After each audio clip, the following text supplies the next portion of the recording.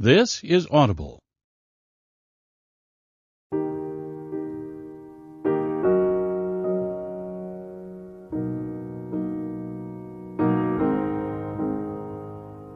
Simon & Schuster Audio presents 107 Days by Kamala Harris. Read by the author.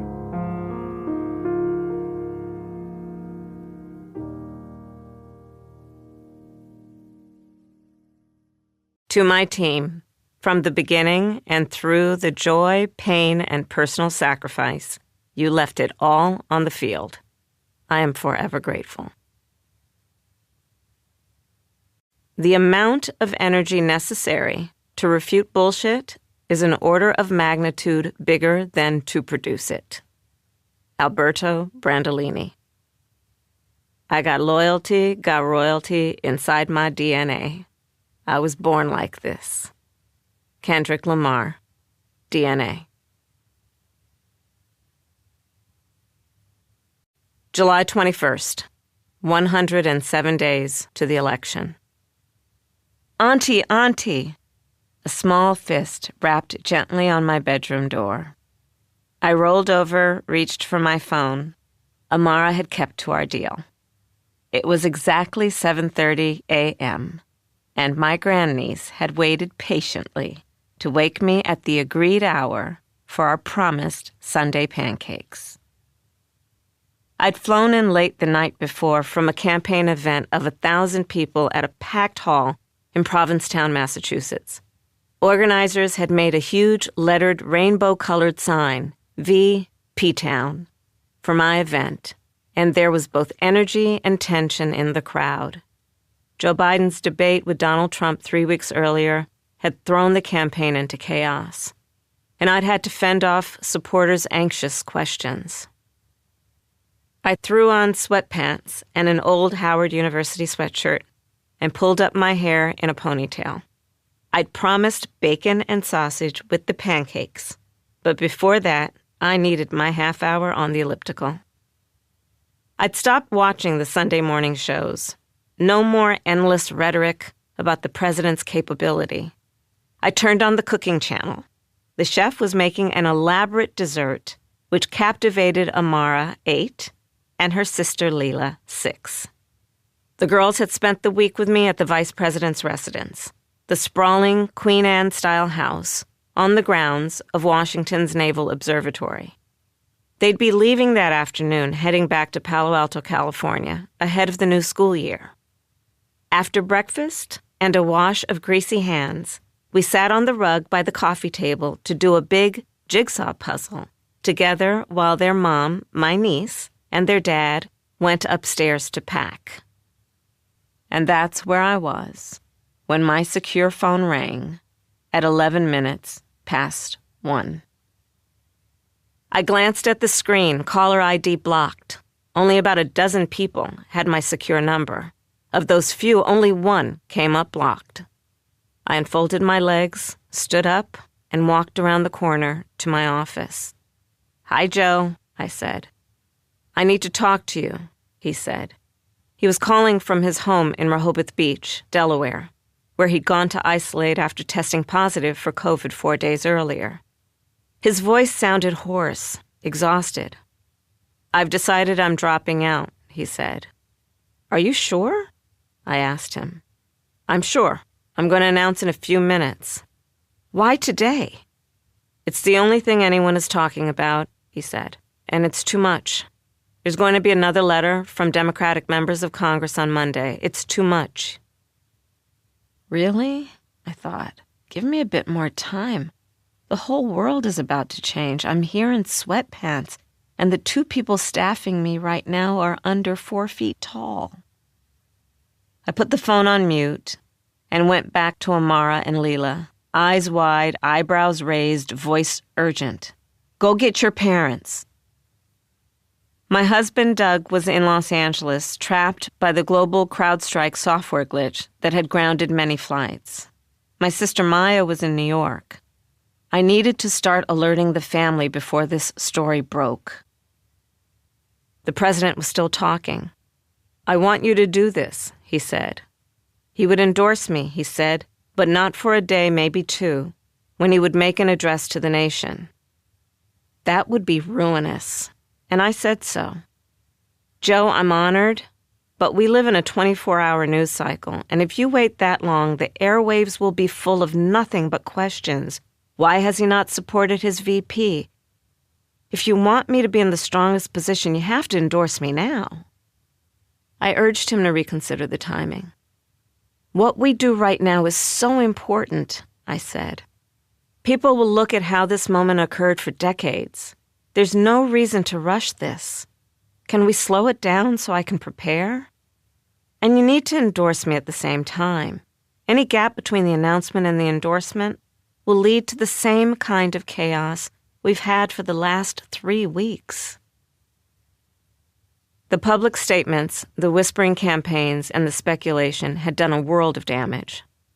I knew I was the candidate in the strongest position to win, the most qualified and ready, the highest name recognition, a powerful donor base. And I also knew, as he did, that I was the only person who would preserve his legacy. At this point, anyone else was bound to throw him and all the good he had achieved right under the bus. Joe's 2 closest aides, Steve Ricchetti and Mike Donnellan, were in the room with him in Rehoboth. He put Ricchetti on the phone. We were always going to support you. We just want to do this announcement first and leave a little bit of time, he said. Steve, you know that's not going to work. There needs to be no daylight between the announcements, I said. That's a fair point, Steve conceded. He gave the phone back to the president. Joe said, "Let me call you back."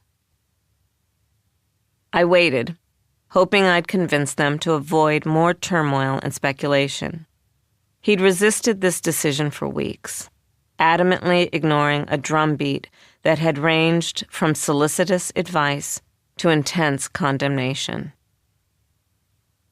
Amid all that cacophony, Joe had said nothing to me about this until July 15th. It was 2 days after the first assassination attempt on Donald Trump. We were in the Situation Room, at a briefing on the investigation into the shooting. Joe was at the head of the table as always. I sat to his right. As the meeting concluded, the president thanked everyone and rose to leave.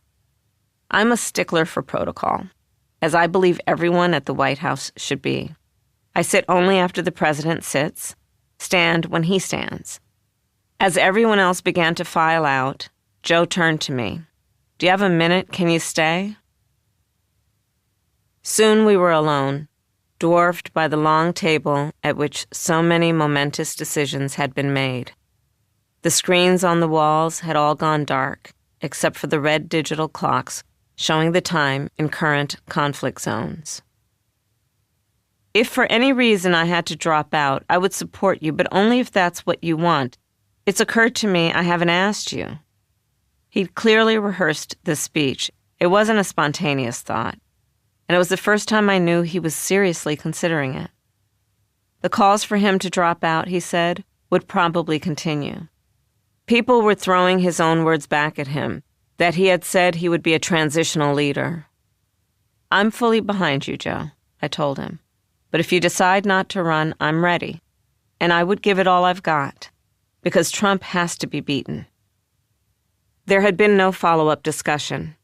In our relationship, it was common for him to test out ideas on me, and until he decided, I had no reason to believe it would actually happen. All his public statements remained defiant declarations that only, quote, the Lord Almighty could make him drop out. Then he came down with COVID. But still no word, as nearly a week passed. I'd come to accept the inevitability, that he was staying in the race, that the time for him to make a different decision had passed. Now here he was, on the phone, telling me otherwise. June 27th, 131 days to the election. As soon as he walked onto the debate stage in Atlanta, I could see he wasn't right. He'd had neuropathy in his feet for years. Then he'd fractured his foot playing with one of his dogs. His doctor had prescribed a boot, but he was too stubborn to wear it, and I'm positive that screwed up his gait. Now he walked unsteadily, trying to balance himself with robotically moving hands. He'd called me a couple of days earlier from Camp David, where he was in the middle of debate prep. It was late afternoon, and I'd been working from home in Los Angeles. I pulled up a chair overlooking our backyard. "How's it going?" I asked. "It's going. It's okay." He sounded downbeat and extremely tired. He didn't mention that he was coming down with a cold. "Are you getting some rest? You need to take a break, you know." Debate camp is awful. They break you to make you. They prod at all your missteps, all your weaknesses, find holes in your arguments, savage your delivery. It leaves you feeling barely competent. From there, they build you back up, running through every possible line of attack until you feel invulnerable. With the debate fast approaching, Joe should have been in that second phase.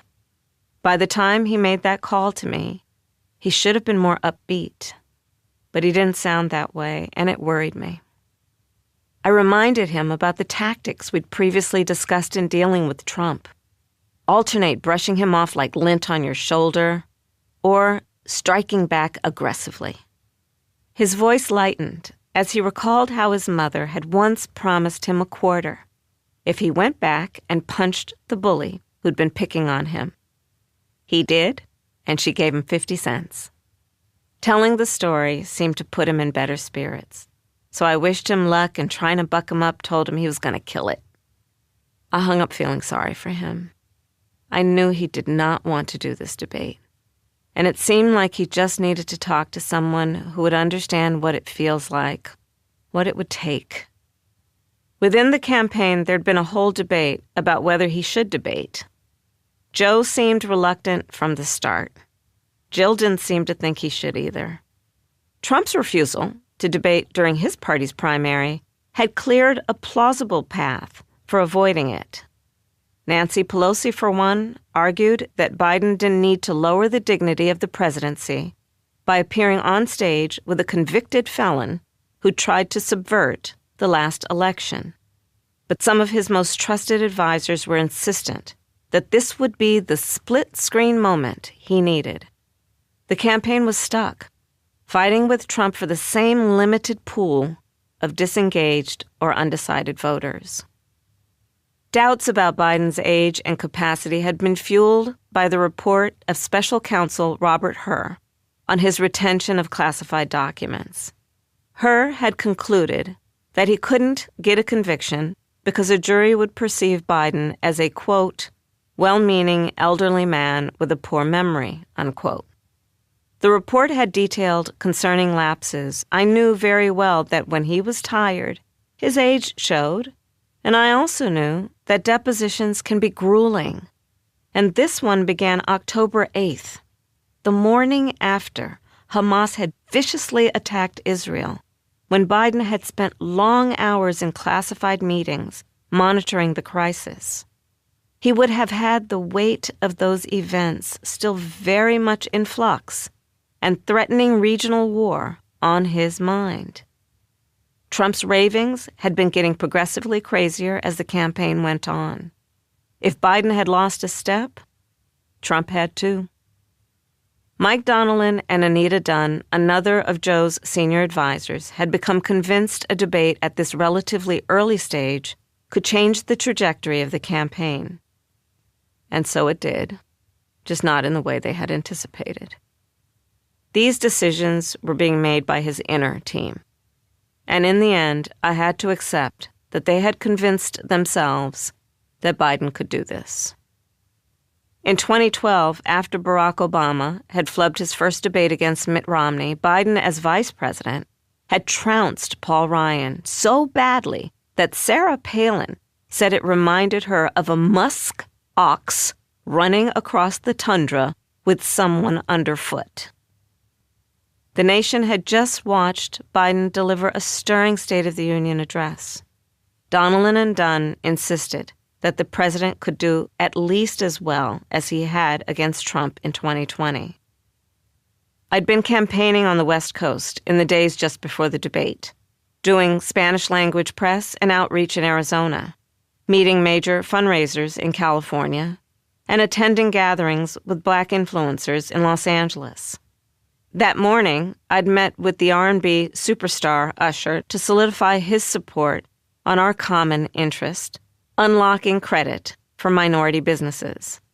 Then I'd taped a segment for the BET Awards discussing issues from voting rights to abortion rights with the actress Taraji P. Henson, who gave an impassioned plea at the awards ceremony for awareness about the damaging contents of Project 2025.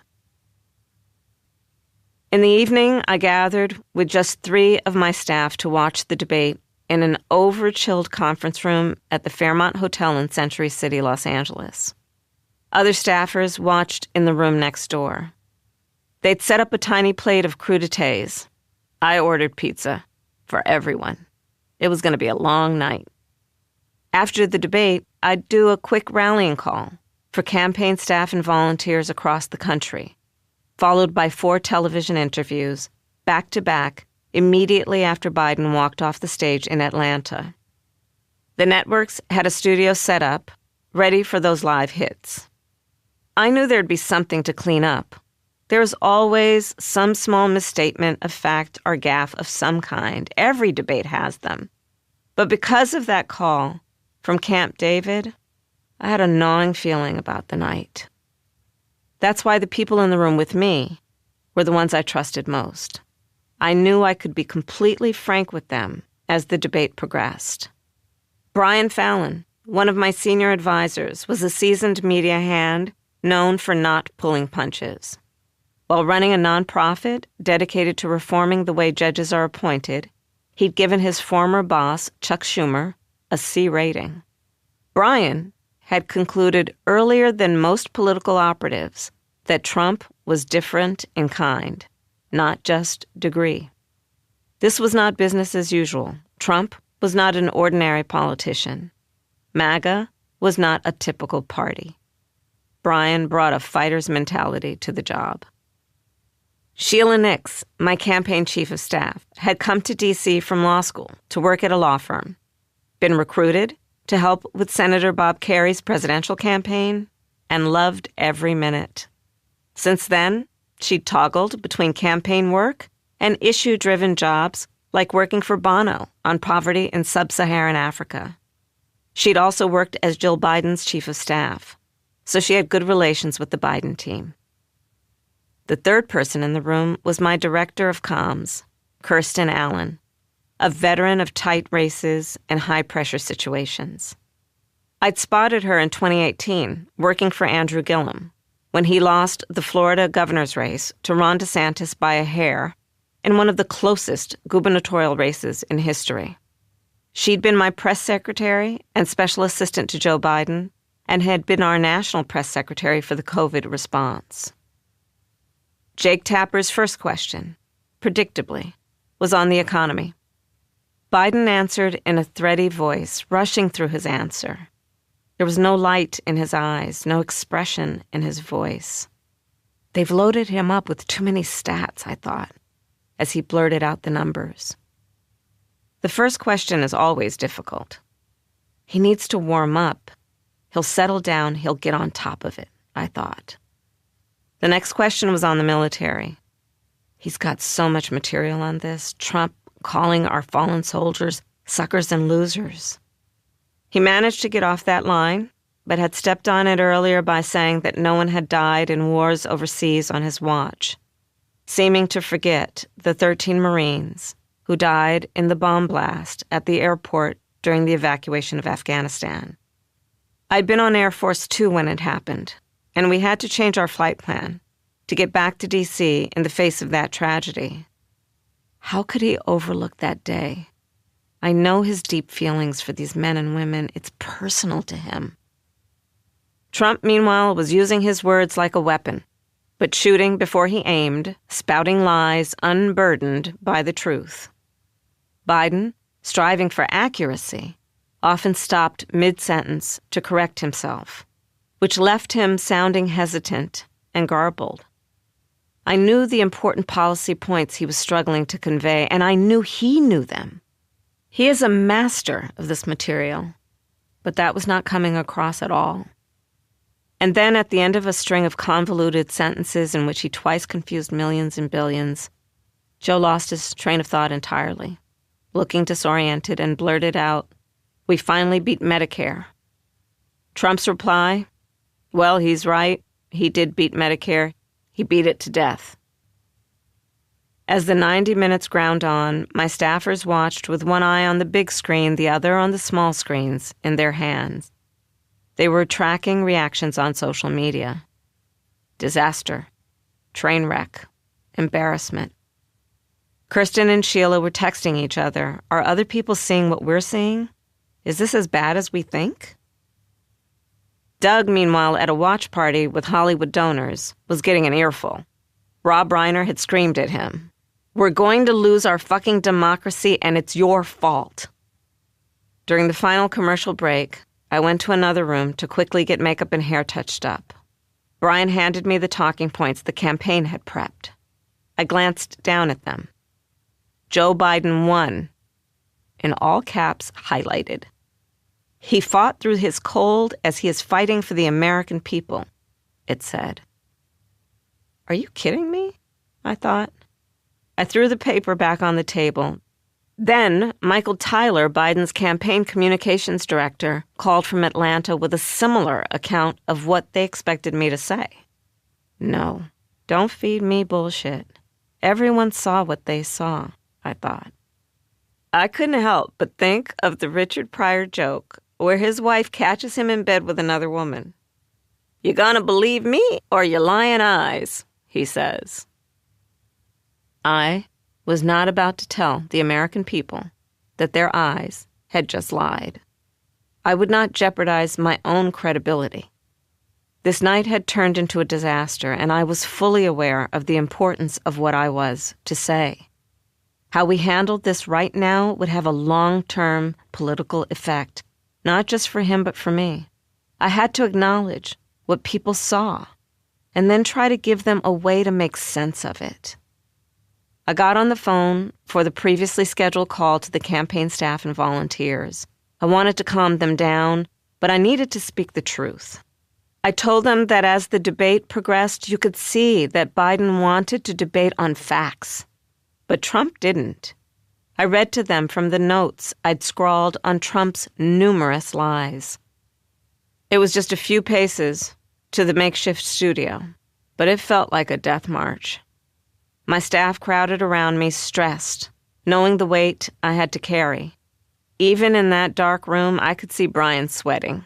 He was nervous that we hadn't had time to game out a better line of response than the worthless campaign talking points.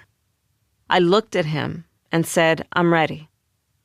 As I squared my shoulders to face Anderson Cooper on CNN, I shooed the team out of my line of sight. I needed to focus on the real audience, and I couldn't be distracted by their anxious faces. Anderson lit straight in. "Some within your own party are wondering if President Biden should even step aside. What do you say to that?" he asked. "Listen, people can debate on style points, but ultimately this election and who is the President of the United States has to be about substance. Donald Trump lied over and over again, as he is wont to do. He would not disavow what happened on January 6th. He would not give a clear answer on whether he would stand by the election results this November. He went back and forth about where he stands on one of the most critical issues of freedom in America, which is the right of women to make decisions about their own body." As I went on to point out that women suffering miscarriages had been denied emergency care, he tried to interrupt me, saying that the president hadn't been able to clearly make that case. I shot back that what mattered more is a president's actions in office, pivoting to what Trump had done in inciting the attack on the Capitol. I talked about the bipartisan infrastructure bill, about Joe's daily work as I'd witnessed it, in the Situation Room, keeping Americans safe, in daily meetings, carefully weighing briefings with the intelligence community and military leaders, on the world stage, where I'd often witnessed leaders leaning on his long experience, seeking his advice. And then I just lost my patience with his line of questioning. So I'm not going to spend all night with you talking about the last 90 minutes when I've been watching the last 3.5 years of performance. Anderson pressed. This was a debate that your campaign wanted. Can you say, he asked, that you are not concerned at all, having watched the president's performance tonight? I had to tell the truth. I get that this is the afterplay for the debate, this conversation that I'm in, and I understand why everyone wants to talk about it. But I think it's also important to recognize that the choice in November between these two people that were on that debate stage involves extraordinary stakes. And there's one person on that stage who has the endorsement of their vice president, and that's Joe Biden. Anderson tried to jump in, but I pushed right on. Mike Pence is nowhere to be found in supporting Donald Trump, and that's why he has to look for someone else to run with him, who, as we know, will embolden and rubber stamp whatever he wants, because they're going to have to make a choice to not be Mike Pence and to put Donald Trump over their country. And then Anderson said, neither person on that stage tonight made the argument as coherently as you just did. As Anderson returned to his panel of pundits, I scrawled one word on a note card and slid it beneath the gaze of the camera to my staff. Feedback. They slid back an answer. Keep saying 3.5 years versus 90 minutes. Mike Pence. Then I was on with the other networks. Meanwhile, on Cooper's follow-up panel, CNN's national correspondent, John King, kicked off his remarks. I just want to make an observation about your interview with the vice president. I think one of the greatest acts of political malpractice I have seen in my lifetime doing this is that they kept her under wraps for 3 years. Now she's on the road. She has great appeals. She also has potential star power. And on issues like reproductive rights and in the Black community, she is a great asset to this team. And they have kept her under wraps. July 21st, 107 days to the election. On the coffee table at the vice president's residence, the 1,000 pieces of the Harvest Festival jigsaw puzzle lay scattered. My grandnieces pounded up the stairs to find their parents, Nick and Mina. Mina was in the closet, packing for the trip home to Palo Alto. My sister Maya had been only 17, still in high school, when Mina was born. I was in the midst of my undergrad degree at Howard and had been admitted to law school at Georgetown. Instead, I came home and did my law degree at Hastings so I could help with the baby, as Maya went to Berkeley and then got her law degree at Stanford. Mina did her undergrad at Stanford and law at Harvard. She is now a writer, producer, all-around firecracker. And she is a daughter to me. She was folding clothes when her 2 girls burst into the room. "Mommy, Mommy," Amara exclaimed. "Auntie says everyone has to come downstairs." Mina went on packing. "In a minute, honey. We need to get going to the airport soon." "No!" Amara waved her hands. "Auntie said..." She scrunched her small face into the best imitation she could muster of the urgent look I'd just given her. "Come downstairs right now!" Mina dumped the clothes and ran down the stairs to the 2nd floor, just as my brother-in-law, Tony West, came sprinting up from the 1st. I first heard about Tony when Mina was 4 years old and kept talking about my friend Tony. I finally asked Maya about this little friend of Mina's. Maya confided that Tony wasn't a preschool pal. He was her law school classmate and the president of the Stanford Law Review. Maya and Tony married soon after graduation.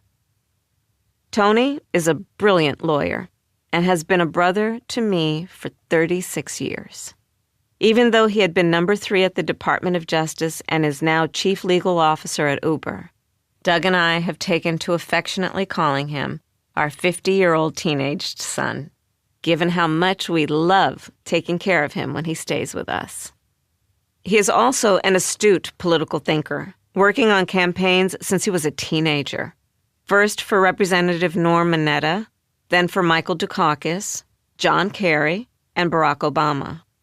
A year earlier, he had started what he called the Red File. With a president in his 80s, he suggested it would be malpractice on my part to be unprepared if, God forbid, something should happen. In such a traumatic moment, it would be prudent to have a plan for the first 24 to 48 hours so people don't have to make a lot of decisions in the pressure of a crisis. He had thought through the first 25 calls I would need to make to world leaders, the first 25 to political colleagues, when to make my first statement, and what the rules of transition are. I didn't want to dwell on such an eventuality. I left it in his hands. As the pressure for Joe to drop out had mounted, he'd pulled out the Red File and started adding to it. I did not want to be part of any such discussions, so while Tony was in town for the family weekend, he'd gathered 4 members of my core team, without me, for a meeting in the pool house. Tony had opened the meeting saying, "Let's assume he's dropping out tomorrow." "That's not going to happen," replied Brian Fallon, my chief of communications. "He's got Netanyahu this week." When I sent Nick out to get Tony, the group was on a Zoom call with the DNC convention chair, Mignon Moore, in Chicago. She was mid-sentence explaining the delegate process when she suddenly looked down at her phone, distracted. "Guys, hold on for a second," she said. Quentin Fulks, Joe's deputy campaign manager, had called. Biden had just told him he was dropping out.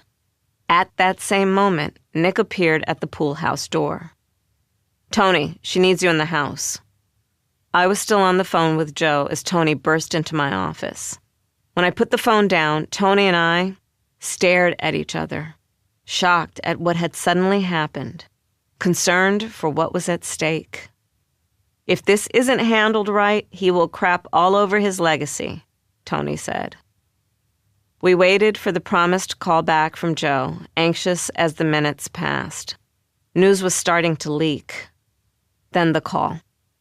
"There was no postponing the announcement of his dropping out," Joe said.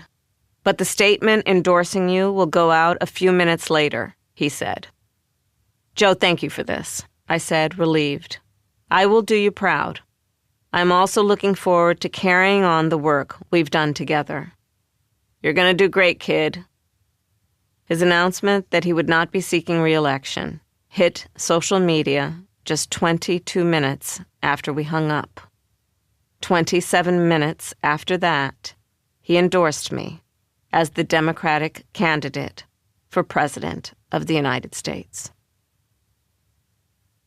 From all over the city that hot Sunday afternoon, my staff dropped whatever they were doing and rushed to my side.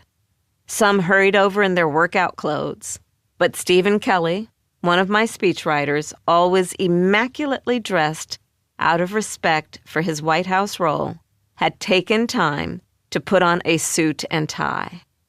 "Stephen, today you can ditch the tie," I told him. The group from the pool house, who had expected to be here for a short what-if meeting, canceled their plans for the rest of the day. The table that had just been the site of a relaxed family meal was suddenly covered in binders and notepads.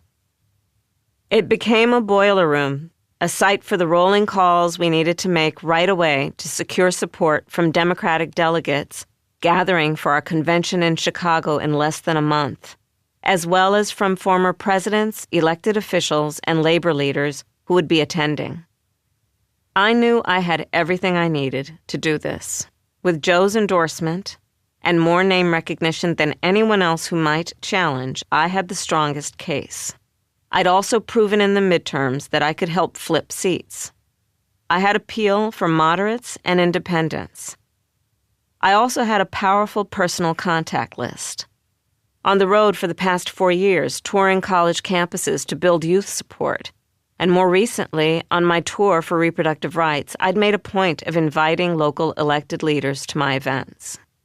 Later, I'd have a moment with them, take a picture, have a brief chat. I would meet 50 to 100 people a day in this way.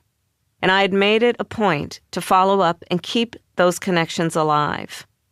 During the delegate selection process, I'd pressed to include people who were my enthusiastic supporters, not just Joe's, people I'd known for years.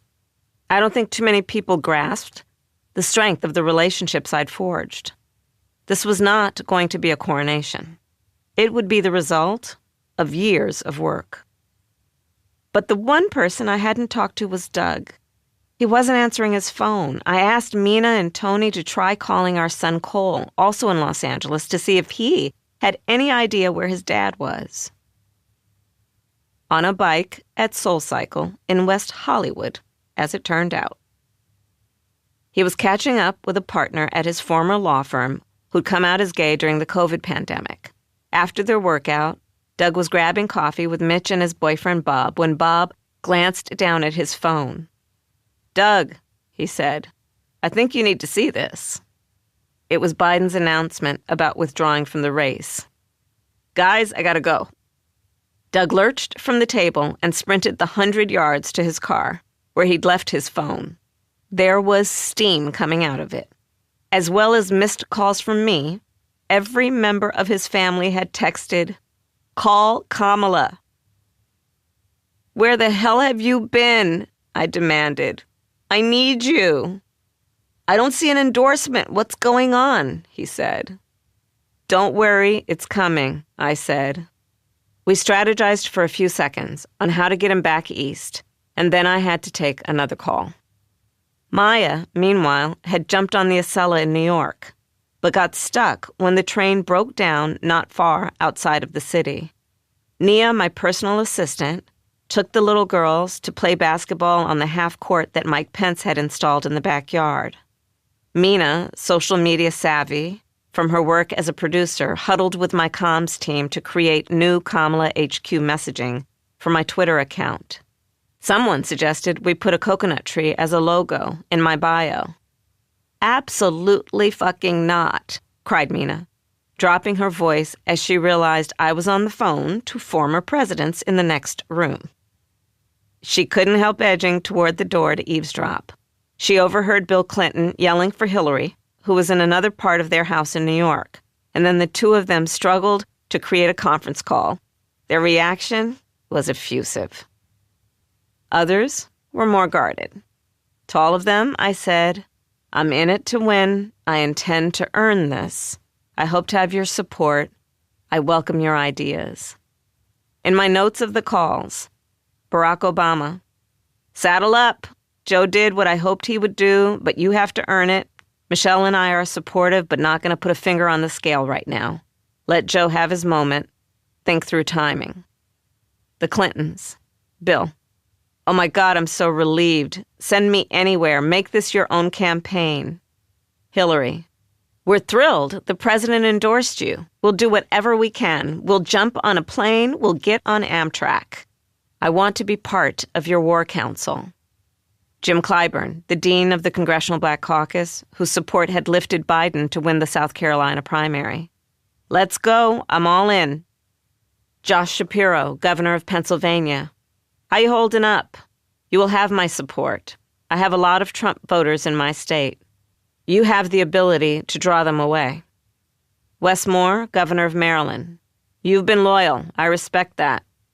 Pete Buttigieg, my primary opponent in 2019, now a close friend.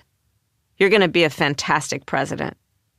Roy Cooper, governor of North Carolina and a fellow former state attorney general. "Before you say anything, I'm all in." Chuck Schumer, "I believe we will win with you at the head of the ticket." Bernie Sanders, "I supported Joe because he was the strongest voice for the working class. Please focus on the working class, not just on abortion." Gretchen Whitmer, "I believe you'll win, but I need to let the dust settle, talk to my colleagues before I make a public statement." Nancy Pelosi, I'm so sad about Joe. It's so tragic. My heart is broken. But now it's you.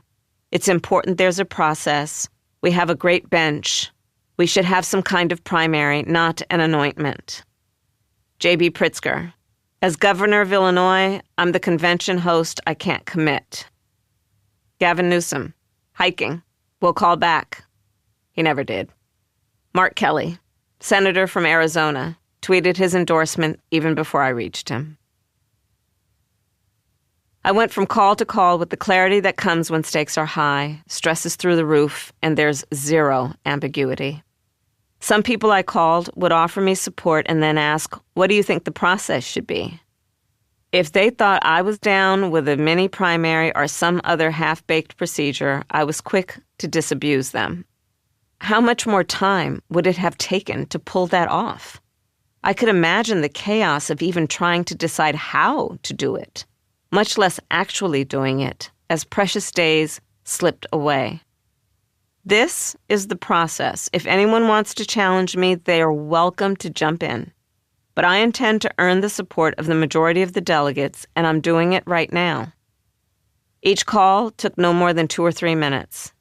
Outside, in the fierce afternoon heat, a media scrum swarmed.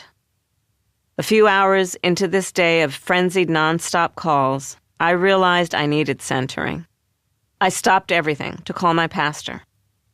Reverend Dr. Amos C. Brown is a Baptist preacher who marched with Dr. King. Of course, he had already heard the news. I put him on speaker so the whole table could listen to his wise, sonorous voice, and we prayed. He talked about Queen Esther, who saved her people when they were threatened. You were born for a time such as this, he said. And I teared up. He asked God to protect me, my family, my team, and to give us an understanding of our purpose in this moment. It grounded us all. Then we were back on it. Outside, the sky darkened. Storm Horncastle, my indispensable social secretary, got us sandwiches, ordered pizza. Maya abandoned her stalled train and got an Uber for the long drive to D.C. Doug hadn't been able to get a flight that night, so he arranged a plane to get him to the campaign headquarters in Delaware the next day. He made calls on my behalf from our home in Los Angeles into the evening, until a neighbor came to the door. It's about to get serious. You need to come have a drink.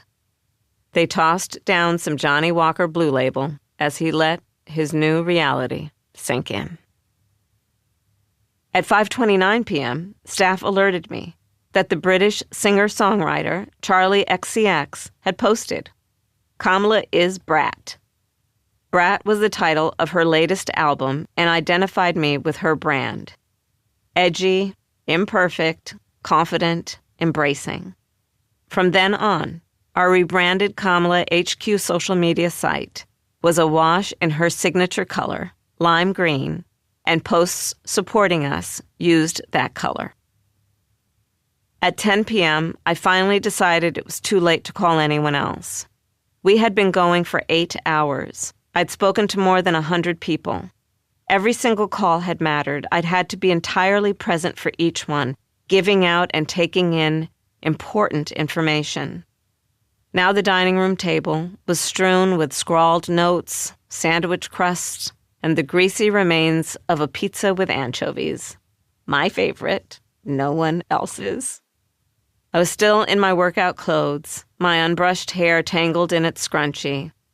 Despite that, I decided we needed to record the moment. Before I went upstairs to take a long overdue shower, I gathered my team. Things are going to get wild, I said. There will be hard days ahead. We have a lot of ground to cover, but you are the best team in the world, and I know we can do this. Let's take a photo. And there we all are, 17 rumpled, messy, smiling people, joyful warriors about to go into the battle of our lives. July 22nd, 106 days to the election. Rollout. My campaign rollout would happen that afternoon in Delaware. But first, I had other duties. I was Vice President of the United States. The VP always has a daily schedule crammed with myriad responsibilities. My staff secretary, Oliver Middlestat, would deliver the schedule and the fat briefing binders for the events of the next day to my residence late the evening before. The schedule outlined in exquisite detail every move of every person around me, described to the inch and the minute, down to which people will ride in the elevator with me at each location. If there will be a photo line at some point in the day, even the number of camera clicks will be noted, indicating whether the shots are going to be with groups or individuals. Dozens of people are involved, from Secret Service to White House staff to traveling press, and all of them must be choreographed. Within this elaborate dance, my moves are indicated by the word "you" in all caps and bold letters. Whatever is start time on that sheet, I will be up 2 hours earlier. A man can work out, shower, shave, pat down his hair, and grab one of half a dozen identical blue suits. As any woman in a public-facing job knows, it takes us longer. Women need to add time for hairstyling, makeup, and more complicated apparel choices, including not repeating the same outfit too often. For me, pantsuits have been a practical choice.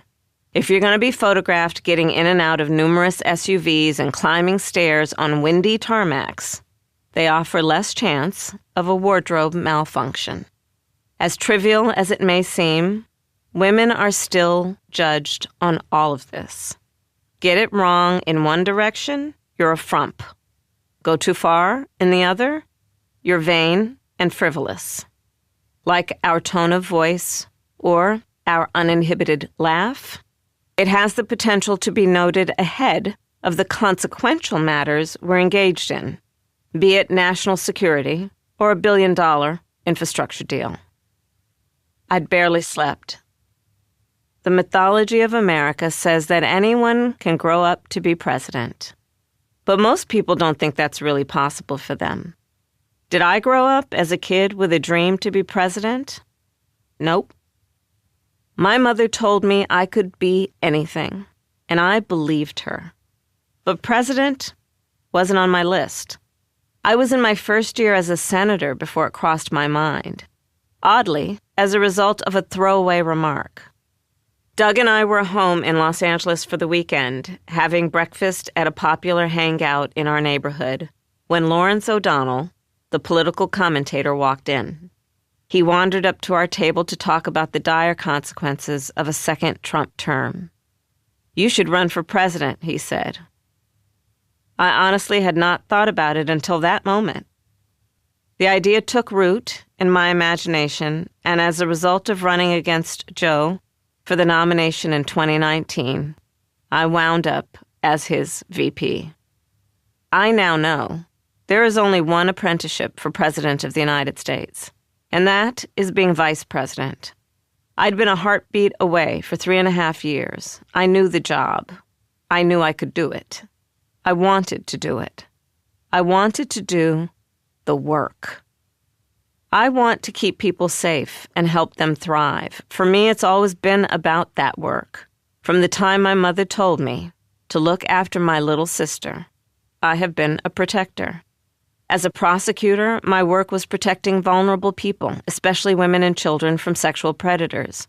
As California's Attorney General, I protected our state from cartels, homeowners from predatory banks, and I made the criminal justice data from the second biggest Justice Department in the country open, accessible to reporters and researchers so we could transparently test our system and see what was most effective. In the Senate, it was getting money to community banks, the most effective funders of small business. In the White House, I was able to work on so many issues that mattered to me: small business, maternal health, child poverty, climate action, infrastructure, repairing our global alliances. As president, there was so much more I could do. I wanted to see Gen Z given the tools they needed to become a new greatest generation. And I had so many ideas on how to help them. I wanted to create a Secretary of Culture to uplift the immense creative talent of this country. I wanted to change the way we think about our workforce, to assign value based on an individual's skill, to open up government jobs to talented people who didn't necessarily have a college degree. I wanted to increase home ownership. All these things and so much more, all grounded in the fundamental values of dignity, fairness, and opportunity. My thoughts started from these promising horizons to gnarly thickets of logistics. I was up at 6, reviving with a brief workout on the elliptical as I watched the news. The previous day's labors had paid off. The Associated Press had surveyed delegates and reported that I had enough support locked in to win the nomination, although that wouldn't be official till a roll call in 14 days. Trump's public reaction was to claim I'd be easier to defeat than Biden because I was even further to the left, a, quote, dangerous San Francisco radical. But reports from inside his campaign revealed dismay. Later that day, Trump whined on Truth Social. They also mislead the Republican Party, causing it to waste a great deal of time and money on political advertising targeting a candidate who was no longer his opponent. After the debate, after the assassination attempt, the Republicans had believed they were on a glide path. Now, a boulder had rolled onto the runway, and they had to recalculate their approach. At breakfast, I found Maya, who'd arrived after midnight. She was excited for me.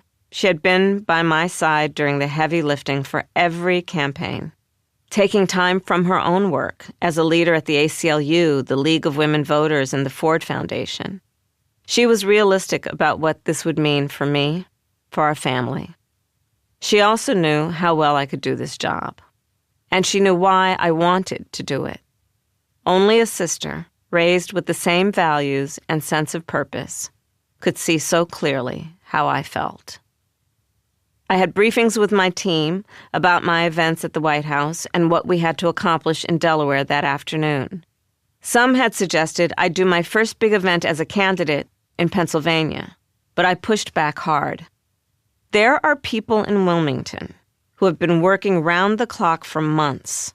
They're going to be feeling a lot of emotions, and I need to see them first.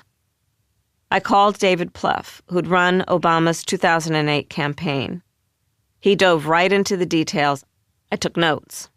I don't have the fidelity with what's happening on the ground, but I know Trump is doing better than he did in 16 and 20. The assassination attempt pushed his turnout 20%. Whatever you think his turnout will be, add 10%. Don't listen to anyone who says rely on paid media. Take risks. TikTok, podcasts. Risky but important. 4 things you can't mess up. Rollout, first interview, convention, debate. Nail the big moments and don't sweat the small speed bumps. At 10:30 a.m., my motorcade left for the White House. It was College Athlete Day, and a crowd of over 1,000 students were gathering on the South Lawn to be recognized as champions in the 2023-2024 National Collegiate Athletic Association season. Since the president had COVID, I'd been asked to stand in his place. Now those routine remarks had new significance and needed rapid revisions. I was determined to recognize the weight of the moment and to honor the president for his achievements. Stepping up to the podium, I looked across the lawn at the spectacular array of young athletes in front of me. I could feel their excitement. I told them the president was sorry his COVID recovery was keeping him from being there, and went on to say that in one term, he had already surpassed the legacy of most presidents who served 2. I shared a bit of our personal story, telling them I had gotten to know Joe Biden through his son, Beau. Beau and I had been state attorneys general, me in California, he in Delaware. In the aftermath of the Great Recession of 2008, he had stood with me against the big banks who had defrauded so many borrowers, people who'd lost homes. I'd pulled California out of the negotiations when the banks proposed a settlement that I thought was crumbs on the table, given the harm caused by their malpractice and fraud. Delaware didn't have nearly as many folks underwater as we did in California, but it did have a lot of influential banks who wanted to get out of their mess by paying the least possible penalty. In an act of political courage and principle, Bo was by my side as we stared down the big banks, and I eventually got $20 billion for Californians who'd been harmed. I will always admire Bo for taking that risk. Bo and I talked often, comparing notes on our work and becoming close friends. When he died from brain cancer, everyone who knew him knew his character and gifts, was devastated at the loss for his family, his friends, and for the United States. I flew across the country to be at his funeral. Bo always spoke so admiringly of his father, of his integrity and commitment. I shared that with the crowd, adding my gratitude for Joe's service to America. Then I went on with my prepared remarks, focused on the young athlete's achievements. As I stepped down from the podium, the band struck up Queen's anthem, "We are the champions, my friends, and we'll keep on fighting till the end. No time for losers." With Trump on the ballot and the threats to freedom outlined in Project 2025, this was the time for fighting. No time to lose. Only 106 days till the election. 106 days to remake a campaign deployed over a year earlier for the re-election of a familiar 81-year-old guy who had been part of the political scene for the last half-century, to repurpose it as the historic campaign of a woman who many voters still didn't know very well, born almost a quarter of a century later with a completely different set of experiences and accomplishments. Less than a month to redesign a convention made for Joe into a celebration of an entirely different kind of candidate. 2 weeks to vet and choose a vice president, a choice that would not just reverberate through the campaign, but would be integral to the success of my administration. It would be the shortest campaign in modern presidential history. This, in a country used to having a year or two to learn the plans, policies, values, and character of their presidential candidates. Against a man who had been campaigning for almost 10 years, ever since he came down the escalator at Trump Tower in 2015. As we headed through a sudden downpour to Joint Base Andrews and made the quick hop to Delaware, I worked on the speech I would soon be giving, one of the most important of my life. My usual process for major speeches was to work with Adam Frankel, who had been my senior speechwriter since 2021, a deep thinker who had authored a book on the intergenerational trauma of Holocaust survivors. His Democratic Party DNA could be traced in several directions, including to the JFK administration. I would share broad concepts for what I wanted a speech to get across, and after we talked it out, he would put it down on paper, trying to capture my voice. I'd go over it many times before it went on the teleprompter, making sure it was words for the ear, not the eye. But this speech was different. I knew what I needed to say about Trump's character, his record, and his horrible agenda. For the first 2 weeks of this campaign, I would have nothing but the benefit of my own instincts.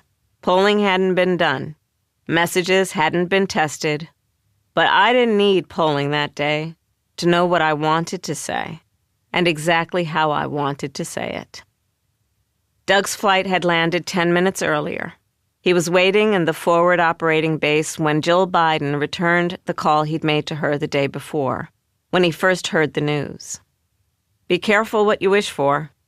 Her tone was desolate. "You're about to see how horrible the world is." When my plane landed, Doug bounded up the steps of Air Force Two and wrapped me in a hug. There wasn't time to talk. we were once again about to walk through the fire together. He and I both knew it. It did my heart good to receive that big, bearish hug. Sometimes in a marriage, that's how everything is said. The Biden-Harris campaign HQ had been built in Wilmington, Delaware, because it was Joe's town. The key staffers were his people, his loyal long-term operatives. We were both on the ticket, and the campaign had been tasked to work hard for both of us. There had been an early understanding that Joe would mostly campaign from the White House while I did the heavy lifting on the trail, so I was already aware of how extensive the travel demands would be. But it was a Joe-shaped organism that would need to adapt very fast. There was no way to know if it could. As I stepped into the room, the place erupted. Young faces everywhere, cheering and crying. In the 24 hours since I declared my candidacy, the campaign had taken in $81 million. Everyone in the room knew that funds had all but dried up after the debate, and this sudden gush of money was proof of life. I was surprised to see how quickly they'd switched out the Biden-Harris signs and covered the walls with newly printed Harris for President posters. My first order of business was to put out a small brush fire. Jen O'Malley Dillon, J.O.D., as everyone called her, was chair of the campaign, a seasoned pro, who had led us to a win in 2020, the first woman campaign manager for a successful Democratic ticket. I had called her on Sunday to ask her to stay on in the role, but there were questions about how the campaign would need to be reshaped, and when David Plouffe called her to discuss strategy, there was confusion. In a quick meeting, I reassured her that I wanted her and the campaign manager, Julie Chavez Rodriguez, to remain in their roles. I didn't have time to build a new plane. I had to fly the aircraft available. It would have been a self-inflicted disaster to blow it up 106 days from the election. Everyone in that HQ was dedicated. They often worked around the clock. Many had given up jobs, hauled themselves across the country to live in Delaware and do this work. But I had my concerns. Some, like Mike Donnellan, one of Joe's closest advisors, had moved from the West Wing to the campaign because he was expert in channeling Joe. He knew Joe's every whim and inflection. It was unclear how that expertise could work for me. In fact, he left the campaign and returned to the West Wing less than 2 weeks later. For several months, the Biden-Harris campaign team had been holding meetings in what's called the Tennis Hut, a pavilion on the grounds of the White House. These political briefings often made no sense to me. Mike Donnellan would filter the data from the polls and present the numbers in soothing terms. That the razor-thin, within the margin of error results were no cause for hair on fire. That really there was nothing to see here.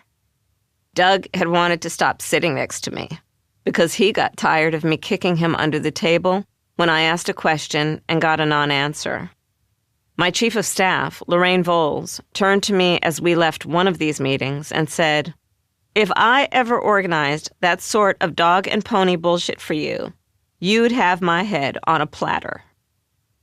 I'd had to learn from the news a month earlier that there was a planned $50 million ad buy, even as big donors were sitting on their hands.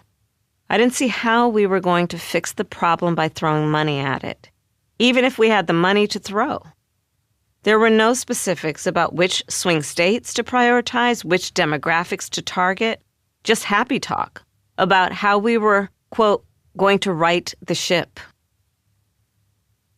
On July 5th, I was on Air Force Two, headed to New Orleans for Essence Magazine's Festival of Culture, one of the most significant gatherings of Black talent in the country, when Joe's chief of staff, Jeff Zients, reached me.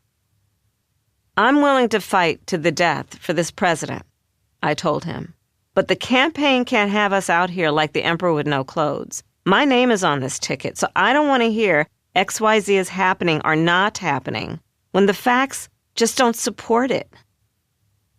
I'd become concerned that the data was being filtered to manage Joe's mood and lift his spirits.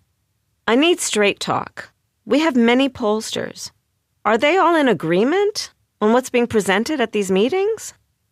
My team members, like Kirsten Allen, Sheila Nix, Brian Fallon, Ike Irby, Josh Sue, the people clear about what I wanted, would now have to elbow their way into the campaign structure. I told JOD that my own pollster, David Binder, who'd been with me since I ran for district attorney, would be taking a more significant role. One of the first calls I made was to Kristen Bertolina Faust, a key political strategist who had been with me since my race for attorney general. When we hung up, she packed and left her husband and 2 teenagers in Sacramento, arrived in Wilmington, and did not leave till November 6th. David Plouffe, I said, would join us as a senior advisor as soon as he extricated himself from existing commitments. Room also needed to be made for the raft of young people newly drawn to my candidacy. We'd keep the Delaware headquarters, but would open 2 new offices right away in Northern and Southern California, where we could tap the talents of people who had supported me for years and deploy them to Nevada and Arizona. An entirely new digital campaign would be spun up. Digital for me looked entirely different from digital for Joe. Kirsten Allen immediately started briefing comms and digital staff in more detail on my background and values so that anything they created would give an accurate reflection. Although Joe had felt differently, I made the immediate decision to go on TikTok. The @Kamala HQ TikTok would be a 5-person Gen Z team in their 20s. We would give them a few rules of the road and then let them trick it out. Insta would have a millennial flavor. X would be directed at political junkies. And Facebook would target the boomers. Outside of the campaign, we already had the K-Hive, an online presence that had sprung up organically in 2017 and swarmed back in force to support me throughout the campaign. These digitally savvy fans, most of whom I did not know, had an encyclopedic knowledge of my record and would vigorously rebut anything inaccurate that was posted about me. We put polls in the field that day. There was an urgent need to find out what voters knew about me and what their impressions were so that we could shape our messaging. I knew I needed to leave these details in the hands of others. We would fail if I tried to micromanage them. I just have to go with God and trust the team. There's no such thing as a low-key event in a presidential campaign. I had to be 100% present for the thousands of voters I'd be meeting every day. I couldn't be constantly evaluating and questioning everyone else. It wouldn't be good for their confidence or my peace of mind. Nonetheless, the buck stopped with me, and I was aware of that from the get-go. At 5 p.m., it was time to move to the stage. Over a floor speaker came Joe Biden's raspy voice. I could sense enormous effort. He was trying to sound upbeat, but you could hear the hurt as he hesitated over his words. If I didn't have COVID, I'd be sitting there with you, standing there with you. I'm so proud of what you've all done. But this COVID has been keeping me out of people's hair for the next 3 or 4 days. But I'm going to be on the road, and I'm not going anywhere. It's kept me away a bit, but, I want people to remember that what we have done has been incredible. And we get so much more we're going to get done.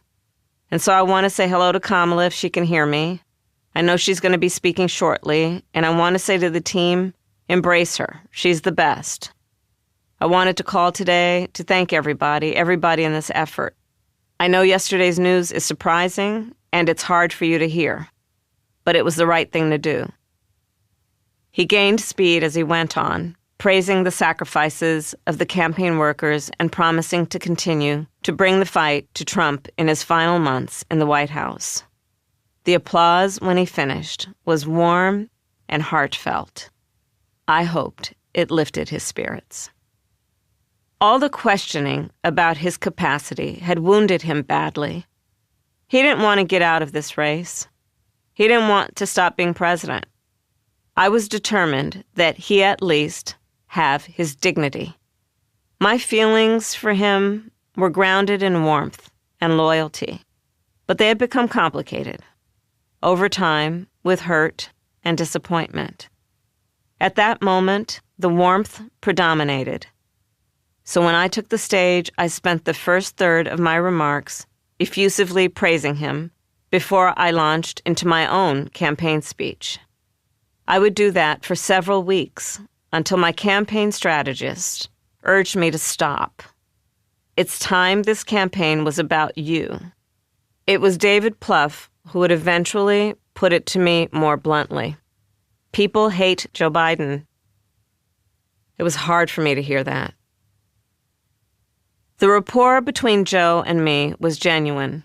For two people who seemingly couldn't have been more different, our values were incredibly aligned.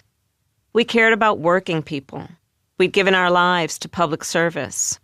We would outdo each other, quoting sayings from our parents, and we both liked to secretly and affectionately make fun of the British, drawing on our respective colonial ancestry, his Irish, mine Jamaican and Indian. Before the campaign got into gear, we met regularly for lunch in the private dining room just off the Oval Office. He'd have a club sandwich, I'd have grilled fish. And then, with a conspiratorial grin, he'd order us up a chocolate shake or a sundae. We discussed everything, from my bilateral meetings with leaders like France's Emmanuel Macron, Philippines' Bongbong Marcos, and Ghana's Nana Akufo-Addo, to the latest political gossip from the Hill. But Plouffe was a realist. He knew that the president's approval rating of 41% was a ball and chain, dragging on my campaign. It would take time, too much time, before I acknowledged this truth. But what I knew for certain, I faced an opponent who majored in malice, and I was damned if I was going to join the chorus of cruelty. Our administration had achieved great things, getting COVID under control, creating 15 million new jobs, standing up for democracy at home and abroad, passing bipartisan legislation that nobody thought would be possible in such a bitterly divided Congress, including a bipartisan infrastructure bill and the most significant climate-saving measures ever. In this first speech, in many that followed, and when elected president, I was determined to recognize Joe Biden for that. Then I turned to the job at hand, defining my own campaign and reminding people what I brought to the table. Before I was elected as vice president, before I was elected as United States Senator, I was the elected Attorney General of California. And before that, I was a courtroom prosecutor. In those roles, I took on perpetrators of all kinds. This politically savvy crowd was several jumps ahead. They knew where I was going and loved it. They signaled their approval with laughter and applause. Predators who abused women, fraudsters who ripped off consumers, cheaters who broke the rules for their own gain. So hear me when I say, I know Donald Trump's type. The crowd exploded. There are phrases in English that can do a lot of work for you. I know his type is one of them. We've all said it about someone of low character whom we've personally known. It chimes with memories of bad boyfriends, obnoxious bosses, shady businessmen, the kind of person you warn your kid not to befriend. I went on. As a young prosecutor, when I was in the Alameda County District Attorney's Office in California, I specialized in cases involving sexual abuse. Donald Trump was found liable by a jury for committing sexual abuse. As Attorney General of California, I took on one of our country's largest for-profit colleges and put it out of business. Donald Trump ran a for-profit college, Trump University, that was forced to pay $25 million to the students it scammed. As district attorney to go after polluters, I created one of the first environmental justice units in our nation. Donald Trump stood in Mar-a-Lago and told big oil lobbyists he would do their bidding for a $1 billion campaign contribution. At this example of Trump's massive corruption, booing erupted. During the foreclosure crisis, I took on the big Wall Street banks and won $20 billion for California families, holding those banks accountable for fraud. Donald Trump was just found guilty of 34 counts of fraud. Pivoting, I said that our campaign was about more than the stark contrast between my record and Trump's. The campaign, I stressed, was about two very different versions of our country going forward. One focused on the future, one mired in the past.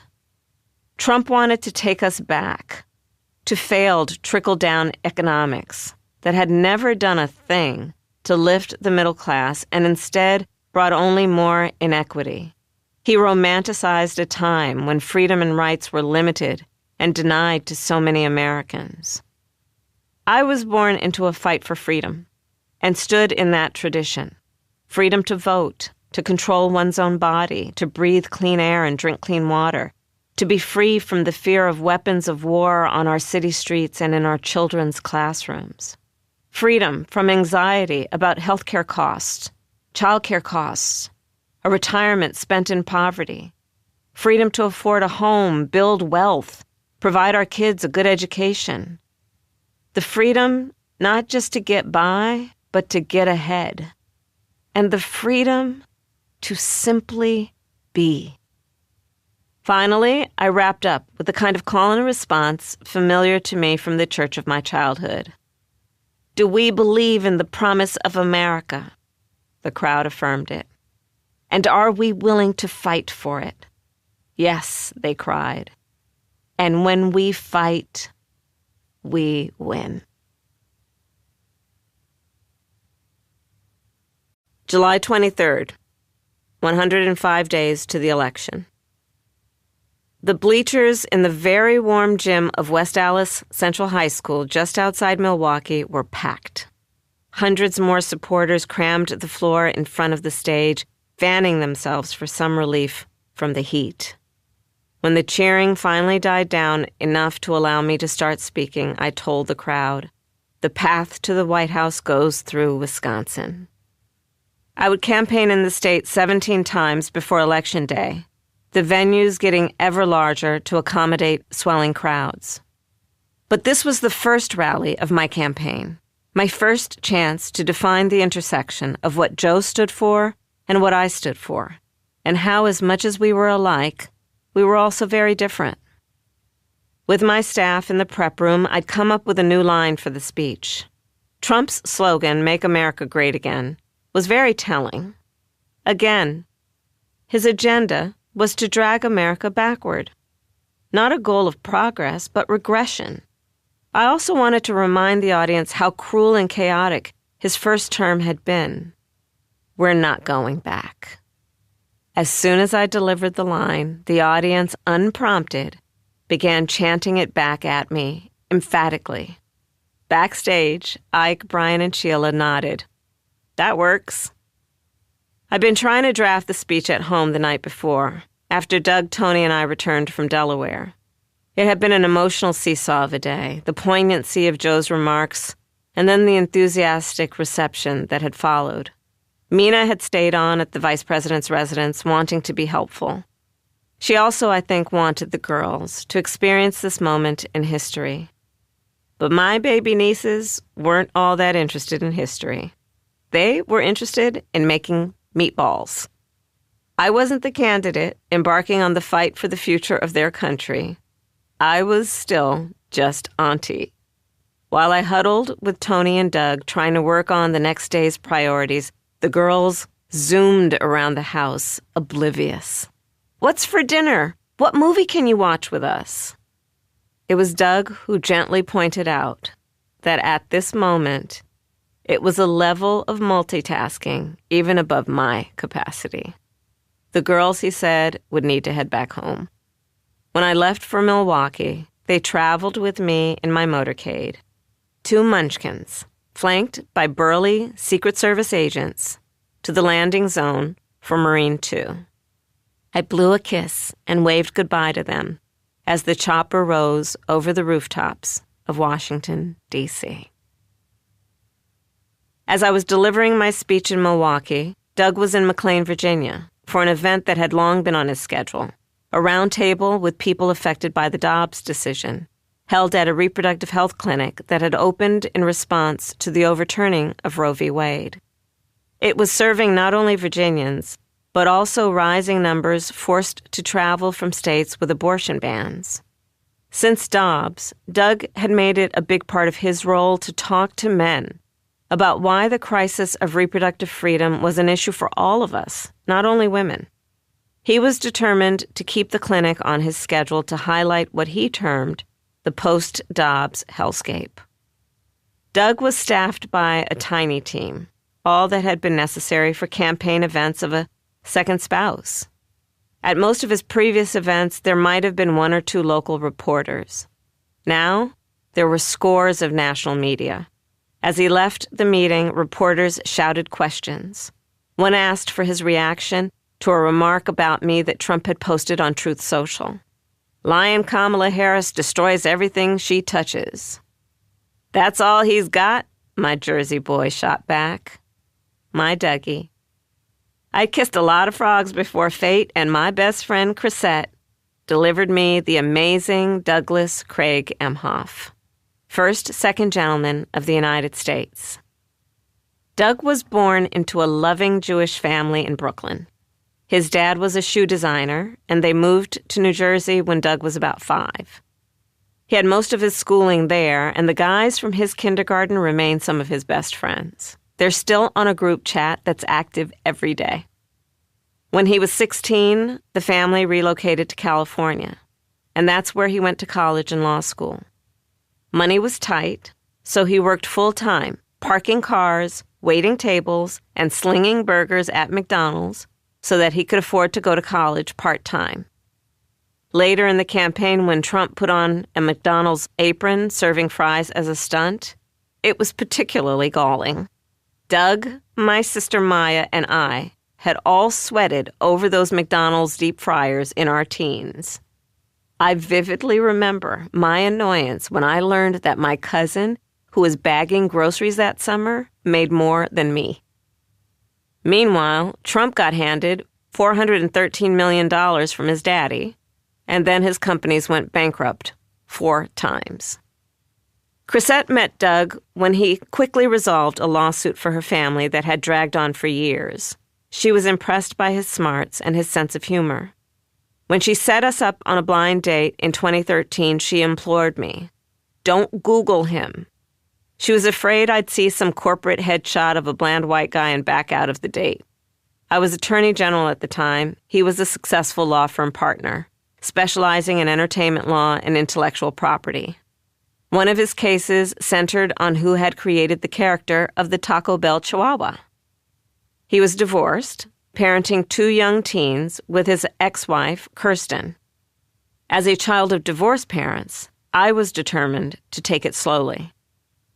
I didn't want to come into Cole's and Ella's lives unless this was going to be serious. Doug, however, already knew it was. "I'm too old to play hide the ball," he emailed me after our first date. "I want to see if we can make this work."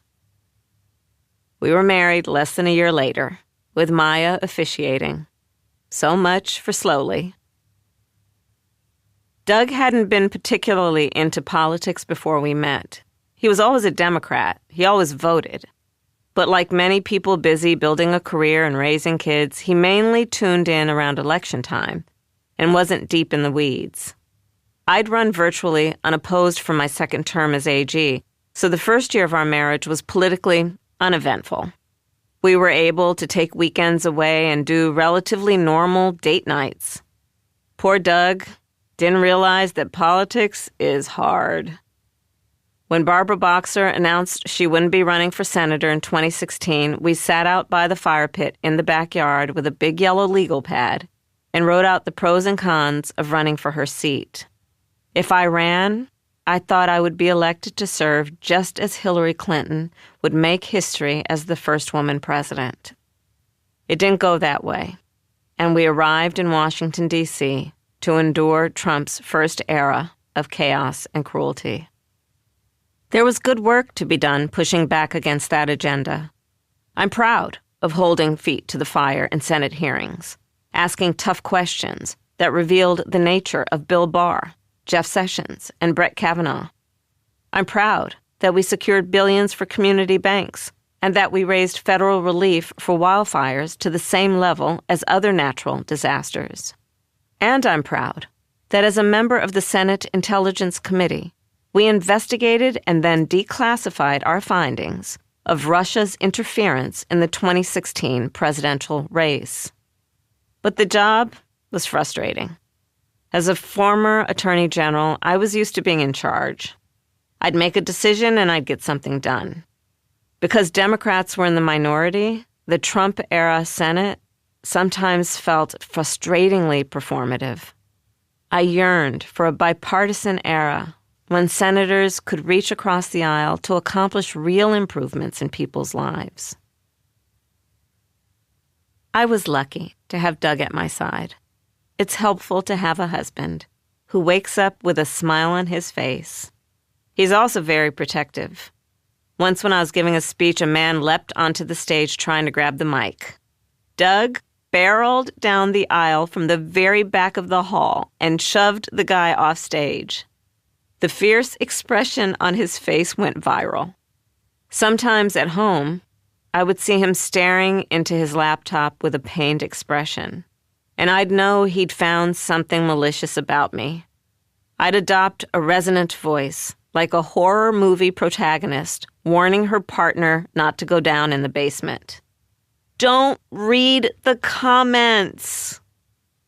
Doug soon learned that American politics isn't built for male spouses. In D.C., there are long-standing social structures and well-understood roles for wives, not for the very few husbands. While I was a senator, it didn't matter too much, since Doug still had the law firm work that he loved. But the day I got the call to be vice president, he made a huge sacrifice, gladly and without bitterness. He knew it was essential that there be no appearance of conflicts of interest in our new roles.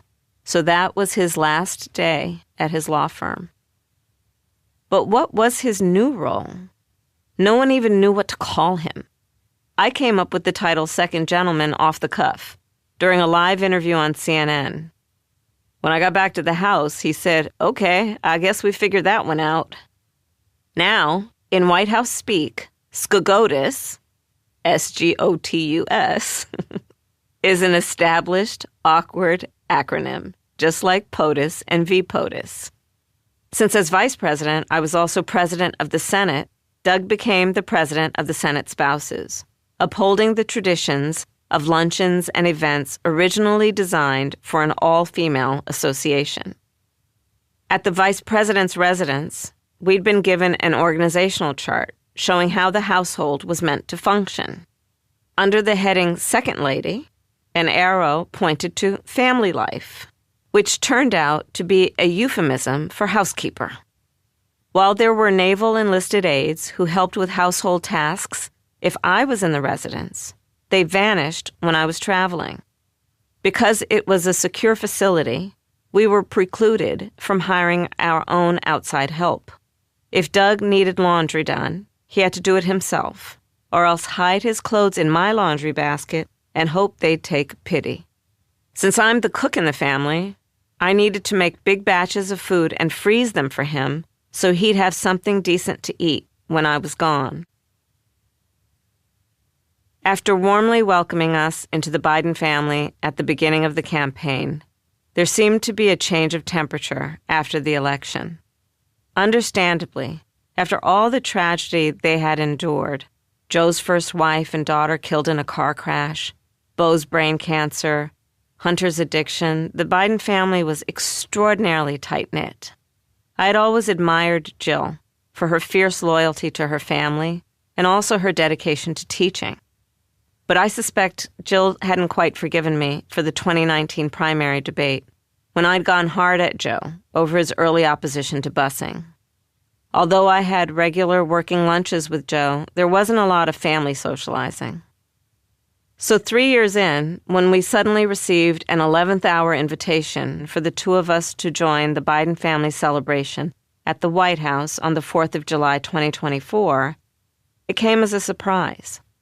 We'd planned on being home in Los Angeles, where for the past 3 years, we'd used 4th of July as a chance to thank the Secret Service detail and the local police and first responders who looked after us whenever we were able to be home. Doug fired up the barbecue, and we'd personally cooked and served hot dogs for all 200 of them in our backyard.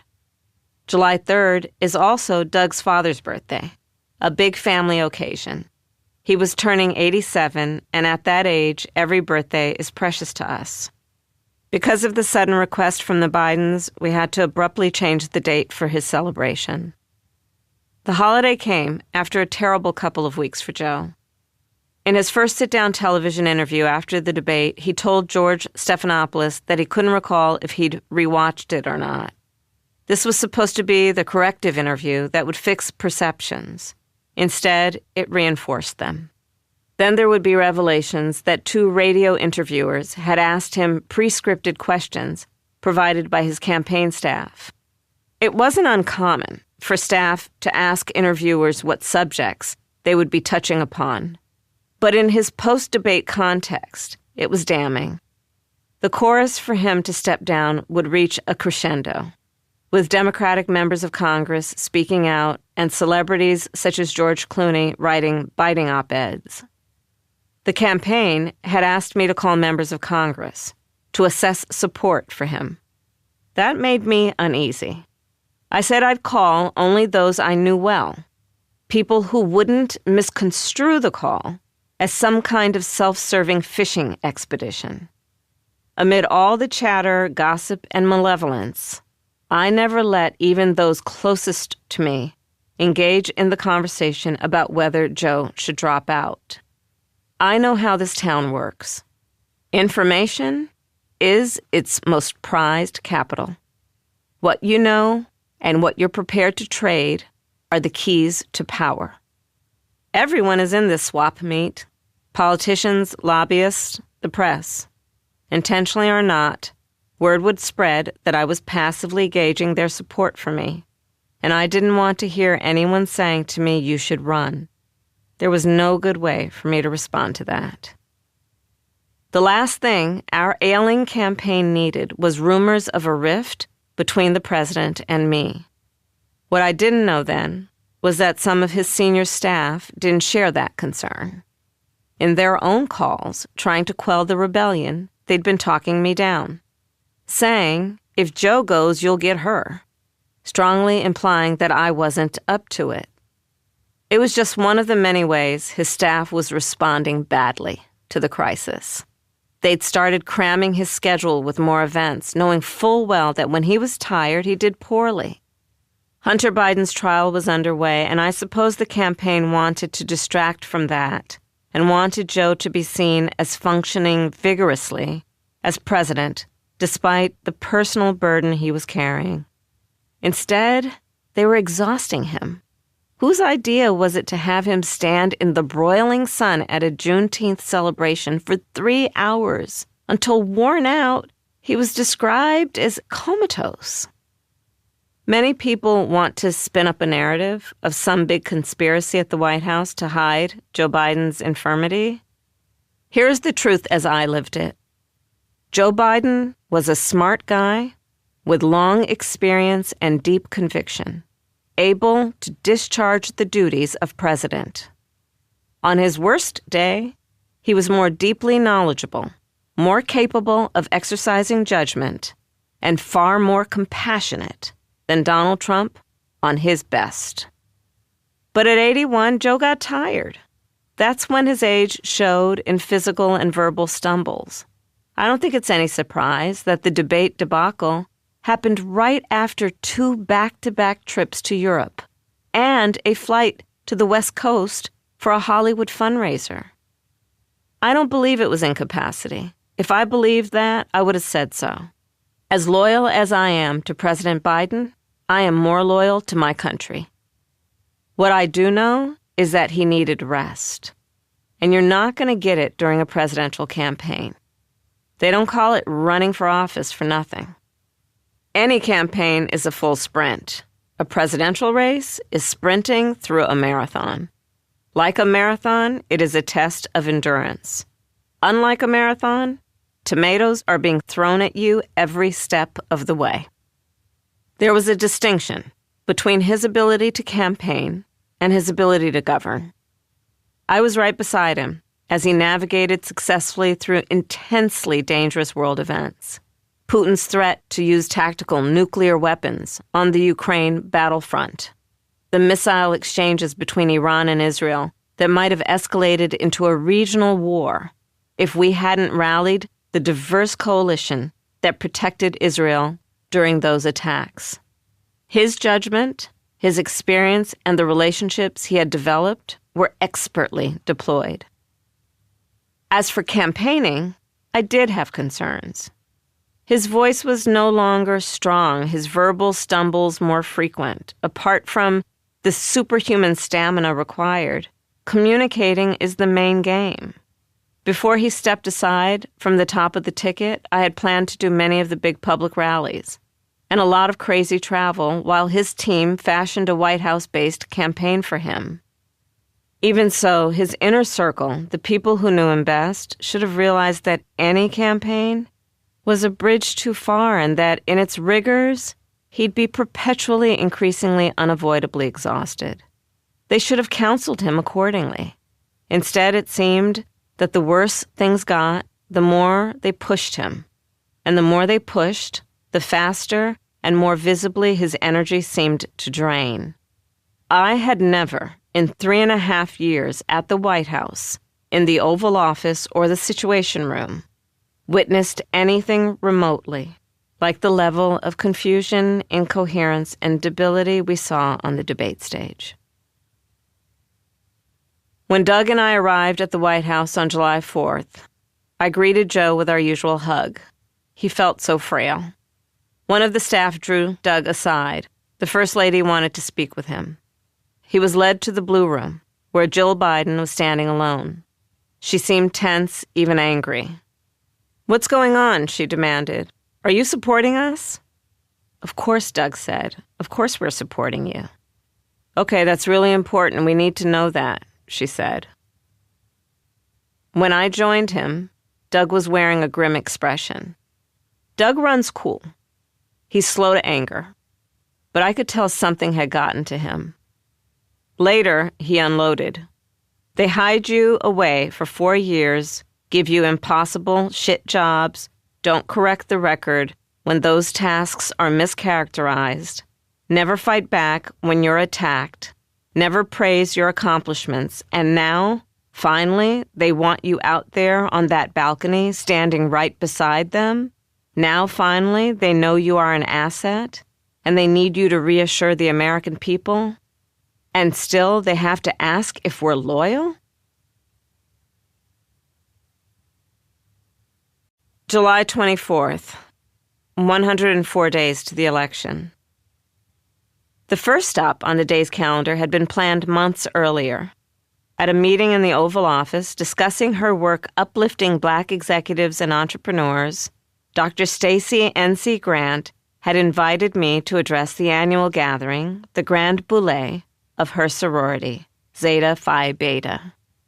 Now I was in Indianapolis, looking out over a convention center packed with 6,000 powerful women in dark blue dresses and white jackets. I'm a member of a different sorority, Alpha Kappa Alpha, the first Black women's Greek letter organization founded at Howard University in 1908. But these women are my sisters too. We're all part of the Divine Nine, the Greek organizations founded when segregation was the law in the South and standard practice in the North. W.E.B. Du Bois and Thurgood Marshall were early members of the first Black fraternity, Alpha Phi Alpha, founded at Cornell University in 1906. The Divine Nine has been an engine of uplift for generations of Black college men and women, instilling a love and celebration of excellence, philanthropy, and service to all mankind. My Divine Nine family would show up for me throughout the campaign. That day, I was so pleased to see the young president of Phi Beta Sigma, Chris V. Ray, and the esteemed president of Delta Sigma Theta, Elsie Cook Holmes. Throughout my career, I've maintained that people in positions of power must be required to ask of themselves, who am I not hearing from? Then make it their business to seek these folks out. I came to the White House knowing that the people in that building needed to hear from a wider range of voices. As vice president, I'd been given several roles by Joe Biden, but one role I created for myself was building up the diverse coalition that our party encompassed.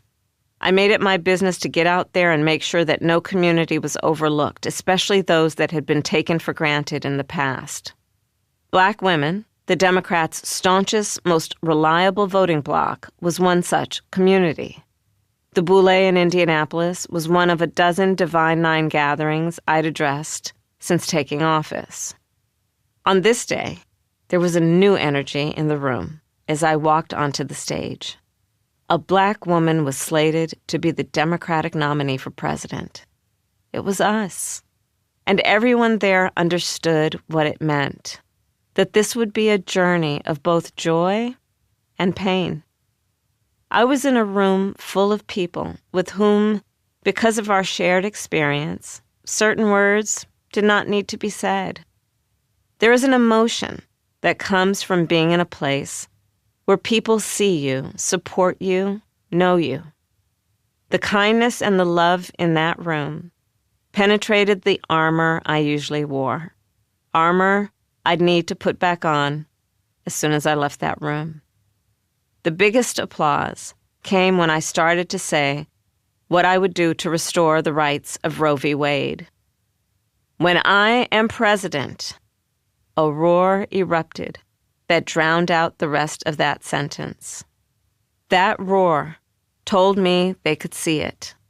Clearly, for the first time, this could be, and it should be. It was not because of gender or because of race, but despite it. I thought, as I often did, of Shirley Chisholm, and I know they did too. The first Black woman elected to the United States Congress and the first woman to run for our party's nomination. She had blazed the path, and now I was standing on it. From Indianapolis, we flew on to Houston to meet with emergency management staff and get a briefing on recovery efforts after the devastation of Hurricane Beryl. The Category 1 hurricane's eye wall had slammed Houston, bringing down power lines and leaving vulnerable people without air conditioning or water during triple-digit heat indexes. At least 20 souls had died. The economic damage in the billions was still being reckoned. These kinds of briefings are sadly familiar to me. As DA, I witnessed the aftermath of Hurricane Katrina. As senator, I'd been to Puerto Rico after Hurricane Maria, and I toured the communities in my home state that had been ravaged by wildfires. It was heartbreaking to see the scale of these losses and the exhausted faces of individuals standing in the ruins of a lifetime's work, a lifetime's dreams. It was infuriating to see how predators swarmed like cockroaches, price gouging, spreading misinformation. But it was also inspiring to talk to the first responders who ran toward danger, sometimes helping strangers even as their own homes were at risk. And then there were the regular people who stepped up to help in whatever way they could, collecting toiletries, making sandwiches, organizing clothing drives. In my life, I've seen over and over that it is often the people with the least who give the most. As I shook hands and thanked the police and emergency workers one by one, in each, I saw a hero, the kind of person who answered a calling with a sense of duty to the well-being of people they've never met. A reporter in the press pool shouted a question about Biden's upcoming speech. It was just after 5 p.m. in Houston, and the president would be addressing the nation from the Oval Office later that evening. I watched it at the hotel that night. It was a good speech, drawing on the history of the presidency to locate his own place within it. But as my staff later pointed out, it was almost 9 minutes into the 11-minute address before he mentioned me. I want to thank our great Vice President Kamala Harris. She's experienced, she's tough, she's capable. She's been an incredible partner to me and leader for our country. And that was it. I am a loyal person. During all of those months of growing panic, should I have told Joe to consider not running? Perhaps. But the American people had chosen him before in the same matchup. Maybe he was right to believe that they would do so again. He was by some measures the most consistently underestimated man in Washington. He'd been right about his tactics for pushing his agenda through a resistant Congress. It was just possible he was right about this too.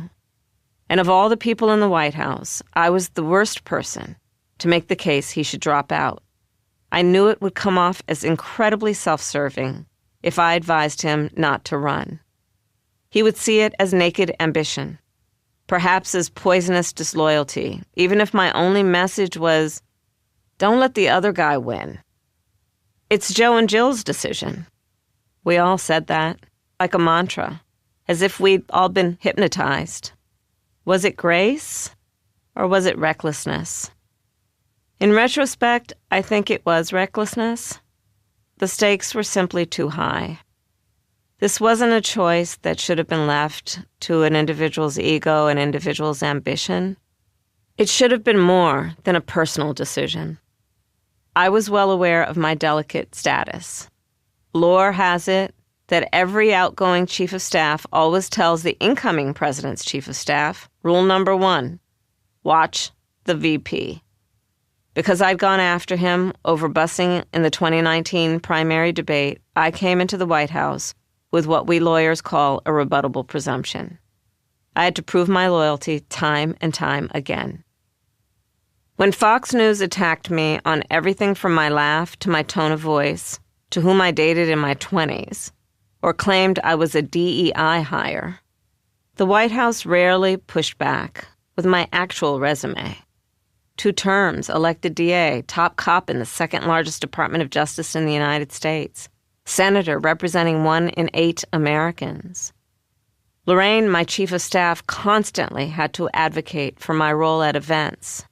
She would say, she's not going to stand there like a potted plant. Give her 2 minutes of remarks. Have her introduce the president. They had a huge comms team. They had Karine Jean-Pierre briefing in the press room every day. But getting anything positive said about my work or any defense against untrue attacks was almost impossible. An example. In 2021, I was dispatched to the Élysée Palace to help reset our tattered relationship with France after we signed the Australia-UK-US Security Pact. Australia had agreed to buy submarines from France, but scrapped that contract when we and the UK agreed to supply Australia with nuclear subs under the new AUKUS agreement instead. This had caused tremendous friction. In our meeting, Emmanuel Macron and I warmed the chill by focusing on our many areas of cooperation, such as space exploration, climate change, transatlantic security, cybersecurity, the Sahel, and the Indo-Pacific. On that trip, I was invited to visit the renowned Pasteur Institute, where my mother had worked on mRNA research related to breast cancer. I was speaking informally with the scientists there about how I wished politicians more closely followed the scientific method, testing a hypothesis and adjusting according to results, rather than coming in with the plan as if they all had the answers up front. I said the plan with an exaggerated emphasis and air quotes. Fox News, the New York Post, and Newsmax went wild, claiming I'd faked a French accent. This was total nonsense. But the White House seemed glad to let reporting about my quote-unquote gaffe overwhelm the significant thaw in foreign relations I'd achieved. Worse, I often learned that the president's staff was adding fuel to negative narratives that sprung up around me. One narrative that took a stubborn hold was that I had a quote-unquote chaotic office and unusually high staff turnover during my first year.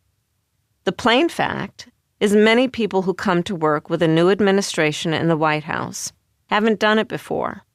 It's a job unlike any other. And not every person, no matter how talented in their former position, can step up into such a high-stress, round-the-clock role. Others find they don't want a job that doesn't pay particularly well, takes a massive toll on family, and rules out anything resembling a normal life. I'm not going to keep people on who can't thrive in their jobs. It's not fair to them, and it's not good for the country. So the first year in any White House sees staff churn. Working for the first woman vice president, my staff had the additional challenge of confronting gendered stereotypes, a constant battle that could prove exhausting. I was the first vice president to have a dedicated press pool, tracking my every public move. Before me, vice presidents had what's called a supplemental pool, as the First Lady does, covering important events. Because of this constant attention, things that had never been especially newsworthy about the vice president were suddenly reported and scrutinized. And when the stories were unfair or inaccurate, the president's inner circle seemed fine with it. Indeed, it seemed as if they decided I should be knocked down a little bit more. The vice president should take on irregular migration. From March 2021, my assignment was to attack the root causes of the misery that was driving people from their homes and villages in Guatemala, Honduras, and El Salvador. Because I'd prosecuted cartels and human traffickers from the Northern Triangle, I was up to speed on the region and its problems and had ideas about the kinds of investments and other interventions that over time would reduce irregular migration, help to bring stability, and offer people a safer future in their own community. Most people don't want to leave home. They don't want to leave their grandmother, their church, their friends, their language. And when they do, it is usually for one of two reasons. They fear for their lives, or they can't make a living. Much of that region is rural, and farmers are increasingly hit by climate events such as floods and droughts. If you can no longer grow food where you are, and if there's no other livelihood, you will leave, because there's simply no choice. Corruption and gangs thrive when there are limited resources. When Republicans mischaracterized my role as quote-unquote border czar, no one in the White House comms team helped me to effectively push back and explain what I had really been tasked to do, nor to highlight any of the progress I had achieved. I won commitments of $5.2 billion in new investments by private companies for the region. I'd already seen almost $1 billion of that money deployed, thanks to enthusiastic partners such as MasterCard, Microsoft, and Nespresso. I held numerous bilateral meetings with leaders throughout the region, especially with President Alejandro Giammattei in Guatemala and later his successor, President Bernardo Arévalo. I had multiple calls with Giammattei, warning him that I expected free and fair elections, sending my national security advisor Phil Gordon to reinforce the message in person, and publicly supporting Arévalo once the election was called. I met with activist groups fighting corruption and for human rights in El Salvador, Guatemala, and Honduras. Cabinet members pitched in. Tom Vilsack at the Department of Agriculture accessed resources to train farmers in the latest methods to increase yields. I worked closely with Mexico's president, Andrés Manuel López Obrador, and later his successor, President Claudia Sheinbaum, on our mutual border concerns. The investment I was bringing was a bargaining chip with regional governments to crack down on corrosive levels of corruption. These American companies, I told them, would not invest unless real steps were taken. The investments I encouraged have connected communities to the internet and brought people into the formal financial system, creating jobs and opportunity. In the locations where I was able to bring new enterprises and greater stability, data showed it was working. Our investments had created 70,000 new jobs, reached over 1 million people with training programs, and connected 2.5 million previously unbanked people with banking services and access to credit. These people were staying put. I wanted to get that good news out. But White House staff stalled. Not yet. We need more data. The story remained untold. Instead, I shouldered the blame for the porous border, an issue that had proved intractable for Democratic and Republican administrations alike. Even the breathtaking cruelty of Trump's family separation policy hadn't deterred the desperate. It was an issue that absolutely demanded bipartisan cooperation at an impossibly partisan, most uncooperative time. No one around the president advocated. Give her something she can win with. Then the Dobbs decision came down. Here was a huge issue on which the president was not seeking to lead. Joe struggled to talk about reproductive rights in a way that met the gravity of the moment. He ceded that leadership to me. I initiated a national tour and rallied the outrage in red states and blue states alike. As well as big public events, I convened roundtables, starting out with the 10 or 12 state legislators whom I would connect with resources in the Justice Department or Health and Human Services. Soon, advocates started attending, then healthcare providers, then families affected by restrictive laws. There would be hundreds of people at these meetings, building a national coalition. All this work upended the narrative that we were doomed to a shellacking in the midterms. We defied historical precedent because of our efforts on this issue. Since 1934, the president's party has lost an average of 28 House seats and 4 Senate seats in midterm elections. We lost just 9 seats in the House and retained control of the Senate. Joe was already polling badly on the age issue, with roughly 75% of voters saying he was too old to be an effective president. Then he started taking on water for his perceived blank check to Benjamin Netanyahu in Gaza. When polls indicated that I was getting more popular, the people around him didn't like the contrast that was emerging. In Selma, Alabama, at the commemoration of Bloody Sunday, when civil rights marchers were attacked and beaten once they'd crossed the Edmund Pettus Bridge, I gave a strong speech on the humanitarian crisis in Gaza. Desperate people had been shot when they swarmed a food truck, and I spoke of families reduced to eating leaves or animal feed, women prematurely giving birth with little or no medical care, and children dying from malnutrition and dehydration. I reiterated my strong support for Israel's security and called on Hamas to release the hostages and accept the ceasefire agreement then on the table. I also called on Israel for greater access to aid. It was a speech that had been vetted and approved by the White House and the National Security Council. It went viral, and the West Wing was displeased. I was castigated for apparently delivering it too well. Their thinking was zero-sum. If she's shining, he's dimmed.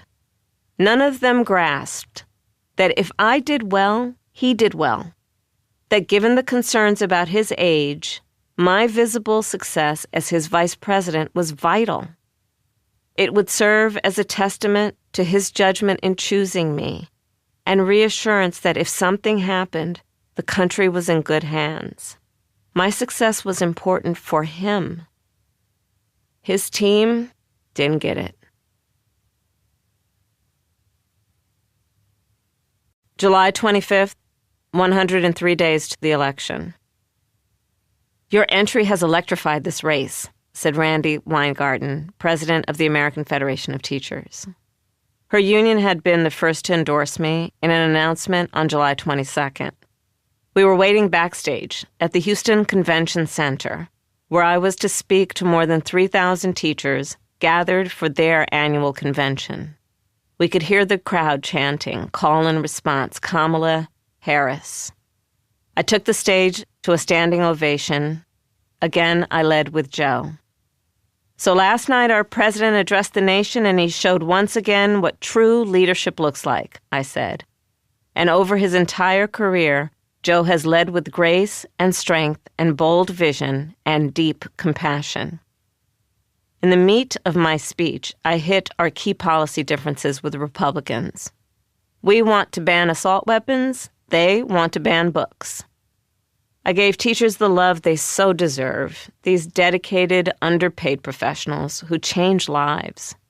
I spoke of the teacher who changed mine, my first-grade teacher, Mrs. Wilson, the remarkable woman who had stayed in my life and shown up for my law school graduation.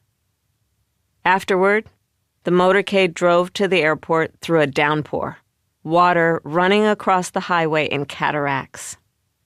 It made me concerned for Houston, for the impact of the next barrel and the next hurricane after that, concerned for all the great American cities and communities under threat from the weather disasters made more frequent and more intense by climate change. Everyone who said we couldn't afford to make the necessary changes to achieve net zero carbon emissions didn't seem to grasp that we couldn't afford not to. What sort of American economy would we have in a future where even Wall Street itself could be drowned by rising water? I had been the deciding vote for the Inflation Reduction Act, which was the most consequential climate bill ever enacted into law. My senior policy advisor, Ike Irby, is a climate scientist. It's an issue about which I am passionate, and one on which the United States president needs to lead. Part of the challenge with this very short campaign was that we had to focus on needs that felt more immediate, like how to deal with the grocery bill or the cost of childcare. Talking about the benefits that would flow from our green energy investments was too distant. We had offered generous rebates to low- and middle-income families to help them install heat pumps and other energy-efficient appliances that would lower emissions and utility bills. But people hadn't yet had a chance to feel those savings. It was hard to get people excited about the prospect of much lower utility bills in the future, that the battery technologies we'd invested in would be cheap enough for every home to make and store its own power from sunlight. People were focused on the cost of things today. I needed to emphasize that I had plans that would swiftly lower the cost of housing, that would stop price gouging. Climate policy was a much longer and more complicated conversation. It had to include explaining our plans for a just transition, one that wouldn't leave workers employed in the fossil fuel economy behind. I knew that 1 in 5 voters, and an even higher percentage of younger voters, identified as being very concerned about climate change. On my college tour, young people had spoken frankly to me of climate anxiety, their fear that my generation's failure to act was robbing them of a healthy planet, a healthy future. I knew I risked leaving those votes on the table by not talking more about this issue. In this short campaign, I just didn't have time. I had to triage issues so that key information could sink in. Sometimes, I felt like the triage nurse who makes the call in the pit. Each one of those souls is important, but with the limited resources you have, you must choose among them. It was frustrating that I had to leave out so much. But as the advertising industry has long known, people must hear the same message 3 times before it even starts to penetrate.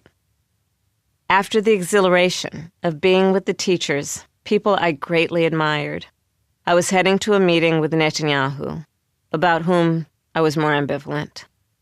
What I am not ambivalent about is Israel's security.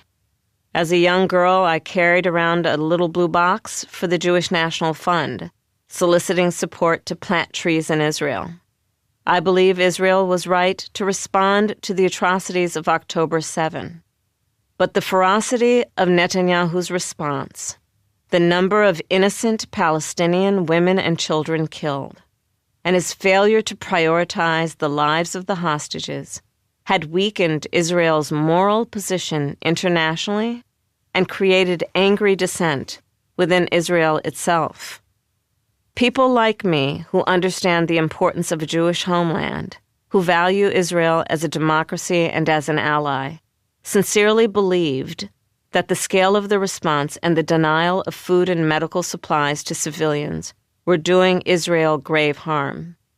I'd been on almost every phone call between the president and Netanyahu since October 7.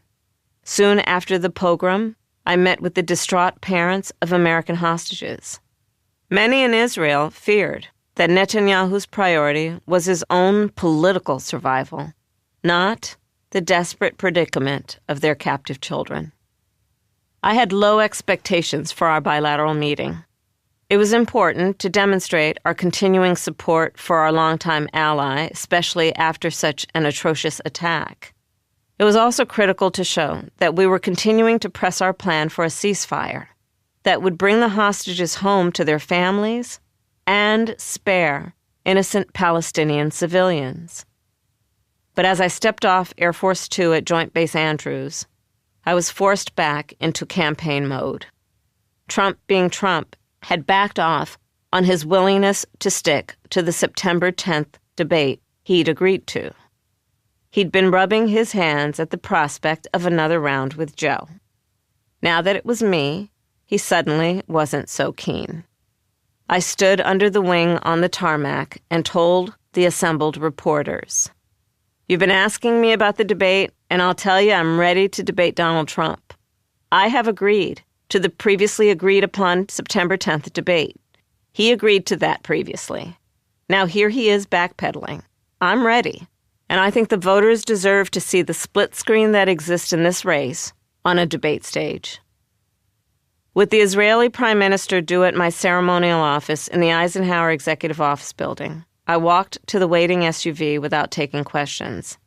I met Netanyahu in the vast, beautiful space containing Teddy Roosevelt's mahogany desk. The inside of the top drawer has been signed by every vice president since the 1940s. It is an eloquent testimony to national pride in the peaceful transfer of power through the years.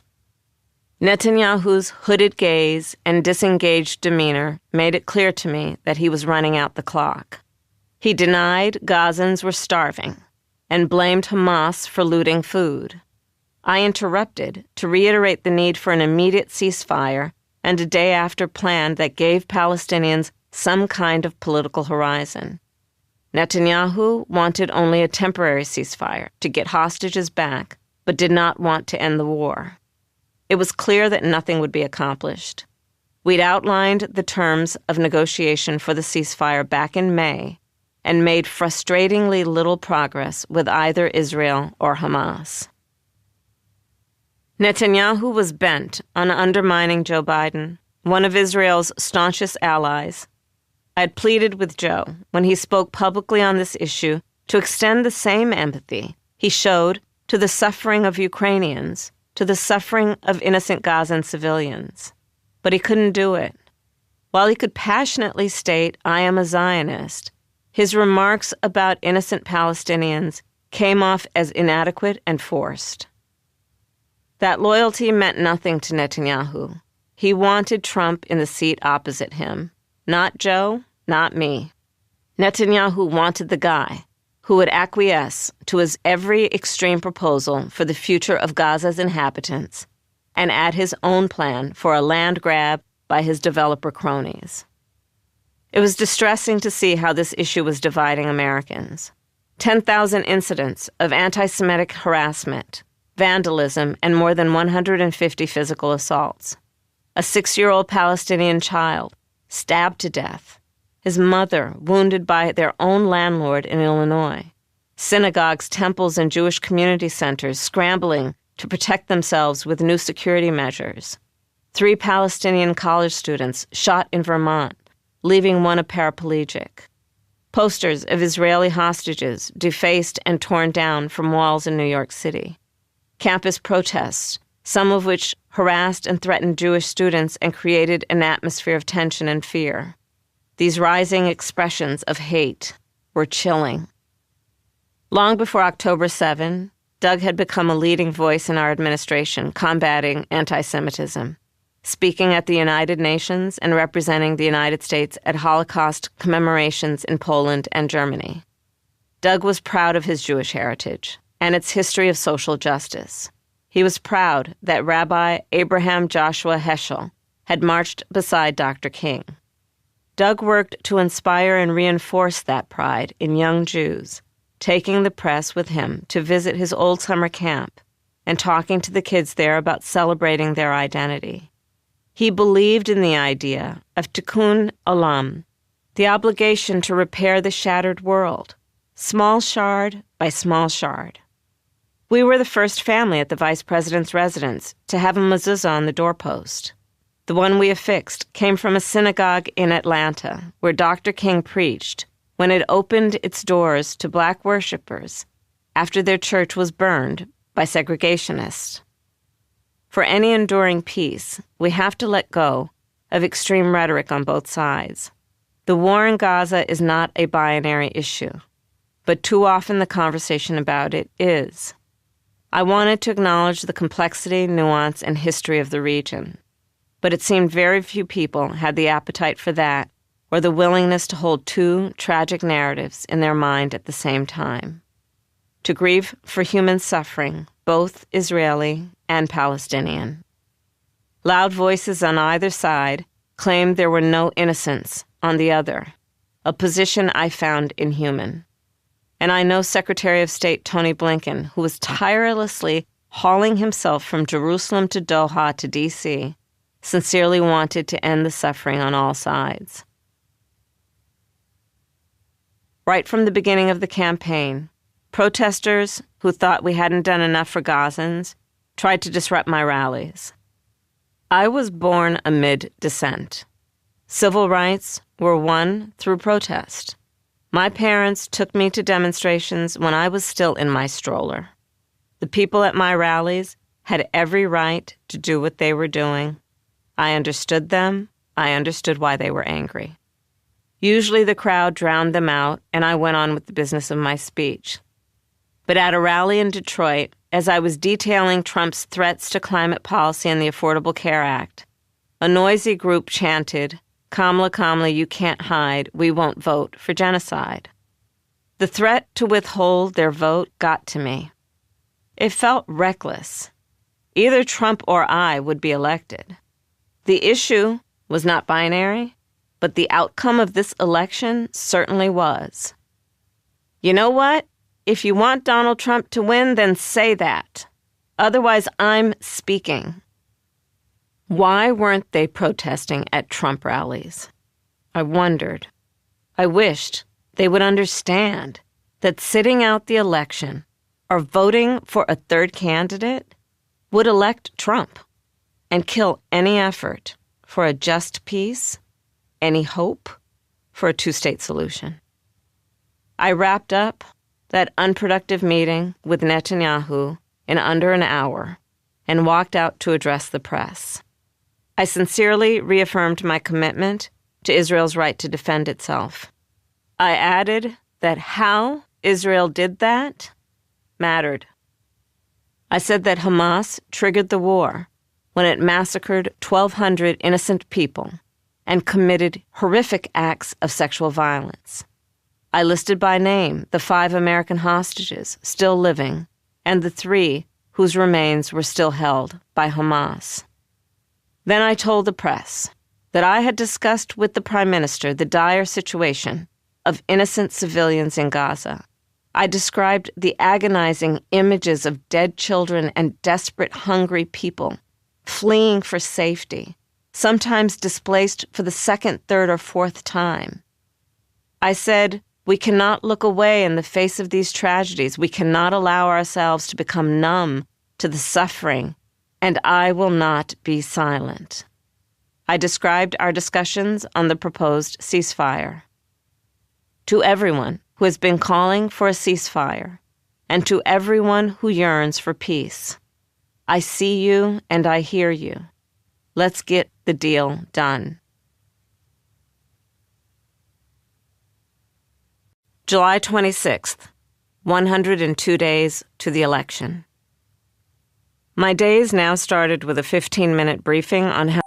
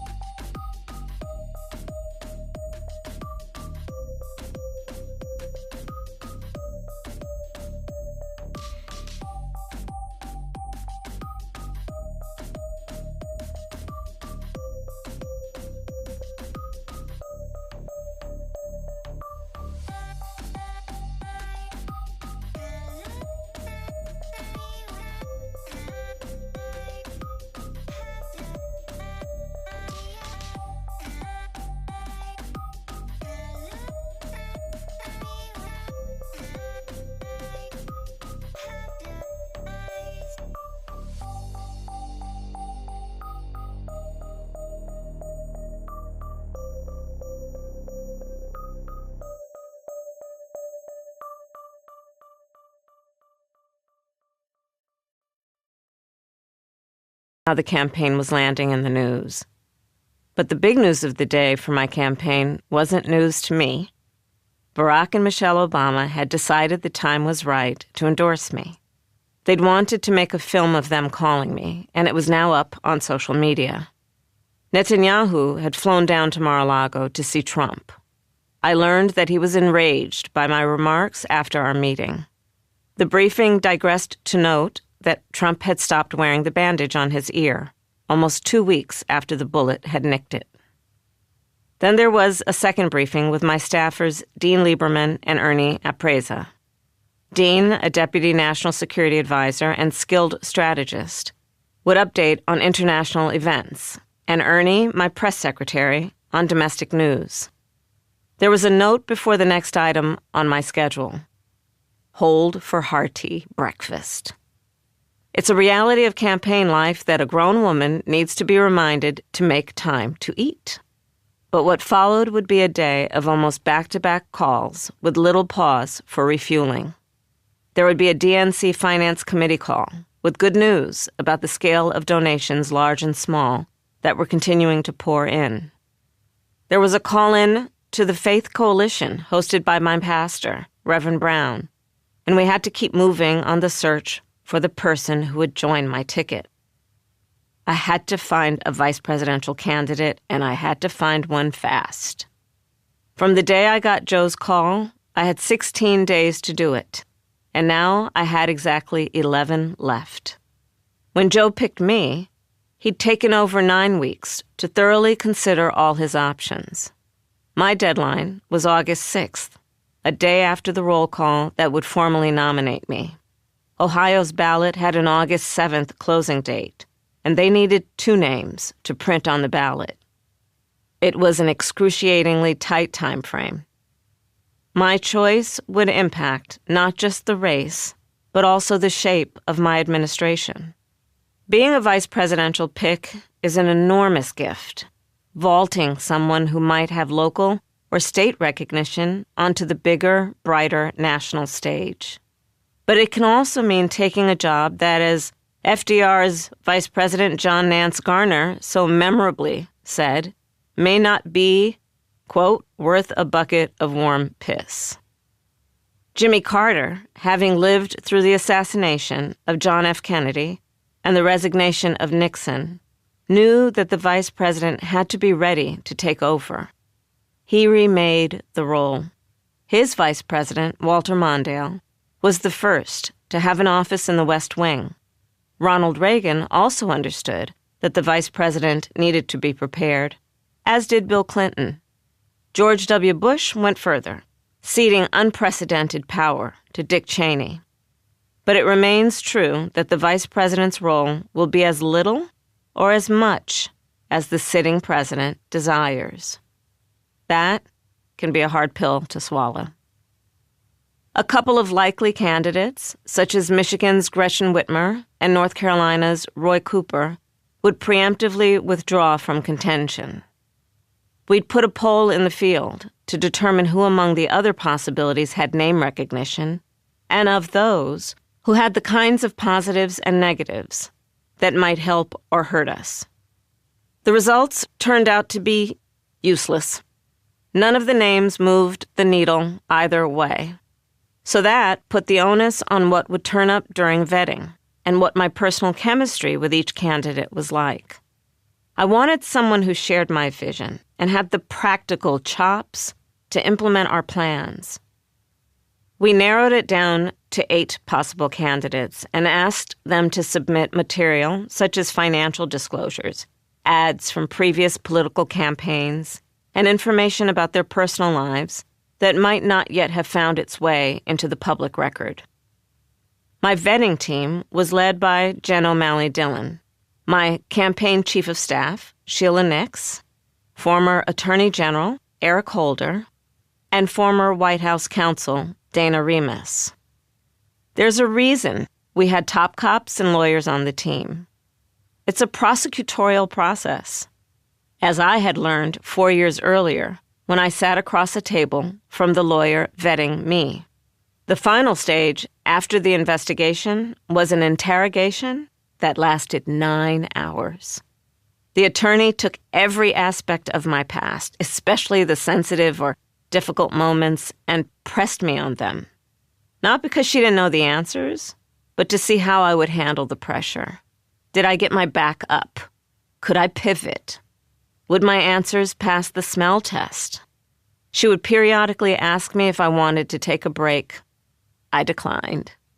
We didn't get up from that table until she had fine-tooth combed my entire life. Biden had won the nomination because Congressman Jim Clyburn, leader of the Congressional Black Caucus, had thrown his support behind him. The black vote in the South Carolina primary, especially black women's vote, had thrust him to victory. The pressure was on him to pick a black woman running mate. The press knew I was on the short list, so they had our D.C. apartment building staked out. When Doug and I stepped out to go somewhere, they'd follow. Occasionally, I'd save them the trouble. I'd wander over to their van and say, "Hey, Doug and I are just going for coffee. Can I bring you something?" Getting to my interview with Joe was choreographed like a spy movie.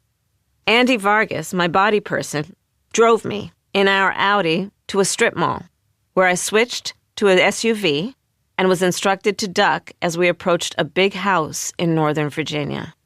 I was led downstairs to the bottom level, to a room with closed drapes, where Jill and Joe would meet me. It was the height of COVID, so we were all wearing masks. Once you are chosen as vice presidential candidate, You barely have time to blink before your life becomes unrecognizable. Prior to getting the call from Joe to tell me he had picked me, I'd been visited by a friend, Carol, who has a remarkable garden. She wanted to give me a box of her late-season tomatoes. I was feeling stressed knowing that Joe was about to decide and that the world was watching. When I'm stressed, I like to cook. I greeted Carol in the lobby of my apartment building, both masked, and carried the box back upstairs, rolling up my sleeves to make a big batch of marinara for the freezer. I never made that sauce. Right after Joe's call at 2 p.m., cars started pulling up on the street outside, spilling out national campaign staffers with briefing books on every aspect of the campaign. I took the binders and gave each staffer a handful of ripe tomatoes in return. I hate wasting food. And now I was about to cause the same sudden swerve in someone else's life. Of the 8 names on the list for vetting, I might as well say that Pete Buttigieg was my first choice. Harvard grad, multilingual, Rhodes Scholar, business consultant, naval intelligence officer, twice elected Midwestern mayor, cabinet secretary, loving husband and father. He was well qualified in so many respects. I love Pete. I love working with Pete. He and his husband, Chasten, are friends. He is a sincere public servant with the rare talent of being able to frame liberal arguments in a way that makes it possible for conservatives to hear them. He knows the importance of taking our case to people who aren't usually exposed to it and is magnificent at sparring with opponents on Fox News. He would have been an ideal partner if I were a straight white man. But we were already asking a lot of America to accept a woman married to a Jewish man. Part of me wanted to say, screw it, let's just do it. But knowing what was at stake, it was too big of a risk. And I think Pete also knew that, to our mutual sadness. July 27th, 101 days to the election. We were on Air Force Two en route to Pittsfield, Massachusetts, in the heart of the Berkshires. This was an event that had been planned when enthusiasm for the campaign was flagging. Now it was through the roof. We'd had a target to raise $400,000 at this event, but that had shot up to over $1.5 million. Thank God you guys are top of the ticket. We weren't going to make payroll, a senior campaign finance official on the plane confided to Sheila. Until that moment, my team had no idea how bad things had been. The streets were lined with people waving handmade signs saying Madam President and singing the Woody Guthrie anthem, "This land is your land." One sign, Lotus for POTUS, might have confounded anyone who didn't know Sanskrit. It came from a meme posted by a 53-year-old South Asian pediatrician right after Biden endorsed me. Quote, in Sanskrit, Kamala means lotus. In America, Kamala means POTUS. Pittsfield is a city of about 40,000, and despite its picturesque location in rolling wooded hills, it struggles with many of the issues of small-town rural America, such as a stubbornly high poverty rate and opioid addiction. But in summer, an influx of affluent arts lovers drawn to the rich cultural offerings at nearby Tanglewood masks those realities. The event at the historic Colonial Theater had been planned as a fundraiser for the Biden Victory Fund, but had been quickly rebranded as the Harris Victory Fund. Solidly blue Massachusetts wasn't used to seeing the presidential candidate this close to the election, when swing states generally get the lion's share of a candidate's time. And organizers half expected, now that I was top of the ticket, I'd send a surrogate. but I'd wanted to keep my commitment. The concert would feature A-list talents such as James Taylor and Yo-Yo Ma, both longtime Democratic supporters. The two Massachusetts senators were there, Elizabeth Warren, whom I'd come to know when fighting the big banks as California Attorney General, and Ed Markey, whose wife, Rear Admiral Susan Blumenthal, had helped Doug find his way in the foreign land of the Senate spouse. It was a warm, familiar crowd, slightly on the older side, dotted with longtime supporters and friends who'd driven west from Boston and Martha's Vineyard. As the campaign went on, the venues would get bigger and the crowds more diverse. Posses of young girls taking selfies, dads with their kids on their shoulders, tattooed teenagers ushering a grandma to a better vantage point. People of all ages, colors, wallet sizes, all standing shoulder to shoulder, being immensely kind to one another. I could feel the intensity of emotion. And my only thought, when glancing down at a tear-streaked face or grasping a hand on the rope line, there is so much at stake. I cannot fail these people. July 28th, 100 days to the election. That Sunday, I hunkered down at the vice president's residence to work on plans for the convention and to go over campaign strategy. Maya and Tony were staying with us. We worked on logistical plans for the large group of friends and family who would be attending the convention to support me. It's more than a notion. How much planning needs to go into that? Where they will stay, what they'll eat, who will look after the elderly ones, how to get them to and from the convention site, who will field the 101 questions they will have of me when I can't possibly take that call. National politics is one thing. Family politics can sometimes be just as gnarly. Maya, as always, took up the slack. The convention chair, Mignon Moore, started her political career with Jesse Jackson's presidential run in 1984 and worked for both Clintons and as an advisor on the Biden-Harris transition in 2020. She'd been tasked with planning a showcase for Joe, but because she is a subtle and strategic thinker who sees 6 moves ahead, she had formed a group called the What If Committee to prepare for all kinds of contingencies, such as what would happen if the Republicans deposited hundreds of migrants from the border, as they had been doing in Chicago, right at the convention door.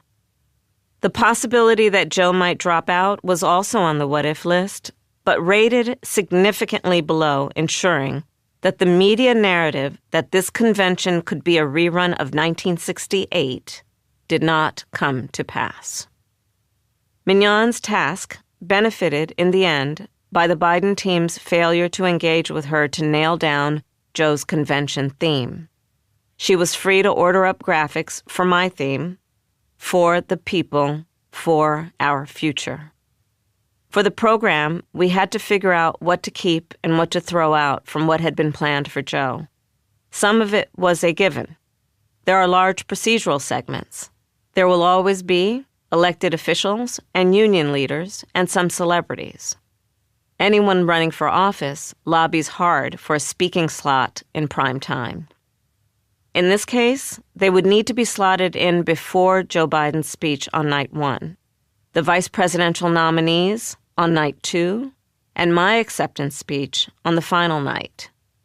Each of us would have friends and family speaking as our lead-ins. We needed to tell my story in the production, and one aspect I wanted to highlight was my work as Attorney General. I think that the elected attorneys general are some of the most talented and dedicated officials in the country, and I wanted to throw a spotlight on them as well. The convention exists on 2 planes at the same time. It must work for the delegates in the hall, those committed community leaders from every state and every walk of life who live and breathe democratic politics, and also for the television audience, who may have only just started to focus on the election as they deal with their daily responsibilities. I believe it is also in the party's interest to highlight our stars, while we make it as entertaining as possible. When I became vice president, I had a secret project. I called it the Stars Project, that only my senior team knew about. We'd brainstorm about the younger talents in the party, and then, on Friday afternoons, I'd invite one or another to visit my office in the West Wing or the residence. As I'd offer a seat on the couch across from me, more than one nervously confessed, "I feel like I've been called into the principal's office." I would laugh and say, "No, I think you're very talented. What are you working on, and how can I help you?" Many of those on my list spoke at the convention. Lauren Underwood, Robert Garcia, Angela Alsobrooks, Latifah Simon, Maxwell Frost, Joe Neguse, Lena Hidalgo, Jasmine Crockett. Stephanie Cutter, a trusted advisor and veteran strategist, aided by Reggie Hudland, my best friend Chrisette's award-winning filmmaker husband, had started pulling together the short biographical video usual for the vice president. But now that I was top of the ticket, we had to scramble to find much more material. This video and my speech would be my introduction to the large numbers of people who had just tuned in to the campaign and really didn't know who I was. I would finally have control of the podium to reclaim my narrative and my identity. Early that evening, I got a call from Joe. For months, I'd been working on delicate negotiations to bring home former U.S. Marine Paul Whelan and Wall Street Journal reporter Evan Gershkovich from their unjust imprisonment in Russia. While attending the Munich Security Conference in February, I'd used the opportunity to arrange private meetings with German Chancellor Olaf Scholz and Slovenian Prime Minister Robert Golob. Germany had in custody the inmate of most value to Vladimir Putin, the assassin Vadim Krasikov, who had killed a Chechen separatist in Berlin. Slovenia had two other Russians of interest to Putin. Poland and Norway each had one. It was a chess game, with many states' interest in play. Chancellor Scholz is a serious, thoughtful man who weighed his options carefully. As with all the European heads of state, there was a heightened sense of the threat Putin represented. Eastern Europeans, especially, had experienced oppression under the kind of Greater Russia that Putin romanticized and yearned to recreate. There was also a melancholy sense that the United States was not the ally it had once been. Trump's first term had proven that our leadership of NATO, the world's greatest military alliance, was not constant and might be fleeting. Their knowledge of what happened in the 1930s is far greater than what they perceive ours to be. They can feel it in their blood and in their bones, and they legitimately fear we might abandon them. When I would say, "America is back," they would say, "For how long?" I always reassured them, while silently praying that what I said would remain true. It was no small ask of Chancellor Scholz to release a murderer serving a life sentence, but he was motivated by the possibility of securing the release of Alexei Navalny, the leading opposition figure in Russia who had been saved from Russian poisoning by German doctors before bravely returning to Russia knowing he'd be imprisoned. A small team at the NSC and the Office of the Special Presidential Envoy for Hostage Affairs at the State Department had worked around the clock on the details of this complex negotiation, never forgetting for a minute that lives were at stake, as we tragically learned. Just before I was due to speak at the Munich Security Conference, we received dreadful news. Navalny was dead in his icy gulag, almost certainly murdered. I began my speech expressing deep sorrow for his death, saying it was another instance of Putin's brutality. Whatever story they tell, let us be clear, Russia is responsible. Navalny's widow, Yulia, had not been scheduled to speak at the conference, but she arrived, red-eyed and heartbroken, and took the podium after I spoke, giving a courageous call for resistance. The killing of Navalny made me even more motivated to achieve this prisoner swap, even though the chessboard had just been so violently overturned. Now, Joe was calling to say the pieces were finally moving into place. It looked like we'd soon be able to tell the families of Paul Whelan and Evan Gershkovich that their ordeal was finally over. July 29th, 99 days to the election. I had expected to debate J.D. Vance and had started to prep for that. Now we began to prepare to debate Donald Trump instead. The first session happened around the table in the vice president's residence. Later, we'd move to the basement at Howard University, fitted out to mimic the set on which the real debate would take place. I'd started my political career freshman year at Howard, running for a seat on the Liberal Arts Student Council against a smart, tough Jersey girl. I still consider it one of my hardest races. That day, we started with the broad strokes of debate strategy. For better or worse, a presidential debate is a television event, not a contest on who knows the most about policy. The aim, my team stressed, was not to be the biggest wonk on the stage. The aim was to walk off leaving the voters comfortable that you have what it takes to be president.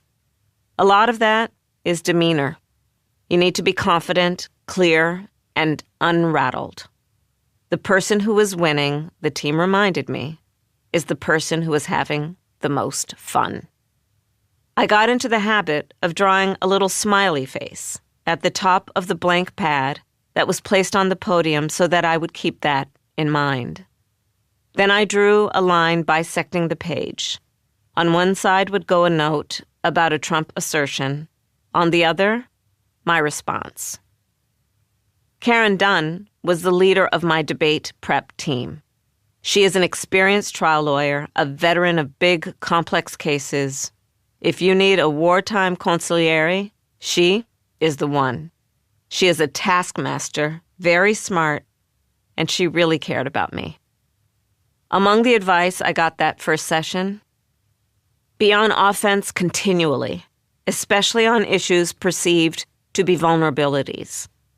He will try to rattle you and distract you. Don't fall for it. Be prepared to say, that's a lie. Remember, the economy is what keeps people up at night. With Rohini Kosuglu, my former Senate Chief of Staff and Domestic Policy Advisor, we started to create the debate book, a binder of issues that we gradually reduced to a stack of cards on which we developed and refined talking points, lines of attack, rebuttals to the kinds of lies Trump might spout. We had a card for every nuance of every subject, and once I memorized what was on that card, I'd draw a big loopy X across it. I am not a trained SEAL. I'm not going to memorize lines and spout them. I have to understand the logic and building blocks of every argument so I can present it clearly and defend it persuasively. We also addressed the painful matter of imagining what kinds of personal attacks Trump might mount against me. A man who had no floor, who could go infinitely low, get infinitely cruel. He'd disparaged the war hero, Senator John McCain, mocked a reporter's disability. The gutter was deep for this guy. I'd had quite a big team in the room to get the most diverse range of input I could on how answers would land. But for the part of the prep focusing on personal assaults, I narrowed the group to less than a handful.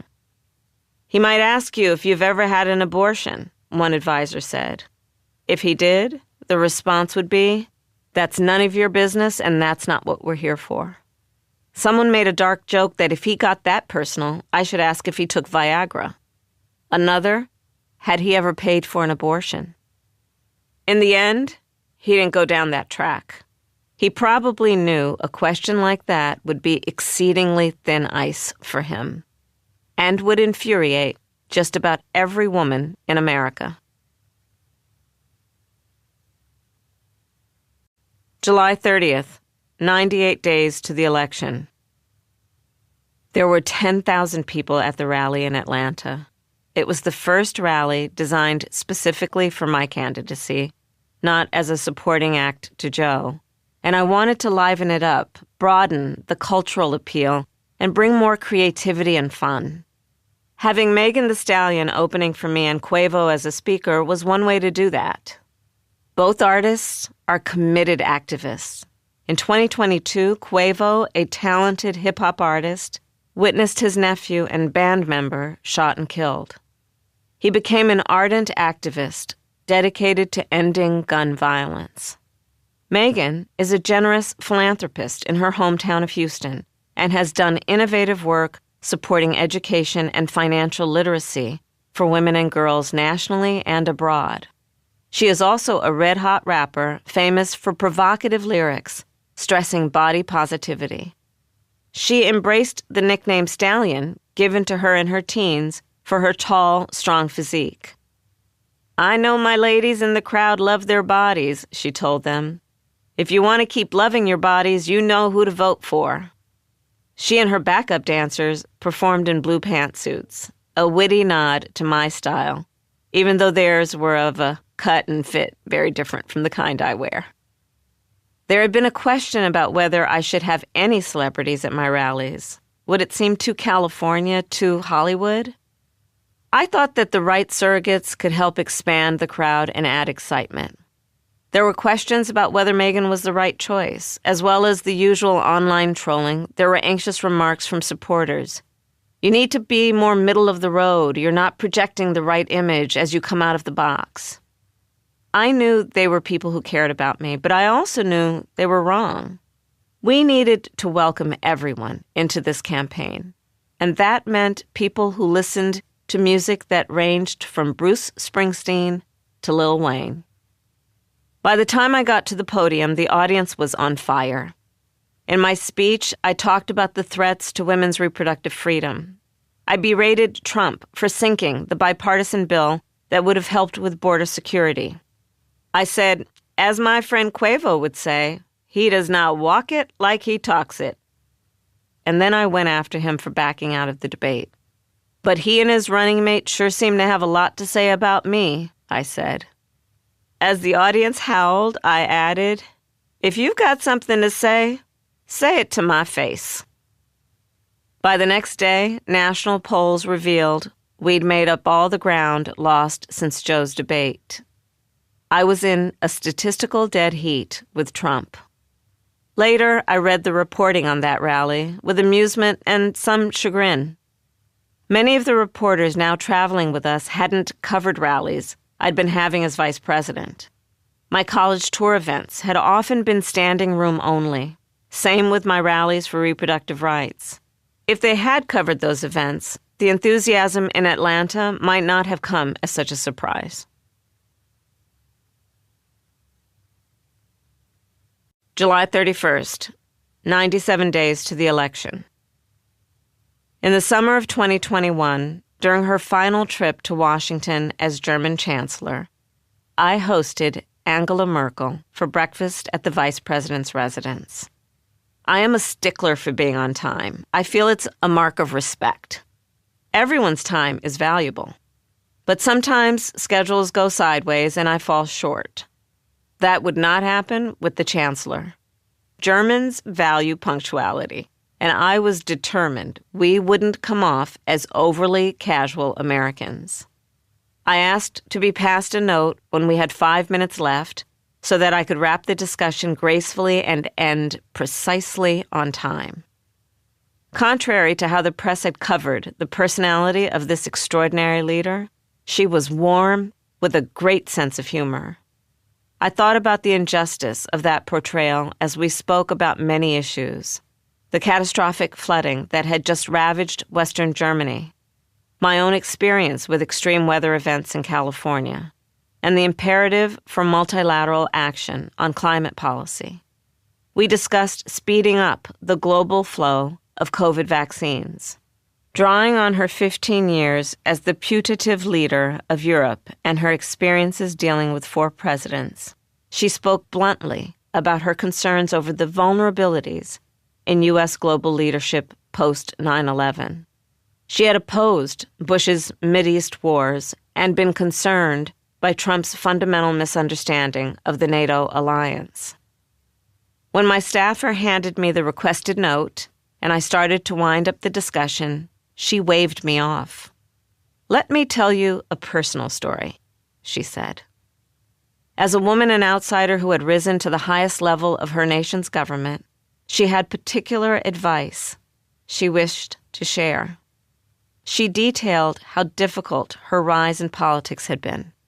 As a woman from East Germany at a time when her party was dominated by West German men. As it became clear how formidable she was, the attacks became personal, mean. "They used to call me," she turned to her translator, whom she'd barely consulted during our meeting, and said a German word. "It's a very ugly bird," the translator explained. "They used to call me this ugly bird," she said. And at first it hurt me deeply. She leaned forward. "Don't you ever let them make you cry." On July 31st, I was aboard Air Force Two en route to Houston, where I would address Sigma Gamma Rho, another of the Divine Nine sororities. 4 days earlier, a supporter had offered to add a fundraiser ahead of that event. They thought at such short notice they might raise $1 million. They raised $2.5 million. I would spend that night in Houston, and the next day I would deliver a eulogy for the trailblazer Congresswoman, Sheila Jackson Lee, my sorority sister, a distinguished lawyer and judge, and a smart and strategic legislator whose district encompassed most of central Houston. She was a breast cancer survivor, but pancreatic cancer had taken her life. I was in my cabin polishing the eulogy when Kirsten, my media advisor, and Lorraine, my chief of staff, rapped on the door. "Trump just said you're not black." He was on stage at the annual meeting of the National Association of Black Journalists in Chicago, being interviewed by a 3-woman panel. It wasn't a comfortable crowd for Trump. He got off to a rocky start, branding ABC reporter Rachel Scott nasty and rude after her first question about why black voters should trust him, in which she'd quoted his own racist language. Then she asked her second question. Republicans had said I was a DEI hire. Did he think I was only on the ticket because I was a black woman? He replied that he always thought I was Indian. I didn't know she was black until a number of years ago when she happened to turn black, and now she wants to be known as black. It was the same old divisive playbook, using race as a wedge. He'd used it on Obama with all the birther libels. He'd even used it against Nikki Haley, deliberately mispronouncing her given name, Nimrata, and pretending he didn't know if she was eligible to be president since her parents were Indian-born. He's an expert at suggesting that someone is a fraud, that you cannot believe this person, which I believe some psychologists would call projection. Hurtful and degrading comments are sadly part and parcel of running for office these days. You can't endure it at this level unless, above all else, you care about the people who you want to represent and the things you will be able to do to make their lives better. If you do care about that, then there's no time to wallow in self-pity or lament the unfairness of it. Not that you don't feel it, not that it's okay. It is what it is, and it was familiar to me. Where it crosses the line is when opponents go after family members. That same day, anti-Muslim activist, 9/11 conspiracy peddler, and far-right Trump booster, Laura Loomer, posted on X about an affair Doug had 15 years earlier in his previous marriage with a teacher at his children's school. It was quickly picked up by the Daily Mail and the New York Post. Of course, I knew about this. Doug had told me about it when we were dating. We disclosed it during my vetting for vice president. By marrying me and taking a very public stand at my side, Doug had knowingly put himself in the line of fire. His former wife, Kirsten, had not, and neither had the kids, nor for that matter the teacher who was soon being ambushed by paparazzi in the driveway of her home. I hated what was happening. The kids had to be reminded of this awful period, that their friends would talk about it all over again, that Kirsten would have her privacy invaded, and that all of them would be dragged back into a miserable time. But I was running for president.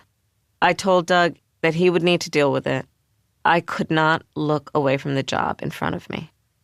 He handled it like the mensch that he is, issuing a statement, taking responsibility, and expressing regret. Kirsten, bravely and forthrightly, issued a statement of her own, saying, "Doug and I decided to end our marriage for a variety of reasons many years ago. He is a great father to our kids, continues to be a great friend to me, and I am really proud of the warm and supportive blended family Doug, Kamala, and I have built together." People like Loomer do their dirty work, hoping their target will lash out and say something inappropriate or be personally wounded to distraction.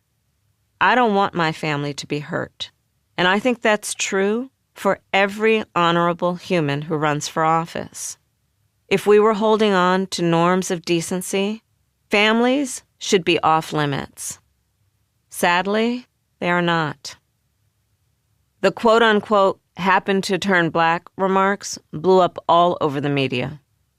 Trump's team pulled out an online cooking show where I'd made masala dosa with Mindy Kaling and chatted with her about my maternal grandparents, using it as, quote, proof that I claimed to be Indian.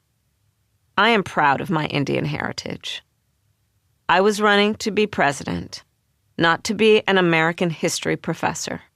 It wasn't my duty to school the former president on America's racial history, the one-drop rule, the one-eighth law, and how this history had been and still is weaponized.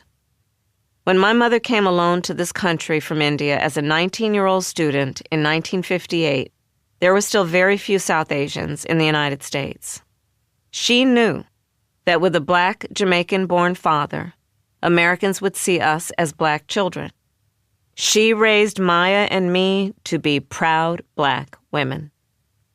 I could hear my mother's stern voice. "Kamala, don't you ever let anyone tell you who you are. You tell them who you are." On the plane that day, when I first heard about Trump's remark, we patched in Brian Fallon from D.C. on a call to strategize a response. Brian wanted me to punch back with a big speech about my racial identity, like the one Obama had given. I was so pissed that I did not hold back. "Are you fucking kidding me?" I was not about to take Trump's bait. He lies all the time, I told Brian. He throws out outrageous statements to distract from the real issues. Today he wants me to prove my race. What next? He'll say I'm not a woman and I'll need to show my vagina?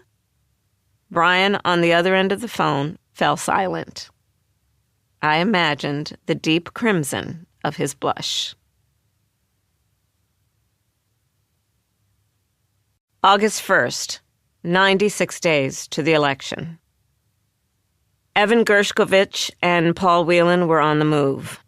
The complex diplomatic effort that spanned 6 countries and involved the biggest prisoner exchange since the Cold War was forged of international friendships, the tattered relationships that Joe Biden and I had painstakingly mended after Trump had shredded them in his first term.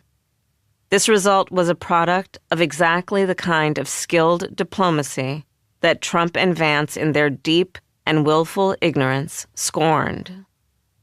Evan and Paul were out of prison, along with 14 other political prisoners. With the Russians, there was always the risk of a last-minute hitch. So we waited anxiously until we had news that they were in safe airspace in flight to Turkey. From there, they'd be flown home to America. Joe Biden had the happy task of alerting their next of kin. I called Yulia Navalnaya. I'd met and spent time with her in Munich. Her husband, Alexei, should have been on that plane. She is an immensely strong and courageous person, but I knew this day would be hard. On the call, I said that while we couldn't bring her husband home to her, I promised we would do our utmost to keep his dream of a free Russia alive. Then I left for Fallbrook Church to celebrate the life of my friend, Sheila Jackson Lee. From 1995, she represented the people of Houston in Congress with exceptional tenacity.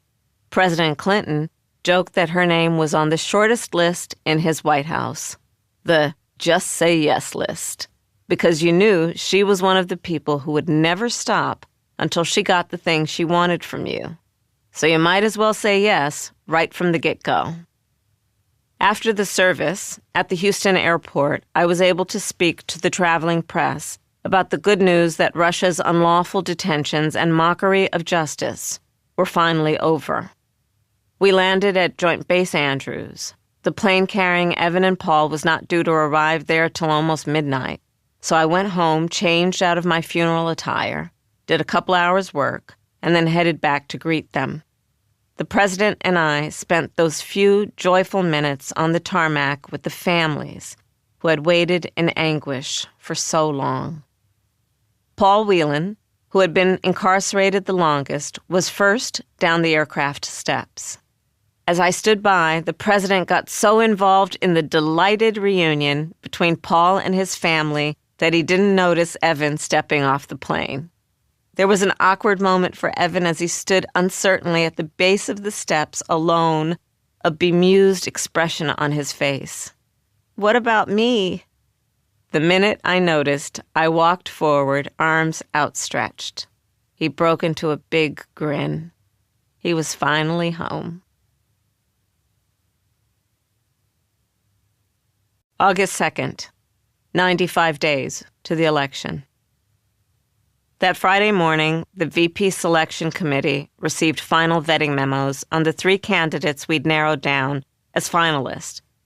The committee would be going through the memos to make sure there were no last-minute surprises before we called them in for face-to-face meetings over the weekend.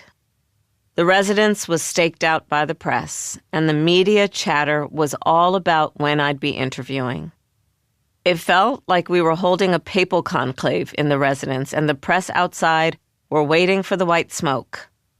Getting those candidates in and out discreetly without exposing them to a barrage was going to take some cloak and dagger shenanigans.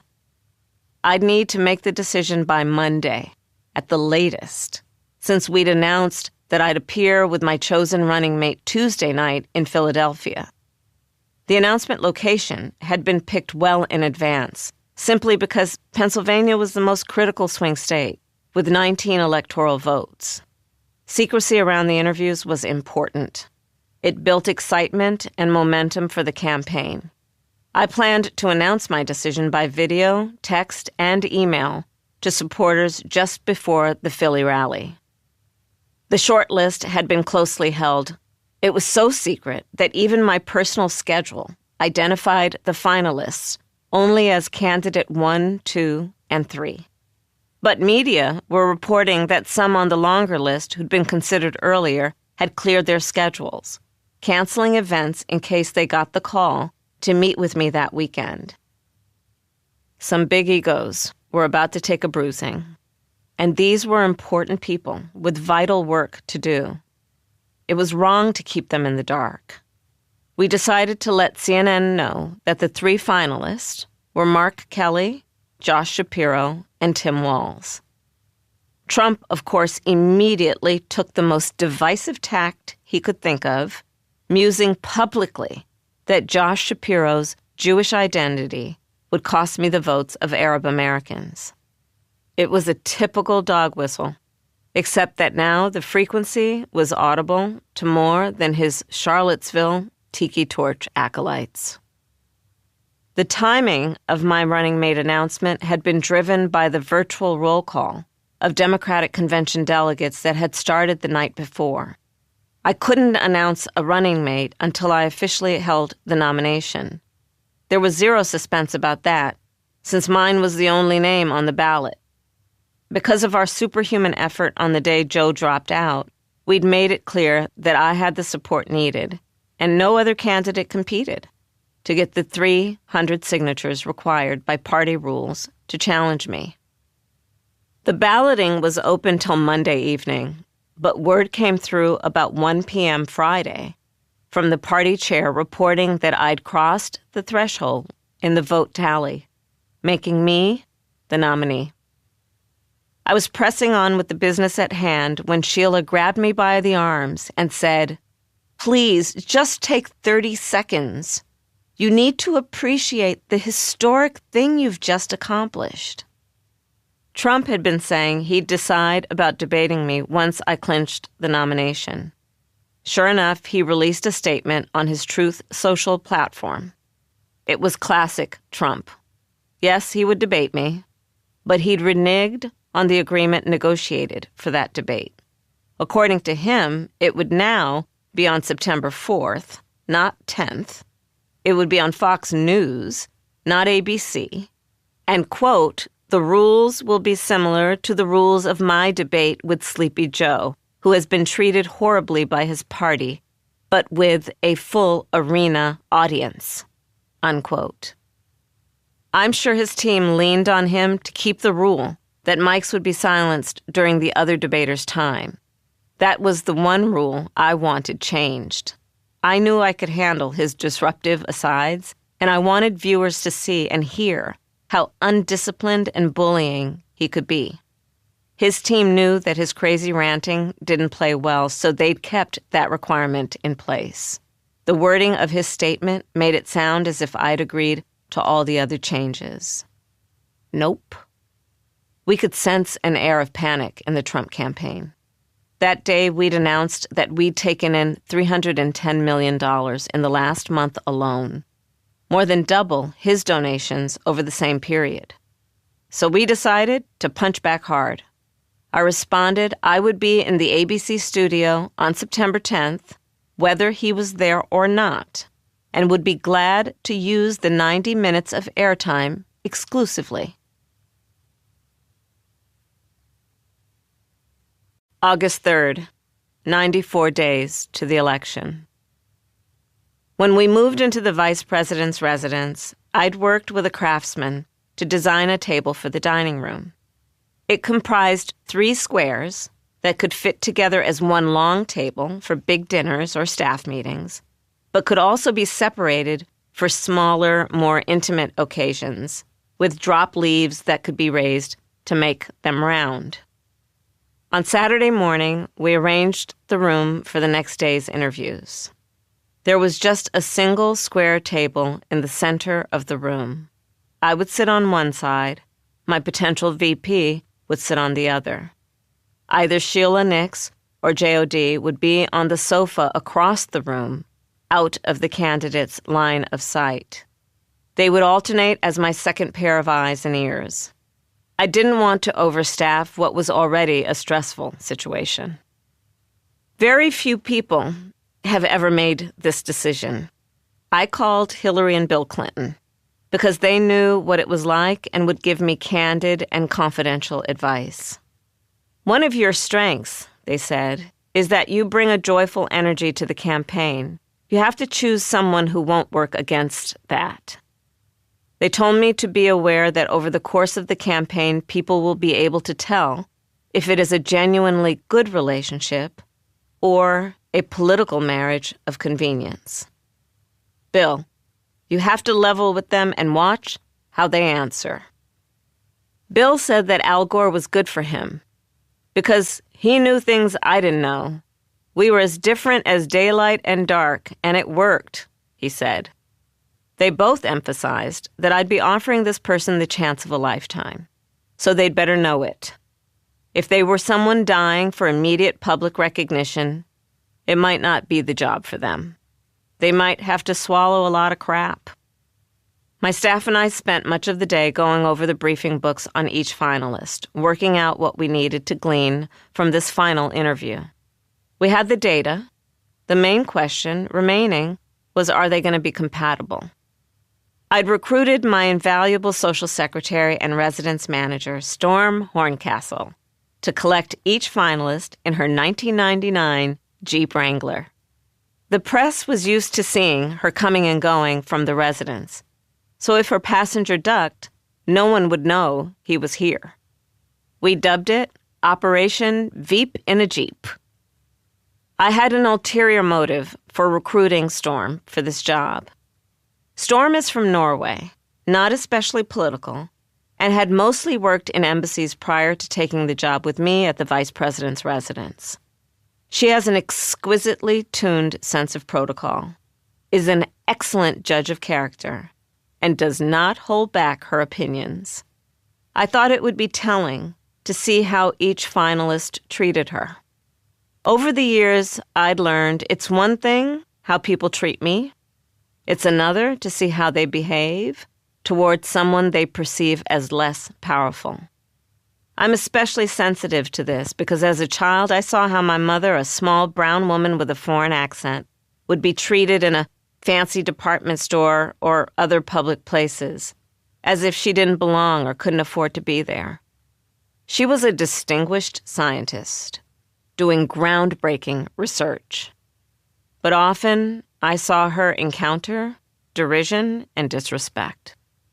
I needed to know that my running mate was a person who valued the dignity of everyone and would take a moment to show it.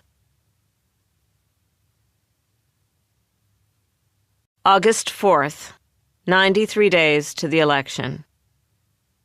The pack of reporters staking out the gate to the Naval Observatory that Sunday had no idea that Storm had secretly arranged to come and go through an alternate entrance that hadn't been used for about 20 years.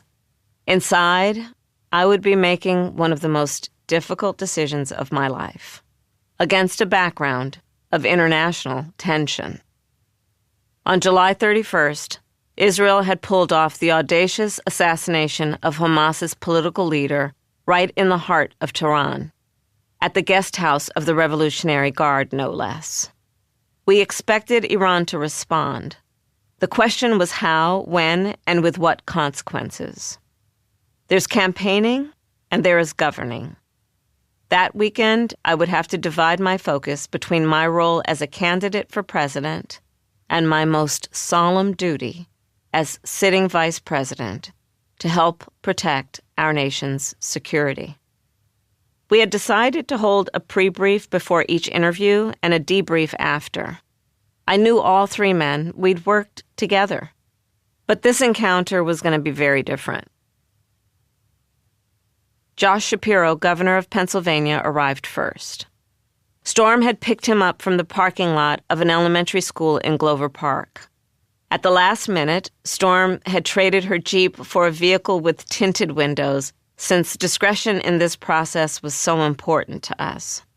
Josh went to get in the front seat, but Storm instructed that he needed to be in the back, so he could duck and not be seen. She thought he seemed a little disappointed by that.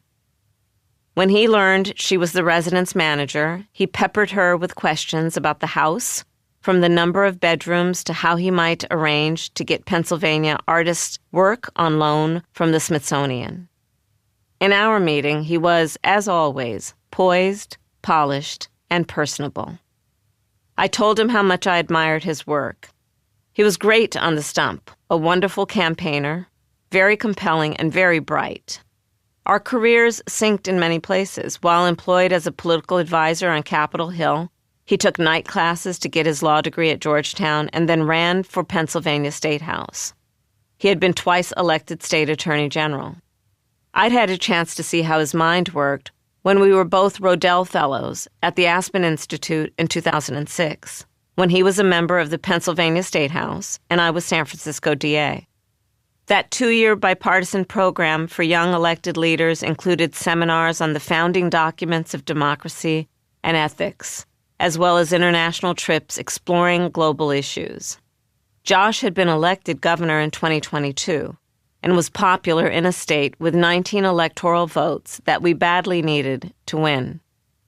We talked about how to handle the attacks he'd confronted on Gaza and what effect it might have on the enthusiasm we were trying to build. Big protests at the convention were a major concern. As a student, he'd written an op-ed stating that peace with Palestinians was impossible, and this decades-old article had been dragged out to smear him as, quote, Genocide Josh. He said he'd felt he'd been able to deal with critics by stating clearly that his youthful opinion had been misguided and that he was fully committed to a two-state solution. He had also publicly called Netanyahu, quote, one of the worst leaders of all time. I asked him if he understood the job of vice president. Because if you do, you'll be good at it, and our administration will be strong, I told him. He peppered me with questions, trying to nail down in detail what role I saw for my vice president. At one point, he mused that he would want to be in the room for every decision. I told him bluntly that was an unrealistic expectation. A vice president is not a co-president. I had a nagging concern that he would be unable to settle for a role as number 2 and that it would wear on our partnership. I had to be able to completely trust the person in that role. Every day as president, I said, I'll have 99 problems and my vice president can't be one. Apart from the apprehensions for myself, I was also concerned for him. I thought his frustrations with the job might impact his performance in the role. And why take an effective Democratic governor out of a job he liked and was good at? But could I afford to turn my back on such a talented political athlete in such a critical state? Josh assured me he'd do everything to help me win Pennsylvania, whether I chose him or not. Because this is the most important election we have faced, he said. I had time to hash out these thoughts in a debrief with my team. Meanwhile, Storm returned Josh to the pickup location. Storm instructed the state trooper, who was arranging transport, on an alternate route that would avoid driving by the vice president's residence on Massachusetts Avenue. She assumed that the press would notice official vehicles with Pennsylvania plates. She was disappointed, 10 minutes later, to see those very cars on CNN cruising right by the residence. That lack of discretion did not play well with her. She picked up Minnesota Governor Tim Walz from a nearby dog park. He was amused by the cloak and dagger shenanigans. On the drive, they talked about her Norwegian background. His state has a large Norwegian community. And when he arrived, he seemed touched that Storm had his preferred beverage, Diet Mountain Dew, on the table, ready for him. It was quickly clear to me that Tim had walked into that room feeling he wouldn't get the job. The first thing he said as he sat down, I don't even know if the door had closed behind him, was, "Whether or not you pick me, I'm going to do everything I can to get you elected." He was immediately self-critical. "I'm not a good debater," he said. "I've never used a teleprompter." He was less polished than Josh, but he had an appealing authenticity and was genuinely self-deprecating. A lot of people in politics act self-deprecating, but it's just that, an act. If anything, Tim over-indexed his own liabilities. On the face of it, we had nothing in common. I'm West Coast, he's Midwest. I was born in Oakland and grew up in a working-class urban neighborhood. He's from a rural town of 400 on the Nebraska plains. I worked at McDonald's in the summer. He worked on his family's farm. Despite those differences, Tim reminded me of everyone I grew up with. He was plain-spoken, hardworking, strong, kind, and a fighter for what he believes is right. and he had a sense of humor. Never mind the teleprompter, here was a guy who knew how to put an engine together, a guy who could talk knowledgeably to a farmer about hogs and soybeans, a guy who knew what it meant to hunt in fall, to put food in the freezer to last through winter. None of it was shtick. It's just who he is. He would make the case for the people who were not in the room. Even more valuable, Tim would notice who was not in the room and would know how to reach them. Of the three candidates, this quality was authentic and unique to him.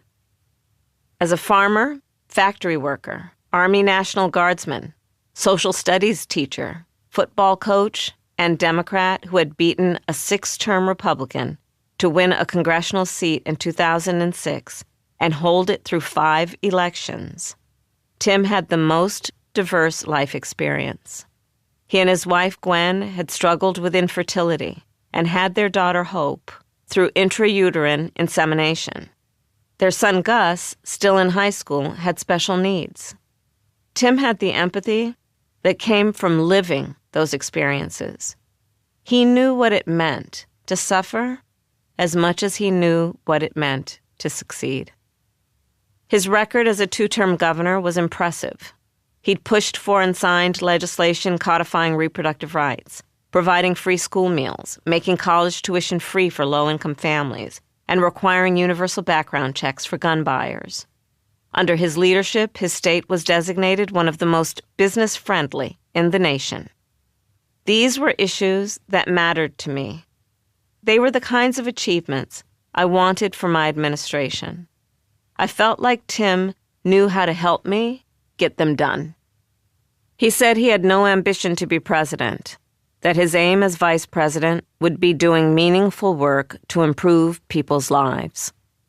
It's no bad thing for a vice president to want to be president, unless that ambition plays a corrosive role in the relationship and causes disloyalty. That wouldn't be an issue with Tim. He had no fixed ideas about what the role of vice president should be, saying he would do whatever I found was most useful for him to do. Finally, Storm set off to collect Mark Kelly, senator from Arizona. As she drove up to the agreed meeting point, he texted her, "I'm in the Tesla by the dumpsters." For an astronaut who had walked in space, it was a very down-to-earth location for a rendezvous. By the time I sat down with Kelly, Shapiro and Walz had both impressed me in completely different ways. There was very little weight on the scale favoring one over the other. The choice between them was tough enough. Now, an American hero had entered the room, a Navy baseball cap paired handsomely with his business suit. Kelly served 24 years in the United States Navy, retiring as a highly decorated captain with over 5,000 flying hours and 39 combat missions. He and his twin brother, both astronauts, have dedicated their lives to our country in the most noble way. Scott Kelly spent almost a year in space to study the effects of long-duration space travel on the human body. Because they are identical twins, retired astronaut Mark, down here on Earth, while Scott was in space, was the perfect control subject. Mark Kelly had also been put to the test by personal tragedy when his wife, Congresswoman Gabby Giffords, was shot in the head in an assassination attempt. I had watched as he stood beside her every step of her long, difficult recovery and fought tirelessly for sensible gun reform. We'd worked together on that issue in the Senate. They had both been supportive friends ever since I was AG. Since I was also in charge of overseeing the National Space Council, I'd sought Mark's opinion on how to maintain a thriving aerospace industry for civilian and military ends. He'd advised me on one of my proudest achievements, the Artemis Accords, which provide a forward-looking set of international principles on how humanity uses the resources of space, the moon, and Mars. One of its most immediate concerns is creating a legal framework for how we deal with ever-proliferating space junk, as the number of satellites increase and older ones decay and fall to Earth. When I took up my role at the Space Council, only 9 nations had signed on to the accords. After my meetings with Narendra Modi, Emmanuel Macron, Andrés Manuel López Obrador, and many other world leaders, it's now 55. Mark and I shared this passionate interest. I was impressed that Mark had won his Senate seat in a traditionally red state, helping to turn it purple. He was pro-business in a way that mattered to me and could be helpful in countering the Republican narrative that I wasn't. As a senator for a border state, he'd broken with our party's preferred language on migration, calling the situation, quote, a crisis. I agreed with that characterization and had argued that the White House should also use that word. Irregular migration was a crisis, a global one, to which we, America, always a beacon for the poor and the threatened, could not be and were not immune. Politically, I rarely emphasize that point because it could be mischaracterized as a lame excuse. But Mark's slowness to sign on to the PRO Act, protecting unions' right to organize, had raised a red flag. He had come out in full-throated support as recently as July 24th, aware maybe that I would only choose a running mate who was unquestionably pro-labor. I admired Mark Kelly. He would be magnetic.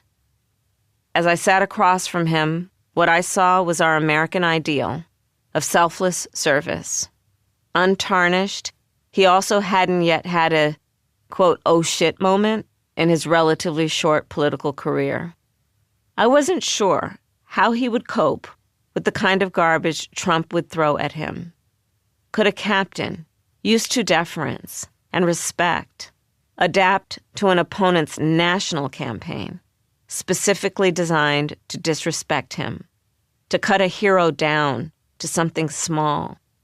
John Kerry, a war hero, had been swift-boated, defamed in an untrue campaign about his military record that had unfairly damaged his reputation. The guy who led that effort, Chris LaCivita, was now one of Trump's top campaign aides. I realized I couldn't afford to test Mark Kelly in that ugly grinder. When Kelly left, I got on a Zoom call with the selection committee and my chosen committee of advisors. Senator Catherine Cortez Masto, Labor Secretary Marty Walsh, former Congressman Cedric Richmond, and Tony West. We reviewed what we'd heard from each of these exceptional men and weighed the pros and cons. Their concerns were how adeptly and passionately each of them would defend me. In short, who would be most loyal and effective at the job? The ambition must be for the job, not for the political future beyond. To get a young person's opinion, I called my godson, Alexander Hudlin, 17 years old and very much a creature of the zeitgeist. He was for Walls. Auntie, I like him. My senior staff, to a person, strongly favored Tim. A confidential group within the campaign had already mocked up announcements pumping whichever of the 3 I chose, ready to press send once my decision could be announced. This helped me envision the narrative of our ticket. It was late when I finally sat down in the family room. Maya and Tony were staying with us. They both liked Walls. Maya especially liked the fact that he was not trying to be anything but the best vice president for her sister. He's loyal. He'll have your back on the trail. And it's clear that you like him, she said. Doug and I went back and forth. He had known Josh longer and leaned that way. It was always going to have to be my decision. I told my staff and family that I didn't want any more input, and I went to do something practical. I made a tasty rub and seasoned a pork roast. By the time I went to bed, I'd decided on Walls. August 5th, 92 days to the election. In the morning, as usual, Doug was up before me. He likes to make his coffee from scratch. I've pointed out to him that there are machines that grind the beans and make the brew so that it's all ready for you when you wake up. But he's not interested. He likes his system. I was standing there in my bathrobe waiting for the noise of the grinder to stop. "Honey," I said, "have I made the right choice?"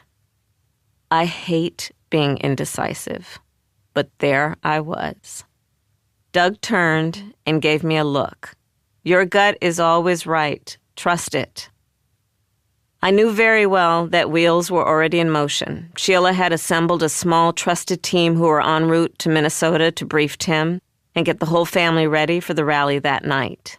Ink was already flowing onto hundreds of Harris Wall's posters. I recalled an earlier conversation with Barack Obama. He'd also narrowed it down to 3 finalists: Joe Biden, Evan Bayh, and Tim Kaine. I asked him how he'd finally decided on Joe. "I chose Joe because we were very different," he said. "Different types, different sets of experience. You cover more ground."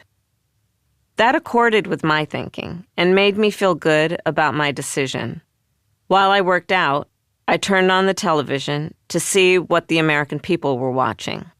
So much political punditry feels to me like high-class gossip, usually based on speculation with minimal facts. That morning's chatter was no exception. It was time to call Tim. I got my campaign videographer ready to film the call for social media. Then I sat down at the table and tapped in his number. It went to voicemail. I called again. Same. Tim, at home in Minnesota, saw a blocked number on his cell phone and figured it was a spam call. He didn't pick up. He didn't want his line to be busy just in case I called. I had to get Sheila to text him and tell him to pick up the damn phone. The cat out of the bag, Gwen, his wife, videoed the call on their end. She caught him sitting down by the window in his camo baseball cap as he finally answered. "Hi, this is Tim." "It's Kamala Harris. Good morning, Governor."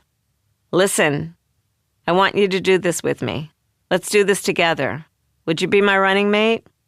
And let's get this thing on the road." "I would be honored," he said. My next job was to quickly contact Josh and Mark. The news had already started to leak, and they should hear this from me, not the media. Dana Remus later let me know that Josh had been trying to reach me earlier that morning. The only reason I could imagine for him calling was that he'd intuited he wouldn't be the choice and wanted to withdraw first, so it would be seen as his decision.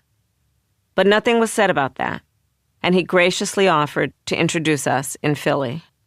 I'd been concerned that holding the rally there as long planned would seem disrespectful to him, since so many had expected and wanted him to be my choice. But he dismissed those concerns and said he knew such a major event could not be relocated at the last minute, even if he had wanted me to, which he did not. It would, he said, be a great opportunity to show party unity around the newly decided ticket. I appreciated his leadership. Mark Kelly was equally gracious, promising that I had his support and that he and Gabby would do everything they possibly could. He lived up to that promise throughout the rest of the campaign.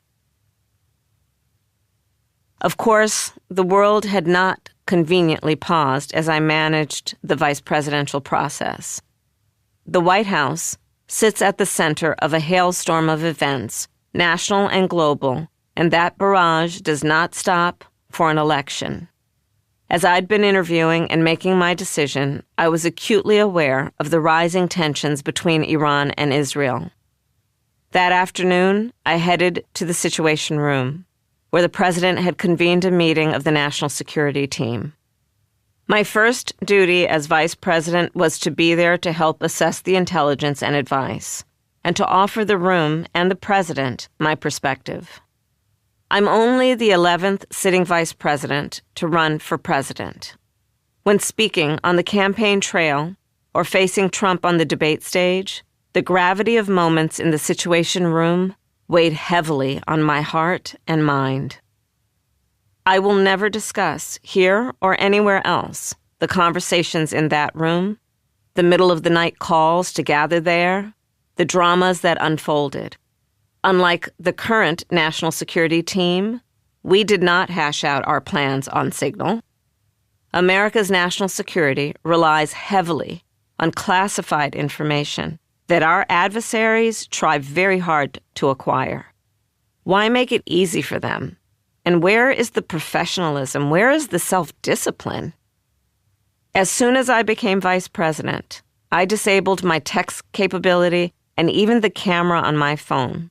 For 4 years, I did not receive or send a text message of any kind, official or unofficial. As for matters of national security, whatever the hour or the day of the week, the president and I and our entire team hauled our asses out of bed and into a SCIF, a sensitive, compartmented information facility, or the Situation Room. Sometimes in the middle of dinner or watching a show, I would receive a certain call and immediately get up and leave the room. Doug would say, "There she goes again," aware that he'd never know from me what crisis had interrupted us. Our task that afternoon was to assess current intelligence and make sure we were doing everything we could to calm tensions. Back in April, Iran had launched more than 100 ballistic missiles at Israel. It could have led to an uncontrollable escalation. It hadn't, thanks to intense diplomatic efforts by our administration.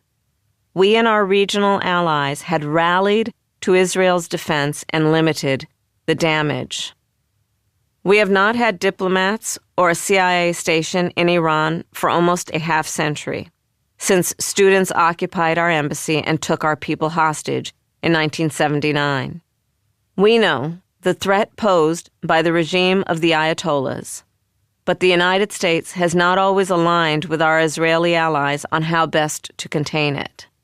The Joint Comprehensive Plan of Action, the nuclear deal, painstakingly brokered by the Obama administration, had paused Tehran's march to the bomb and given us the ability to see into Iran's nuclear program through regular International Atomic Energy Agency inspections. Netanyahu had encouraged Trump to tear up the plan, which he did in 2018, shutting down that ability and unshackling Tehran. Differences of opinion existed, even within our national security team. As with every national security issue, the president would hear from the generals. He would challenge the heads of the intelligence community. He would seek a global view, teasing out how any given action we might take in one region would be perceived by our allies or our adversaries elsewhere. His years of experience in foreign policy clearly showed in those discussions. He was always focused, always commander-in-chief in that room. My job was to sit at his right hand, hear all views, test assumptions, ask hard questions, and help him make the best decisions he could. August 6th, 91 days to the election. I hadn't met Tim's family. From the vetting file, I knew that his wife, Gwen, had been a teacher for 2 decades, and that she and Tim had met when their underfunded public school in Nebraska had to install a flimsy partition dividing one classroom into 2.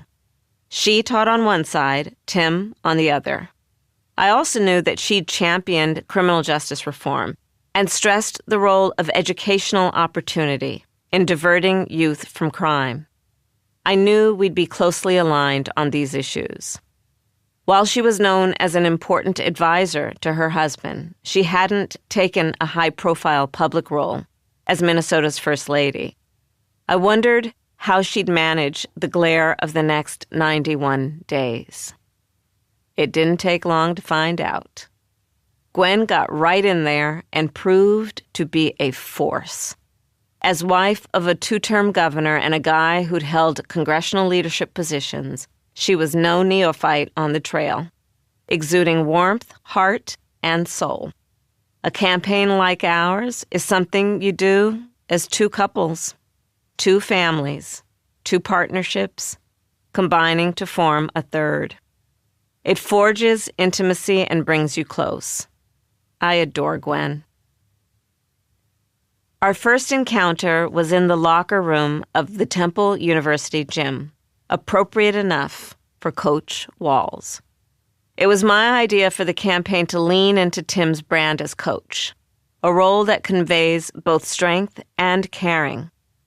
Tim was a relative unknown nationally, but there was so much about him that would be familiar to people's everyday relationships and experiences. Not many people have met an astronaut, and they might not love politicians, but most people can relate to a high school coach. And with early voting starting in 45 days, that immediate connection was important. Knowing that, I'd asked the team to print up coach signs that people could hold up at rallies. Their kids, Hope and Gus, understandably seemed a little shell-shocked by the sudden change in their young lives. Doug and I understood what they were going through. Our kids had been there 4 years before. I sent the staff away. We wanted to have a moment where we were just two families getting acquainted. I was concerned for the kids and wanted them to know this was going to be okay, and that we cared about them as people, not just props to walk on stage with. We pulled chairs into a circle and chatted, getting to know one another a little before it was time to go. As we stood, Tim gathered us in a huddle like we were his team in the locker room about to run onto the field. We put our hands in the circle and raised them with a cheer. 10,000 people had gathered to hear from us. The roar that met us when we walked out on stage was so deafening we could barely hear ourselves. Tim, unused to crowds of that size, looked astonished. My first job that night was to introduce Tim Walz to the country. This was not hard. The man has a biography that could provide scripts for several Hallmark movies. I led with how he'd coached a perennially losing high school football team. They hadn't scored a single touchdown in the first 6 weeks of the season before he became coach, to winning the state championship. I went on to tell the story of how a student who wanted to start the first gay-straight alliance at the school had gone to this storied football coach to ask for his support. Walz immediately agreed to become the group's faculty advisor. Tim said he thought it would send a message of inclusion if the advisor was a football coach, a soldier, straight, and married. Waiting in the wings with Doug, Gwen was visibly nervous. When it came time for them to join us, Doug said, "Follow me," and swept her out onto the stage. As the four of us stood for applause, Tim grabbed Doug, rather than Gwen, for the big hug. Cole and Tony later joked that Doug had never hugged them as passionately as he hugged Tim that night. When Tim clasped my hand to thrust it high in an enthusiastic victory gesture, he was so tall that the entire front of my jacket rose up. It felt like I was dangling from a jungle gym while wearing a suit. Not the best look. I made a mental note to tell him, from now on, when we do that, you gotta bend your elbow. We rode the high of the crowd that night. It was a room full of joy. The campaign was fresh, alive, vibrating with energy. It seemed like anything was possible. August 7th, 90 days to the election. It was a perfect summer day in Wisconsin. Red barns against a rinsed blue sky, emerald fields ripe with the promise of a good harvest.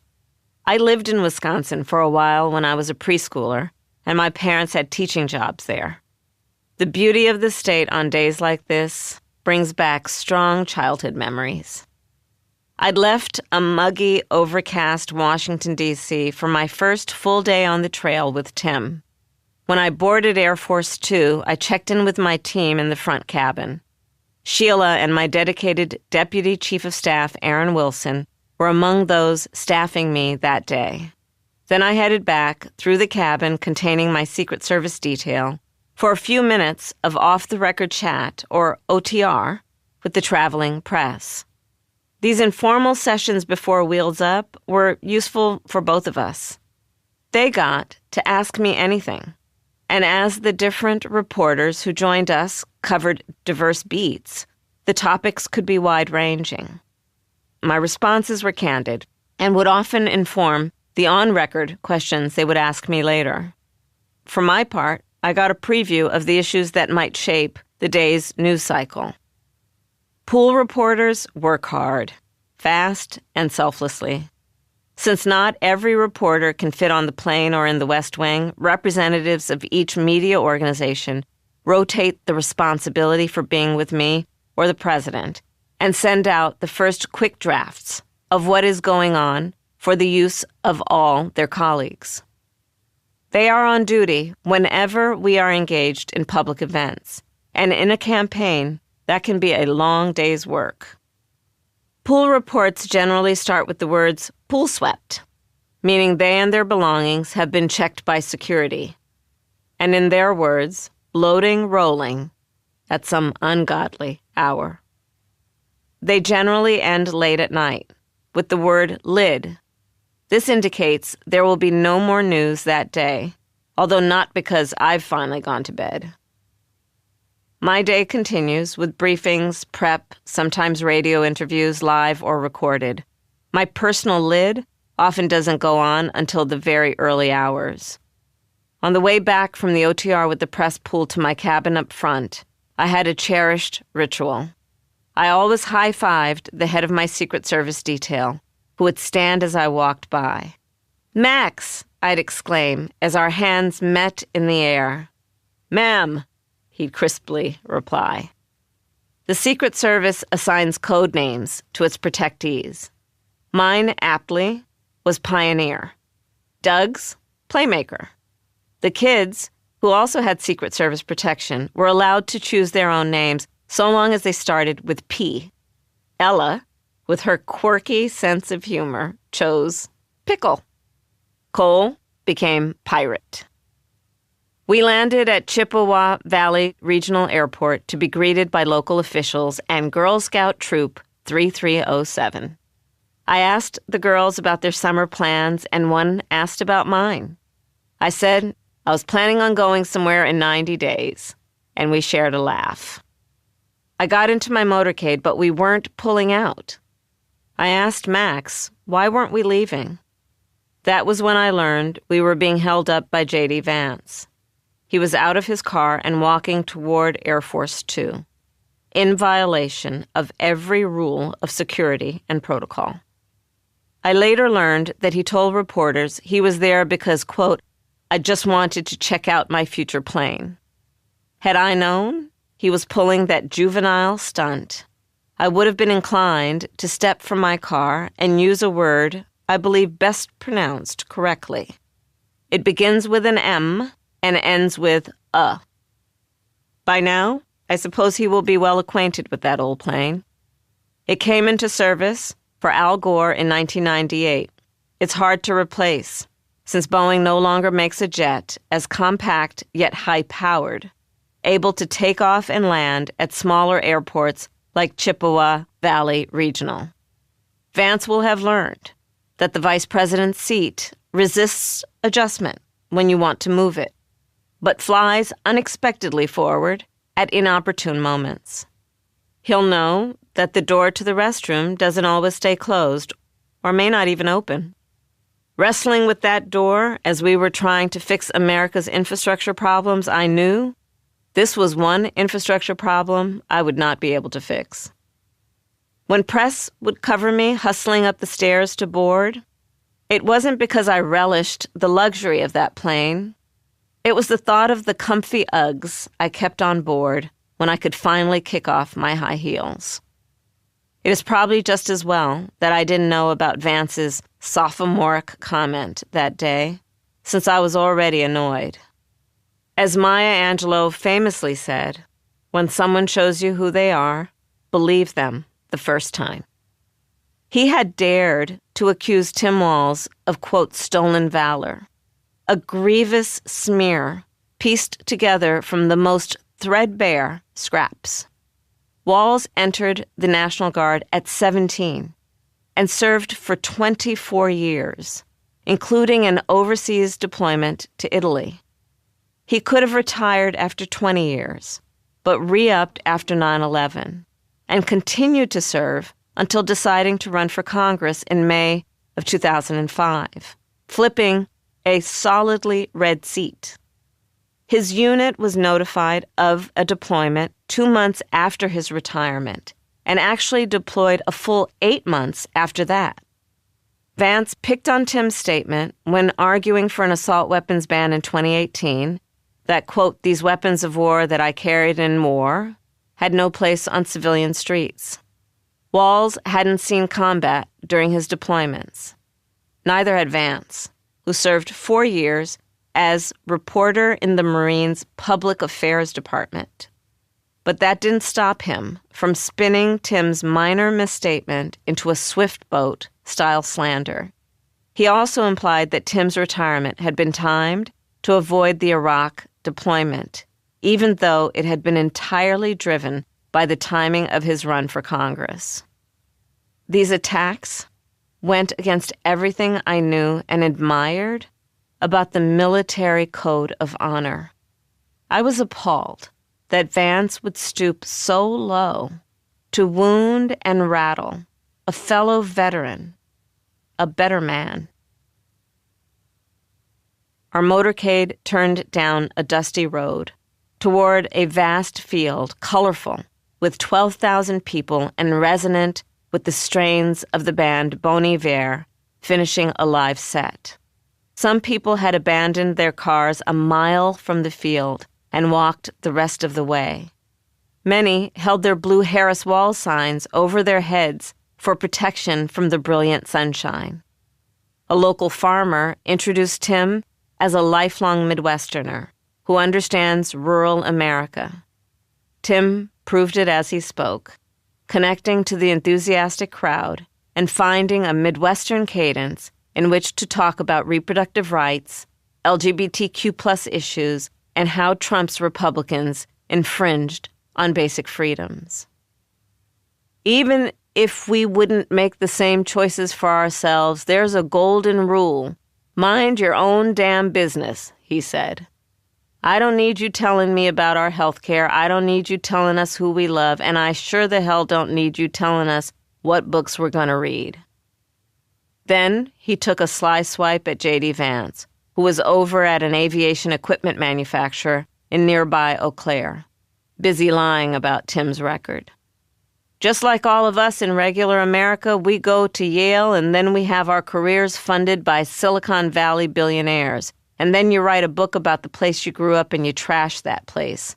We're better than that, Tim said. When I took the podium after Tim, the crowd was in high spirits. As I talked about Trump, a chant started. Lock him up. I disliked that chant when Trump aimed it at Hillary, and I wasn't about to encourage it at my rallies. In the democracy I cherish, we don't lock people up because they are our political opponents. They are locked up if a jury determines they have committed serious crimes. As a former prosecutor, I know what it means to ask that someone be locked up. I know the seriousness of depriving someone of their liberty. It is not something I have ever taken lightly. I carried the moral weight of it. I would never reduce it to a chant to please and entertain a crowd. I held up my hand and interrupted the chants. Well, hold on. You know what? The courts are going to handle that part of it. What we're going to do is beat him in November. That evening, we held an even bigger rally in a large airport hangar at Wayne County Airport near Detroit. The crowd spilled out of the hangar and across the tarmac where Air Force Two had landed. There were several giant screens for the outdoor crowd that couldn't see the rally stage. The size of the crowd unnerved Donald Trump. He would later post on Truth Social that, quote, nobody had been there and the crowd pictures were fake. He was getting rattled. Supporters gleefully posted their own photos from the rally. Lavora Barnes, chair of the Michigan Democratic Party, playfully posted a photo of herself addressing the crowd from the podium and thanked, quote, whoever made the AI image for being kind enough to include me at the lectern. That AI crowd was really loud, she wrote. My ears just stopped ringing from their imaginary cheering. David Plouffe's post on X was less tongue-in-cheek. These are not conspiratorial rantings from the deepest recesses of the internet. The author could have the nuclear codes and be responsible for decisions that will affect us all for decades. August 8th, 89 days to the election. Shawn Fain, president of the United Auto Workers, has union in his DNA. His grandparents came up from the South to work in Indiana car plants, 2 at GM, 1 at Chrysler. He was hired at Chrysler in 1994, just in time to watch UAW courage evaporate and corruption take hold as auto jobs moved to non-union plants that they'd failed to organize or out of the country entirely. As president, he led an audacious series of strikes that won workers more than 25% pay increases. He sometimes wears a pin commemorating his take-no-prisoners approach to those acrimonious contract talks. It's a disc with a tiny spinning arrow, reading, fuck. The arrow points variously to words on the pin's rim. This, off, and you. I stood on the picket line with UAW workers during the strikes, and I admired the way Fain's leadership had revived the union. Tim and I met with him and 170 union members at Local 900 Hall in Wayne, Michigan. Fain said the union had endorsed me because, quote, Kamala is one of us, Tim Walz is one of us. And he talked about the, quote, Trump-Vance disaster. Members in the hall interjected the words felon, racist, scab. He asked the members to show up for us in the campaign, putting into action the organizing capacity that has always made unions integral to Democrats' electoral success. When Tim spoke, he underlined that message. 89 days, we can do anything for 89 days. Tell people, sleep when you're dead. You've got work to do. August 9th, 88 days to the election. Trump had been sitting on his gilded furniture at home in Mar-a-Lago for a week, letting me dominate the news cycle. Perhaps realizing this and worried for his candidacy, he'd finally agreed to debate me on September 10th and suggested that 2 more debates should follow. I said I'd be glad to discuss terms for those. As Tim and I barnstormed Arizona, meeting with small business owners at a Latino-owned restaurant and talking about border security, Trump headed to solidly red Montana for the purpose of undermining the principled Democratic Senator John Tester, whom he had campaigned against and failed to unseat in the previous election cycle. It was at his rally in Bozeman that he once again pretended he didn't know how to pronounce my name. Kamarla, sometimes referred to as Carmela, she's got about 9 different ways of pronouncing the name. And because the press is so dishonest, no matter how you say it, they'll say you were wrong. You were wrong. I don't care if I get it right. Actually, I couldn't care less. Unquote. He was playing up the disrespect, but the secondary intent was to reinforce the notion that I was alien, other, too different to lead America. He lied and said I'd refused to debate him when he'd been the one throwing up obstacles, and then said I'd refused to do a press interview. Quote, "You know why? 'Cause she's dumb." I read the volley of insults as a signal that he was unnerved by the crowds I was drawing and the continuing flood of funds into our campaign. Comments to reporters that day by Montana Senator Steve Daines, the chairman of the National Republican Senatorial Committee, seemed to confirm that. "There's definitely a honeymoon period going on," he said, of the enthusiasm for my candidacy. He predicted it would continue through the Democratic National Convention, and the mood would change by mid-September. It turned out to be more complicated than that, and he was off on the timing. But he wasn't entirely wrong. August 10th, 87 days to the election. There had been hecklers at the rally in Phoenix the night before, and once again I'd addressed them directly. I'd been talking about health care as a human right when a small group of Gaza protesters interrupted. "Okay, guys," I said, "let's talk Gaza for a moment. We all want this war to end and to get the hostages out, and I will work on it full-time when I am president, as I have been." That morning, we woke to news of an Israeli strike that had killed at least 80 people in Gaza. As I left the hotel, I took questions from the press in the parking lot, underlining yet again that even though Israel had every right to go after Hamas, far too many civilians were being killed, and that Israel had a responsibility to avoid these deaths. It was a blisteringly hot afternoon in Phoenix, and when we arrived in Las Vegas a little before 4 p.m., it was even hotter, 109 degrees.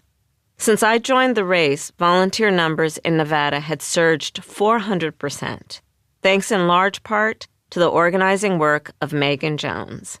She came to me 5 years earlier, schooled in the Harry Reid style of politics, and like him, she knew how to throw a punch on behalf of people who needed defending.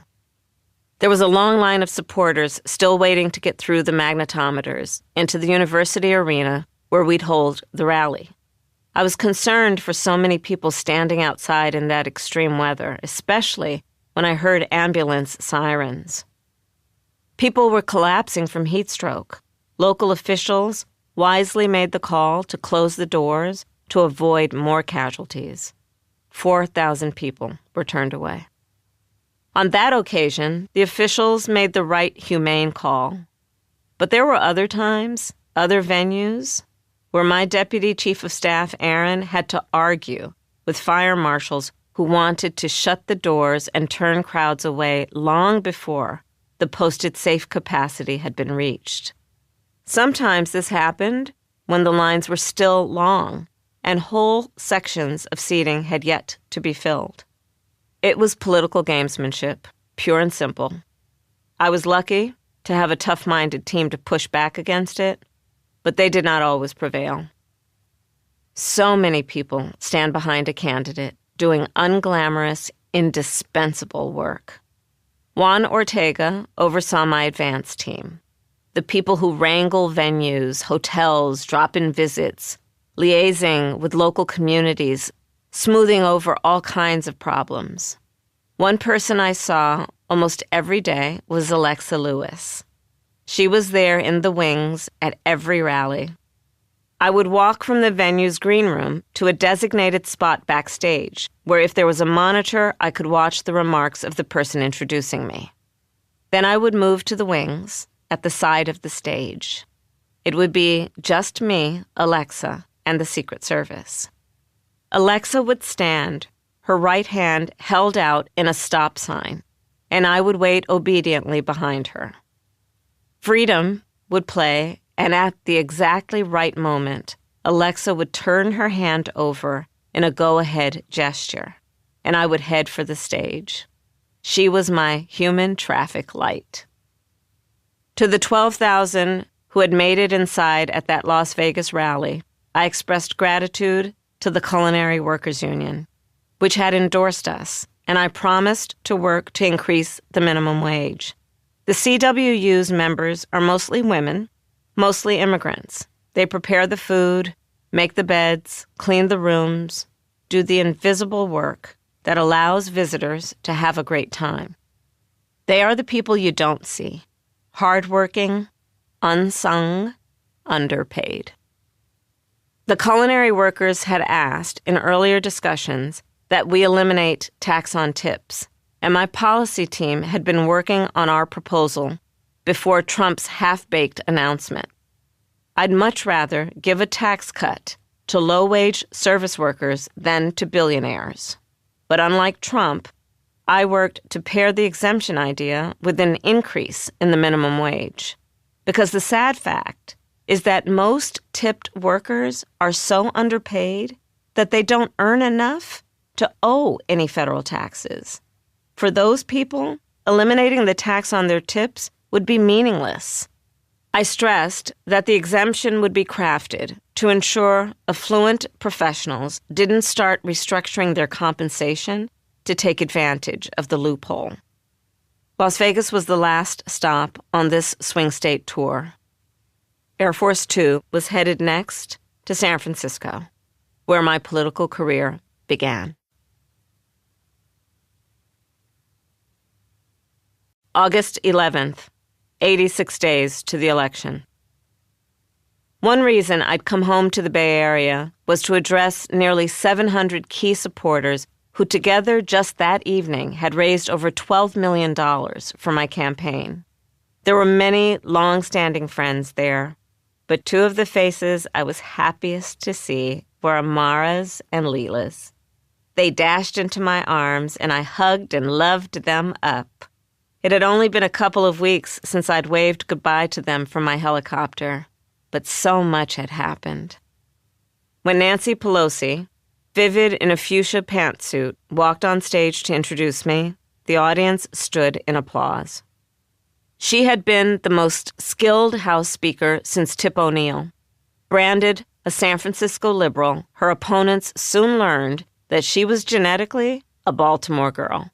Steely, pragmatic, and resilient. Everyone in that room believed she'd been a factor in changing the fate of this campaign. In her pointed public statements and in private, she'd brought some realism to Joe and his inner circle, forcing them to confront the dwindling money and tanking polls. When I ran for San Francisco District Attorney in 2003, Nancy had supported the incumbent I was running against.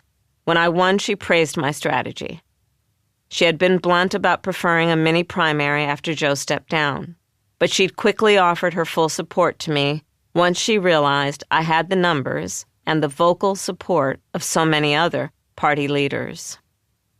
Before my speech, I had a meet and greet with some high-level donors. I pulled aside one of the most long-standing and generous, a leader in Silicon Valley. My head close to his ear, I said, "I'm concerned about Musk. Are you guys on top of it?"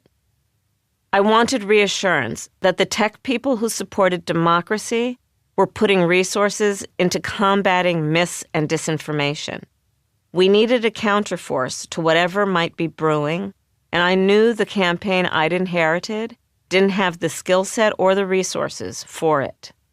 The people I knew in Silicon Valley had a much better grasp of how deep the roots went, how far they spread. Elon Musk had set off my spidey senses long before his magnification and his endorsement of Trump. Both SpaceX and Tesla sprang to life in California, and millions of California taxpayers had helped the companies prosper. But when Democrats tried to tie electric car subsidies to workplace standards, Tesla had been sued for labor violations, including racial discrimination and suppressing union organizing efforts. Musk began a rightward pivot. It accelerated during COVID, when he refused to close the Tesla plant to protect the health of his workers. When he moved his operations to Texas, he claimed it was because the state offered more, quote, freedom, which was the height of hypocrisy, since Texas, with its draconian abortion ban, and the privacy-shredding policies around it violated the most basic of human liberties.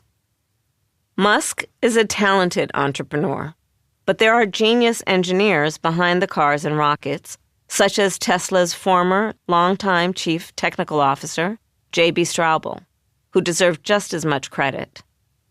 Despite what I think of Musk, I believe Joe Biden made a mistake in not inviting him to the White House in 2021 for an event promoting our electric vehicle policy. I shared this view with his team. Behind the president on the lawn that day were electric Fords, Chevys, Jeeps, American-made Teslas, then the world's most innovative and successful electric cars, were nowhere to be seen. Biden, loyal to the UAW, was sending a message about Musk's anti-union stance. But as President of the United States, if you are convening the nation's manufacturers of electric vehicles and the biggest player in the field is not there, it simply doesn't make sense. Musk never forgave it. Since he had acquired Twitter and sacked its content moderators and fact-checkers, the platform had become a den of conspiracy theories and alt-right bile. It was also, increasingly, Musk's personal megaphone for boosting Trump and denigrating me. Musk had announced that he would interview Trump live on X the next evening. He would deliver Trump the opportunity to spew his lies free of fact-checking. And in the days that followed, he would deliver a whole lot more. August 12th, 85 days to the election. This space is not available. That was the message in the dead air of what was supposed to be the live stream between Trump and Musk. The conversation due to start at 8 p.m. finally kicked off at 8:42 p.m. Musk couldn't even run a live stream in the year 2024. What followed eventually was the usual litany of insults and lies, at least 20 false claims according to CNN fact-checkers, as the two edgelords stroked each other's egos. I thought back to meetings I'd convened with other business leaders and CEOs when we were advocating our Build Back Better agenda. People who had shown that you can build great companies while taking care of your workforce and the planet. Among them were Hamdi Ulukaya of Chobani, Allison Reitenauer of Seventh Generation, Jenna Johnson of Patagonia, and Josh Silverman of Etsy. All the leaders I'd invited ran highly successful businesses that also supported childcare and/or paid leave policies for their employees. We would discuss how our agenda would support childcare and therefore help the corporate bottom line. When families don't have reliable quality care for their kids, it increases absenteeism, lowers productivity, and leads to higher turnover. The estimated losses to earnings and revenues are $57 billion a year. These younger leaders in the corporate world understood that paid leave gave a good return on investment. It was not only the right thing to do, but it made economic sense. It's a win-win for workers and the companies. People work more productively and without distraction if they know their kids are well cared for. Our goal in the Build Back Better legislation was to ensure that no parent who wants to work or who has to work would end up paying more than 7% of their income on childcare. The Republicans, of course, mischaracterized these provisions in the legislation. They call it socialism. I call it capitalism, and a great return on investment. August 19th, 78 days to the election. The convention, day 1. It was supposed to have been Joe Biden's convention. COVID had robbed him of a big celebration when he won the nomination in 2020. And now, I suppose, a part of him felt robbed again. The long signs, prepared for the crowd to wave during his climactic speech that night, inadvertently told the whole story. "We love Joe," they read, and in small print, paid for by Harris for president. I was sensitive to how he and his family must be feeling. It was not the end any of them had wanted for his 50 years of public service. But I was also extremely proud of what we had accomplished in 4 years. This convention would have the big emotional beats, the important speeches, but it would also be fun. We'd put thought into engaging young delegates. There was a special area set up for social media influencers, and DJ Cassidy was going to turn the sometimes tedious roll call into a nationwide dance party, spinning music organic to each state. I love our conventions. I love running into delegates from Alaska and American Samoa and Mississippi and Maine, Americans united by a passion for democracy. I love that at this huge event, the jumbotrons, TV cameras, lights, speakers, there's a real intimacy in the hall. Local organizers and political icons rubbing shoulders. Elected leaders and grassroots activists and big donors thrown together for an intense 4 days. At my very first convention in Los Angeles in 2000, I'd been a committed young Dem who hadn't yet run for anything. My bestie Chrisette, who later introduced me to Doug, attended with me, sitting high up in the rafters, cheering for Al Gore. 12 years later, as California Attorney General, I had my first speaking role. It didn't go to plan. The convention that year was held in Charlotte, North Carolina, and I was co-chair of the Rules Committee with Martin O'Malley, then the governor of Maryland. The city had rushed to get ready for the incoming hordes. It didn't quite succeed. Parts of the hotel booked for our California delegation remained under construction, with the manufacturer's stickers still on the elevators and no hot water in the showers. When I spoke at the delegates' breakfast, I led with a line from the Eagles song, "Welcome to the Hotel California." I was supposed to give a report on the Rules Committee meeting and then 2 nights later a speech on my work as AG, taking on the big banks. When I rehearsed, the convention director had sage advice. Walk out there like you bought that podium. You own it, it's your podium. I was trying for that confident strut, head up, shoulders back, when my stiletto sank right through the floor. It had found the trap door in the stage. If anything goes wrong with the prompter, I'd been instructed, don't worry, there's a copy of your speech on the shelf of the podium. It was the opening of the convention. The arena was filled with delegates for the very first committee report. As I looked up at the screen where I expected to see the text of my Rules Committee remarks scrolling, I realized that they'd loaded instead my speech for 2 nights later. As I improvised, we had a great meeting of the Rules Committee. We talked about the rules. My hand was groping for the promised paper speech on the podium shelf. It wasn't there. No matter how many speeches I've made since then, the memory of that teleprompter fail has always been at the back of my mind. I knew it would be with me even as I walked out to accept the nomination. Of all the conventions I've attended, this was the most united in years. There'd often been undercurrents, not quite mended rifts. Hillary supporters sour that she'd been run over by Barack. Bernie supporters resentful of Hillary's win. It was hard to detect anything but relief in this hall. We could have been staring down a very different 4 days. It could have been a contested convention, a messy floor fight. Instead, there was gratitude that Biden had passed the torch to me. Relief that I'd been able to grasp it, a sense of unity and enthusiasm. Delegates wore T-shirts, some homemade, with a range of slogans. A simple comma, LA, was popular, a playful instruction on how to pronounce my first name. Kamala is brat, a Charlie XCX reference, abounded. Say it to my face, quoting my debate challenge to Trump. And Chucks and Pearls, referencing my habit of pairing Converse sneakers with my favorite pearl necklace, were also abundant. I appreciated a shirt that read, Voting is my black job.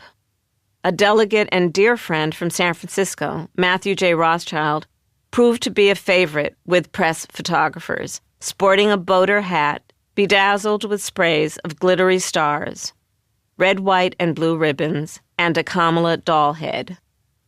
It's not tradition for the nominee to speak on the first night, but I planned to make a surprise appearance, to welcome everybody, and to praise our incredible president.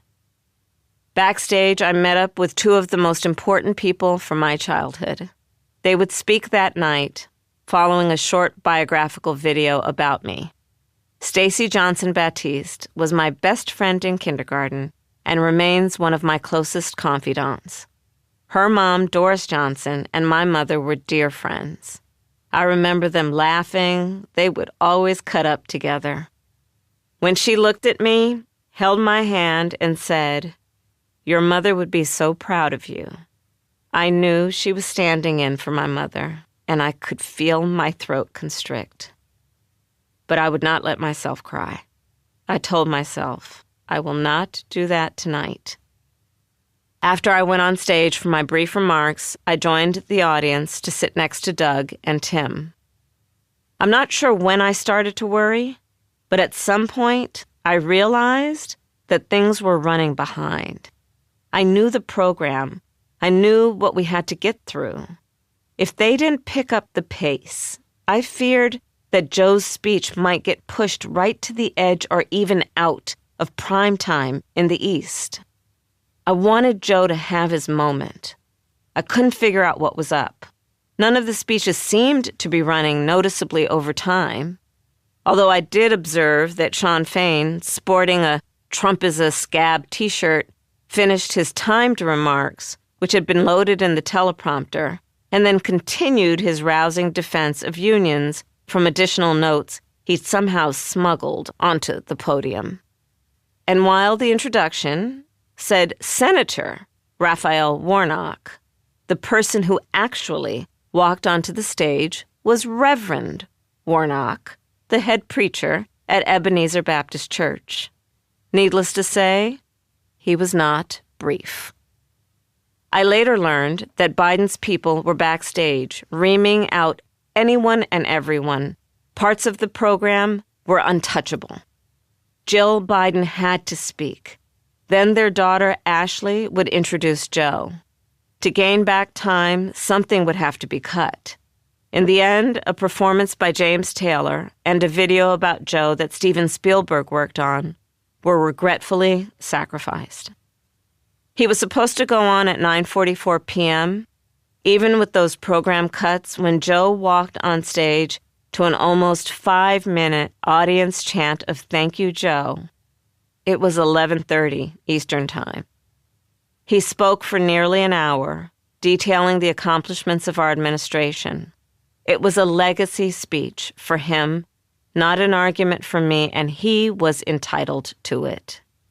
But if we waited for some personal stories about working with me and what qualities he had seen that led him to endorse me, they weren't there. And then at last, a fulsome, generous endorsement. Selecting Kamala as my vice president was the very first decision I made when I became our nominee, and it was the best decision I made in my whole career.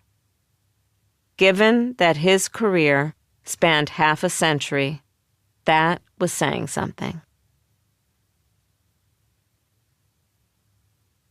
August 20th, 77 days to the election. The convention, day 2. Tim and I left the convention that day to get back on the campaign trail. We couldn't afford 4 days out of the battleground states, but the only night they could spare me was the night of Doug's speech, which made me unhappy. Milwaukee was the closest battleground city, and it was the same stadium where the Republicans held their convention the previous month and where Democrats would have convened but for COVID in 2020. In a perfectly timed and choreographed piece of stagecraft, the convention producers pulled off a live feed between the rally and the convention. I walked out on stage in Milwaukee just as the roll call concluded in Chicago with my California delegation giving me their votes. The roll call is alphabetical, other than the nominee's home state, which is given the honor of being last. On the big screens in the Milwaukee Stadium, I recognized all the beaming faces of the California delegates bunched around the microphone. There were people who had been with me my whole career, some who had worked on my very first campaign, stuffing envelopes under my mother's guidance. It was an emotional moment for me, and it was wonderful to be able to thank those delegates and share the high excitement of the convention with the Wisconsin audience. Flying back to the convention, we watched live on my iPad as Doug gave his speech. We were about to land as Doug wrapped up. The cabin erupted. Doug, Doug, Doug. I was so proud of him. Before I became top of the ticket, Doug expected to have a minor role at the convention, a couple of minutes tucked in someplace. He was suddenly moved way up the roster.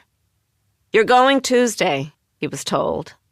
"Oh, okay. Who am I on with?" he asked. "Barack and Michelle. You three are the primetime package." No pressure. He'd worked hard, writing and practicing the speech. "The words are good, I just have to do it justice, delivering it for her," he told Cole and Ella. He had written it with 3 main points. "I want people to know she's a badass, that she spent her whole career working for the people, and I want them to know that she gives a shit." He phrased it a little bit more delicately in the speech. Other family members, including Ella, Mina, and my goddaughter Helena Hudlin, also took to the stage to reminisce about my role in their lives. The way the kids stepped up into these highly public roles with grace and aplomb made me so proud. My baby nieces stole the show with their tutorial on how to pronounce my name.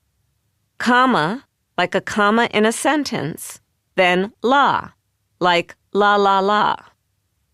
Our creative Cole had directed and narrated a funny and touching video that ran before Doug spoke.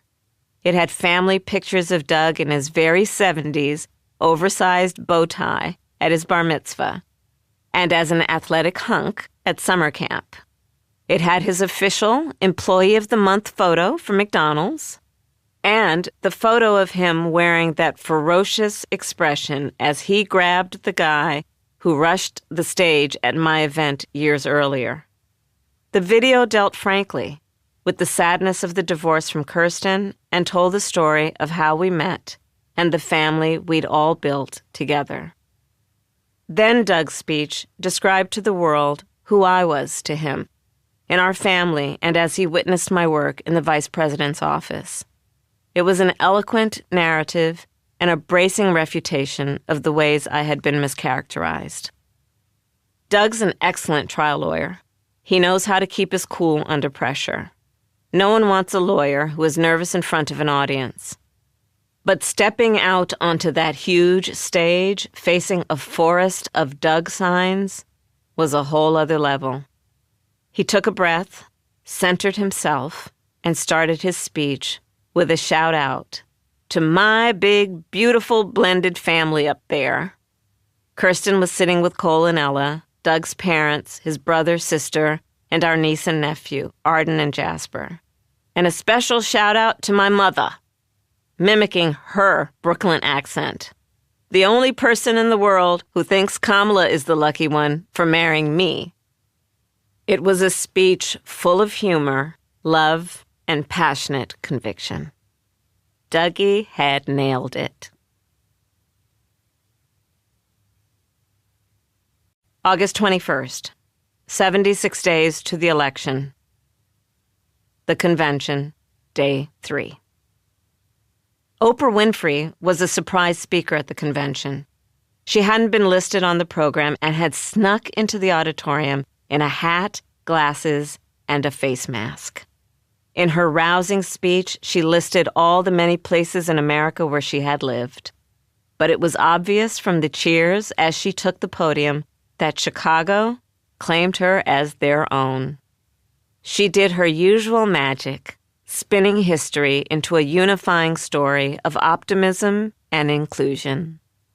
And she did it in under 15 minutes. I was delighted to see her on stage that night. But I must admit, there was one prior occasion, in the spring of 2017, when I was even more pleased to see her. Doug and I were heading to Cole's graduation at Colorado College. We are, as I've noted, a big, beautiful blended family. And the group traveling to Colorado Springs that weekend kept getting bigger. Crammed in an Uber to the small hotel where we'd all be staying, my mother-in-law began to hold forth on her opinions of Donald Trump. Unsurprisingly, they were not positive. I could feel the animus emanating from the driver, and I began to worry that we might not make it to our destination. I love my family, but there's a lot of it, and sometimes it's a lot. At one point, I crept off with Doug to have a quiet drink in the hotel's tiny bar. Sitting there, I silently prayed for patience and a bit of relief from the brood. And then the answer. Through the door walked Oprah Winfrey. She was there without fanfare because one of the students from her school for impoverished girls in South Africa was also graduating, and she'd come to cheer her. That's who she is, and just one of the many things about her that I admire. She gave me a big hug and pulled up a seat so we could catch up. Bill Clinton, speaking for the 12th time at a Democratic convention, delivered firm words. Like the cop who arrives at the door of a rowdy party, he wanted the music turned down a little. We were getting euphoric too soon, he warned. We've seen more than one election slip away from us when we thought it couldn't happen, he said, clearly referring to Hillary's 2016 loss to Trump. Don't get distracted by phony issues, he admonished. Never underestimate your adversary. Bill Clinton knows how to weave a tale. He's one of the best storytellers in modern politics. And why was I surprised that this night, instead of his allotted 12 minutes, he would speak for 29? He wasn't the only speaker who went long. Once again, the keynote speaker, Tim Walz, was pushed partially out of primetime in the East. Which was too bad, because Tim gave a great speech, introducing himself to the country, making the case for me, attacking Trump on abortion and on Project 2025, presenting the values of our campaign by calling on specific examples from his own life. He told of his and Gwen's struggle with infertility, of how it had taken years of treatments before hope was born. When he spoke directly to his family, "You are my whole world," Hope in the audience made heart hands, and a tearful Gus stood up and passionately cried, "That's my dad." At that moment, even the hardened reporters in the press box were reaching for a tissue. August 22nd, 75 days to the election. The convention, day 4. I did 27 drafts of my convention speech. I knew what was riding on it. It was my best chance to grab the attention of voters who did not know me. It would be my opportunity to introduce or reintroduce myself to the American people. I needed to tell them who I was, what had shaped me, why I was running. I needed to prosecute the case against Trump and then explain my own vision for the country. All in 40 minutes. As we worked on the final draft, Adam Frankel came down with COVID. He retreated to quarantine in his hotel room. We'd been working closely together, and he was terrified he had infected me. Fortunately, he had not. On the phone, we continued the work of refining line by line, word by word. While I sat in the green room, waiting to go on stage, I saw that Opal, my body person, had thoughtfully placed photographs. My mother at a protest, me and my grandfather, the people I loved, who were missing from the room that night. So many people who formed me had died. I believe you can tell a lot about who a person is when you know who their people are. But many of my people aren't here. My mother, my grandfather, my second mother, Mrs. Shelton, my Aunt Mary, my Uncle Sherman, my Uncle Freddie. I was grateful for the ones who were. Cousin Sharda, Uncle Balu, my Chitti, Chinni. Chinni is my mother's youngest sister. In Tamil, there's no exact equivalent word for aunt. The word Chitti translates as younger mother. I actually have two younger mothers. My Chitti, Sarla, couldn't make the trip from India. The movie director, Greta Gerwig, had helped me rehearse. Her combination of gentleness and strength, modesty and smarts, made it clear how she'd managed to elicit so many great performances. When you speak about your family, she advised, see their faces. A professional voice coach had also offered to come limber up my vocal presentation. She was very serious about her job, but she wanted me to stand there and emit animal noises. For cover, I enlisted my entire team to join me. We could all be embarrassed together as we made the weird hums, grunts, and trills she instructed us to produce. We'd practiced in a room set up within the hotel to mimic the layout of the stage.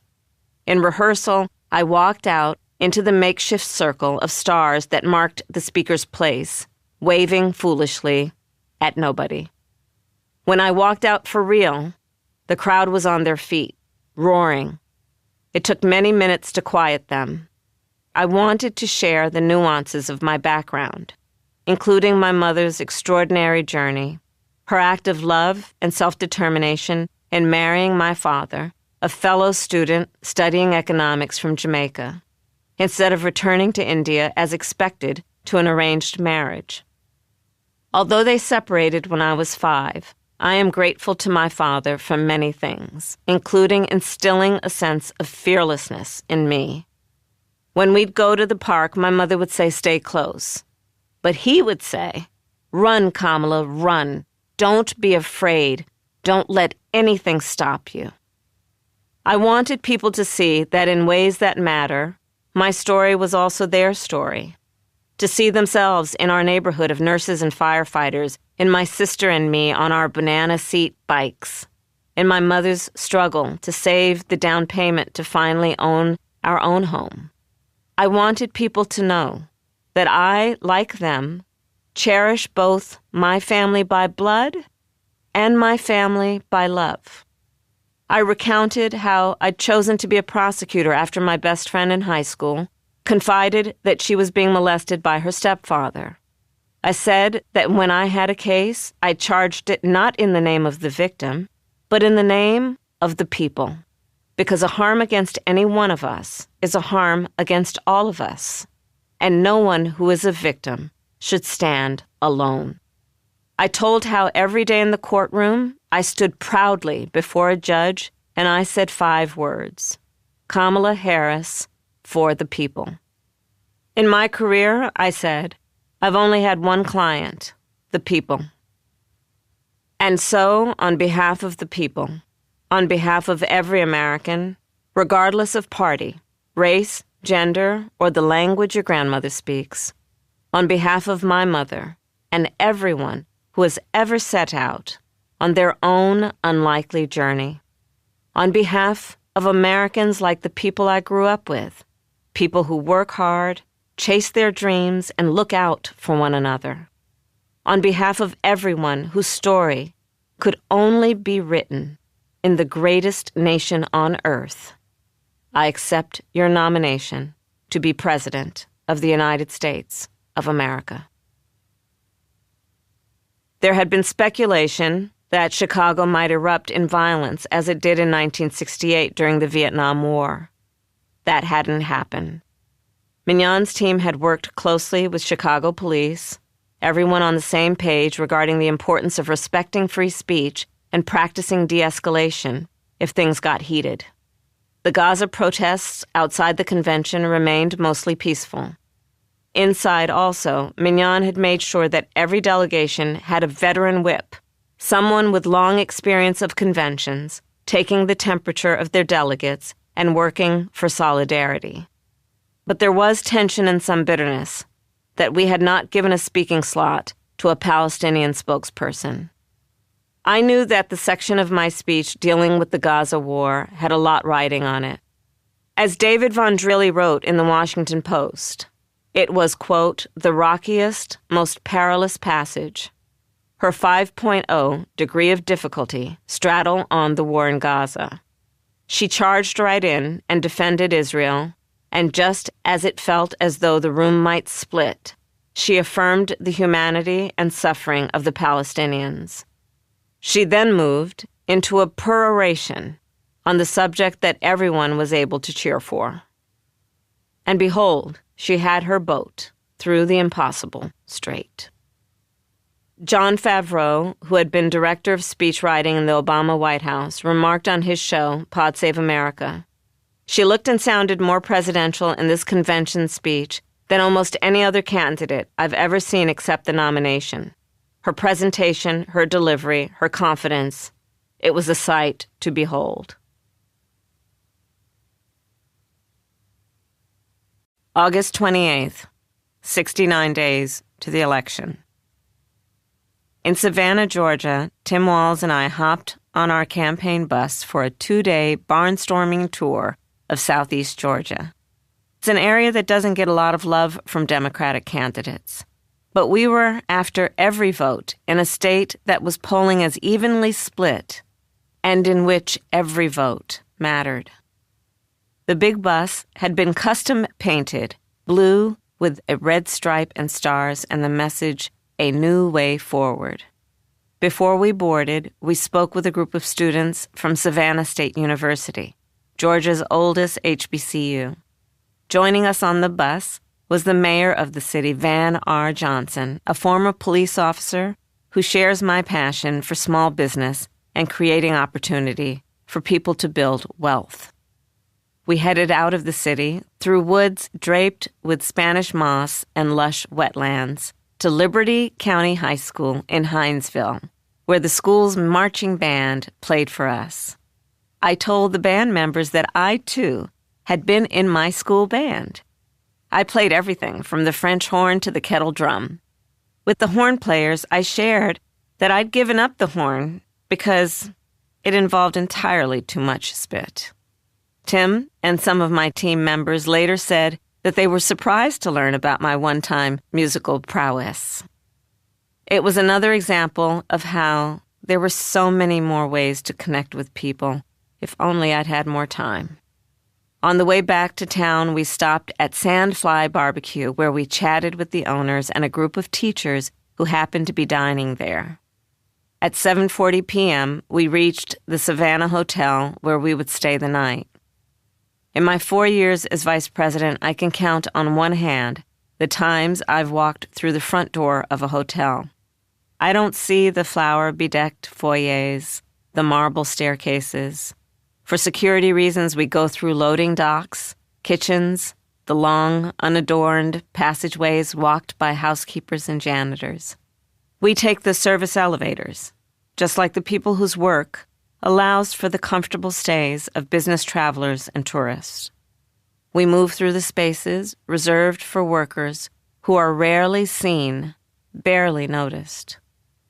I always made sure that the campaign booked us in hotels where the staff are union members, and very often, those unfancy passageways and utility rooms were decked with posters praising the employees of the month, or messages about leadership, or safety, or boosting morale.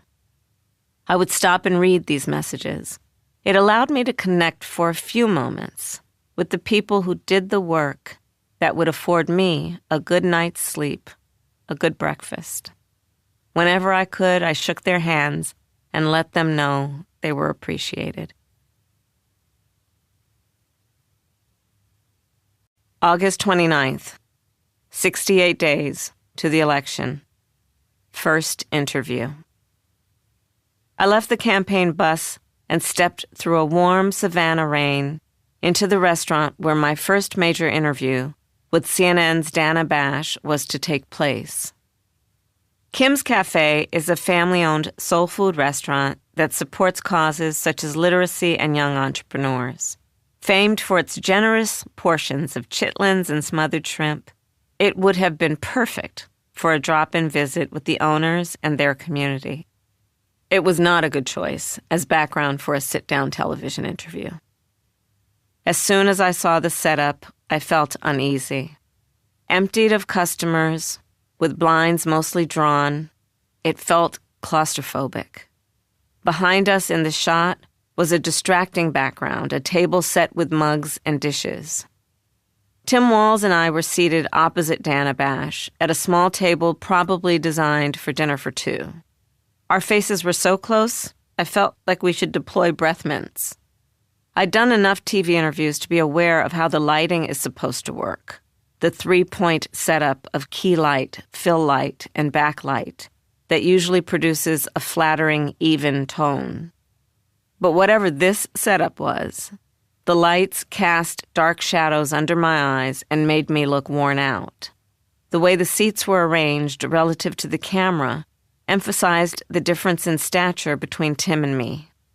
I have a short body and long legs. Tim's a big man, with a footballer's massive torso. Seated next to him at that angle, I had to keep glancing up at him. Not a good look. We'd wanted to do the interview on the campaign bus, but the Secret Service said no. There were too many security features on that bus that might be revealed in a camera shot.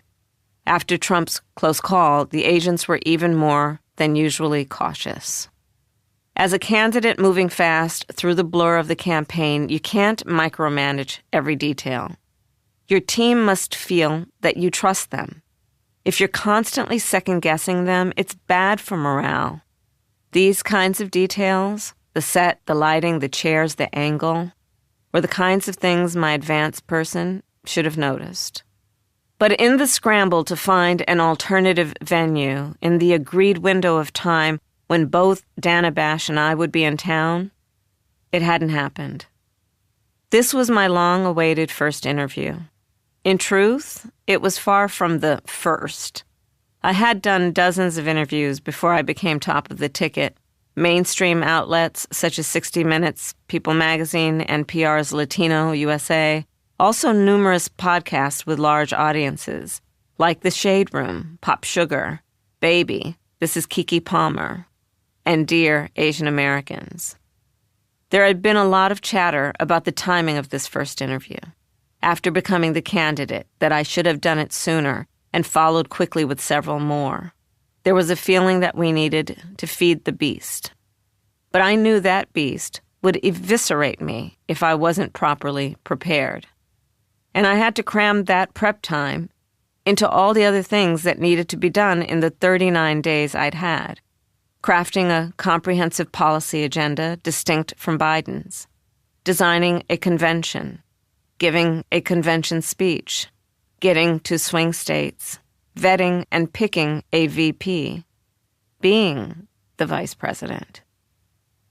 I wanted to do the interview as soon as possible, but I couldn't get away with doing it badly. I'm not interested in doing jujitsu with reporters, ducking questions or obfuscating.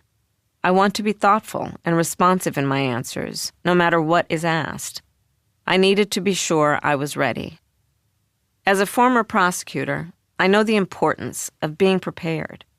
Early in my courtroom career, when I was still a law clerk, I'd been prosecuting a case that required showing the jury elaborate maps. Explaining one of the maps, I'd become confused about north and south and had to keep correcting myself in front of the jury. After the trial, which I won, the judge had called me to his chambers and read me the riot act. "Don't you ever do that again," he chided. "You've got to know every detail of your case." Later, as Attorney General, going after irresponsible banks or a corrupt for-profit college, I was aware that what I said could move markets. I have been conditioned by my career to weigh my every word. I wanted the interview to be flawless. I needed my A game. I didn't bring it, and that's on me. Bash's first question: if you are elected, what would you do on day one in the White House? It's a cliche question, and I should have expected it and had a pat answer in my pocket about the executive orders I intended to sign. The truth, day one is performative. That's not when the big problems are going to get solved. So instead of a tidy, headline-making soundbite, I reeled off a slew of priorities such as extending the child tax credit, the most clearly proven way to quickly lift families out of poverty, the tax credit I wanted for first-time home buyers, my determination to end price gouging. I was setting out my agenda, and on day one, I would absolutely begin working on these things. Unlike Trump, I didn't have a mouthful of lies about ending wars and lowering grocery prices on day one. I knew those kinds of things weren't possible, and I wasn't going to take the audience for fools. I did slightly better on the follow-up. Bash asked me why I hadn't already accomplished the items on my agenda during my time in office. This gave me a chance to remind viewers of the chaos we'd inherited from Trump, the mismanaged COVID crisis, an economy in freefall. Our priority, I said, had been saving lives and saving jobs, and we'd brought the U.S. economy back faster than any other wealthy nation. But I didn't stop there. Joe was justifiably proud of that recovery and felt the statistics, inflation down below 3% from a high of over 9%, wage increases outpacing inflation, millions of new jobs created, should be enough to convince people that he was a good manager of the economy. But I knew people didn't yet feel these metrics in their daily life. It wasn't what they experienced when they went to buy food or gas. I addressed that pain, acknowledging that prices were still too high. I said that's why now, with the COVID crisis behind us, the time was right to enact all the cost of living measures I proposed. It was a good answer, but there was a better one. I should have simply said, I haven't done those things because I am not president yet. It was a chance to offer a small civics class reminder. The vice president serves the president's agenda. She does not have the power to forge her own. I could also have been sharper with my answer to her question on fracking. It took me longer than it should have to clearly articulate the plain truth of my position. The climate crisis is an emergency. We urgently need to move off fossil fuels. But evidence had convinced me that we could do that without ending fracking. In 2020, I'd promised not to ban it. I hadn't banned it as vice president, and I would not ban it as president. I got there, but I could have gotten there quicker and cleaner. I fell off my game for most of the interview. Having Tim there beside me, in hindsight, was an error. Bash asked him few questions, and none offered a moment that revealed his charismatic personality or convictions. My campaign felt we should do the interview in tandem because it was a thing that had been done by prior candidates and their running mates. But because we'd waited to do this interview, there was so much riding on it. And the plan to have him there fed a narrative that I wasn't willing or able to go it alone. As we were beginning to wrap up, Bash asked me to comment on a photo from the convention that had gone viral. My baby niece Amara looking up at me as I stood behind the podium, flanked by American flags, accepting the nomination. It's a wonderful image. The picture is taken from behind her, so what you see is her upturned head, bracketed by her two perky little braids. I hadn't belabored the historic nature of my candidacy as a Black woman. I'd always felt that it was more important to stress that I was the most qualified person, regardless of race or gender. But that photo somehow spoke volumes about the past and the future. It reminded us how far we've come and that a woman and a person of color could be at that podium accepting that nomination. It also spoke volumes about how far we can go when children grow up knowing anything is possible for someone who looks just like them. It was the one answer where I would not change a word. August 30th, 67 days to the election. The signs went up overnight at the bus stops in Denver. Metal, official-looking, professionally affixed to the bus stop poles. In all caps, blacks must sit at the back of the bus.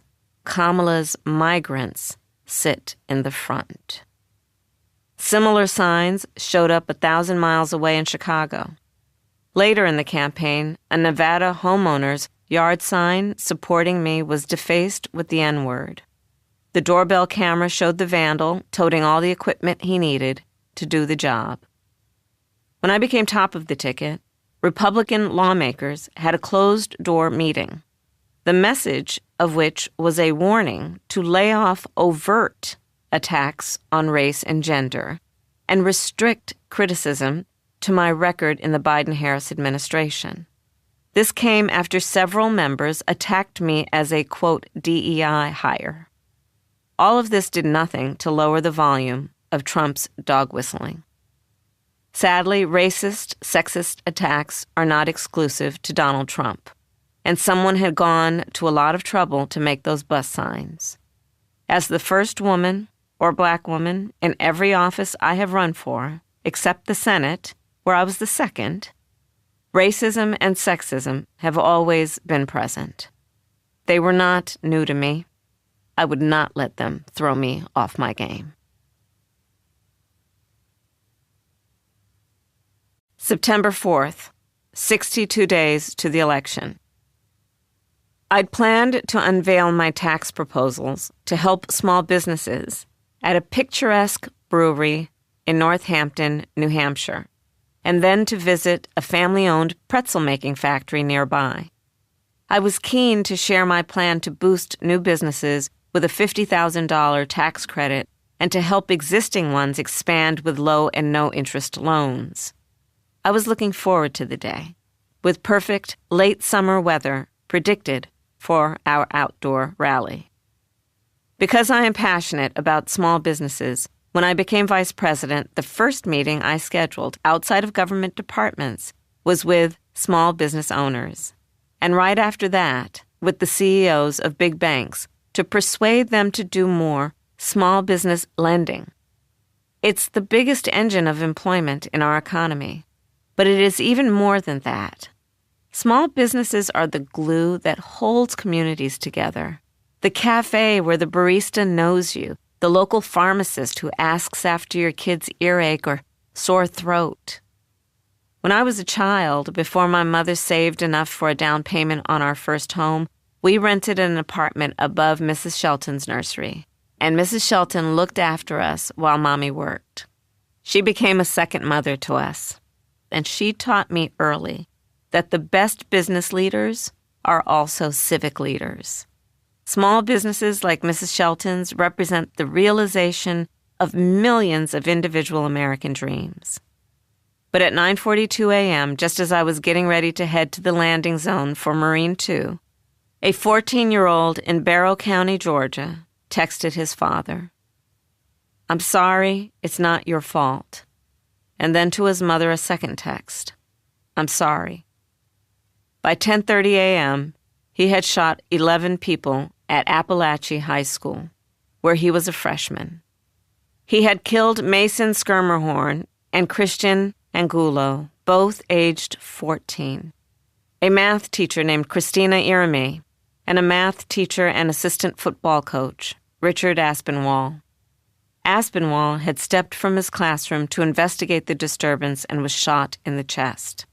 His students pulled him back inside and tried to save his life, using their own shirts in a fruitless effort to staunch the bleeding. Unless you live in Georgia, you've probably forgotten about that shooting. Or maybe it's blurred into the details of the other 83 school shootings that happened in 2024. 83. And 2024 is not even our deadliest year. Appalachia High School had just about every recommended security measure.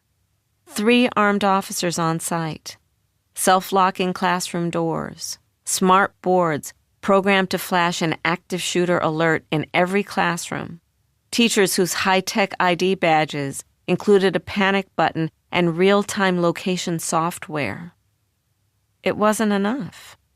You can buy a semi-automatic weapon in Georgia without a permit or any gun safety training.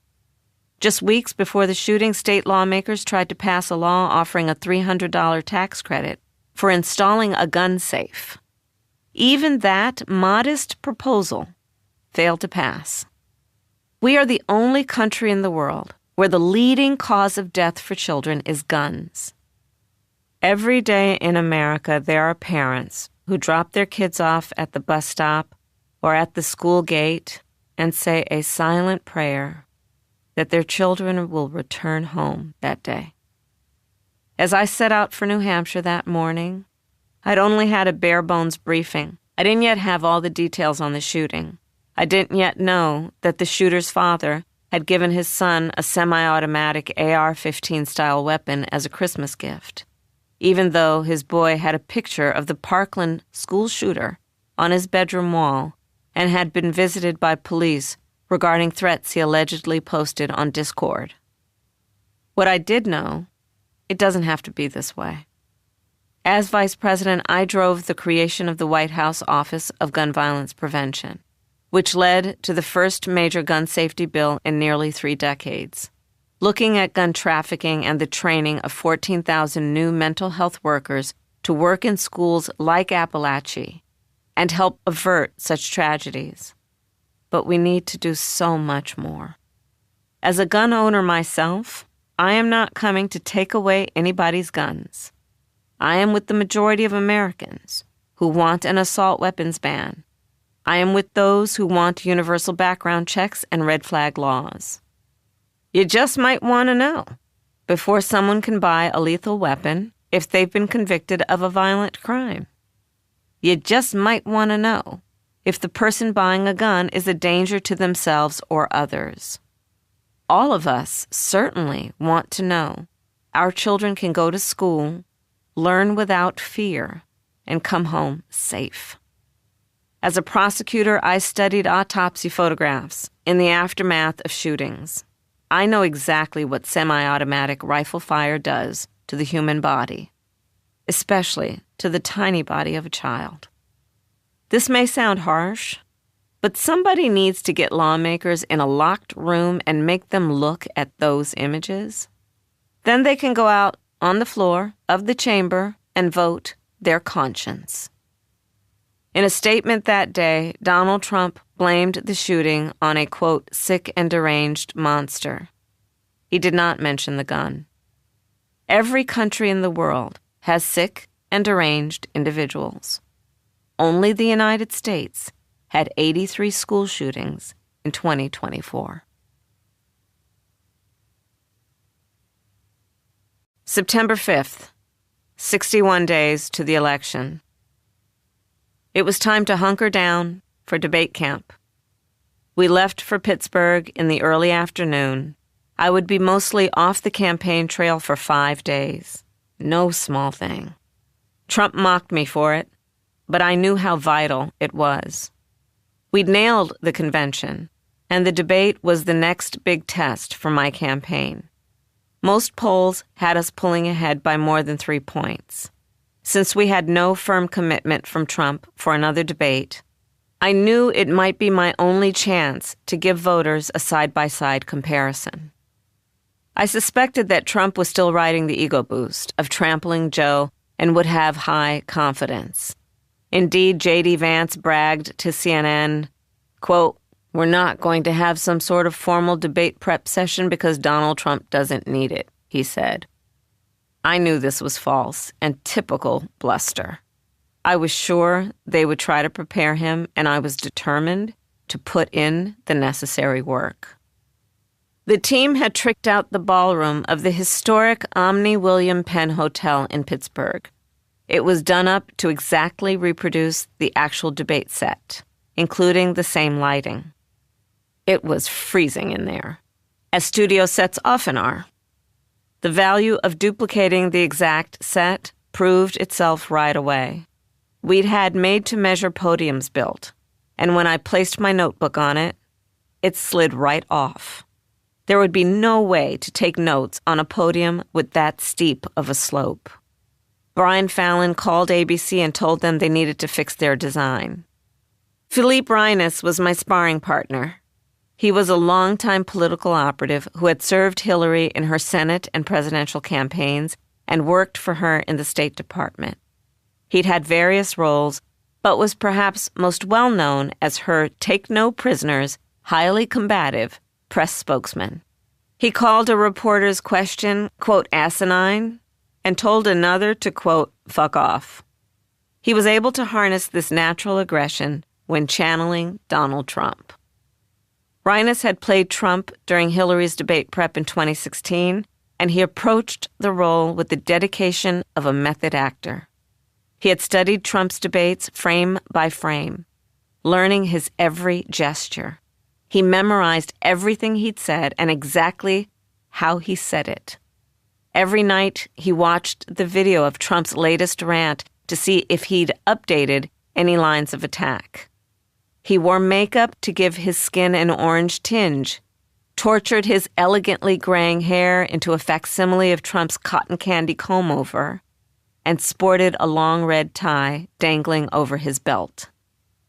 He was also a total jerk, but solely in pursuit of honing my performance. He lied, was confrontational, tried to rattle me one moment, distract me the next. It was a high-level hazing. Not even during our breaks did he step out of character. The first day of debate camp, our method was to run through 3 or 4 questions, then stop to review how I'd done, refining my answers. I had most of my team in Pittsburgh: Karen Dunn, Rohini Kosuglu, Mignon Moore, Cedric Richmond, David Plouffe, Sean Clegg, my longtime California political advisor and strategist, Ike Irby, Tony West, Brian Fallon, Lorraine Voles, and Sheila Nix, and later Jen O'Malley Dillon and Tony West. All there to tweak and tune my every phrase. Kirsten Allen and Colin Deersing role-played as ABC News moderators Lindsay Davis and David Muir. James Singer was there as fact-checker to go over every answer to make sure that on the night I had the facts straight. Jake Sullivan, the National Security Advisor, and my own National Security Advisor, Phil Gordon, also flew in to help shape my answers on foreign policy. Of all the president's responsibilities, foreign policy is among the weightiest. And yet, it is outside the experience of most Americans. The key is having advisors who understand the intersection of foreign and domestic policy and politics. Jake and Phil are gifted and helped me find words that would be immediately accessible to everyone, including those whose busy lives have little time to learn acronyms like AUKUS or JCPOA, but who want to know how these key agreements work to make our country more secure. What had kept me up long before I was the top of the ticket was the sadness of realizing that many Americans don't fully understand how important they are to the rest of the world. Not the American government, the American people. We the people have for so long embodied ideals of equality, generosity, enterprise. In the eyes of many, we have been the reliable allies, the trusted friends, a source of aspiration and inspiration. I knew Trump couldn't care less about the moral leadership of America in the rest of the world. His perverse notion of what strength looks like is, I believe, out of step with most Americans. I think the true strength of a leader is based not on who you beat down, but who you lift up. His is a stunted, narrow definition of strength, the strength of a bully. I hoped the debate would offer a moment to starkly reveal our difference. I wanted to show that he was very weak and entirely vulnerable, more interested in favor, grift, and flattery, and would yield to that, manipulated by leaders like Putin. September 6th, 60 days to the election. By the second day, I was working without my note cards, and we were going the full 90 minutes, then doing it again and again. It matters that you get your reps in. You must get used to the cadence. You must get used to the clock. As for an athlete, a great shooter can't score if the shot comes after the buzzer. Say the subject is the color green. You might have a bunch of incredible things to say on the subject of green, but the buzzer goes before you've landed your best point, and by the time you get to speak again, the subject's changed to orange. If you try to make your final great point about green, you won't have time left to spell out your position on orange. Complex answers are often punished by the unforgiving clock. After we ran through a full mock debate, I would leave the ballroom while the team deconstructed and analyzed my every answer. Because there were so many advisors, they didn't want 10 or a dozen different voices bombarding me. While I was out of the room, they'd synthesize everyone's opinions. She was visibly annoyed by that question. We've got to get her immune to that. She needs to get to that answer faster. She forgot to make that point. Storm would make me a cup of tea. The team, if they were being kind, would bring me a small bag of Doritos, which felt like being handed a doggy treat. I'd come back in, and Karen or Rohini would deliver the critique. Then we'd do it all over again, going late into the evening so that I practiced how it felt to do the debate at the actual time it would take place. I was on my feet the whole time. It's a test of endurance as much as anything. Keeping the energy, staying focused. Questions I'd prepared for, new ones I hadn't. And always, under the glare of the lights, the digital clock flashing. September 7th, 59 days to the election. I wanted to get out of the hotel and out of my head for an hour. So we scheduled a lunchtime visit to a small business. Penzeys Spices is a Wisconsin-based company that has stores in more than 20 states. Bill Penzey, the founder of the 30-year-old business, has long been an outspoken anti-racist and a critic of Donald Trump's politics of division. The company had a store not far from the hotel, so we headed over there. Even though the visit hadn't been on my official schedule, none of these drop-ins could be for security reasons. A big, enthusiastic crowd gathered in the narrow street as soon as the motorcade pulled up. They started chanting, "We're not going back." My mother bought her spices in bulk and stored them in used Taster's Choice coffee jars. I felt right at home in the store's delicious aromas of cardamom, clove, and nutmeg. I chatted with the families browsing the store. One woman wept, saying she was afraid for the country if Trump was reelected. "We're going to be fine," I reassured her. "We're all in this together." Before I left, I loaded up on some of my favorite Penzeys mixes, Fox Point, creamy peppercorn, and Trinidad lemon garlic marinade, for Cole and his wife Greenlee. The rest for me. One day, I thought, I'll get a chance to use them. A couple of the pool reporters had followed me into the store. One asked, "Best part of debate prep for you?" "Being at this spice store," I replied. They had no idea how much I meant it. September 8th, 58 days to the election. I hate my debate team. I was on the phone venting to my bestie, Chrisette. Of course, I did not hate my debate team. I loved them. But they were killing me. By Sunday afternoon, I was fried. I needed to get away from that podium, from the stage lights, from my bullying nemesis in the droopy red tie. I needed some time alone with Doug, who'd arrived the day before. I needed fresh air. I needed a walk. In my position, a spur-of-the-moment Sunday afternoon stroll is no small undertaking. We conferred with my Secret Service detail. The only secure place possible at short notice, they said, was a National Guard air base about half an hour away. Imagine the scene in The Godfather, when Michael Corleone is on a stroll in the Sicilian hills with his fiancée Apollonia. It is such an intimate moment. Then, as the couple walks on together, just about the entire village strolls into the frame, following behind them. Well, that's how our walk felt. The air base was far from a scenic Sicilian hillside.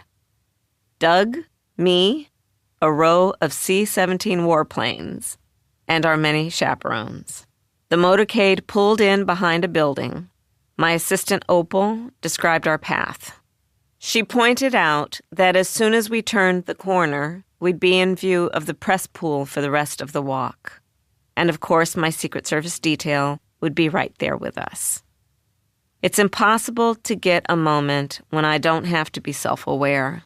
If I leave the privacy of my room, someone is always observing me. Doug and I navigated the perimeter of that treeless tarmac, laughing about how surreal our lives had become. It was a mild, sunny afternoon. Like Michael and Apollonia, we made the most of our moment together. September 9th, 57 days to the election. Was I the only one seeing the fly? In the middle of the 2020 vice presidential debate, it landed on Mike Pence's head during his answer to a question on race in America. And there it sat, a dark presence on his snow-white hair. Should I motion to him to brush it away?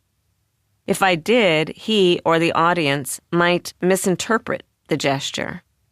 I thought about how to say something, but I didn't want to embarrass him or throw him off or seem to be trivializing the debate. All of these thoughts when I needed to be focused on what he was saying.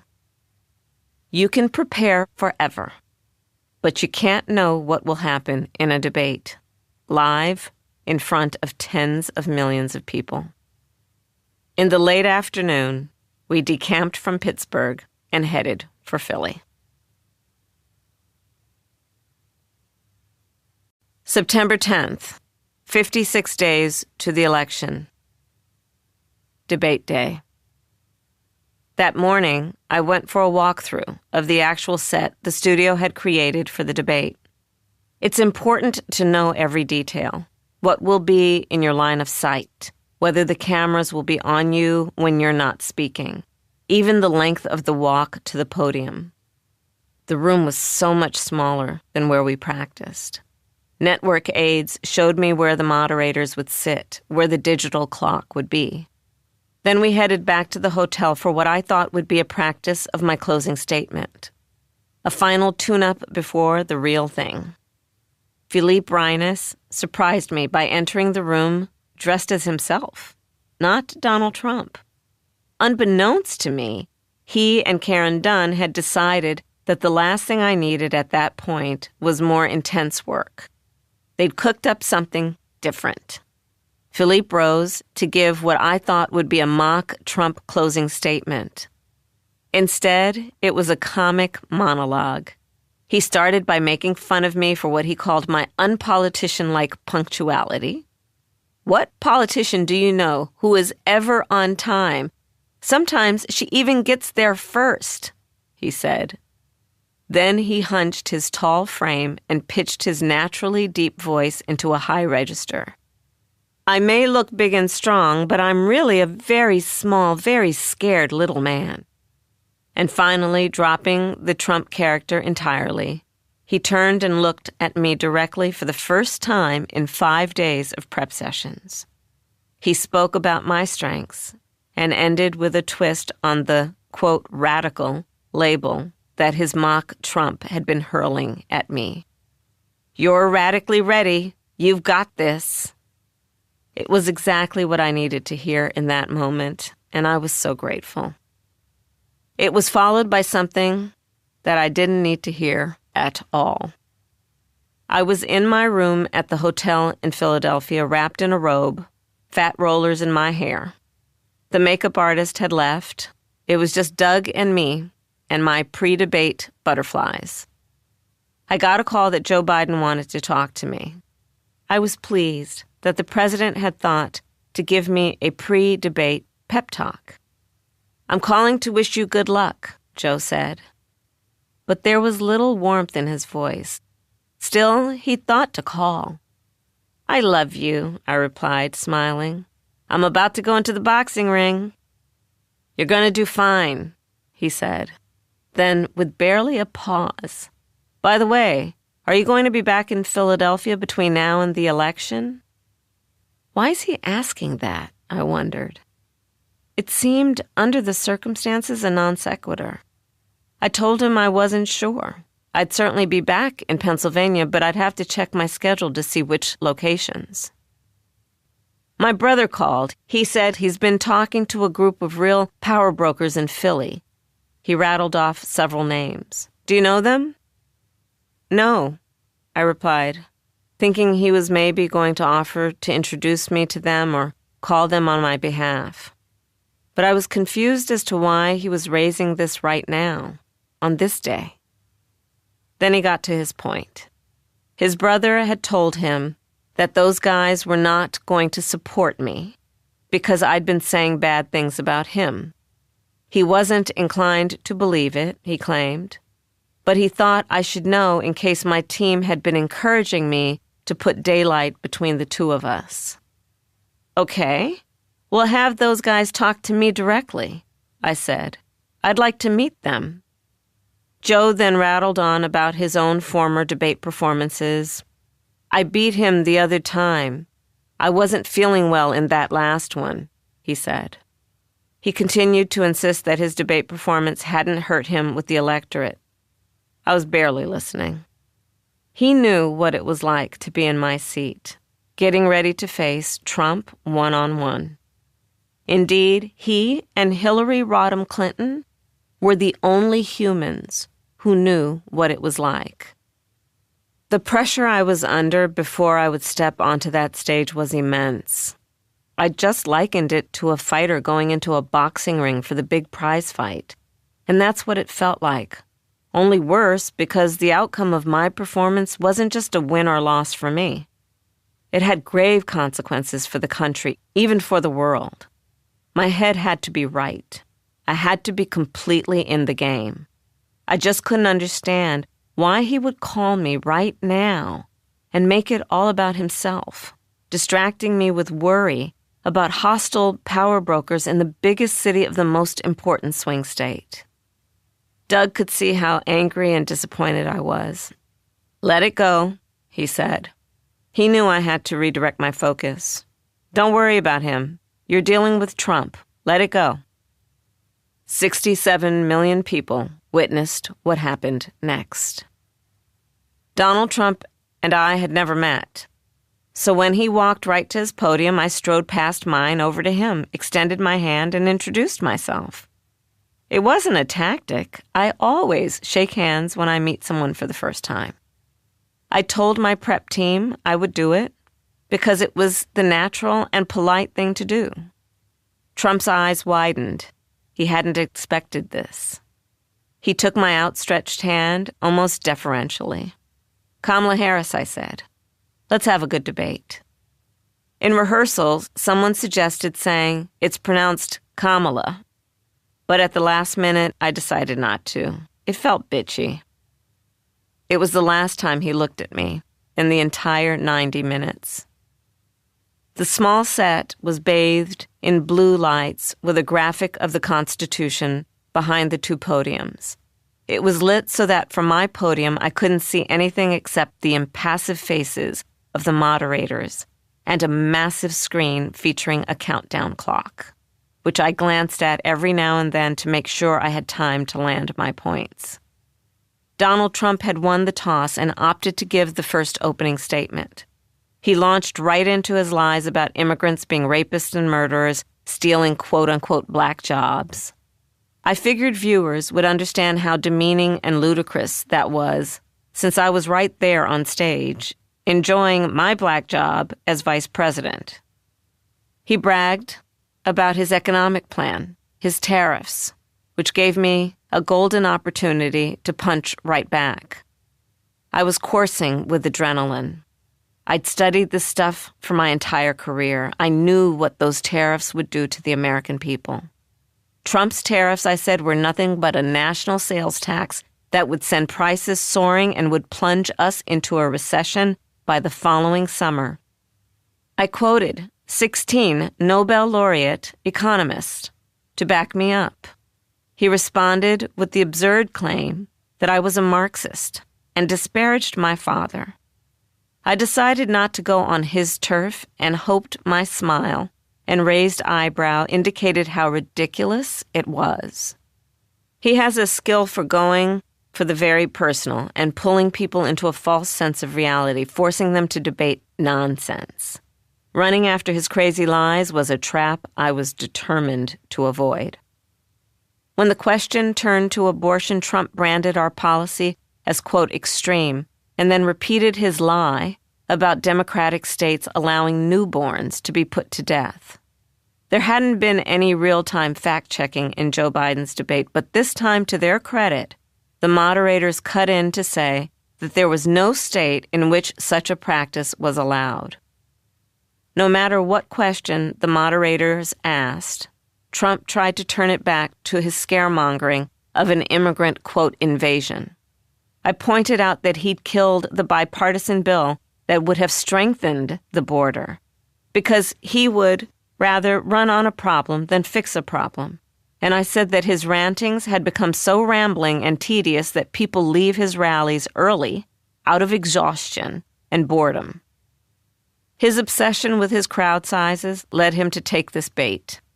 He had no good explanation as to why he had killed the bill, so he embarked on his, quote, eating the pets rant. I could not believe he was saying it.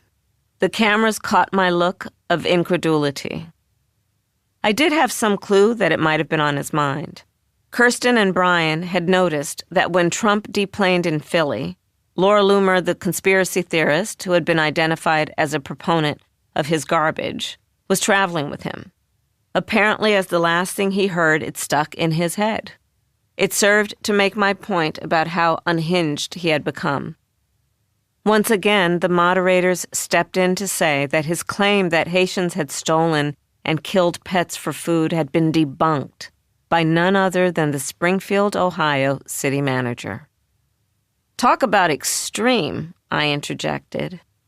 It's his familiar tactic. Say the crazy. Everyone will dive on it. That will be the headline, the distraction. They will follow the heat instead of, for instance, his policy on tariffs. When Trump tried to claim that crime was rising under our administration when it was actually falling, I answered that it was rich for someone who had been prosecuted and convicted of numerous felonies to be positioning himself as a champion of law and order. I heard him audibly gasp when I mentioned his convictions. He shot back that I had been in favor of defunding the police, another lie. Even though my mic was off, I said, "That's not true." He heard me and snapped, "I'm talking now." "Don't lie," I countered. The camera was on me then, and you didn't need to be a lip reader to understand what I'd said. We were not allowed to interact with anyone during the commercial breaks. Trump walked off the stage in one direction, I went the other. I took a moment in the wings and then went back to the podium, alone in my head, watching the seconds flash by on the massive clock until I could re-engage. There was little he said that night that I hadn't gamed out, but there were spontaneous moments where my adrenaline-flooded synapses fired off retorts I came up with on the spot. When Trump tried to justify his bogus claim that the 2020 election had been stolen, I pointed out that this was a man who had been fired by 81 million Americans, and, quote, clearly he is having a very difficult time processing that. Another moment came as he attacked us on a vulnerability, the withdrawal from Afghanistan. It was important that people understood the origins of that tragedy. It began with the disastrous deal he'd struck with the Taliban committing us to an impossibly rapid exit date. It infuriated me. He had invited the Taliban, murderous terrorists, torturers, heinous oppressors of women, to Camp David, where true statesmen had worked to create real peace. I gestured toward him to reinforce the contrast. And this, I could feel the retort forming itself on my lips. I confess that sometimes I have a salty mouth. I keep it in check on most occasions. But the adrenaline was taking over. In a long pause, I just managed to stifle the name I so badly wanted to call him. And this former president, as president, invited them to Camp David. Even though I hadn't actually said it, plenty of people filled in the blank. Later, the comedian Wanda Sykes would remark that I'd call the former president a, quote, motherfucker to his face without using the word. When the debate ended, I genuinely had no idea how I'd done. I felt like a survivor in the aftermath of a bomb blast, barely able to hear what was being said to me for the whooshing in my ears.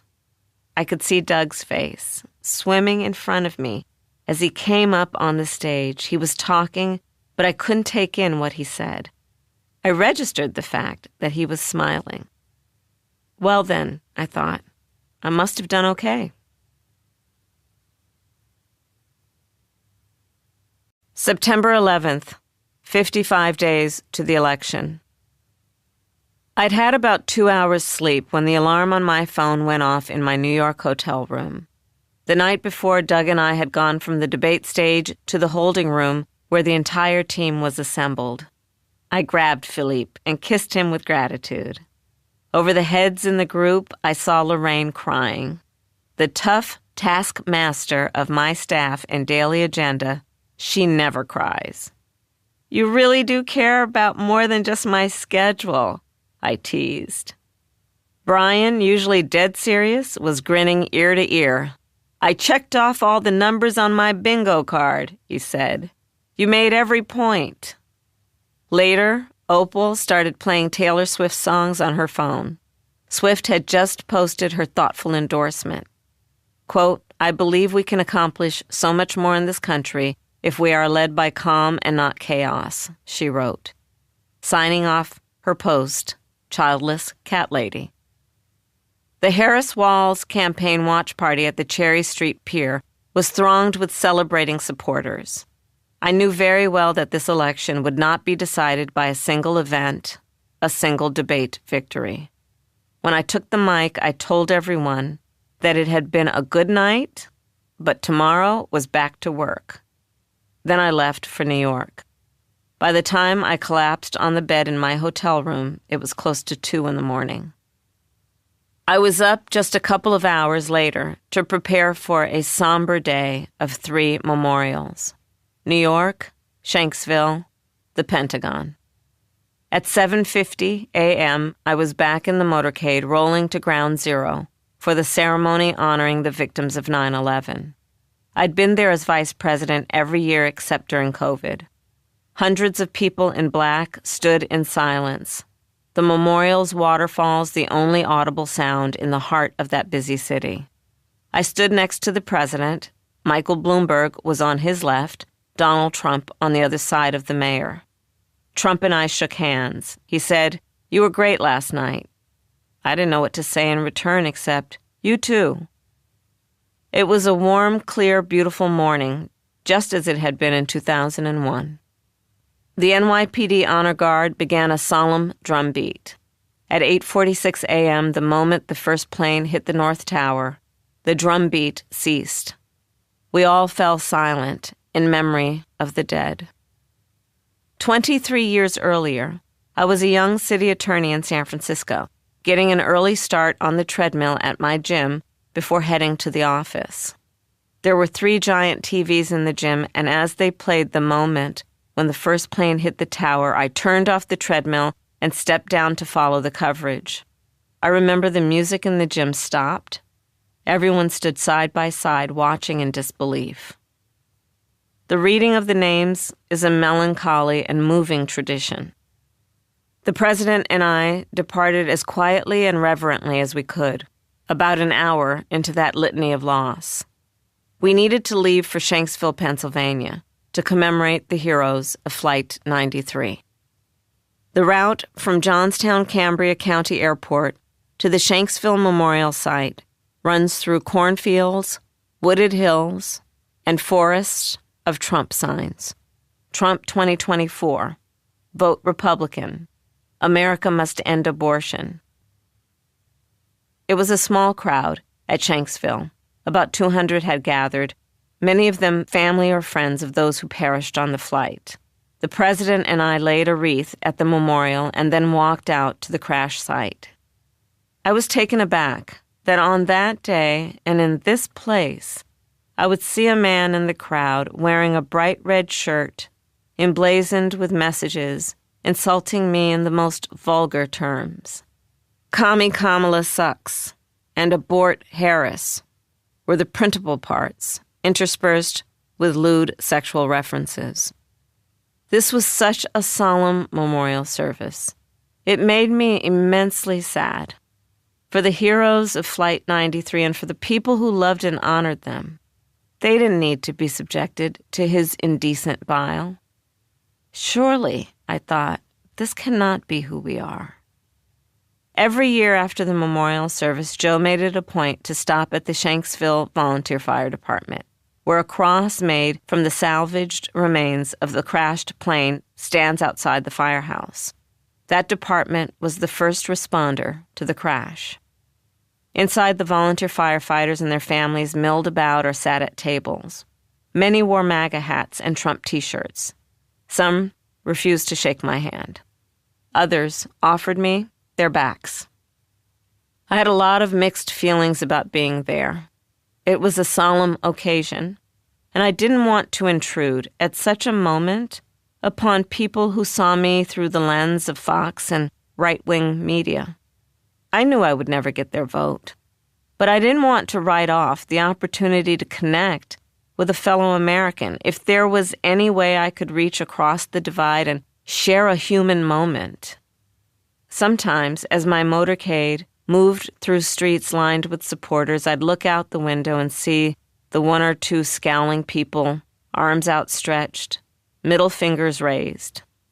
It pained me, especially if they had children standing alongside. There are many good reasons that the Secret Service would have objected had I stopped the motorcade to speak with them, but I often wanted to. I wished I could ask every one of them, what are you angry about? What about me makes you angry? Is it your health care, your grocery bills, a back-breaking job that doesn't pay what you're worth? And what can I do to help you? An impossible wish, since I didn't even control the lock on my car door.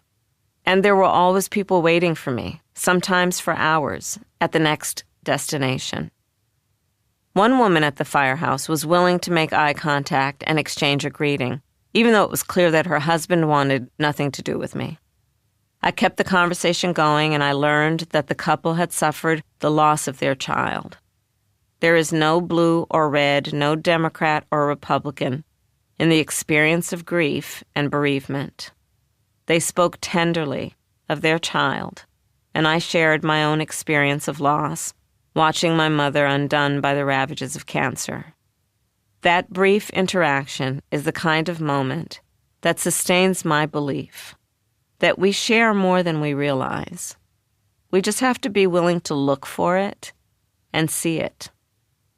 And then I glanced across to the far side of the room where Joe was sharing a joke with some guys in MAGA hats. One of them took his hat off and offered it to Joe.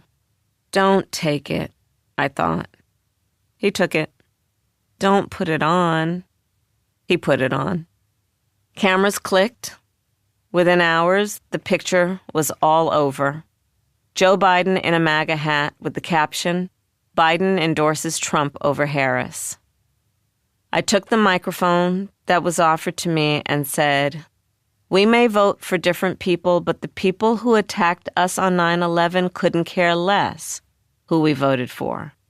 We were all Americans that day, as we are today, and I hope we can remember that."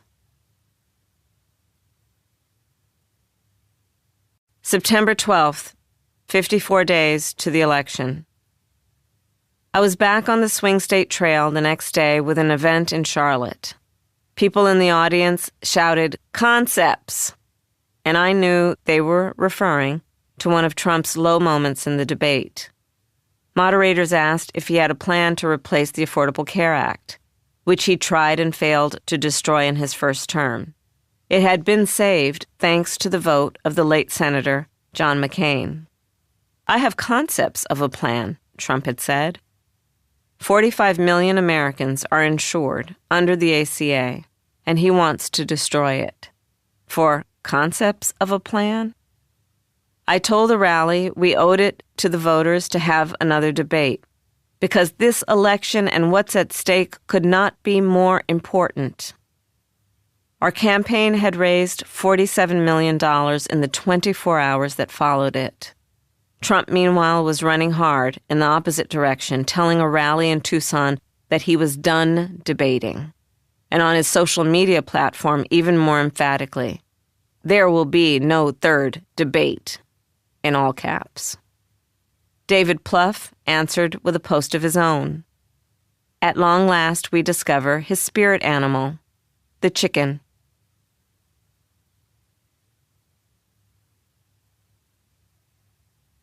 September 13th, 53 days to the election.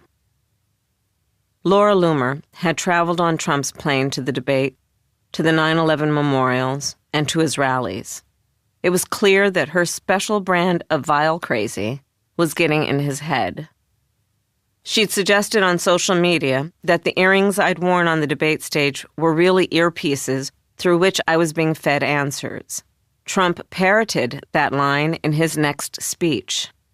I learned later that the sales of those Tiffany pearl and gold earrings I'd worn and of an earpiece that looked similar had both skyrocketed. I had to laugh. Some of Loomer's racist bile was too much even for other extremists. Marjorie Taylor Greene, who'd blamed the California wildfires on Jewish space lasers, took exception to Loomer's post that if I was elected, the White House, quote, "will smell like curry and White House speeches will be facilitated via a call center." If you can offend Marjorie Taylor Greene, you're really at the deep end of the hate pool. September 14th, 52 days to the election. They had to close the city hall in Springfield, evacuate schools, and lock down hospitals because of Trump's unfounded slander of the Ohio town's Haitian population. Trump's baseless debate claims that Haitians were eating pets provoked a wave of bomb threats, even after the woman who started the rumor told a Wall Street Journal reporter that her cat had been found safe in her basement and that she had apologized to her Haitian neighbors. Another woman who had amplified the rumor on Facebook also apologized, saying she'd never had any evidence for her post. None of that stopped Trump. His anti-immigrant rhetoric became even more intense in the days that followed. He appeared to revel in the chaos he could provoke. It reinforced my belief that it was a cunning strategy to distract from the fact that he had no plan to make things better for the American family. September 15th, 51 days to the election. I was home at the vice president's residence prepping remarks for a speech I planned to give on a subject of vital importance to me, the broken state of childcare in the United States. Too few places available for families, a labor-intensive profession with poverty-level pay, and razor-thin profit margins for the small business owner. In short, a national disgrace and an issue where we lagged most wealthy nations. Our Build Back Better agenda had been designed to address this, but had run up against a recalcitrant Republican Congress who, for all their talk of family values, refused to see either the social or the economic upside of fixing the problem. Coming into office at the height of the pandemic, one of the first things I did as vice president was call attention to the national emergency of women exiting the workforce en masse. Were women free to participate in the labor force at the same level as men, our national GDP would be 5% higher. Quality, affordable childcare, including universal pre-K, would massively improve both worker productivity and children's educational outcomes. I was working on my remarks when staff called with the news of another attempt on Trump's life. My initial reaction, how could this keep happening? I was relieved he was okay. I've had a protective detail since I became San Francisco District Attorney. I have adapted to a life in which every move I make outside of my own home must be coordinated with my protection detail. Death threats against me have been innumerable.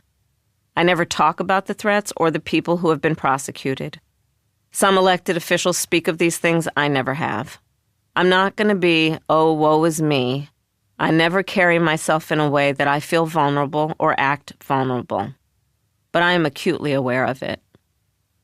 When you have been in the public eye as long as I have, people have long memories for things I have done that they didn't like and may have stewed over for years. I got some disapproval for saying that if somebody breaks into my house, they'll get shot. But it's the truth.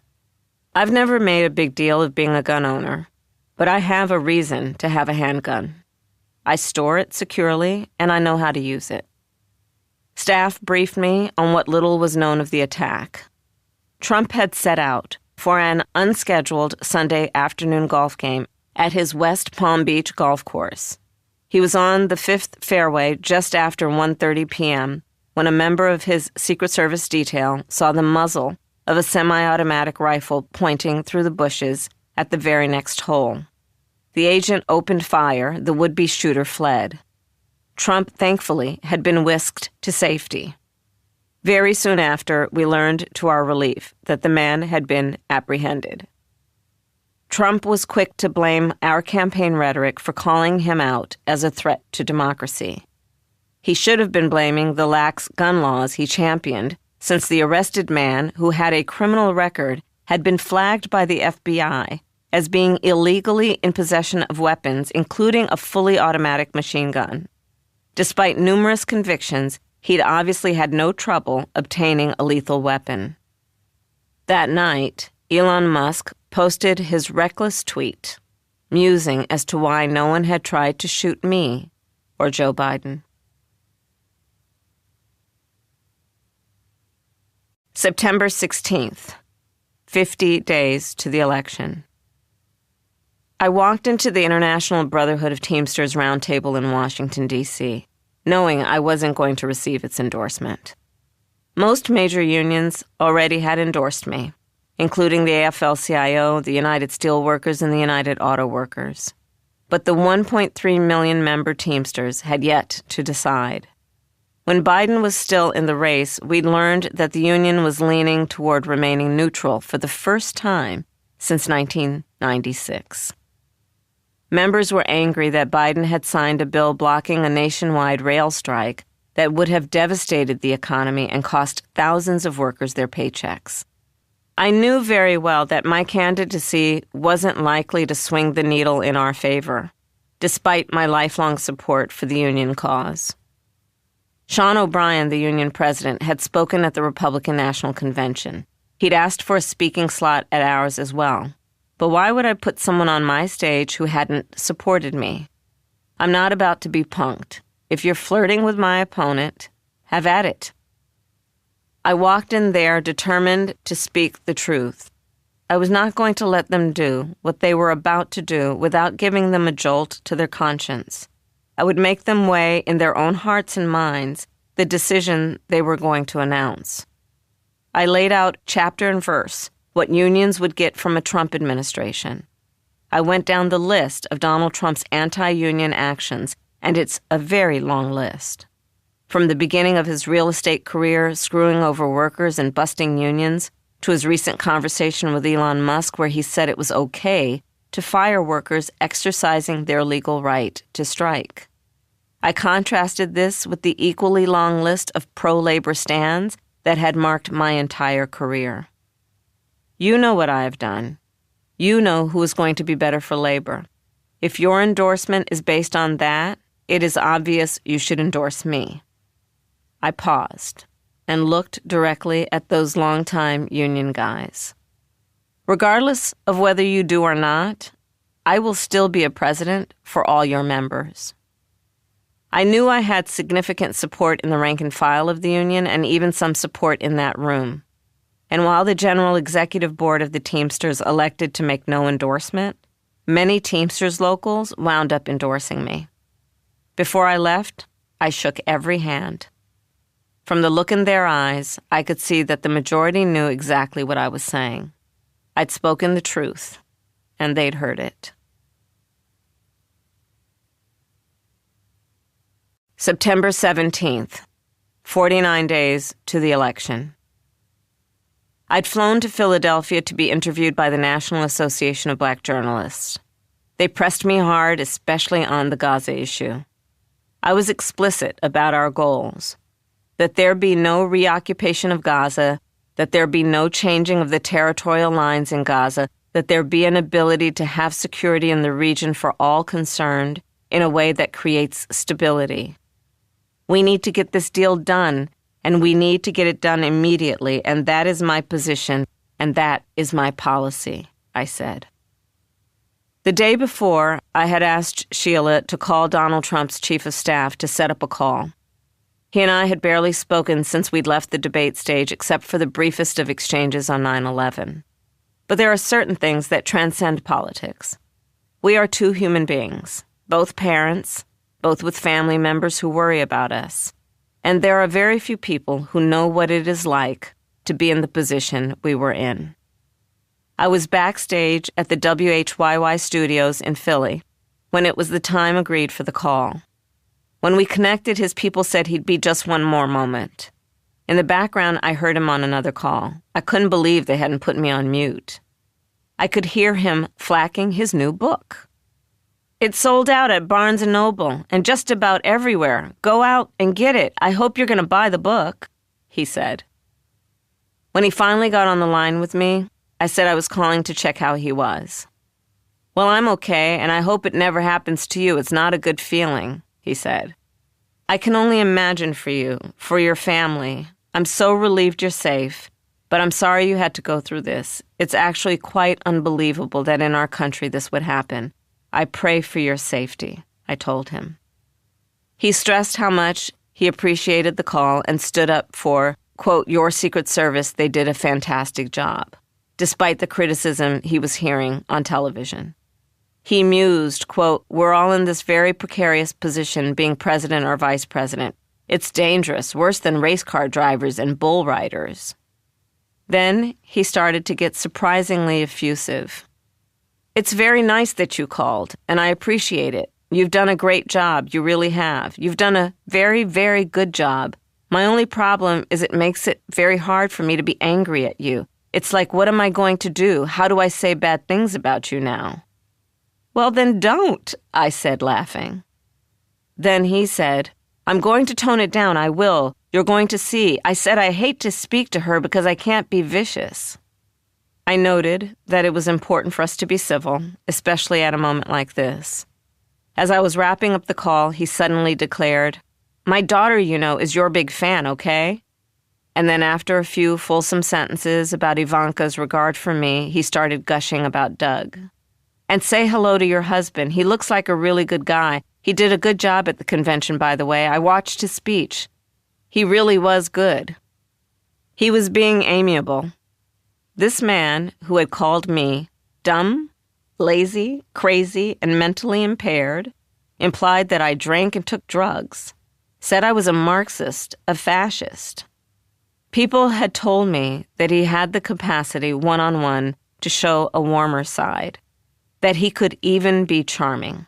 I hadn't believed it, but now I was experiencing it. And then a reality check. He's a con man. He's really good at it. Jason Carter, eulogizing his grandfather, observed that Jimmy Carter was the same person no matter who he was with or where he was. And for me, that's the definition of integrity, Jason said. Trump epitomized the exact opposite. I'd readied myself for a phone conversation with Mr. Hyde, but Dr. Jekyll had picked up the call.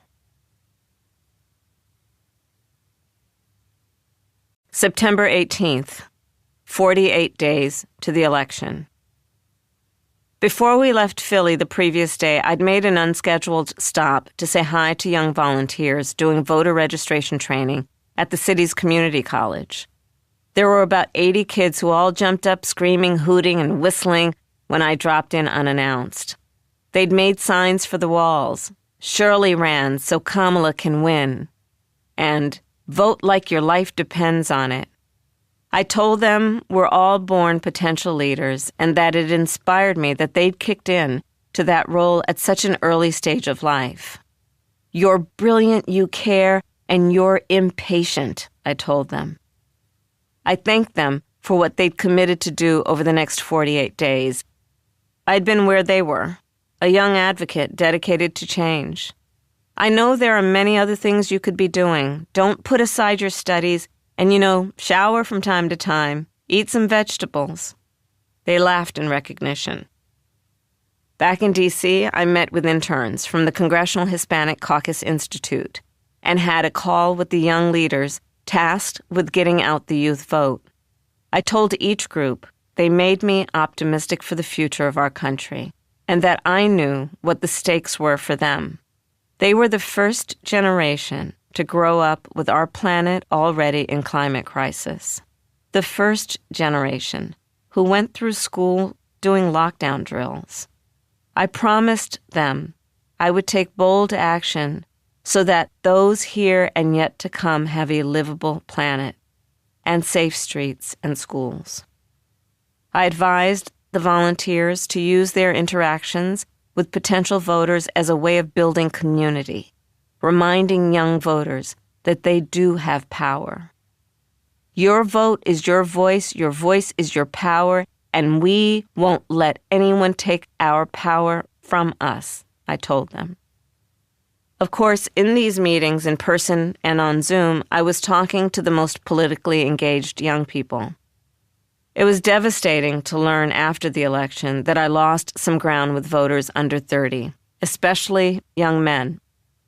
Pundits speak about the, quote, bro vote, the, quote, frat boy flank. I don't think of them in those reductive terms. Instead, I think about these young voters coming of age during COVID, unnaturally isolated, their lives lonely when they should have been at their most social.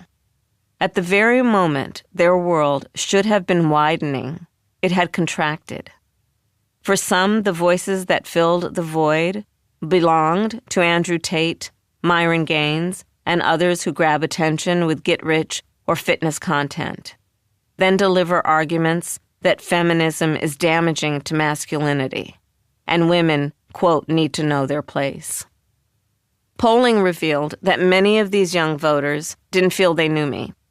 And contrary to some predictions, they did not vote primarily on reproductive rights or Gaza or climate change. They voted on their perceived economic interests. In a post-election study conducted by Tufts University, 40% put the economy and jobs as their top issue. The next priority was abortion, 13%, climate change was a top issue for 8%, foreign policy, including Gaza, 4%. My policies, which would have helped young voters with protection for renters, a home down payment, or student debt relief, or elevating the opportunities of non-college graduates, or increasing access to capital, had not cut through the false notion that Trump was some kind of economic savant who would somehow be better for their personal financial position. In 107 days, I didn't have enough time to show how much more I would do to help them than he ever would. And that makes me immensely sad.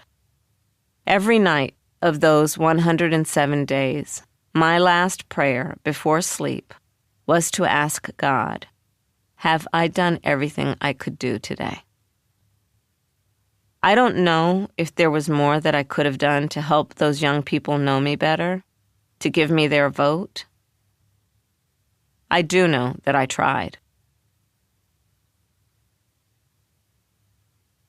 September 19th, 47 days to the election.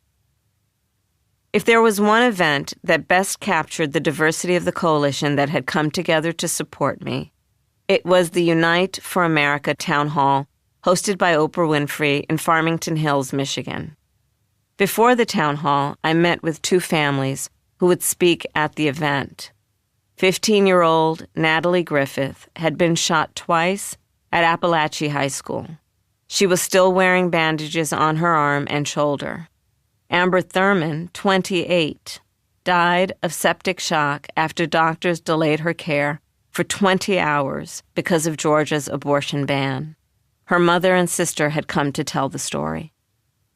I had been scheduled to have 15 minutes with each family. That may be a lot of time in a presidential candidate's schedule, but it is far from enough time for the conversations these families deserved. I needed to hear their stories in their own words, to look at Amber's funeral service program absorbing the pain and trauma they had endured. Was there any way I could help to get them access to the resources they still needed? I didn't want them to feel that they were just case studies to be wheeled on stage to make a political point. They were showing tremendous courage in sharing their stories, selflessly trying to help others. It was painful and draining to learn what they'd been through, and I was determined to take as much time as I could, even if it messed with the schedule. Oprah was running this town hall, and the mood in the auditorium was high-spirited. As I waited in the wings, listening to the Queen of Charisma excite the crowd, I took a moment to recenter myself. There were just 400 people in the hall, but more than 200,000 on the Zoom screens that rose in tiers like stadium seating on the walls on either side of us. There were some famous faces on those screens, supporters such as Meryl Streep, Ben Stiller, Jennifer Lopez, and Chris Rock, who joked he'd been a longtime fan of mine. I remember writing her a check when she was like district attorney for something. Maybe it was to get out of a parking ticket, he said. Now, he said, he wanted to bring his daughters to the White House to meet this black woman president. But the power of the event wasn't so much the celebrities as the hundreds of thousands of other faces not well known from every possible demographic that could vote. In the front row was the driving force behind it, Joteka Edie. She had been sitting on her parents' porch in South Carolina when she got a text saying that Joe Biden had dropped out and endorsed me. Not 3 hours later, she'd rallied 44,000 black women to support me on a call that broke Zoom, which couldn't handle any more participants. The night raised $1.5 million. She organized her group, Win with Black Women, in 2020 because of anger over how the black women candidates in the running to be Biden's vice president were being portrayed in the media. All the familiar tropes. The Jezebel who slept her way to the top, the Sapphire who'd emasculated and disparaged black men, had been dusted off to smear us.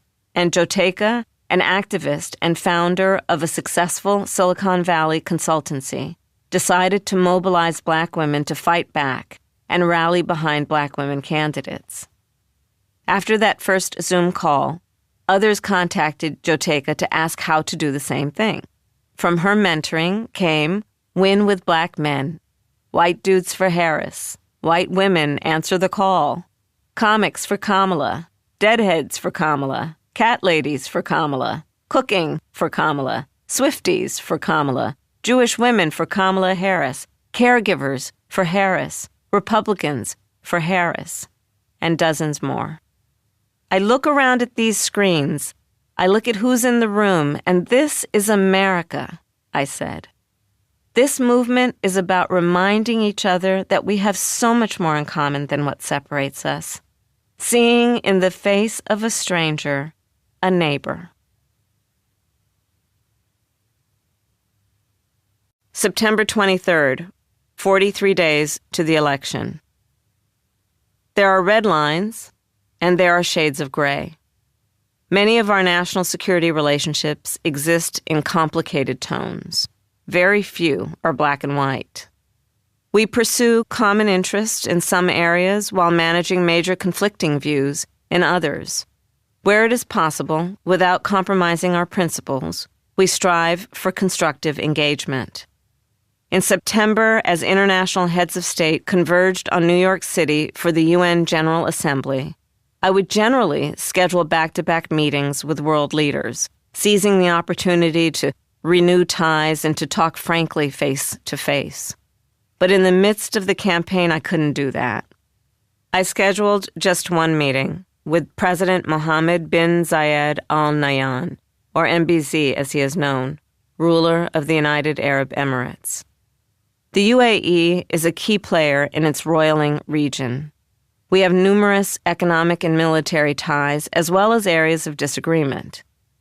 In May of 2022, I led the U.S. delegation, which included Tony Blinken, to the UAE capital, Abu Dhabi, to pay respects to the late ruler, Sheikh Khalifa, and to meet with his successor.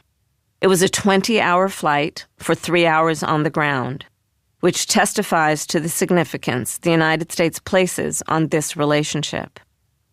I had met with MBZ since then at the UN Climate Conference in Dubai. This time, I would welcome him to my West Wing office, the first visit to the White House by a sitting UAE president. MBZ realizes the importance of the relationship and works on it. He also understands his power and is no supplicant. He was born knowing he would very likely rule, and he now knows he will likely rule until he dies.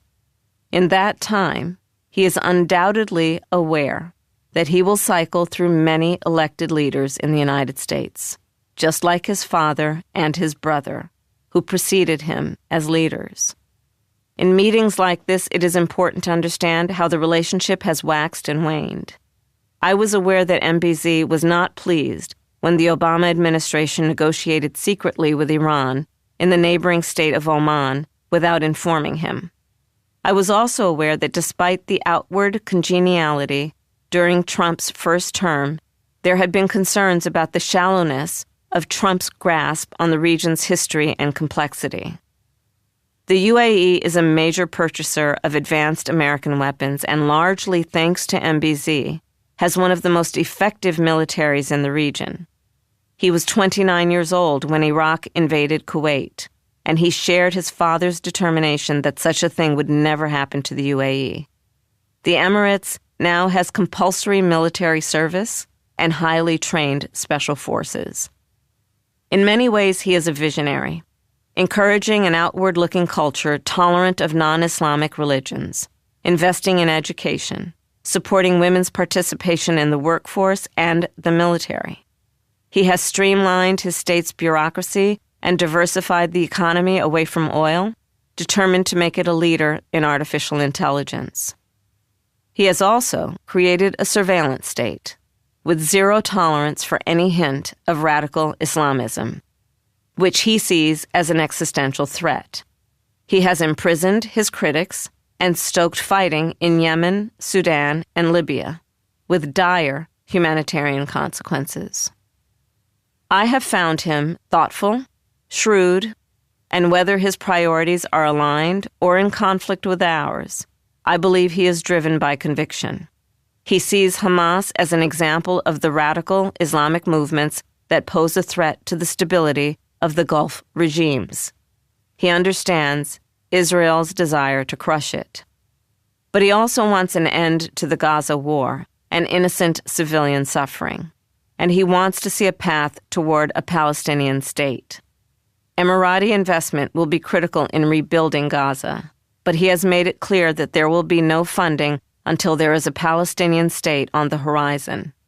The thaw in his country's relations with Israel would not continue while the humanitarian catastrophe continued to unfold. Sudan, meanwhile, has taken the UAE to the International Court of Justice, claiming the UAE has sent advanced weapons to the Rapid Support Forces, a paramilitary group accused of raping and slaughtering civilians. Our UN ambassador, Linda Thomas-Greenfield, had witnessed firsthand the civilian catastrophe it caused and had called on the UAE to support peace talks. With my national security advisor, Phil Gordon, beside me, we discussed these two conflicts and what steps MBZ might be willing to take to de-escalate in Sudan and support humanitarian relief in Gaza. In both conflicts, I stressed that our priority was to get the warring parties to the table and allow unfettered humanitarian access. MBZ had brought his brother, Sheikh Tanoun, who is leading the UAE's AI superpower campaign and is responsible for billions in investment. He has lived and breathed AI since discovering Google's AI chess program in 2017. I expressed my concern that AI should be cultivated and used in the public interest, and that we need to establish international rules and norms for that. The Sheikh's first priority was investing in innovation and securing the UAE's primacy as the tech leader in the Gulf. He was at least receptive to the conversation. September 24th, 42 days to the election. It was a conversation of a very different kind the next day, with Steven Jackson and Matt Barnes, two retired NBA stars. Steven and Matt reach a large audience of sports fans with their outspoken take on issues on and off the basketball court in their podcast, All the Smoke. It's not a place you expect to find politicians, which is why I was eager to go there. You have to go where the voters are. You can't expect them to come to you. We sat down in front of the fireplace at the vice president's residence and got to reminiscing about the season they'd spent together playing ball for my favorite team, the Golden State Warriors. It was the We Believe season of 2006-2007. I was San Francisco DA, and I was stuck in traffic on the way to the stadium.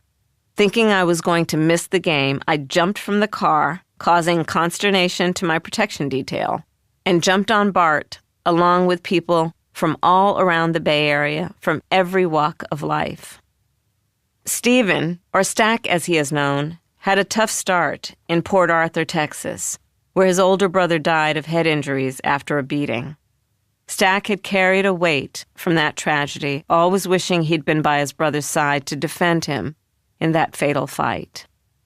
I recognized that protective impulse. It was so like the one that had always motivated me. For Stack, it was what made him a fantastic teammate, but it also got him into trouble as a young player for Indiana, when he leapt into the stands to back up another player in what turned into an ugly brawl with fans. Don Nelson, then the Warriors' coach, had been the one who embraced him after that mess, without judgment, and helped him realize his potential. Right from the start, our conversation was intimate and heartfelt, picking up shared threads of our experiences. We talked about things we had in common, like being step-parents, and our mutual concerns about mental health and childhood trauma. Matt, who has an Italian mom and a black dad, told of an incident in high school when someone called his little sister names, and he defended her. In response, the KKK vandalized his school. And I knew at that point, he said, although I was very proud to be Italian and black, that the world looked at me as a black man. He spoke about his relationship with his stepsons, telling them, "I'm just an extra layer of support and protection. I'm not there to replace your dad." It was very much how I felt in my relationship with Ella and Cole. I said that the particular blessing I had was a close and respectful relationship with Kirsten, their mother. Matt made a face and indicated he had more work to do there. "You're giving me a hot flash," he said. "You have to work at it," I told him. I'd learned that modeling healthy emotional relationships for our kids is just as important as anything else we do for them, like helping with homework or teaching them to drive. It's such a big piece of business that we don't think about nearly enough. We will be teaching them, one way or another, in what they observe of the emotional relationships we have. As the three of us shared anecdotes from our lives, there was so much warmth and recognition. There was light banter in the conversation, the kind only possible between people who see each other, know each other, and can speak in a kind of shorthand. But we finished on a serious note.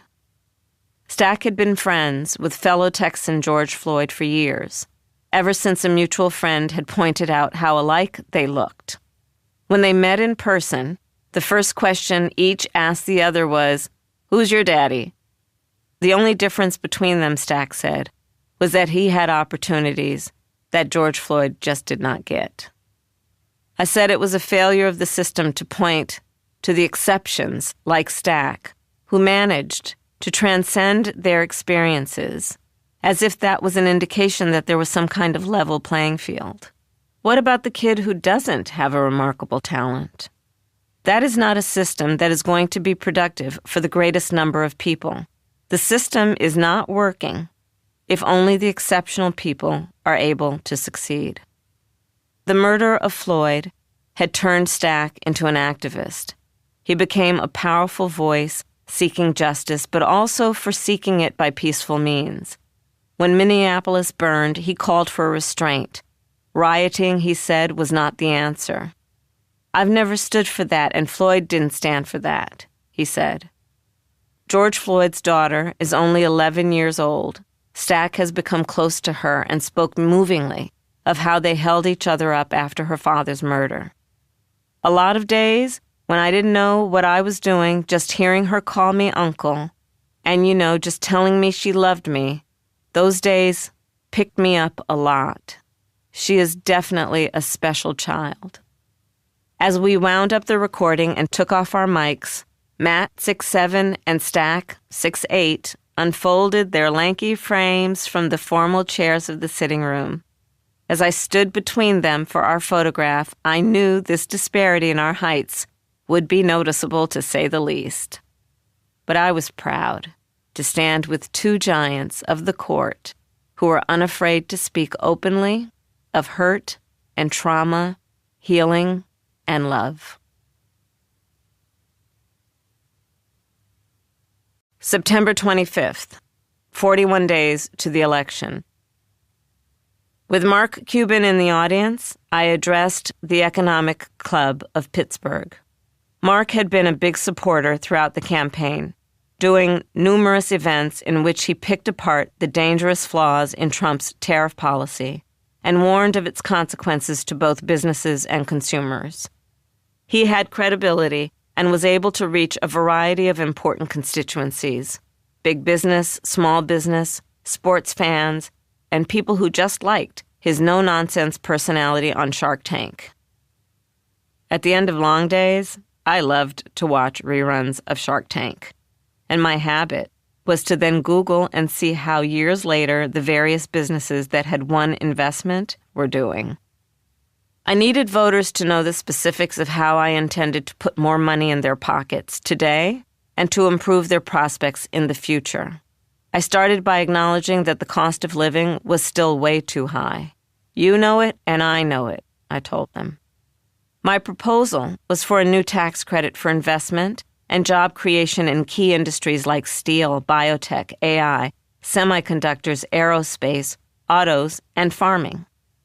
I talked about the importance of retooling existing factories, the credits that would encourage local hiring, and protecting the right to organize. I pledged to double the number of apprenticeships during my first term and increase skills-based hiring. As president, I said I could eliminate the degree requirements for 500,000 federal jobs in favor of skills-based hiring and apprenticeships, and that I would then challenge the private sector to do the same. We could grow the nation's cybersecurity workforce in this way and provide a model that private enterprise could emulate. My talk was of things I knew I could actually do as president and things that I knew would work. I warned that Trump's tariffs would raise costs and risk recession. I was confident about my analysis because I had a powerful team of economic advisors with different expertise. Brian Nelson had been my special assistant attorney general in California and understood my policy perspective. Brian Deese was a former director of the National Economic Council and had worked in the White House on the clean energy transition. Deanne Millison handled outreach to CEOs, small business, and private sector engagement in Africa and Central America for me at the White House. But as much as I hammered my economic message, it didn't seem to be penetrating fast enough. Over the course of the campaign, my polling on the economy went up 15 to 20 points in battleground states, amplified by leaders like Mark and my Divine Nine brother Jimmy McMickle, head of Kappa Alpha Psi, along with the leadership of Iota Phi Theta. These fraternities are deeply committed to mentorship and economic empowerment with powerful reach into the Black community. In a longer campaign, I might have had time to better bring the message home. Later, I'd have a telling exchange with Charlemagne the God, the host of the popular radio show, The Breakfast Club. I've been on his show many times. Charlemagne is a savvy interviewer with a missionary zeal for reaching Black men and a particular commitment to mental health issues. His show has a radio audience of 8 million monthly. When I appeared on his show, he lit right into me. "You come off as very scripted. You stick to your talking points." "That would be called discipline," I retorted. When he pressed me, I explained that I needed to repeat my messages so that everyone could get to know what I stand for.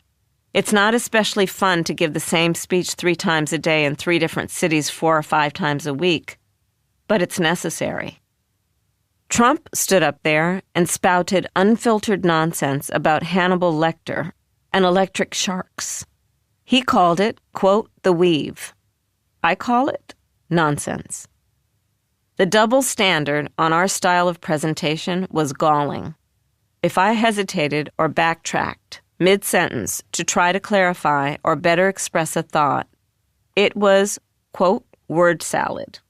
Meanwhile, Trump could describe Hurricane Florence as, quote, one of the wettest we've ever seen from the standpoint of water, unquote. September 26th, 40 days to the election. A storm was heading toward Florida.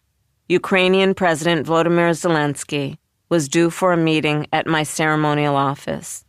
And, as leader of the first White House Office of Gun Violence Prevention, I was scheduled to speak at the signing of an executive order creating a task force to combat ghost guns and improve safety drills in schools.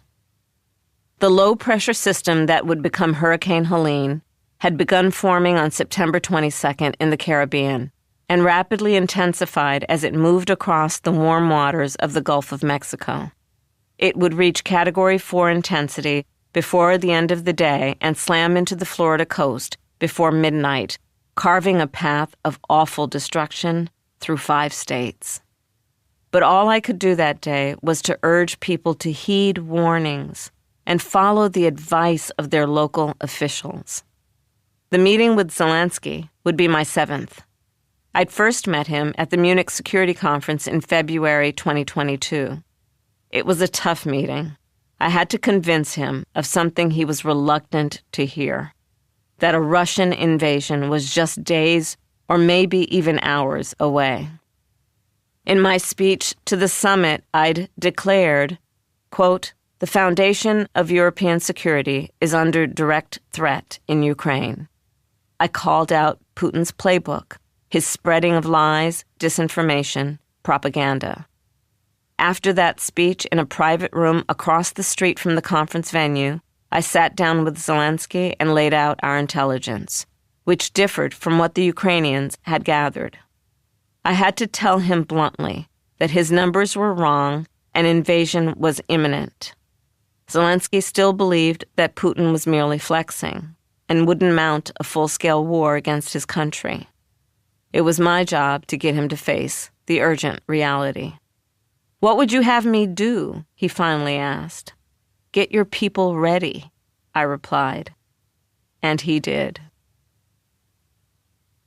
Few of us know who we will be in a time of crisis until we are tested.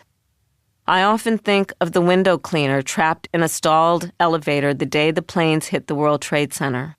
Refusing to give up, he used the sharp edge of his squeegee to gouge through the wall and led everyone in that elevator to safety. Did he know when he set out for work on that ordinary day that he would be the hero who saved lives? Zelensky, who had been a comedian, has proved himself an exceptional wartime leader. He has stepped up to a task he never expected, inspiring his people with his personal courage, drawing support from the whole world, defending the sovereignty and territorial integrity of his country against the might of Russia. Now, after almost 1,000 days of conflict, we met in the midst of the bloodshed and destruction that his people were suffering to discuss how the United States could best continue to support Ukraine's resistance. Our conversation was candid. We had developed a relationship of trust. It was the kind of day that reminded me why I was a public servant. What I said and did that day would have an impact on people affected by a natural disaster, a war, and the ongoing scourge of gun violence. The executive order came in the wake of another dispiriting Supreme Court decision, striking down the federal ban on bump stocks. Sometimes I felt that improving our gun laws was a frustrating game of whack-a-mole. No sooner did we pass a law than the gun lobby filed suit and the conservative court overturned it. Meanwhile, the lawless found ways to get around the scant regulations still in place. And so we live with the fact that 1 in 5 Americans has a relative who was killed by gun violence. We gathered in the East Room of the White House. Sari Kaufman, who survived the 2018 mass shooting at Marjorie Stoneman Douglas High School in Parkland, Florida, introduced me. Many other survivors and activists filled the room. The new executive order was timed to mark the first anniversary of the White House Office of Gun Violence Prevention.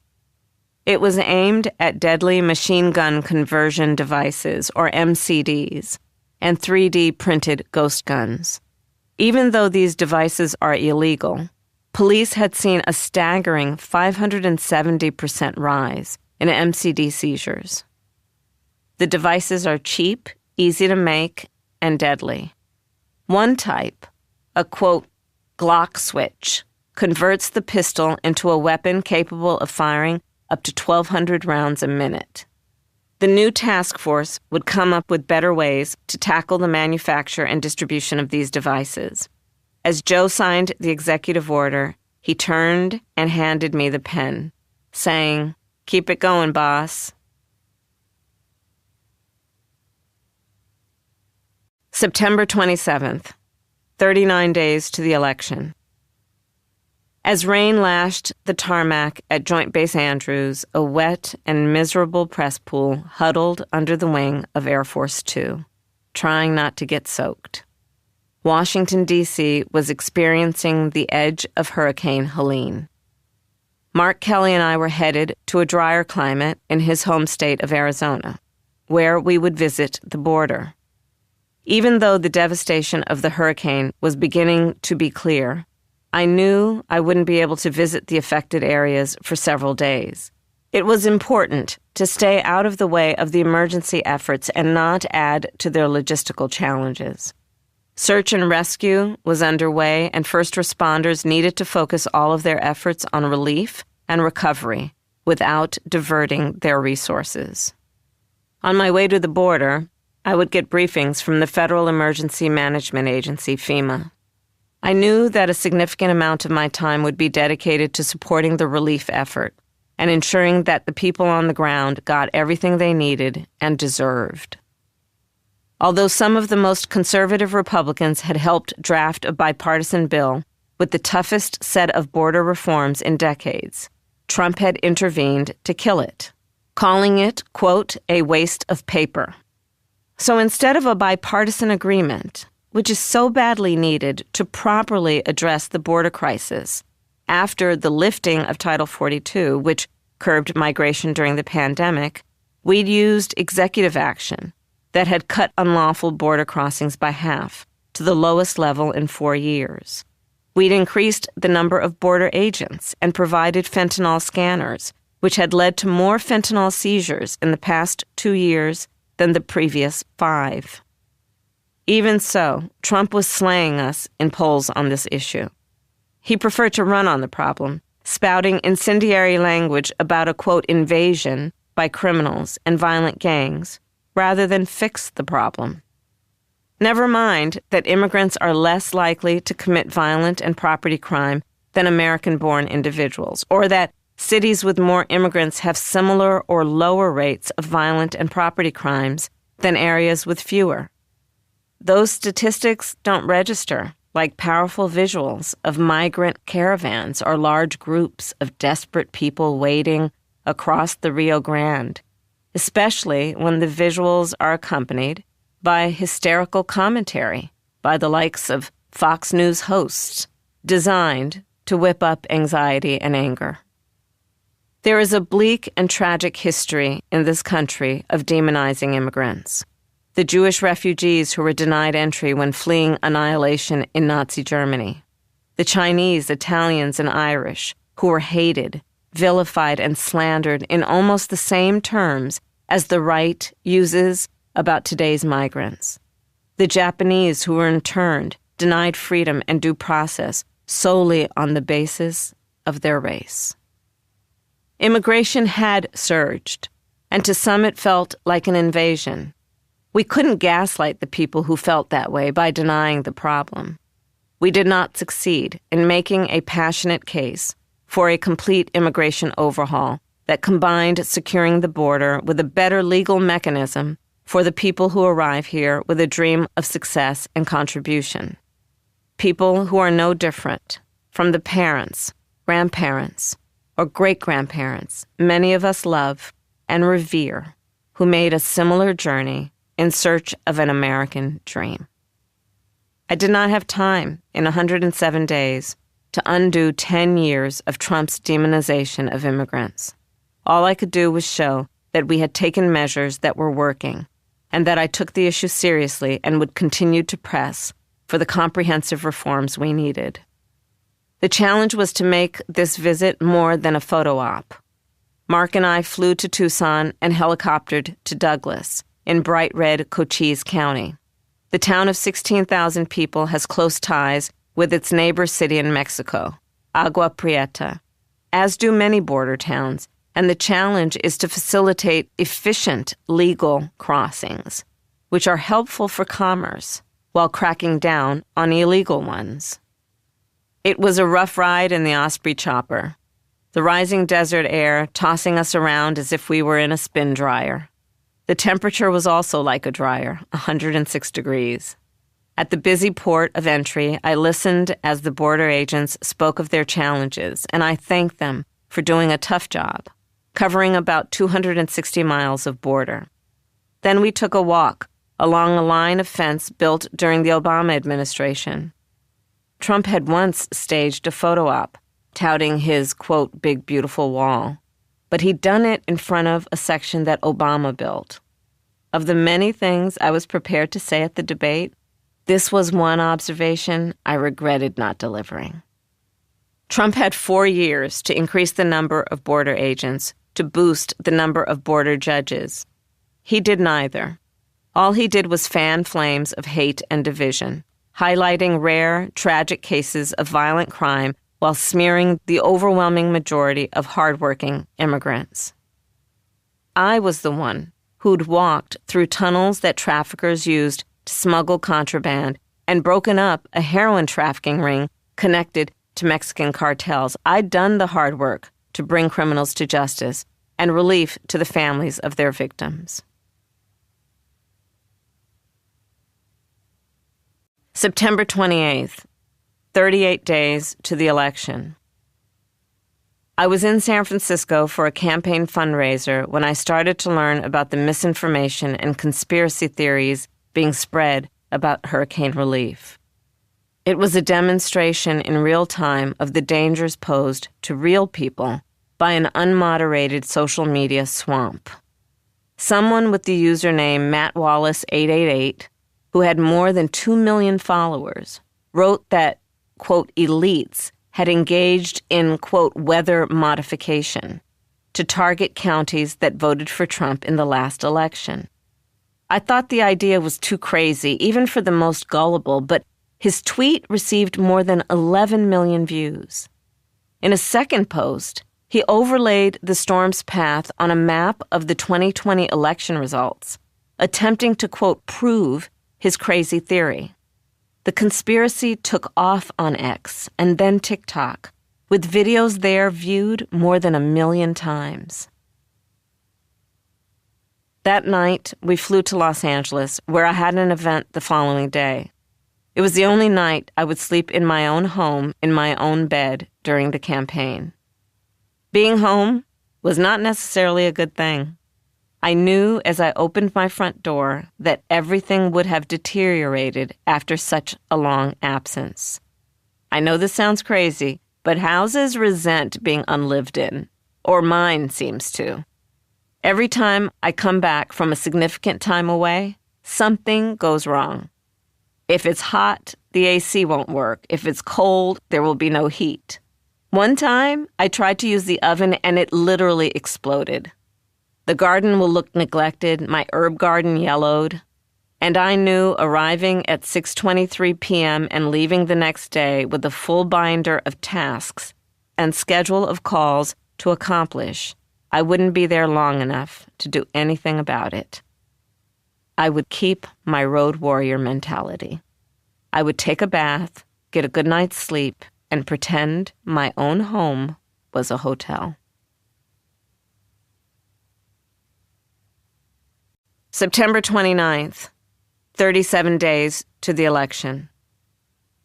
Hair color, manicure, call, and call, and call.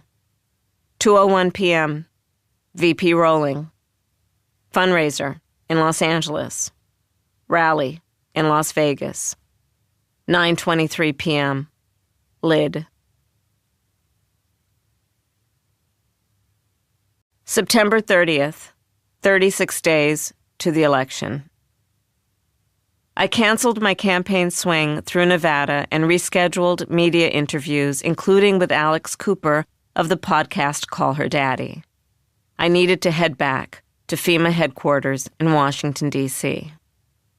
I had a lot of experience at this. As a senator, I'd been on the committee that oversees FEMA, and I had an excellent relationship of trust with the agency's leadership. During the first Trump administration, I'd seen how relief efforts had been shaped by a petty partisan agenda, and I was determined not to let anything like that happen on my watch. And even as I was taking valuable time from my campaign to fulfill my responsibilities as vice president, Trump posted on his social media site that Joe and I were, quote, going out of our way to not help people in Republican areas hit by Hurricane Helene. In a second post, he said we had, quote, left Americans to drown in North Carolina, Georgia, Tennessee, Alabama, and elsewhere in the South. He claimed that Georgia's Republican governor, Brian Kemp, had a, quote, hard time reaching Biden to discuss disaster relief, and that the president had been, quote, very non-responsive. All of it was, of course, lies. Kemp quickly rebutted Trump's claim, saying the president had called him and asked simply, "What do you need?" More than 230 people had died in the worst hurricane since Katrina. But instead of consoling and helping, Trump was stoking rage with falsehoods and making it harder for FEMA workers to do their jobs. Some FEMA workers had guns pulled on them. At his rallies, he claimed that our administration had, quote, spent all of the disaster relief money, quote, for housing illegal immigrants. As he knew or should have known, the much smaller fund for migrant shelter is totally different from FEMA's disaster relief fund. It was Trump who, when president, took money from the disaster fund and directed it toward immigration enforcement. He tried to connect his bogus claims to his assertions about non-citizens voting. He said we'd given the FEMA money, quote, to their illegal immigrants that they want to have vote for them this season. Elon Musk would pick up the lies and amplify them in his own post. Quote, yes, they are literally using your tax dollars to import voters and disenfranchise you. Marjorie Taylor Greene would pile on, quote, yes, they can control the weather. On the plane, I called and spoke with Governor Roy Cooper in North Carolina, Brian Kemp in Georgia, and mayors in the worst-hit communities in all the affected states. I tried repeatedly to reach Ron DeSantis, who remained unavailable. The list of what we were doing to help was extensive. FEMA trucks of food and water were arriving. 24 search and rescue task forces had been deployed and already rescued and supported more than 1,400 people. The Coast Guard, the Army Corps of Engineers, the Environmental Protection Agency, the Department of Agriculture, the Small Business Administration, and the Department of Energy had all deployed personnel. It was, in fact, a massive relief effort. Sadly, in the aftermath, polls in the affected communities would show that whether people felt that the federal government had done a good job split exactly on party lines. October 1st, 35 days to the election. The day leading up to Tim's debate with J.D. Vance had been filled with tension. Though I'd come back to D.C. to get briefings on the hurricane catastrophe, it was a different crisis that put me in the Situation Room that day. The Iranian response we'd been concerned about had come in the shape of about 180 ballistic missiles. Sirens howled over Israel just before 7:30 p.m. local time, 12:30 p.m. in D.C. In the Situation Room, I monitored the attack. The Defense Department later shared publicly that our destroyers in the eastern Mediterranean were part of a coordinated response that downed most of the missiles. The limited damage and few casualties made it less likely that Netanyahu would mount a massive counterstrike and drag the region into full-blown war. There was more riding on Tim's debate than there should have been. Trump's proposal back in August to debate me 2 more times had been withdrawn. We wanted another debate, badly. We needed it to shift our stuck polling numbers. We tried everything to goad or cajole Trump into it. He'd agreed, and then his team, who was more disciplined than he was, would pull him back. So that meant Tim would have to be the closer. It was not a comfortable role for him. He had fretted from the outset that he wasn't a good debater. I'd discounted his concerns. He was so quick and pithy in front of the crowds at our rallies, I thought he'd bring those qualities to the podium. He'd prepared with Pete Buttigieg, a consummate debater, and I thought his big heart and his good humor would counter J.D. Vance's malice and pessimism. But J.D. Vance is a shapeshifter, and a shifty guy. He understood that his default meanness wouldn't play against Tim Walz's sunny disposition and patent decency. Throughout the debate, he toned the anger and the insults way down. As Van Jones later remarked, he sane-washed the crazy. There were no cat ladies, no pet-eating Haitians, no personal insults. Just a mild-mannered, aw-shucks Appalachian, pretending he had a lot of common ground with that nice Midwestern coach. When Tim fell for it and started nodding and smiling at JD's fake bipartisanship, I moaned to Doug, "What is happening?" I told the television screen, "You're not there to make friends with the guy who is attacking your running mate." There was not supposed to be any on-air fact-checking in this debate, as there had been in mine.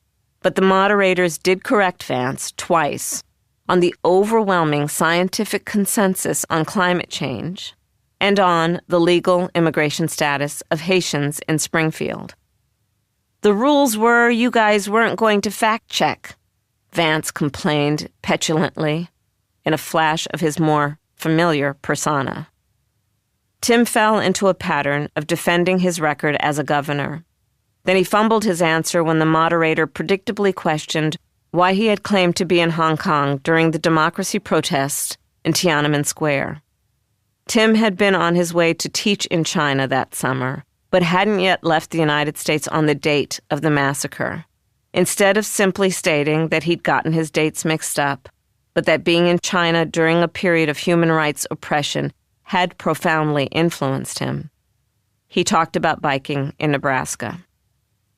The following weekend, Saturday Night Live did a sketch in which actors posed as Doug and me, sitting on our couch watching the debate. While I did not, in fact, spit out wine, it was otherwise uncanny in its portrait of our evening. Tim felt bad that he hadn't done better. I reassured him that the election would not be won or lost on account of that debate. And in fact, it had a negligible effect on our polling. In choosing Tim, I thought that as a second-term governor and 12-year congressman, he would know what he was getting into. In hindsight, how could anyone? When they attacked his National Guard record, I had to talk to him about being resilient. It's a challenge when you have kids. Tim had a son still in high school and a young adult daughter whom I'd come to know to be as big-hearted as her dad. It's painful for them to hear their father unfairly attacked. For the candidate, the family that is your source of strength can become your weakness in a presidential campaign. Tim was outraged by the unfairness. How dare they? This is BS. I had to tell him, don't let them get in your head. When I was a newly elected DA, an elderly gentleman in Atlanta pulled me aside with a bit of advice. "Baby, you be sure and don't make it look too easy." He knew it was not. And the higher you rise in the political food chain, the harder it gets. This is not a genteel profession. You must be ready to brawl. October 2nd, 34 days to the election. In Augusta, Georgia, the neighborhood of Meadowbrook, downed power lines looped over fallen trees. The once tidy streets of low-slung ranch houses were strewn with debris. A young woman wept as she recounted how her husband had been killed in the storm. She left her bedroom because her daughter needed something, and in the moment that she was gone, a tree fell on that room where her husband lay in bed. As I made my way through the wreckage of homes and lives, the first responders described their tireless efforts to bring help. I was able to announce that the federal government would be reimbursing 100% of the cost of the recovery effort to local governments for the next 3 months, which doesn't always happen. I said that there was an immediate emergency grant of $750 available to anyone just by providing their address. This got wildly misconstrued. Misinformation spread that $750 was all the victims would receive, which was ridiculous, but caused much unnecessary pain and anger. Anger that Trump was glad to fan. At the local senior center, I helped volunteers hand out meals to weary men and women facing the long labor of rebuilding their lives. It was, as always, such a stark contrast of the way disaster calls forth the best and worst of human nature. October 3rd, 33 days to the election. Country over party, read the signs at the entrance to Ripon College.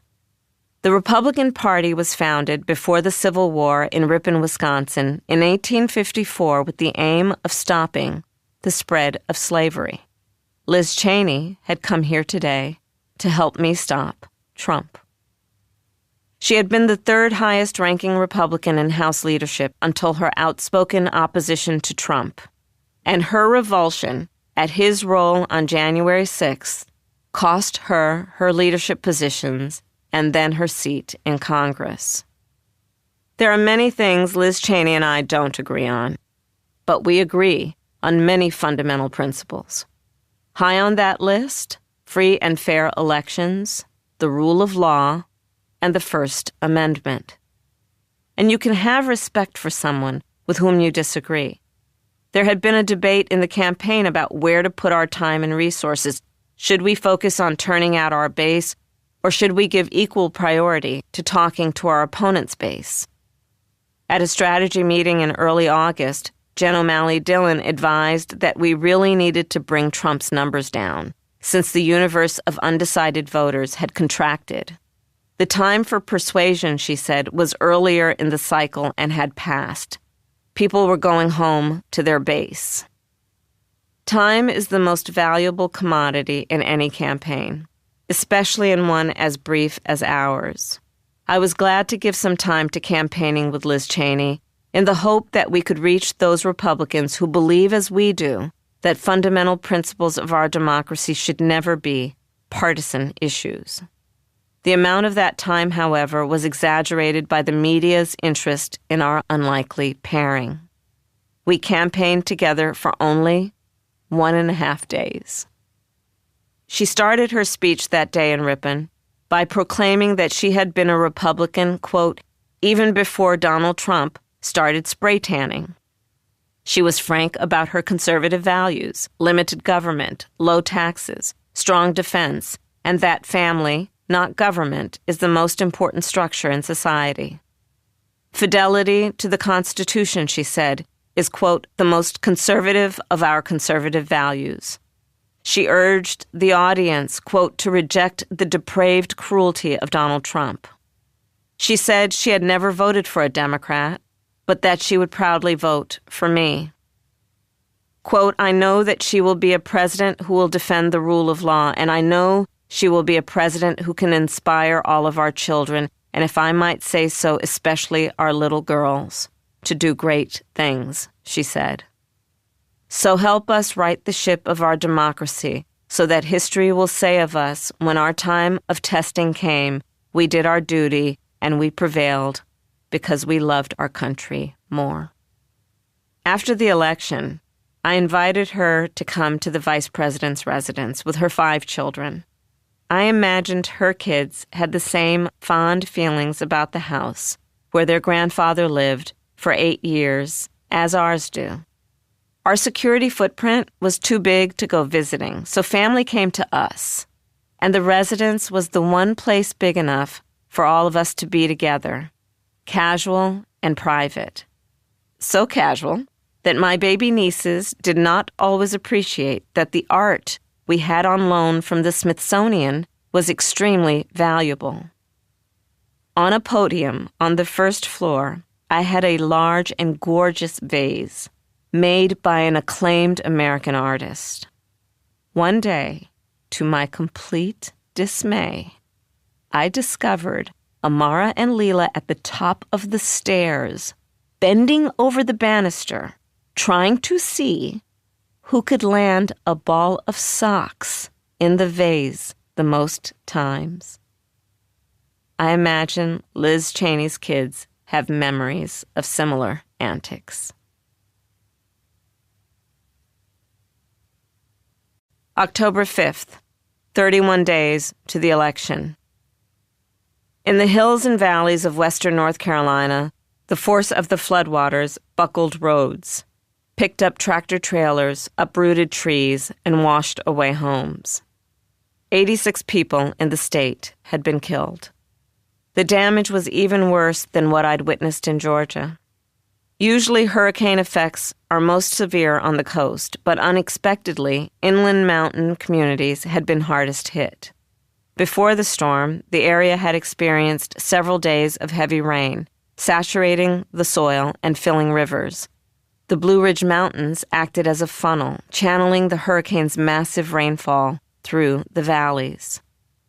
The North Carolina Air National Guard had been flying supplies into remote mountain communities and doing low-altitude sweeps of the hills and hollows, looking for people in need of rescue since roads and bridges had been washed away and communications were down.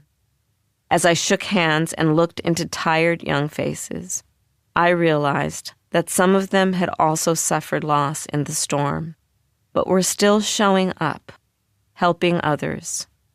I told them, "You are doing God's work on the ground." October 7th, 29 days to the election. I taped my interview with 60 Minutes on the anniversary of the Hamas attack on Israel. Bill Whitaker's first several questions probed the state of Middle Eastern security and our relationship with Netanyahu, who had resisted our calls for a ceasefire and had gone into Lebanon despite U.S. advice. He wanted to know if in pursuing our goal of ending the war, we had a reliable ally in Netanyahu. I answered that the question should be about the alliance between the American people and the Israeli people, which I maintained was strong. He pivoted then to the U.S. economy and other subjects. It was a long interview, and it was, of course, edited down, as is usual. When a bit of the edited footage was used as a promo on Face the Nation, Trump sued CBS for $20 billion, baselessly claiming that 60 Minutes edited the interview to make me look good. It was a nonsense claim, a frivolous suit, and in normal times, CBS management would have brushed it off. But CBS is owned by Paramount Global, which was in the midst of seeking a merger with Skydance Media and needed approval from the Federal Communications Commission. Paramount's controlling shareholder, Sherry Redstone, stood to make hundreds of millions if the deal went through. Paramount ultimately settled the suit for $16 million in a move that veteran correspondent Dan Rather termed, quote, a sellout to extortion by the president.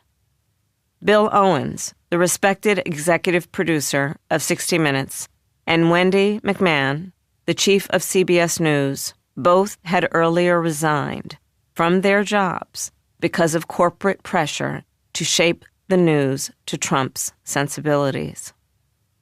The Fourth Estate is so called because it is a key pillar of democracy. When corporations take it over and put profit ahead of accurate, brave, and truthful reporting, the whole edifice trembles. October 8th, 28 days to the election. Everything about my appearance on The View was going well, until it wasn't. I'd been on this show about 5 times before. Some of the hosts I knew from outside the studio. Whoopi Goldberg and I bonded over our shared ties to the Bay Area. Sunny Hostin I knew as a lawyer. She had been a prosecutor, like me. Anna Navarro, a Republican, I debated on immigration during the Bush years, but we aligned on many other issues. All the hosts are thoughtful women of different political stripes, but all had been outspoken about the dangers presented by Donald Trump. He'd refused to go on the show and face their questioning. I had 3 interviews scheduled that day, one with Howard Stern and one with Stephen Colbert. Although this one, morning TV, a largely female audience, was friendly ground, my team and I had prepared, and I felt ready. Whoopi Goldberg introduced me effusively. We are thrilled that joining us right now for her very first talk show and live TV appearance since accepting the Democratic presidential nomination, please welcome back, she paused for a long minute, emotional, the next president of the United States. I walked on the stage to the pulsing rhythm of Beyoncé's Freedom, my campaign anthem, a standing ovation from the studio audience, and warm handshakes or hugs from the panelists. Whoopi asked me about the day the president called me, so I related the story of pancakes, the grandnieces, and the upheaval that followed. Then Sunny Hostin recalled Biden's appearance on the show, during which he'd said there wasn't a single thing that he did that I could not do. What do you think would be the biggest difference between your presidency and a Biden presidency? She asked. Well, we're obviously two different people, and we have a lot of shared life experiences. For example, the way we feel about our family and our parents and so on. But we're also different people, and I will bring those sensibilities to how I lead. For example, one of the things I know we're going to talk about today is what we do around home health care. I've done a lot of work around violence toward women and children. I care a lot about that. I love our small businesses. I talked warmly about my second mother, Mrs. Shelton, who ran a small daycare business. So the influence of a personal experience will have its impact on a presidency, I said. If only we'd left it there. But Sunny asked a follow-up. If anything, would you have done something differently than President Biden during the first 4 years? I had prepped for that question. I had notes on it. There was the answer I'd given in the debate. I'm not Joe Biden, and I'm certainly not Donald Trump. I had a note that I was a new and different generation. I had prepped to say, but to specifically answer your question, throughout my career I have worked with Democrats, independents, and Republicans, and I know that great ideas come from all places. If I'm president, I would appoint a Republican to my cabinet. But I didn't say any of that.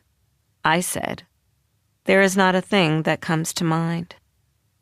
I went on to describe things in our record that I was proud of, such as capping the price of insulin, bringing drug prices down, investing in American manufacturing, and creating 800,000 new jobs in that sector.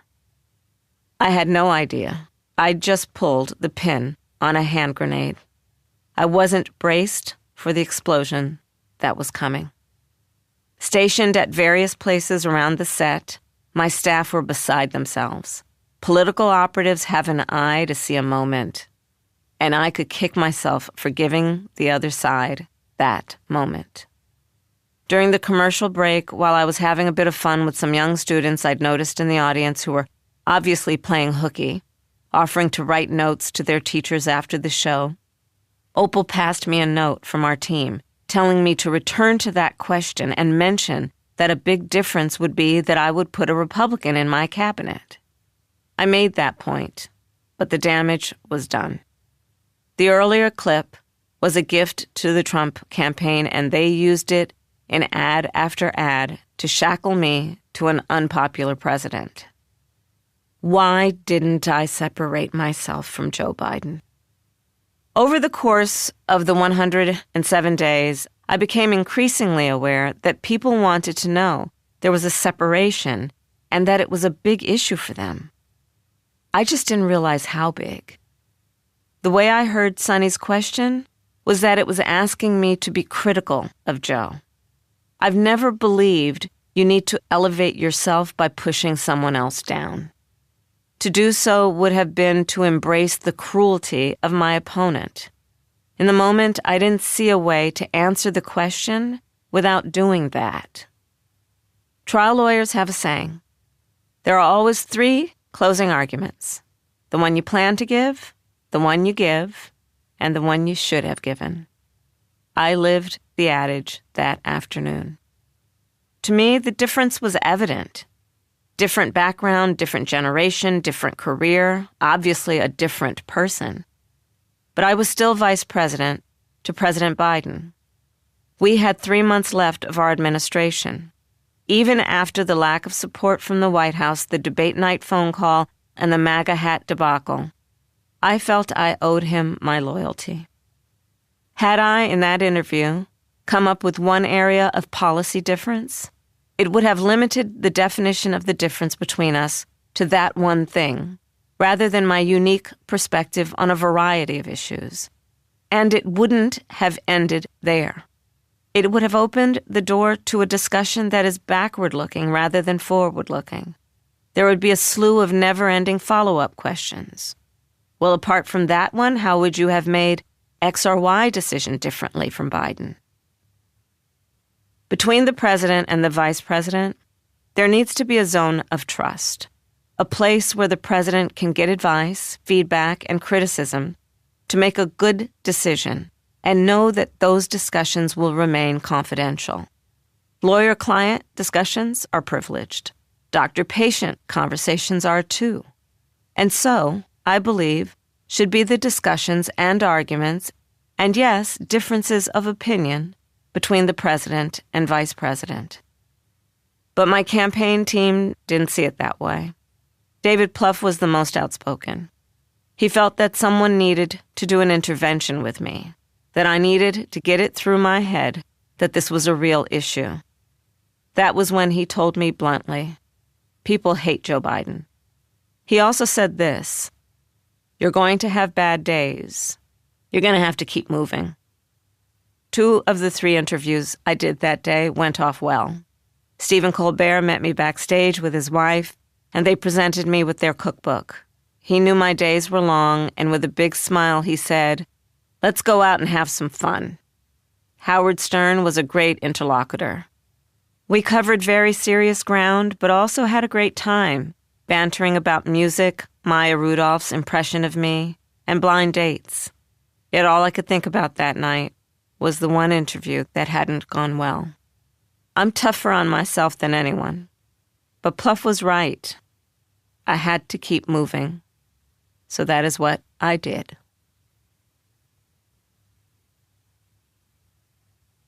October 10th, 26 days to the election.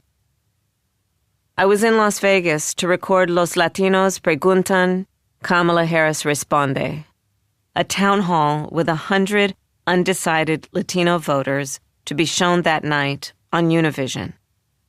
The questions on prices, on immigration, were not particular to the Latino community. They were the same concerns that all Americans had. But one woman became distressed as she spoke of her mother, who had died just 6 weeks earlier, unable to get U.S. citizenship in her lifetime, even after years in America and having children who had grown up as citizens. As illness overtook her, she had been unable, as a non-citizen ineligible for Medicare, to afford proper medical attention. It was an emotional moment for me.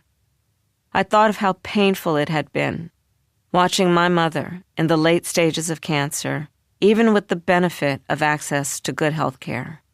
I remembered trying to find soft sweaters that would not irritate her skin, trying to cook foods that she could still enjoy. I felt for this loving daughter, who had probably done all those things for her mother, and yet been unable to access the medical care that may have prolonged her life or eased her pain. One of the first bills we tried to pass within hours of Joe Biden taking the oath of office was for comprehensive immigration reform that would have provided a pathway to citizenship for hardworking, longtime residents. But it was not taken up by Congress. Democrats, rather than Republicans, got the lion's share of the blame for failing to provide a pathway to citizenship. The Latino vote began to steadily drift away from us starting in 2016. The Latino vote is no monolith, and a variety of factors were at play. For anyone struggling to afford gas or eggs, inflation was certainly a factor. Though I had a jobs and investment agenda that would have benefited Latinos, it was rolled out October 22nd. Too late to really resonate. For the grieving woman in front of me, both parties had failed her mother, failed her.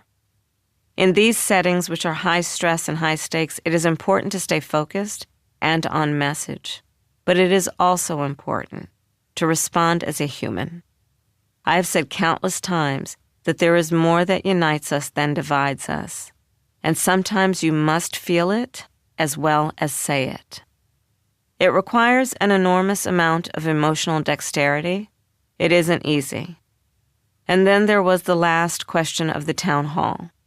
Could I name 3 virtues that Donald Trump possessed? I thought, really?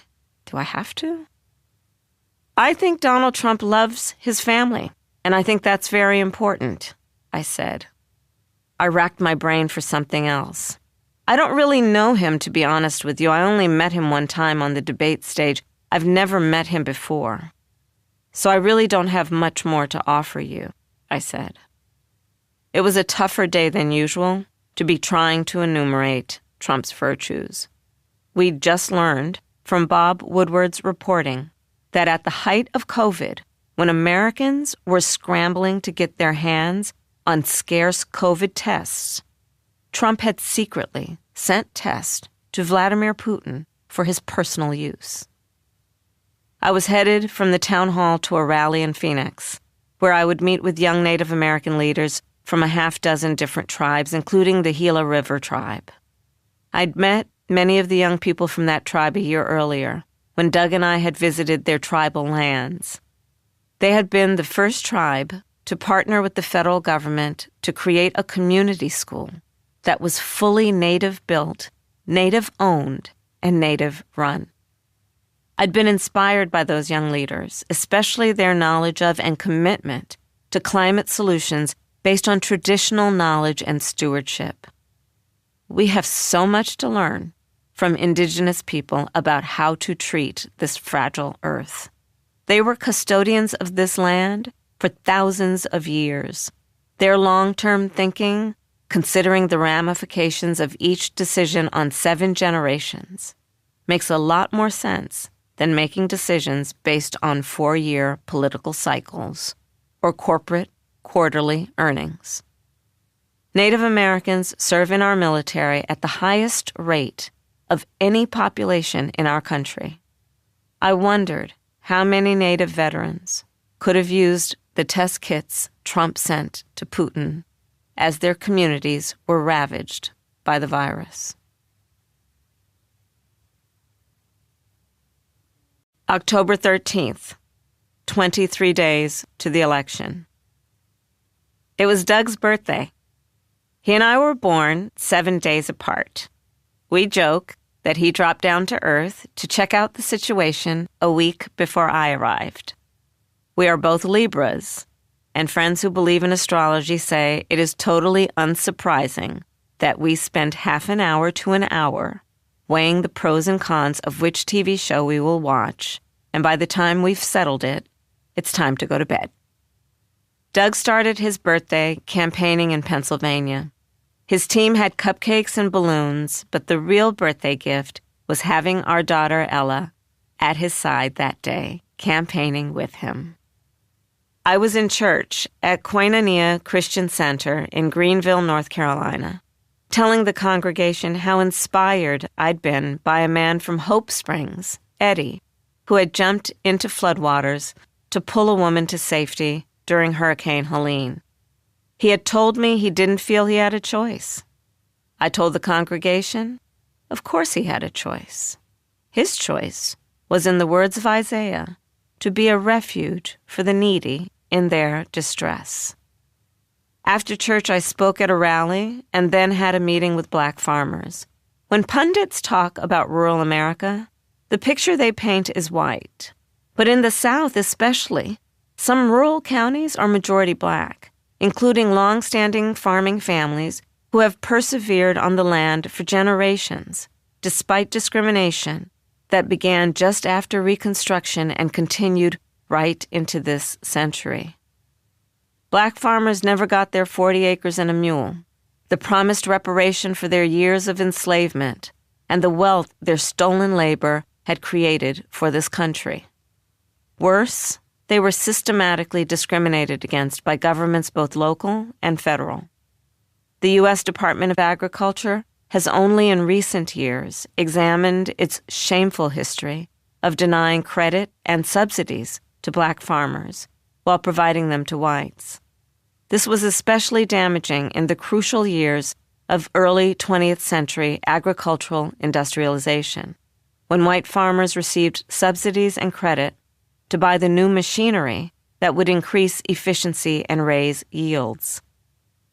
The Inflation Reduction Act, for which I was the tie-breaking vote, provided funds to begin to compensate any farmer who had been discriminated against by the USDA. The farmers I spoke with that day were resilient elderly couples and also young farmers, full of ideas on how to get their fresh produce where it was needed into urban food deserts.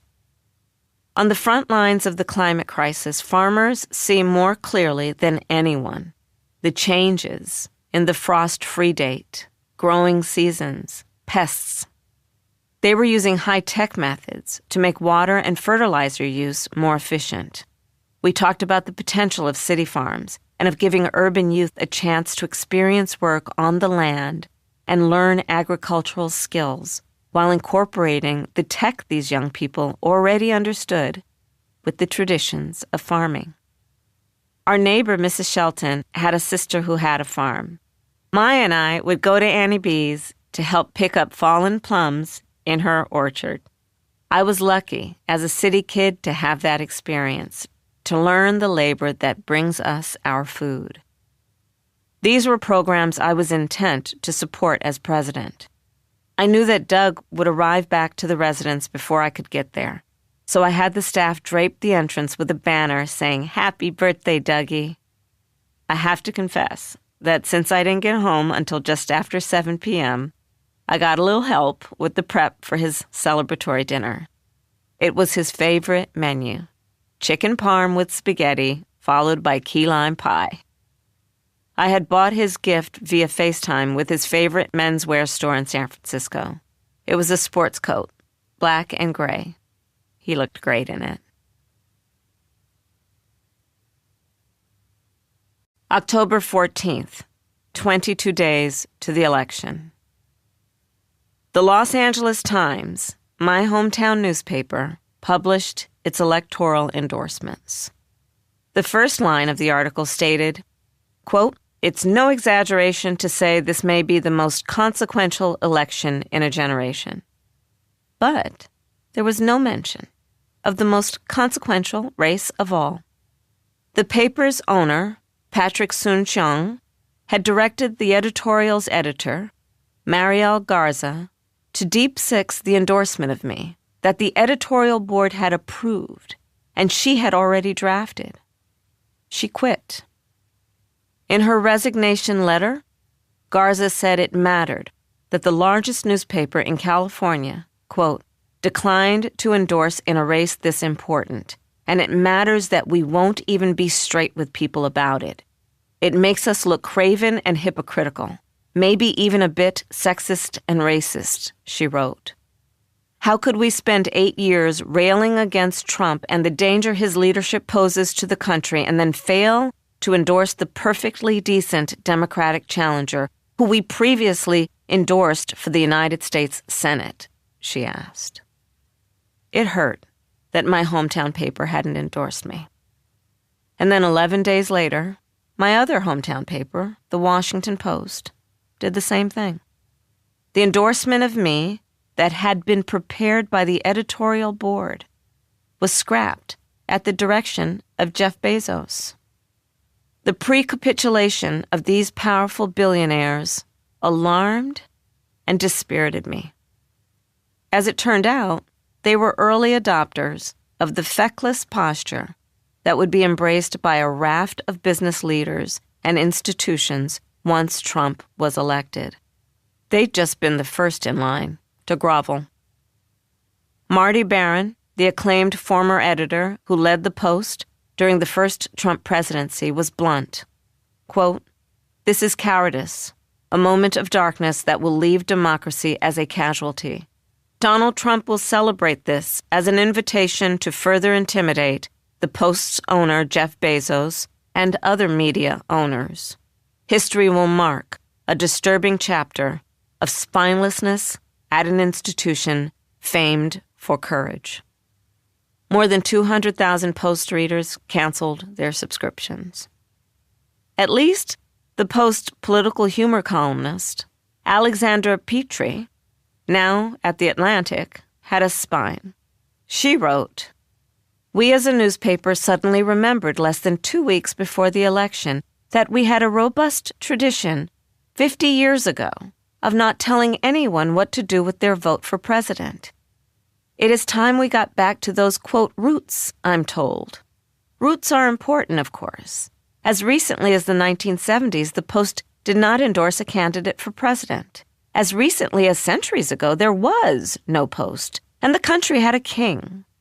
She went on to write, "But if I were the paper, I would be a little embarrassed that it has fallen to me, the humor columnist, to make our presidential endorsement. I will spare you the suspense. I am endorsing Kamala Harris for president because I like elections and want to keep having them." October 15th, 21 days to the election.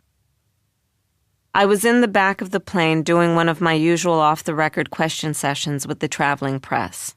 One of the reporters, whom I'd come to know quite well, furrowed his brow and asked, "What do you think's going on?" We locked eyes for a long moment. Then I answered with the simple truth. I don't know.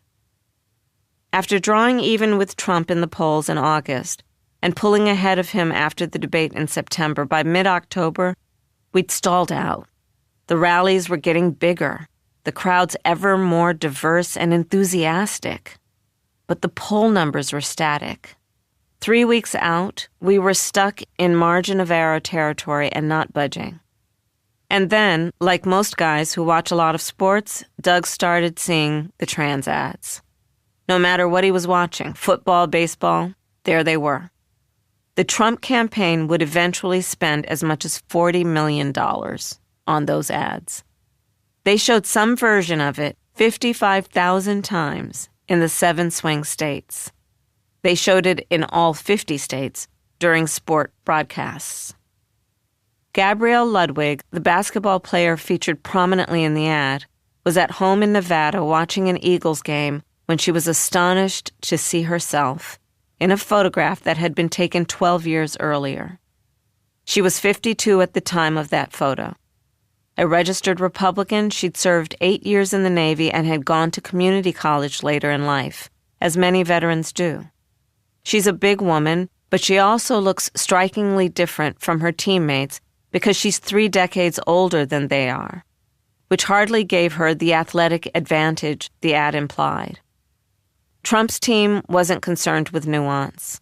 With the tagline, quote, "Kamala is for they, them, President Trump is for you," they thought they had landed on a winning message.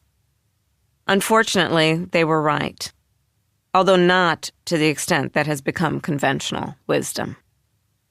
Why didn't I punch back harder? There are 2 things to talk about. One is people, one is politics. Let's start with people.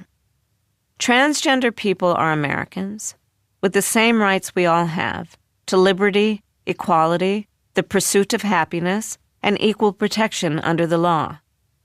There aren't very many, a tiny minority of less than 1% of the population. Of these, in 2024, less than 10 played on women's college sports teams. Less than 10. The law says incarcerated people must be provided with medical care. Under that law, 2 federal prisoners have received court-ordered gender affirmation surgery. 2. Very small numbers. But here are some bigger ones. 350 transgender people were murdered in America in 2024. 15 of them were kids. Trans people are over 4 times as likely as other Americans to be victims of a violent crime. Almost half, 42%, have attempted suicide. I have been an ally of the LGBTQ+ community for my entire career. As Attorney General, I fought for their safety by outlawing the so-called gay panic defense in California. As DA and then as Attorney General, I defended their right to marry the person they love. I have joyful memories of performing some of the first gay marriage ceremonies in 2004, long before it was the law of the land and long before it was supported by most elected Democrats. In the 2004 presidential election, gay marriage was used as a wedge issue by Republicans, just as the trans issue was in 2024. And I'm sorry to say that in 2004, our candidate did not stand up. In the Bay Area, I grew up at the epicenter of the fight for LGBTQ+ civil rights. One of my first political advisors, Jim Rivaldo, had worked for the assassinated gay leader, Harvey Milk. When Jim was dying from AIDS, my mother helped take care of him. This is a community with which I have a deep connection. I know transgender people. I know the parents of transgender kids. Beloved kids, just like any other. I know the pain and struggle that many families go through. I've heard so many personal stories. And I know the risks many of these children face from bullying and violence. Imagine being a parent, loving your child, and worrying every day about the ugliness and attacks they might encounter. And for some families, there are acute worries about depression, substance abuse, suicide. It's the height of hypocrisy for the party that has always championed the right of parents to make decisions for their children regarding homeschooling or opting out of sex ed, to suddenly bring down the awesome power of the state on loving parents trying to figure out care for their children. When Republicans lied about this tiny, vulnerable group with fear campaigns about school kids being taken away for gender surgery without parents' knowledge, I knew that Trump's increasingly hateful rhetoric was painting a bullseye on their backs and putting them in peril. I've always been a protector. It's why I became a prosecutor. There was no way I was going to go against my very nature and turn on transgender people right when they were being so intensely and intentionally vilified. I was aware of the weight of my voice and had no intention of adding to their burden. And then there is the politics. When I was Attorney General in 2015, a state prisoner sued to get gender-affirming surgery. My client was the California Department of Corrections and Rehabilitation, and as its lawyer, I was required to support the case against that inmate, which we settled in the inmate's favor. In 2017, a transgender prisoner in California was the first to get gender-affirming surgery based on that case, and 22 others have followed in California. That's the law. But because I'd been on the opposing side of the case, a cry went up. Kamala doesn't care about trans people. That wasn't true. I wanted to rebut that claim. When the ACLU in 2019 asked me to fill out a questionnaire, and one of the questions was about gender health care for incarcerated adults, I said I supported whatever was medically necessary, which is what the law says and what Donald Trump upheld as president. During his term, trans people in federal prison received the hormone treatments they were seeking. I reiterated that view when asked in an interview. And that was what the Trump team sliced and diced for their ad. The ad also said that I supported, quote, biological men competing against our girls in their sports, unquote. That is not my position. I agree with the concerns expressed by parents and players that we have to take into account biological factors such as muscle mass and unfair athletic advantage when we determine who plays on which teams, especially in contact sports. With goodwill and common sense, I believe we can come up with ways to do this without vilifying and demonizing children. The pundits proclaim as conventional wisdom that the ad was Trump's knockout punch, that this was the principal factor that stalled us out in mid-October. I believe that it is the conventional wisdom of middle-aged men who don't live in battleground states and were the target of those ads. Men like Doug who watch a lot of sports. The first time he saw the ad, he wanted to yell at the TV screen. He told me it made me viscerally ill. He was hearing clamor for a rebuttal from Joe Scarborough, Bill Clinton, and Democrats who saw that ad during the World Series and didn't see any ads rebutting it from our side. Because we didn't run ads during baseball games in non-battleground states. We did our best to rebut it in battleground states. The approach that worked best in our testing was to say, Trump says a lot of things about me, but I know the thing you care about is the economy, and quickly pivot to our messages on price gouging, affordable housing, and small business tax relief. And that was the ad we ran in rebuttal in the swing states. I do not regret my decision to follow my protective instincts. I do regret not giving even more attention to how we might mitigate Trump's attacks. Character matters, and voters respect it. When I was DA, I did not seek the death penalty in a case I successfully prosecuted for the murder of a police officer. There were demonstrations, death threats. The AG, a Democrat, and the U.S. Attorney tried to take the case away from me. I thought my career was over. Years later, an elderly man from a conservative part of town approached me. You know, I didn't agree with your decision, but I respect the fact that you said who you were and what you were going to do, and you stuck with it. I wish I could have gotten the message across that there isn't a distinction between they, them, and you. The pronoun that matters is we. We the people, and that's who I am for. October 16th, 20 days to the election. Of course, Bret Baier wanted to talk about the trans ad. He wanted to talk, period. Especially while I was talking. He interrupted me 38 times in the 27-minute interview. I certainly wasn't expecting kid glove treatment from Fox News. More like boxing gloves. I knew exactly what I was getting into. Being interviewed by Fox's chief political correspondent.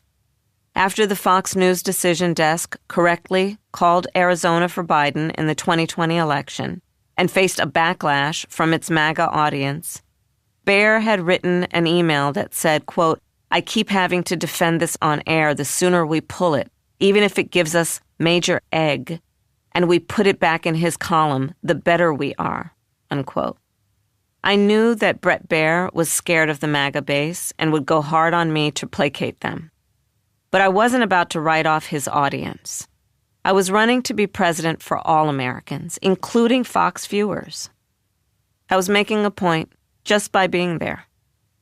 Trump had pulled out of a 60 Minutes interview and a CNN town hall.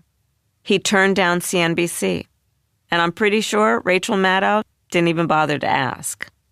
It was clear he would only venture onto the friendliest of turf. My view was quite the opposite. If any Fox viewers were persuadable, then I was going to make the effort to get in front of them.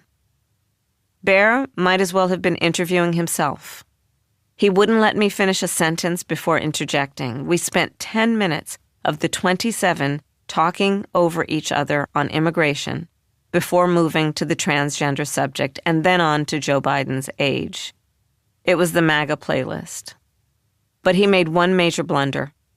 When I criticized Trump for his threats to use the military on United States citizens and lock up his political opponents, calling the American people, quote, the enemy within, Baier then tried to refute it with a clip from a town hall Fox had conducted with Trump earlier that day. The clip showed Trump saying, quote, I'm not threatening anybody. I'd watched that town hall on the plane on the way to the interview. I immediately recognized that Baier had cherry-picked the most innocuous part of the quote, because Trump had also said that the biggest threat to America isn't China or Russia. Quote, "It is the enemy from within, and they're very dangerous. They're Marxist and communist and fascist, and they're sick. The Pelosi's, these people, they're so sick, and they're so evil," unquote. I challenged Baer on his deception and quoted the former chairman of the Joint Chiefs of Staff, General Mark Milley, who said Donald Trump is, quote, "the most dangerous person to this country." I was pretty sure it would be the first time many in the Fox audience would have heard that. I had been advised, and I believed, that of all the Fox anchors, Baer was the most professional and the most reasonable, that he would be tough but fair. During the interview, I had called him a serious journalist, but I felt that the stunt with the video clip was the work of a propagandist. I have a saying, disappointment is a function of unreasonable expectations. At that point, I was deeply disappointed and realized my expectations had been quite unrealistic. There had been no small talk when I arrived for that interview, and there was none when I left. I took off my mic, said thank you to his crew, and walked away. October 17th, 19 days to the election.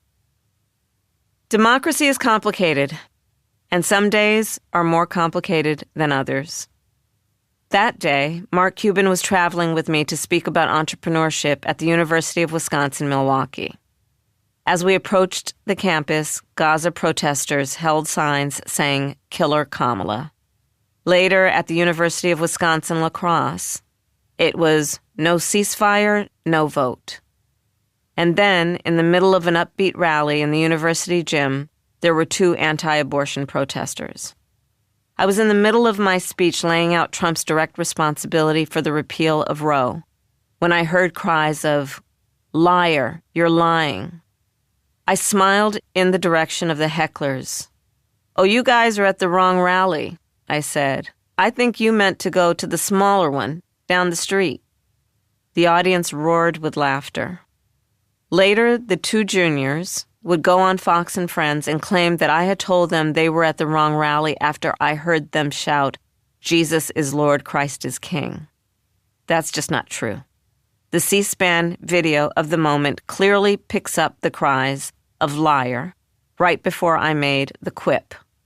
However, another video made by a Fox reporter, somewhere in the middle of the auditorium, does have the young men proclaiming their faith, although there's no way of telling at what point in my speech. Whenever it was, I never heard it, and I was certainly not responding to that. I would never make fun of anyone or say they weren't welcome at my rally for praising God. On Fox and Friends, the host accepted the students' claims and showed an edited video, but not the C-SPAN footage where it's clear I'm responding to cries of "liar." One of the young men compared himself to Jesus, who also, quote, was mocked. He said he believed they were sent by God. Then, as the panel was wrapping up the segment, one student interjected, "If I could say something before we go here?" The host told him to go ahead. "If I could ask my young Americans in this country, what do you want your future to look like in this country? Do you want to have to struggle to pay for gas? Do you want to struggle to afford groceries on a daily basis? Do you want to even struggle to get your first mortgage on a house? Because that is the future you're going to get with Kamala Harris as president. A future where people are stripped of the very power they have as citizens of the United States," unquote. It seemed like the student was suddenly less interested in preaching the gospel of Jesus than the gospel of Trump.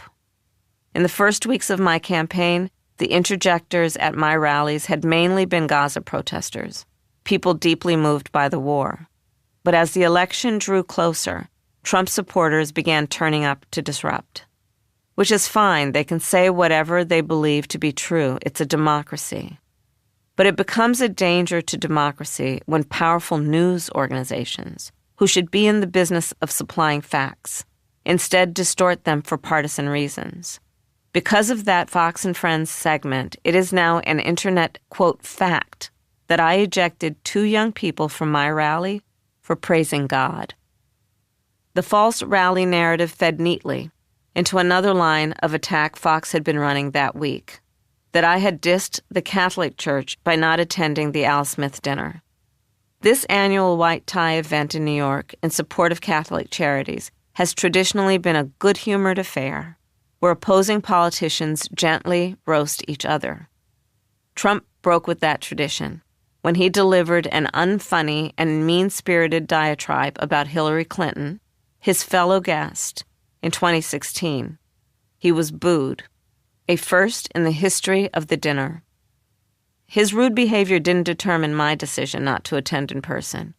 With just over 2 weeks to the election, I simply didn't want to be in a solidly Democratic state when I could be campaigning in a swing state. So my team had discussed with the dinner organizers that I would make a video instead, and they were agreeable. I did a comic bit with Molly Shannon, playing Mary Catherine Gallagher, her dorky Catholic schoolgirl character from Saturday Night Live. I followed that up with remarks about my sincere respect for Catholic charities. I had worked closely with them in California on issues such as providing relief to unaccompanied immigrant children, victims of domestic violence, and in my Back on Track initiative for formerly incarcerated young adults. Fox and Friends didn't mention that.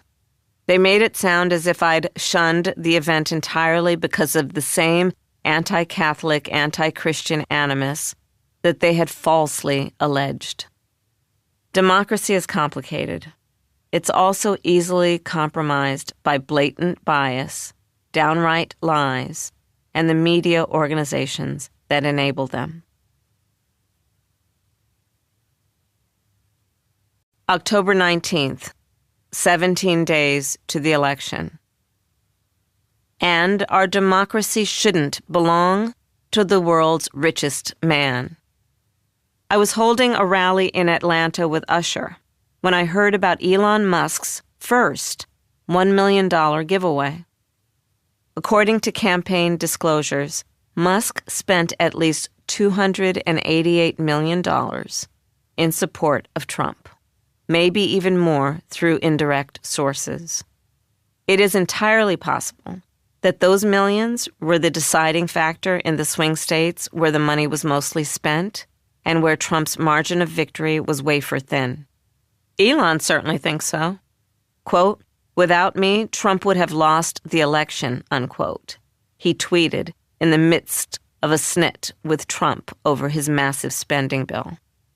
He clearly thought he had bought the presidency and should be able to dictate Trump's agenda, perhaps the most brazen admission of corruption in history. In the blue wall states that could have made me president, Trump beat me by just 0.86% in Wisconsin, 1.44% in Michigan, and 1.73% in Pennsylvania. Ours was the third closest presidential election in a century. Musk hired paid door knockers, about 400 in each swing state, far outpacing the Trump campaign's own listless efforts at mounting any kind of ground game. On my first day as top of the ticket, 28,000 volunteers signed up. By the end of the week, it was 170,000. For the battleground states from that first day, we knocked on 19.5 million doors, and 13.4 million of these were done by volunteers. Musk's notorious $1 million, quote, random sweepstakes, which his lawyers have since admitted in court was anything but random, drove traffic to X where he could praise Trump and denigrate me with insults and fake images, such as the ridiculous AI-generated picture where I am depicted wearing a cap with a hammer and sickle. He was Trump's one-man super PAC and campaign media arm all rolled into one. The 2010 Citizens United Supreme Court decision gave corporations in the top 1% the ability to funnel unlimited money into our elections. In the Senate, I and my colleagues introduced a constitutional amendment designed to overturn it. It has been reintroduced unsuccessfully in each Congress. There were other efforts beyond the constitutional amendment, such as laws to disclose donor information, but none of those passed either. I have always been one of my party's most successful fundraisers, and I don't apologize for that. To do good work, you must get elected. And unfortunately, until Congress has the courage to change the laws, it's ridiculously expensive. After Joe dropped out, I raised more money more quickly than any candidate ever. But it wasn't from a single billionaire with huge government contracts who essentially bought himself an unelected co-presidency. Musk lied about his sweepstakes, saying names would be drawn at random, and any registered voter in a swing state who signed a petition supporting the First and Second Amendments could be in the drawing. But when courts questioned the legality of that, his lawyers admitted that the winners were not random. They were vetted, quote, spokespeople. As for his paid door knockers, many were individuals who had to sign contracts before they knew whom they would be canvassing for. They included low-income Black people who were transported to their canvassing turf in the backs of U-Hauls with no seatbelts or even seats, forced to share rooms with strangers and given impossible work quotas. Some who objected were fired without pay and without fares to return to their home states. While Musk takes a chainsaw to programs that help the poorest people in our own country and abroad, he is okay with government spending when it comes to his own companies, which have received about $38 billion in contracts, loans, subsidies, and tax credits, roughly $15 billion from NASA, and about $7 billion from defense agencies. For some, like the spy satellite Starshield defense project, the amounts are not publicly documented. As the former head of the National Space Council, I am enthusiastic about space exploration. I support technological innovation and national security. But when you never talk about government spending on your own interests, no matter how laudable those interests, it's hypocritical to critique spending on equally valuable programs such as research at the Centers for Disease Control and Prevention and the National Institutes of Health. His companies also stand to benefit from slashed regulations on environmental protection and the lack of consumer protections for autonomous vehicles. No good public policy can be made with a chainsaw. October 20th, 16 days to the election. When I was growing up, birthdays were a very big deal. My mother used to joke that my birthday was her birthday as well, since she's the one who'd done the birthing. I think about my mother every day. But that morning, she was especially on my mind, since my birthday fell on Pink Sunday, the day in Breast Cancer Awareness Month when churches pray for those who are suffering or who have passed from the disease. My mother had two goals in her life: to raise Maya and me, and to cure breast cancer. When we were little, we knew that often Mommy had to go to Bethesda. We didn't know that she went to that Maryland neighborhood as an advisor to the National Institutes of Health. As I pinned the pink awareness pin to my lapel, I thought of her and her uncompromising dedication to the cause of women's health. I made a silent promise never to let up and never let her down in my commitment to that issue. My senior advisor, Jaleesa Washington Price, had worked with me since 2019, and even though she has 3 small children, she put her life on hold for these 107 days, organizing in 3 key states and handling faith outreach. That Sunday, she had selected 2 extraordinary faith communities for me to visit. I was heading to New Birth Missionary Baptist Church that Sunday morning, a mega church in Atlanta's suburbs. Chrisette, who had flown in to be with me on my birthday, was there, wide-eyed. Chrisette comes from a different faith tradition, what she describes as, quote, a quiet little Presbyterian church. This was not that. The sanctuary seats over 7,000 souls. We arrived as the choir was singing and made my way to my seat past throngs of women in pink, some in frothy tulle or sparkly pink sequined church hats. There were more than 50 elected officials at that service, as well as my friend Opal Lee, the grandmother of Juneteenth, and Reverend Amos Brown, who had flown in as a surprise. When the pastor, Jamal Bryant, called on me to speak, someone in the congregation called out, "Happy birthday," which was the cue for the whole church to burst into song for me. In my remarks, I talked about my mother's dedication to breast cancer research. And then I turned to one of my favorite scriptures, Luke 10:29 through 37, the parable of the Good Samaritan.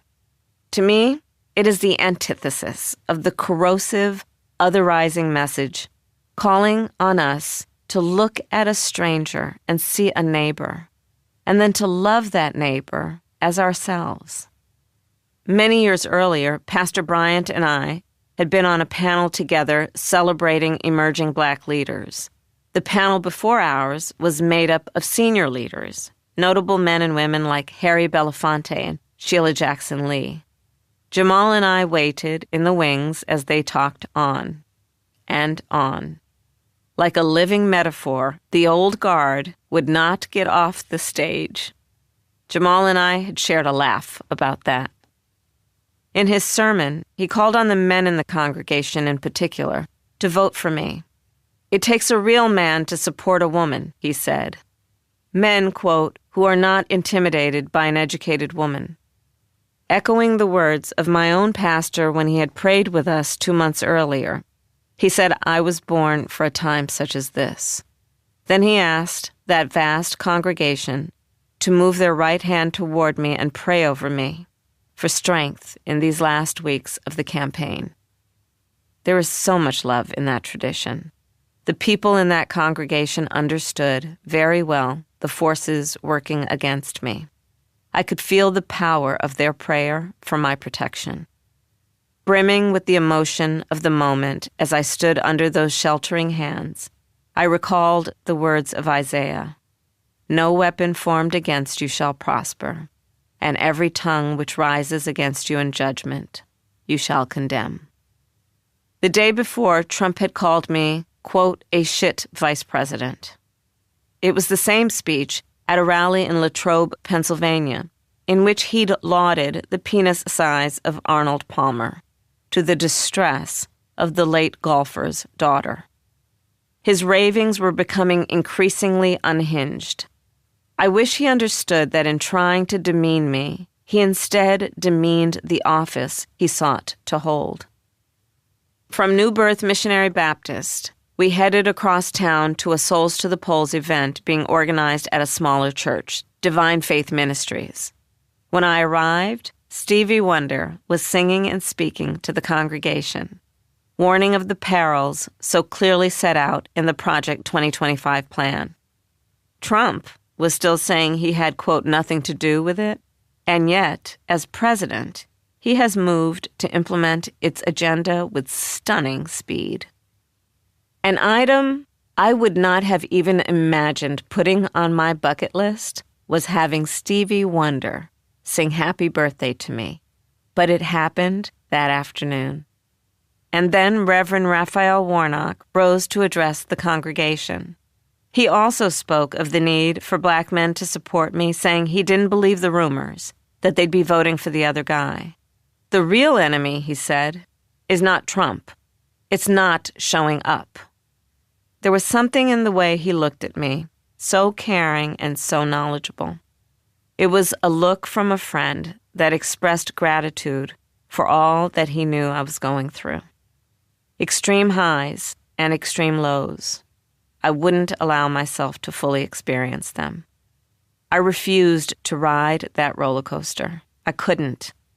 For the sake of all those people turning up at my rallies, allow myself to dwell on my own emotions. There would be time later, I told myself, to reflect. I had to get on with the business. And then Reverend Warnock led the crowd in a chant, "Real men vote." I had one more stop in Atlanta to tape an interview with Reverend Al Sharpton that would air on MSNBC that night. He had founded the National Action Network, one of the biggest civil rights organizations in the country, and an effective advocate for voting rights. I had known Reverend Sharpton for many years, working with him for criminal justice reform, praying with him at funerals for young black men killed in police shootings. He was aware of my record as a prosecutor and how it had been mischaracterized. When I became a district attorney, this country was in an even worse place than it is now on criminal justice. I was one of the first elected, progressive district attorneys, looking for ways to keep nonviolent offenders out of jail rather than putting them in it. I didn't seek jail time for simple marijuana offenses.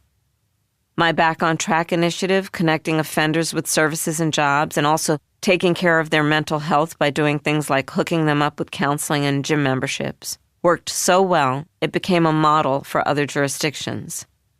It is true that prosecution rates for violent crime increased on my watch.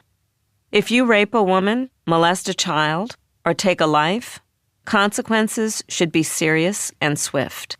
I do not apologize for that. Although since becoming top of the ticket, we'd improved our standing with black men by 20 points, some polls showed a slight drift. The trope that I'd been a punitive prosecutor was dusted off in explanation. Reporters seemed to love that narrative. I was particularly grateful to the talented actor and comedian D.L. Hughley, a member of the Divine Nine fraternity Omega Psi Phi, for pushing back on it so strongly. He apologized in every form he could and eventually at the podium of the Democratic National Convention for having formally mischaracterized my record. Quote, "I feel repentant in the fact that I was so strident against a really amazing woman, and it doesn't matter how much you apologize or what forum you use, it's hard to pull your knife out of somebody," he told Don Lemon in one of many interviews he did during the campaign. Quote, "Mostly, I don't understand how it is I made those assertions without even looking into it."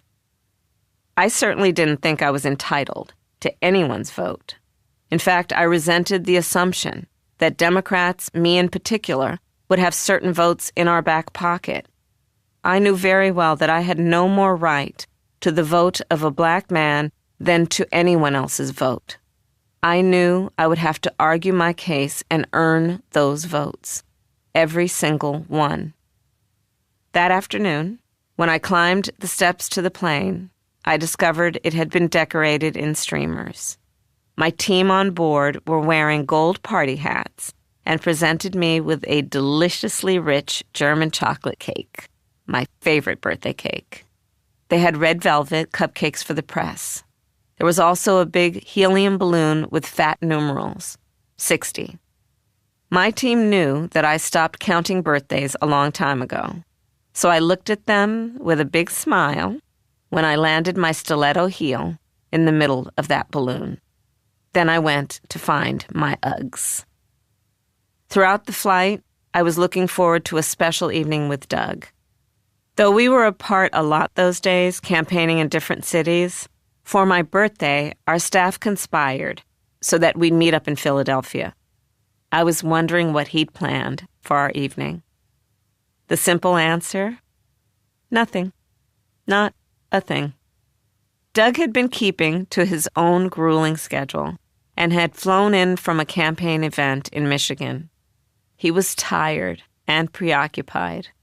What I didn't realize, the attacks on me and the many personal assaults he'd been experiencing were finally taking a toll. He hadn't put any thought into where we'd stay that night, so staff had picked a place for us that they thought would be a bit more special than the usual campaign hotel. It turned out to be a bland establishment whose red and black decor looked like it hadn't been redone since the 1970s. The only distinguishing feature of the room was its larger size, but the curtains were broken. Storm knowing how much I love good food, had picked 2 possible restaurants from which to order dinner. She thought it would be nice if the meal was a bit of a surprise for me. So on the plane, she knocked on Doug's door to ask him to choose the menu. He shrugged and told her to ask me. So she picked the menu herself, ordered a cake, dressed the table with candles. My girlfriends sent flowers. Doug at least had thought to get a gift for me. It was a necklace by a designer I admired from Ojai, California, Jess Meharry, the same designer who'd made the piece he'd chosen for my anniversary gift.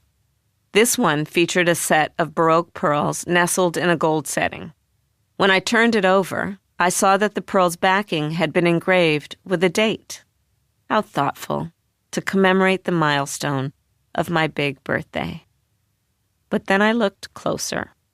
The date was not my birthday. It was the date of our wedding anniversary. He'd obviously intended to give me both pieces on our anniversary until it occurred to him that by repurposing one piece, he could kill 2 birds with 1 stone. He could practice thrift and also save himself the bother of shopping for a birthday gift. I went to take a bath. It's one of the things I did at the end of those long days to help me slow down enough to get to sleep. In the warm steam, I managed to relax and get over my disappointment. I was about to climb out of the tub when I noticed that all the bath towels were hanging on the far side of the room, unreachable. I called to Doug to ask him to bring me one.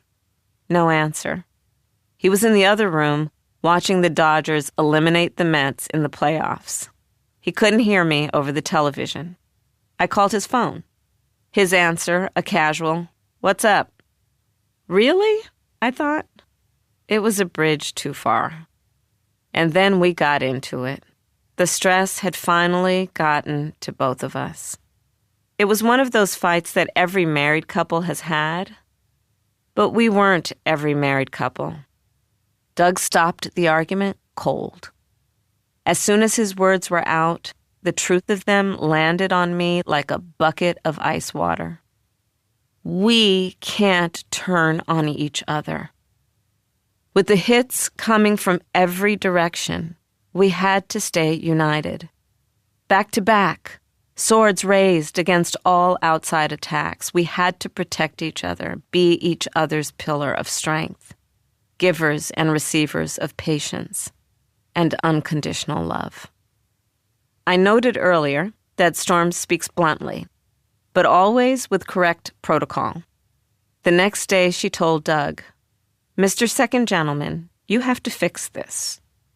She handed him a set of note cards. She'd numbered them 1 through 5, for the nights we'd be apart through the end of the campaign. She instructed him to write a note on each one. From then till the election, no matter which city each of us had landed in, at the end of the day, I would find a note on my pillow, in Doug's chicken scratch, telling me how much he loved me. October 22nd, 14 days to the election. The Trump team announced that he would be on the Joe Rogan Experience podcast on October 25th. That came as a surprise to us.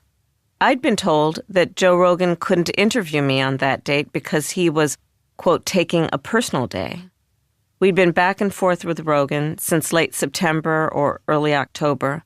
One of the young leaders on my digital team made the initial contact through Rogan's platform, Spotify. Rogan's producers came back to us with a list of conditions. These included a 1-hour minimum, no topic limitations, only me and Secret Service in the studio. I had no problem with any of that. So we started to discuss recording the podcast while I was campaigning in Michigan. The team was hearing all kinds of conflicting information from folks who knew Rogan. From one source, that he'd bragged he'd, quote, rake me over the coals. From another, that it would be great for me because Rogan had said he didn't want Trump to win. I wasn't in the weeds on any of it. I left that up to my staff. They'd suggested topics that might interest Rogan's audience, such as cannabis, social media censorship, and crypto. Rogan's team said they just wanted to discuss the economy, immigration, and abortion. Again, I was fine with that. They said they'd work with Spotify about securing a studio in Detroit. That sounded great. But then they came back to say Rogan, having thought about it, wanted to record in Austin, that he never traveled and had only ever gone remote one time to secure an interview with Edward Snowden. They wanted me to come to Austin. That was a big ask. I had to weigh spending time in Texas, so close to the election, when every minute in a swing state mattered, and also the time lost traveling there and back. Still, even though most of my team thought doing the interview at all was a gamble, and others bluntly argued it was a bad idea, I really wanted to do it. One podcast was not going to win or lose the election, but Rogan's audience was young and male. I wanted to reach those guys who might not otherwise hear from me. We had a big rally on reproductive rights planned in Houston on October 25th. So on October 18th, my team called and told Rogan's people that we could come to Austin for the interview that day. My research and comms team started pulling together a prep sheet for me. Then the word came back. Quote, "It's a personal day for Joe. He's not available. If you'd just called a day before, we could have done it." Then how about the following day? The morning after the Houston rally?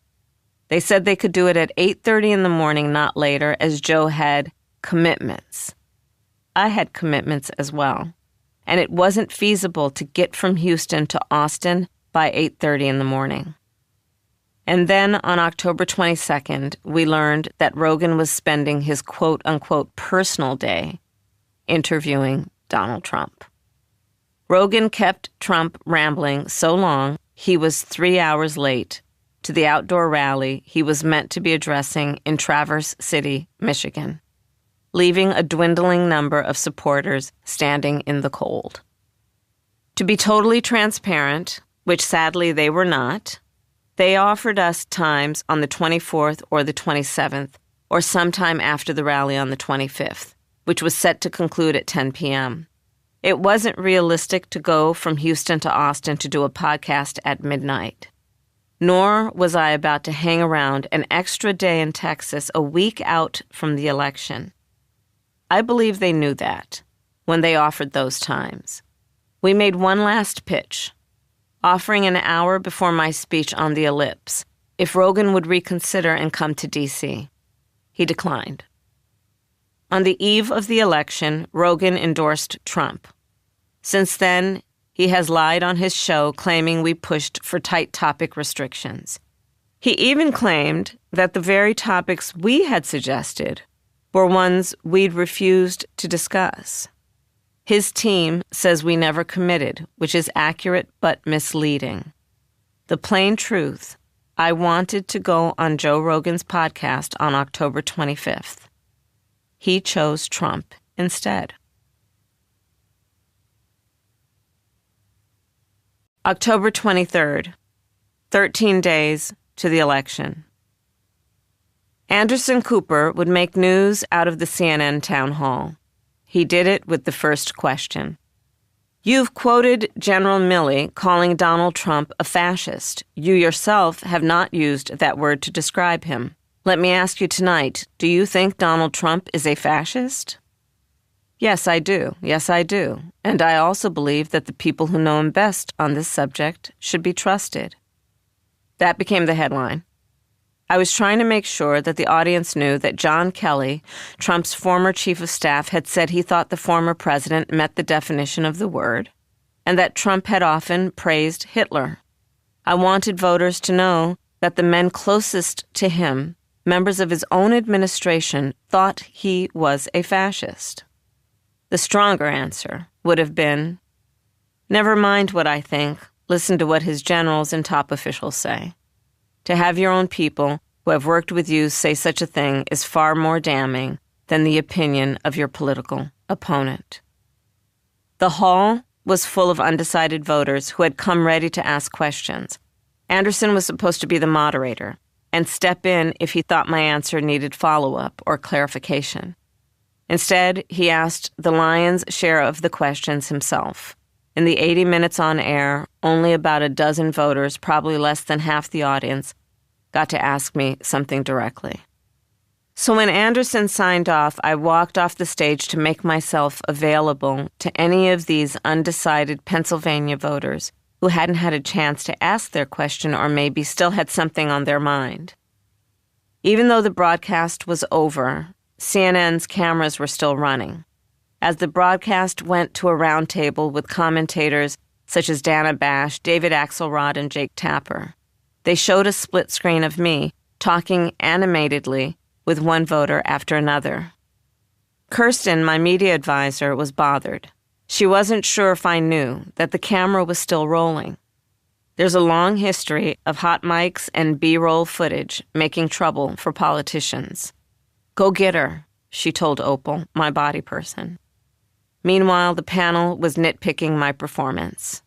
About 20 minutes into the discussion, Tapper interrupted Caitlin Collins mid-sentence. Let's listen in because she's talking to... They cut to me just as I was asking a member of my staff to follow up with a voter with information on student loan debt relief. Then I turned to an audience member, Joe Donahue, who had been introduced by Anderson as a registered Republican who disagreed with me on abortion but had doubts about Trump over January 6th. His question to me on air hadn't been about either of those things, so I wanted to take a moment with him to talk about my position on reproductive rights. I assured him I would not try to change his view. I told him, my point is the government shouldn't be telling people what to do. It is not about ever disputing or criticizing anyone's faith, ever, never. And I told him I appreciated him asking his earlier question. Then Opal reached me with word that we needed to go, so I thanked the audience as Jake turned back to his fellow panelists. He pointed out that this was to have been the night of a debate between me and Trump. She accepted he did not, so we said, okay, let's have 2 town halls. She accepted he did not. The reason that we are not critiquing Donald Trump's performance at a town hall this evening is because Donald Trump did not agree to participate in a town hall here in Delaware County, and she did, Jake said. So yes, it's inherently unfair. That said, we're journalists. We're going to keep talking about what we saw tonight, he continued. Van Jones said, quote, there were flashes of the Kamala I know, who is really a true public servant, who really does work for people. He went on to say, your job isn't to do town halls. Your job is to fight for people. October 25th, 11 days to the election. I am the daughter of a woman who dedicated her life to women's health. Shyamala Gopalan could have had a very easy life in India, but she chose to come to America because it was the leader in breast cancer research. Finding a cure was her life's work. And by isolating and characterizing the progesterone receptor gene, she advanced understanding of breast oncology. I had the words mammary gland and uterus in my vocabulary long before I could spell them. When I got my first period, I was at my best friend's house. My mom's reaction, I wish you'd been home. For her, it was a special moment, something to celebrate. If she saw a Playboy magazine on a newsstand, she'd note, the female hip and breast exist to procreate our species. Once, when we were living in Montreal, she came home visibly angry about something that had happened in the lab. A male scientist had been walking around with a breast uncovered on a petri dish. Do you think he would have walked around with an uncovered penis on that plate? She fumed. As a prosecutor, I worked with women and girls who were victims of rape and incest. To tell a victim of a violent crime, a violation of her body, that she has no say in what happens to her body next is immoral. You do not have to abandon your faith or deeply held beliefs to say that the government shouldn't be telling her what to do. Some advisors told me not to put those words in my stump speech. It will turn people off, they said. But my mother's daughter was not going to leave these truthful words unsaid, no matter how uncomfortable some may feel. Since Trump enabled the overthrow of Roe, the consequences have gone beyond denial of basic rights to the denial of care and the loss of health and life. I had chosen to come to Texas to talk about this because the state's elected leaders had enacted the most restrictive and cruel laws in the country. There are no exceptions for rape, incest, or fatal fetal anomalies.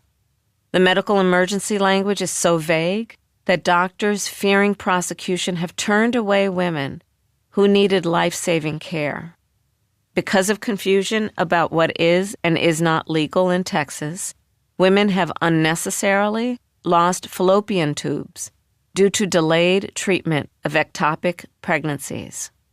Dozens have died of sepsis due to delays in treating miscarriages. Although Trump, when he finally got to Michigan, derided me for being, quote, at a dance party with Beyoncé, the superstar did not come to the rally as an entertainer. She came to speak from the heart about an issue that mattered to her and about the country she wants to see. Months earlier, she had given me permission to use her song Freedom as my campaign anthem. No matter how many times I walked out on stage to those stirring lyrics and her powerful voice, it always lifted me. When Beyoncé let me know she would rather speak in support of my candidacy than merely perform, I was moved by her sincerity and her courage. I'm not here as a celebrity. I'm not here as a politician, she said.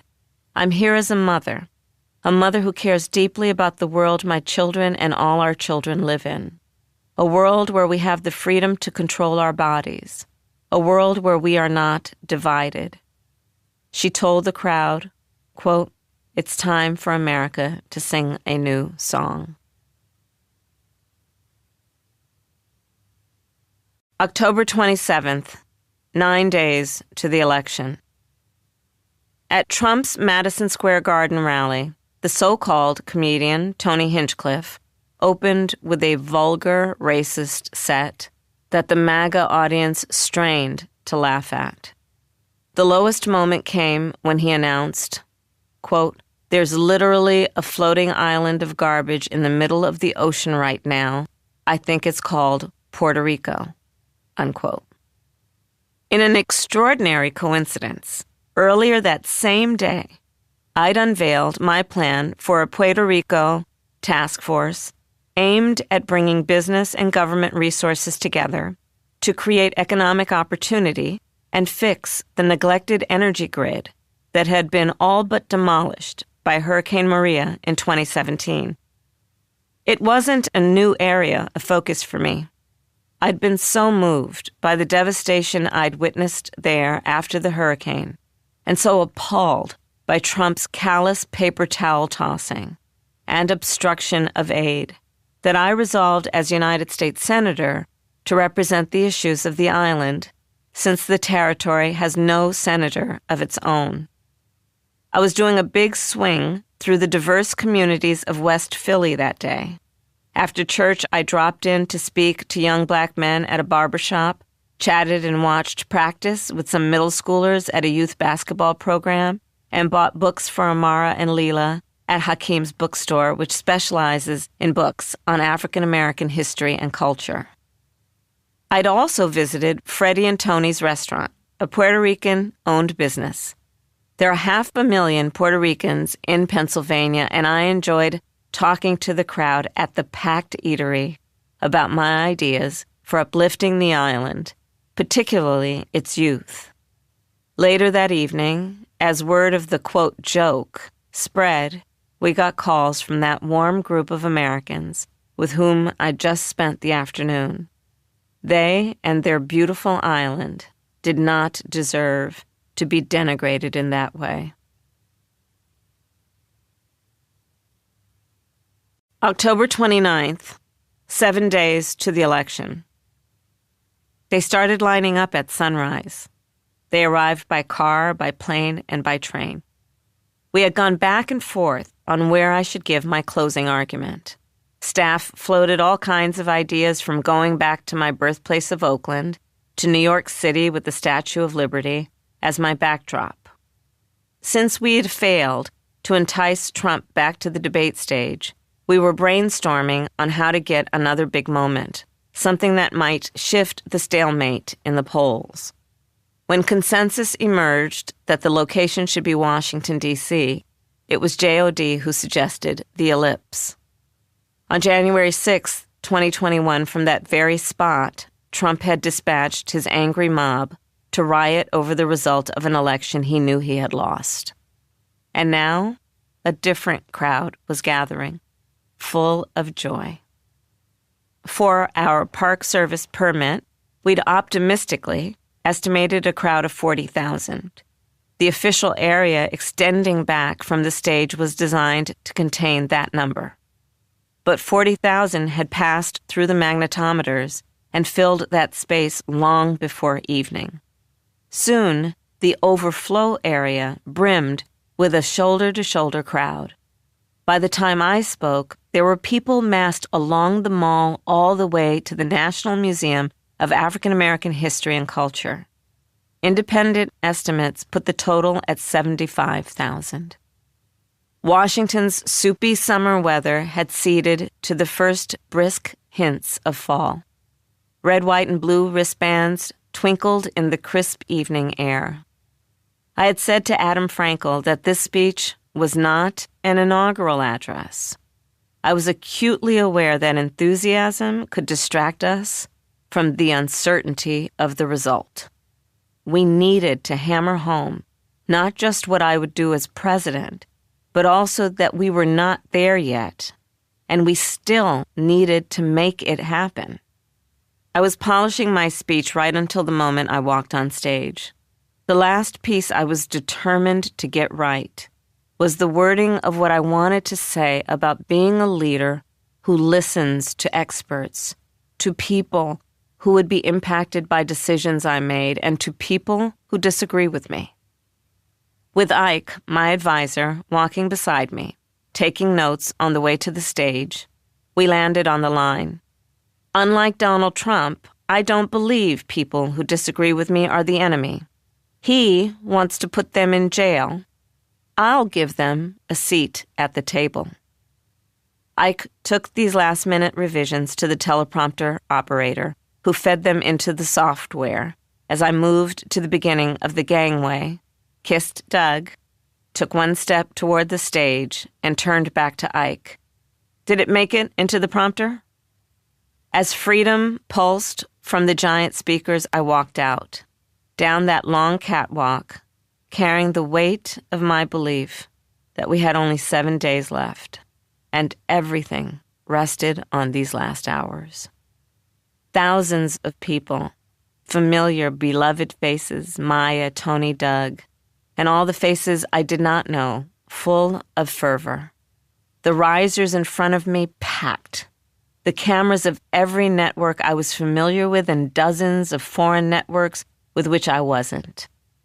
Every monument brightly lit, standing testimony to who we are and what we believe, bearing witness to this moment. 1 week from today, I began, you will have the chance to make a decision. I went on to outline the choice and the stakes in the election. Directly behind me, framed by tall American flags on the stage, the facade of the White House glowed in golden light. I turned slightly to indicate that iconic building. In less than 90 days, either Donald Trump or I will be in the Oval Office. On day one, if elected, Donald Trump would walk into that office with an enemies list. When elected, I will walk in with a to-do list, full of priorities on what I will get done for the American people.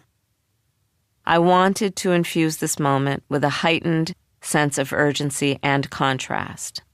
It would reflect my vision of this country, the vision I'd started as I articulated the promise of America, the spirit of Normandy and Selma, Seneca Falls and Stonewall, of people fighting for freedom, for equality, for inclusion. In 7 days, I said, we have the power, each of you has the power, to turn the page and start writing the next chapter in the most extraordinary story ever told. October 30th, 6 days to the election. The night before, J.O.D. had barely left the Ellipse after the rally when her phone rang. She was walking with her kids, making their way through the dispersing crowd. Instead of a minute to bask in the uplift of the evening, she learned that we were again about to go into crisis mode. Ike and Kirsten, waiting for the crowd to thin, had found a table at a restaurant a few blocks from the White House. They were celebrating a sweet moment from right after the speech. In the front row of the audience, they'd spotted a woman they recognized from a TikTok post earlier that day. She had bussed from New York City and posted about being the first person in line for my rally. Ike and Kirsten brought her backstage after the speech to meet me, and we'd both been delighted. They were thinking their work was done for the night when their phones blew up. Joe Biden, Trump supporters, garbage. Our campaign was going to have to clean it up. Just as I had been stepping onto the stage at the Ellipse, Joe had been on a Get Out the Vote call to the group Voto Latino. He was commenting on the Hinchcliffe, quote, floating island of garbage, so-called joke, at Trump's rally 3 days earlier. Joe said, quote, the only garbage I see floating out there is his supporters, meaning the comedian's hateful rhetoric. But alas, on a Zoom call, no one can hear a possessive apostrophe. What everyone heard was the president calling Trump's supporters garbage. It was covered as Hillary's deplorables on steroids. And this perception flew directly counter to the message of inclusion I had worked so hard to craft and communicate in my speech the night before. Marco Rubio, informed about Biden's call right after it happened, ran on stage and interrupted Trump at a rally in Allentown, Pennsylvania, to breathlessly relate the gaffe. Rubio was there, no doubt, to shore up Hispanic support in Pennsylvania after Hinchcliffe's appalling remarks at Trump's rally. The Trump campaign immediately sent out a fundraising email. Quote, moments ago, Kamala's boss, crooked Joe Biden, just called all my supporters garbage. He was talking to you, in all caps. So before I got on Air Force Two at the beginning of a long day on the trail in North Carolina, Pennsylvania, and Wisconsin, I gathered the press pool. I told them that Joe had clarified what he meant to say.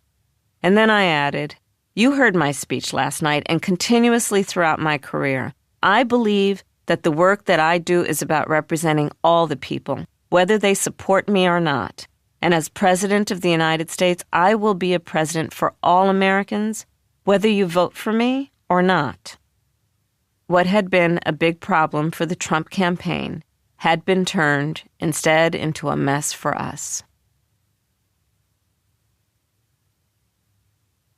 October 31st, 5 days to the election.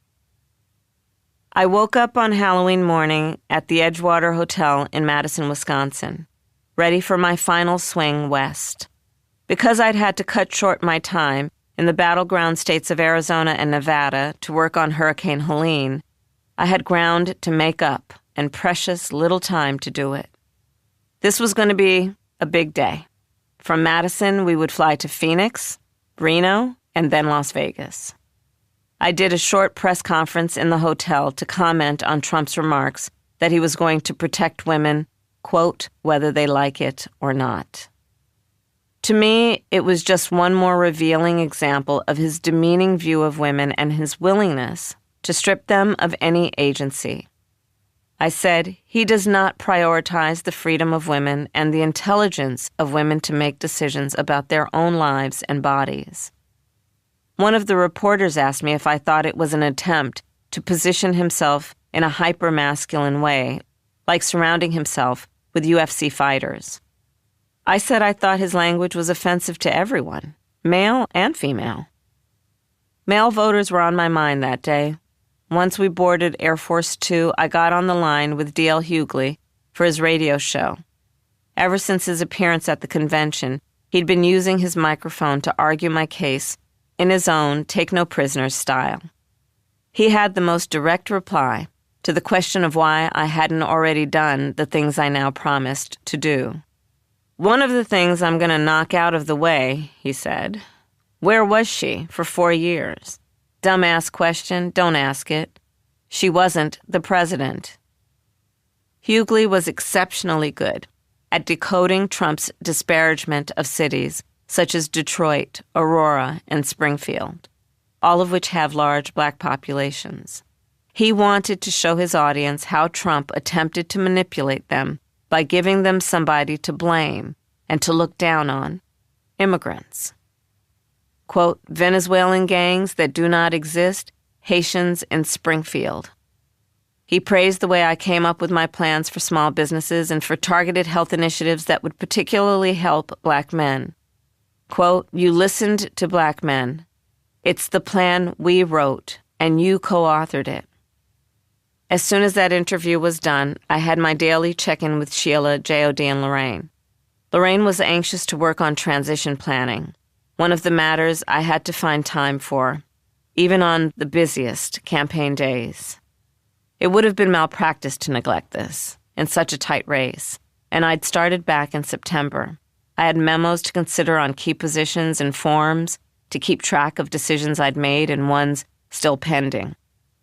These would have a name suggested for the position and boxes for me to check yes, no, maybe. I'd selected the person I would want for White House Chief of Staff back in early October, and he had agreed to take the position if I were elected. Dennis McDonough had been Barack Obama's Chief of Staff in his second term, Chief of Staff at the National Security Council before that, and had served as Secretary of Veterans Affairs in our administration. I swore him into that position. One of the first public events I did as vice president was with Dennis. It was the height of COVID.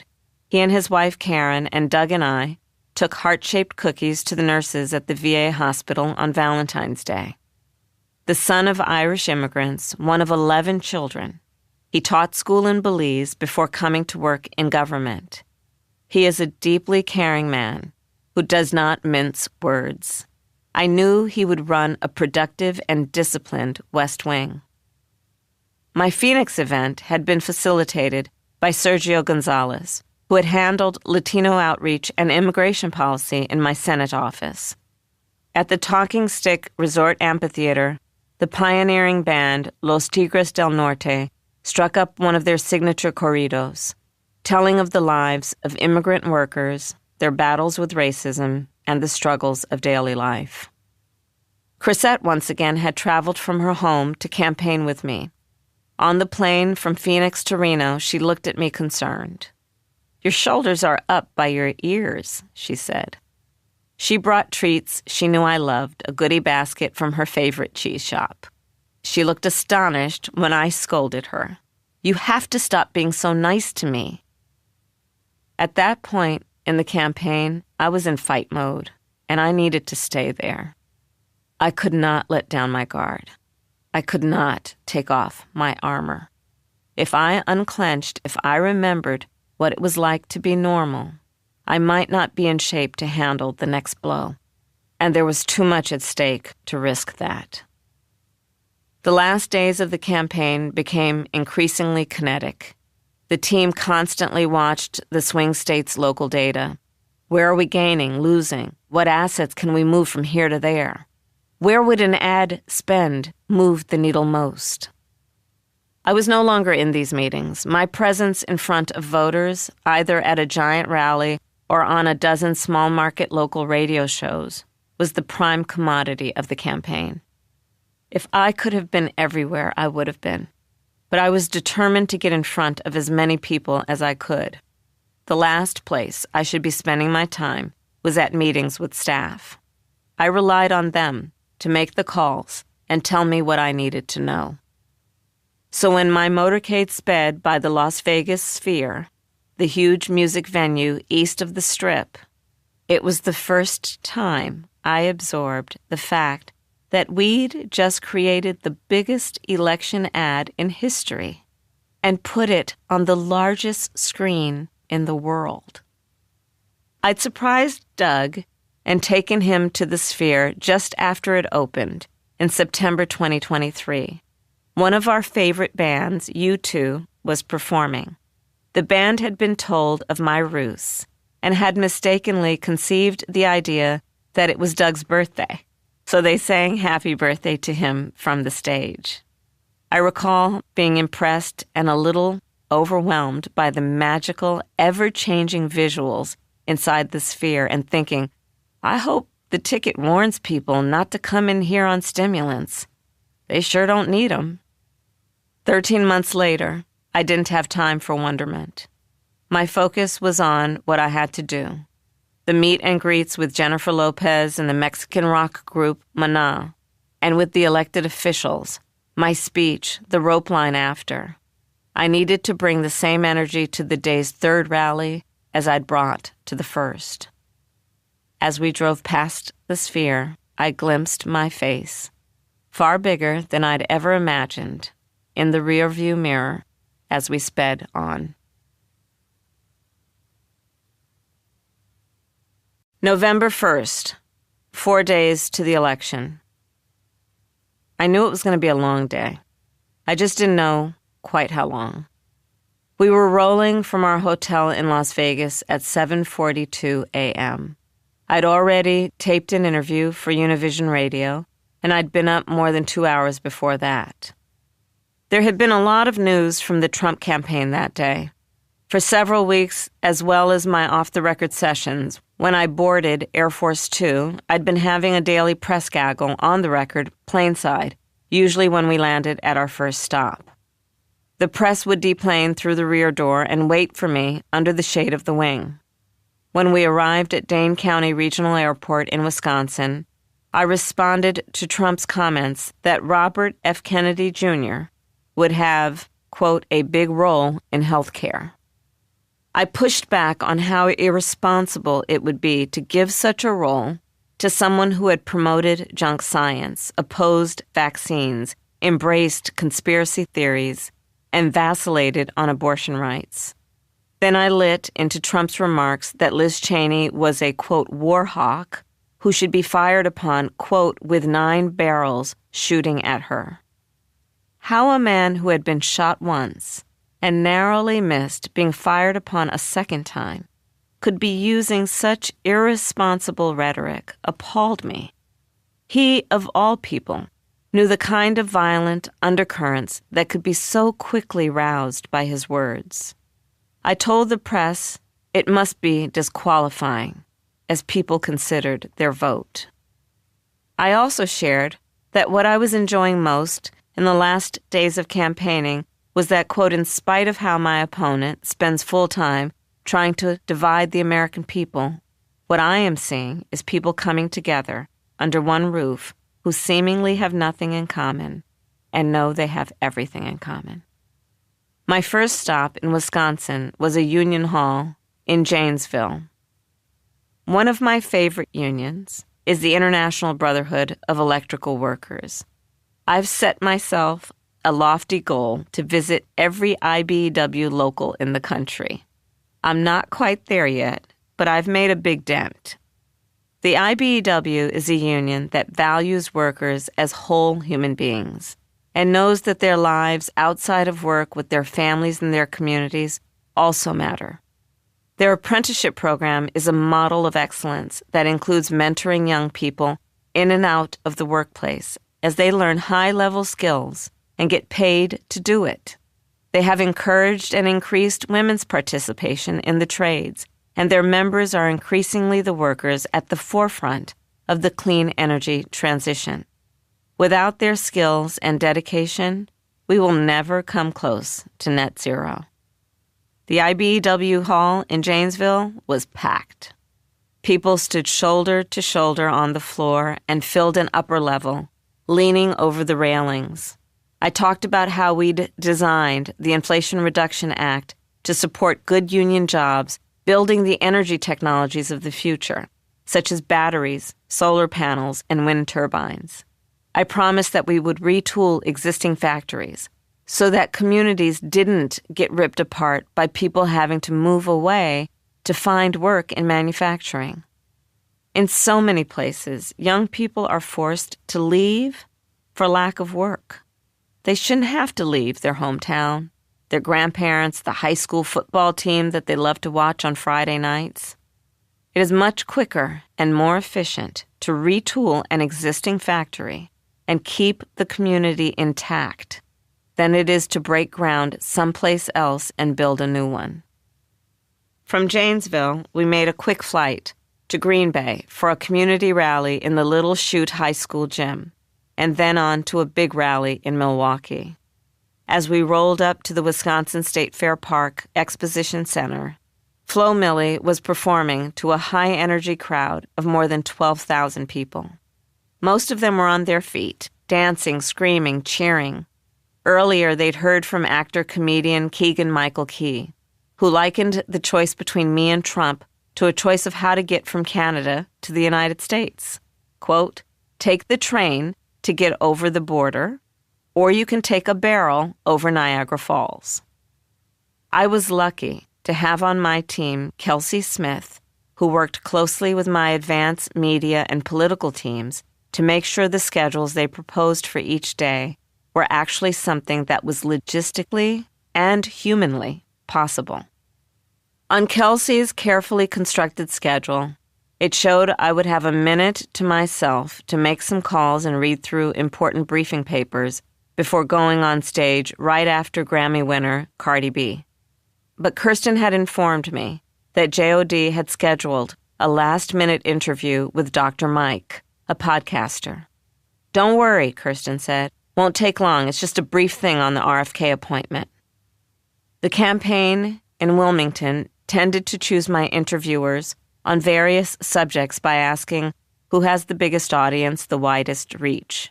But it was up to my team, who knew I insisted on being well prepped, to inquire into the style of the show, the nature of the interviews the host did, the areas of likely questioning. Then they'd give me a briefing sheet so I could knock it out of the park. But that hadn't happened this time. They ushered me into a room where the Zoom was set up on a laptop. Dr. Mike was all ready to go. He launched into his introduction. Welcome to the Checkup podcast, where today I have the pleasure of speaking to Vice President Kamala Harris. I was curious to know her plans surrounding healthcare costs, anti-science rhetoric, barriers to primary care, women's health, and the risks children face while eating overly processed foods for lunch. WTF? This is clearly not a brief thing on RFK, I thought. Dr. Mike was deeply knowledgeable, warmed up on all these issues, and raring to go, as I would have been had I not just been ambushed by an unscheduled, in-depth interview with no notice at the end of a 19-hour day.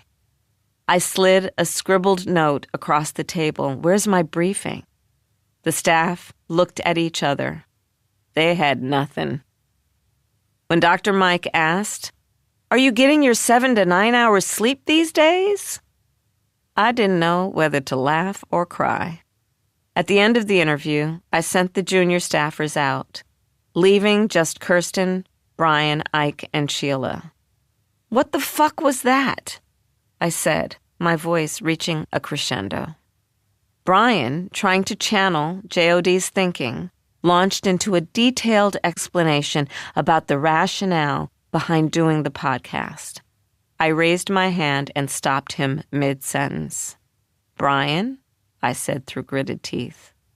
That was a rhetorical question. Unbeknownst to me, for the next few days, anytime any of those team members asked each other anything at all, quote, "That was a rhetorical question," would be the lighthearted response. Cardi B was delivering her speech by then, when a technical glitch caused her teleprompter to fail. She bravely called for her cell phone so she could read the heartfelt speech she'd written. "I took my time writing this speech, so I'm going to make sure I deliver it right," she said, determined. She was so genuine and passionate as she spoke about being underestimated, and as a woman, having to have twice the talent and work twice as hard, only to be questioned when she got to the top as to what she'd done to get there. I know many women can relate to that. She said she'd learned to stand up to bullies and took Trump to task for his creepy remark that he would protect women whether they liked it or not. Quote, "If his definition of protection is not the freedom of choice, if his definition of protection is making sure our daughters have fewer rights than our mothers, then I don't want it," she said. For security reasons, the hotels where we stay are never named on the schedule. It's referred to as the RON, R-O-N, short for rest overnight. After the rally, I was very much looking forward to my overnight rest. That day had started for me in Vegas at the local time equivalent of 3 a.m. We reached the RON at 10:11 p.m. Central Daylight Time. In the motorcade, I'd noticed that my hands were scratched up from people enthusiastically grabbing them on rope lines. My feet ached. I couldn't wait to get out of my high heels, sink into a hot bath, and sip a cup of chamomile tea.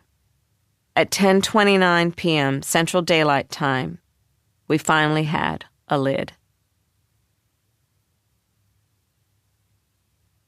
November 2nd, 3 days to the election. The Des Moines Register released a poll saying we were up 47 to 44. Sheila, for one, didn't believe it. "We're not winning in Iowa," she said. But since the polling firm Selzer and Company was one of the most reputable, she suspected it was picking up something positive for us. Perhaps a shift in the votes of suburban women, or perhaps Republican women moving to our corner. In Nevada, John Ralston, considered an election oracle in his state, predicted we would squeak to victory in that tight race. Some supporters became unreasonably euphoric. They wanted to believe these predictions, thinking a shift in a conservative state such as Iowa might signal the chance of a landslide elsewhere. I was probably the most skeptical. In my first race for DA, I initially polled at 6%. If I'd listened to pollsters then, I never would have run for office. Most polls showed us still stuck in a virtual dead heat.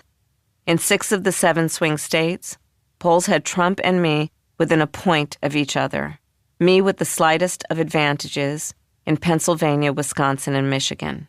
Trump with a similar razor-thin margin in Nevada, Georgia, and North Carolina. He was up 3 points in Arizona. The New York Times chief political analyst, Nate Cohn, said it was, quote, "one of the tightest races in the history of American politics." I wasn't leaving a thing to chance. I would visit 5 states in 24 hours. Meanwhile, in Oregon, ballot drop boxes had been set on fire, and the National Guard put on standby, as it had been in Washington and Nevada, as a precaution against election unrest.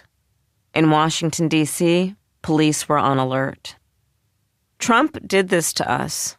His baseless claims of voter fraud, claims that had been tested and found worthless in every court case, more than 60 of them, riled up people. It was no wonder states were nervous, given Trump's statement that there would be, quote, "a bloodbath" if I won. Still, as I faced the press in Milwaukee that morning, I felt good about the race.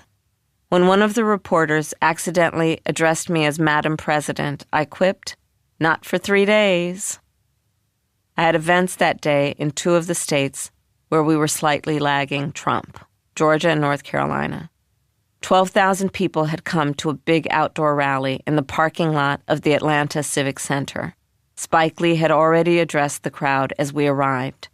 I had to keep interrupting my speech to call for medics as I saw people fainting from the heat. Ike, my senior policy advisor, almost required a medic himself. Because I couldn't get all the way home to California to cast my ballot in person, like 71.5 million Americans, I planned to vote by mail. There were important initiatives on the California ballot, and I had snatched time here and there to study and consider them carefully. I'd finally made my decisions and marked the ballot, but I didn't want to take any chances on it not getting to the county clerk on time. Ike located a FedEx office 3 blocks from the rally parking lot and said he would run it over there while I was giving my speech. They turned out to be 3 very long blocks. Poor Ike had 20 minutes to run a half-mile there and a half-mile back in Atlanta's soupy humidity. Aides live in fear of being left behind by the motorcade. There's no way to catch up, especially on a 5-state day. As I came off the stage, I saw Ike, breathless, sweaty, on his last legs. "You don't look so good," I teased him. He probably didn't need me to tell him that. We arrived in Charlotte to find ourselves sharing the tarmac with Trump's plane. That's how it is in battleground states the last few days of a campaign. You're always tripping over your opponent. Trump's rally was in Greensboro. I'm not sure why it bothered him so much. It was futile to try to get inside his head. But for some reason, he hated the fact that I'd worked at McDonald's and repeatedly claimed I'd lied about it. When he made the claim again in Greensboro, quote, "She never worked there," someone in the crowd shouted, "She worked on a corner." Trump loved that. He laughed and pointed to the guy, encouraging the audience to cheer him. "This place is amazing," Trump said. Show him a gutter, and he crawled right into it. Meanwhile, I was on stage in Charlotte with a man who seeks to lift people up.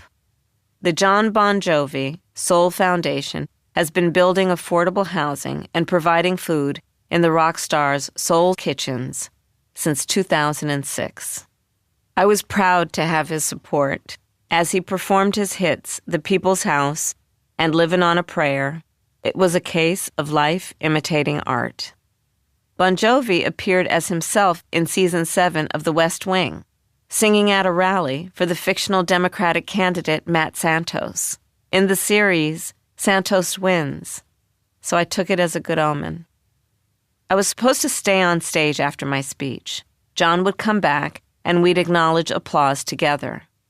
But at this point in the campaign, I was on autopilot. I finished talking and sprinted off stage to greet the crowd as I usually did, shaking hands. Halfway down the rope line, I realized I'd left John to go on stage alone. Oh my God, I thought. I just abandoned Bon Jovi. My schedule said we were heading directly from Charlotte to overnight in Detroit. We would still overnight in Detroit, but I had something to do first. The press had not been informed of the change in our itinerary and were surprised as the plane touched down at LaGuardia Airport. They were waiting in their usual spot under the wing, and as I came down the plane's front steps, they yelled out to me, "Why are we in New York?" It took everything I had to not shout back, "It's Saturday night!" By the time we rolled down 53rd Street and turned south toward Rockefeller Center, they had worked it out. I was doing the cold open with Maya Rudolph, who's played me on Saturday Night Live since 2019. In my interview with Howard Stern, he'd said quite sweetly that he couldn't stand to watch the SNL sketches, that it pained him to see me being made fun of. I don't feel that way. I think it's healthy to laugh, especially at yourself, and I think Maya is an incredibly talented artist who puts a lot of work into her impersonations. I had just a couple of minutes to rehearse with Maya before they let the audience into that small, intimate studio. Just off stage, a burly stagehand held up a large panel positioned to hide me from the audience as I came onto the set. There was a tremendous cheer when I suddenly appeared in the mirror as Rudolph's reflection. Lorne Michaels later told me it was some of the loudest applause he'd ever heard. At the close of the sketch, we stood up and hugged as Rudolph said, "I'm going to vote for us." "Great," I replied. "Any chance you're registered in Pennsylvania?" We'd been through a couple of script revisions in which, for secrecy's sake, I was identified only as, quote, special guest. Here's a script for a gag that didn't make the final version. Maya Rudolph, I will be a president for all Americans. Quote-unquote special guest, even Donald Trump? Maya Rudolph, even Donald Trump, whether he likes it or not. November 3rd, 2 days to the election. When I woke up in Detroit that Sunday morning, I joined the worship of Greater Emmanuel Institutional Church of God in Christ, a congregation with a century-long history of social justice advocacy. This Motown church has an extraordinary choir. My sister Maya and I used to sing in the children's choir at 23rd Avenue Church of God in Oakland, but we never sounded like this, except maybe in our own minds. Honored to speak at that storied congregation, I spoke of our loving God, who has called on us to defend the poor and the needy, to grow weary in doing good. After 105 days of nonstop campaigning, the word weary had a whole new meaning. I talked about the message of God to the prophet Jeremiah. I know the plans I have for you, not for disaster, to give you a future and a hope. I urged the church to consider God's plans for healing and bringing us together as a nation, and to make them real in our works. In these next 2 days, we will be tested, I said. These days will demand everything we've got. In times of uncertainty, we are reminded, weeping may endure for a night, but joy cometh in the morning. It's a beautiful scripture. I believe in the truth of it. Though anyone who has endured deep grief understands that it is a metaphor, that the night can be very long. That Sunday, I still believed our campaign of joy would triumph in 2 days. November 4th, 1 day to the election. The final day, and we would spend it barnstorming Pennsylvania. We took off from Detroit to our first stop in Scranton. As soon as we boarded, I headed down to the back for my usual off-the-record chat in the press cabin. "What are you most proud of?" one reporter asked me. "My team," I said without hesitation. They had put their lives on hold for 106 days. They'd barely seen their families or slept in their own beds. They'd worked inhuman hours, living on this plane and in anonymous hotel rooms. They'd been positive and loyal and ready to laugh. No job had been too big. No job had been too small.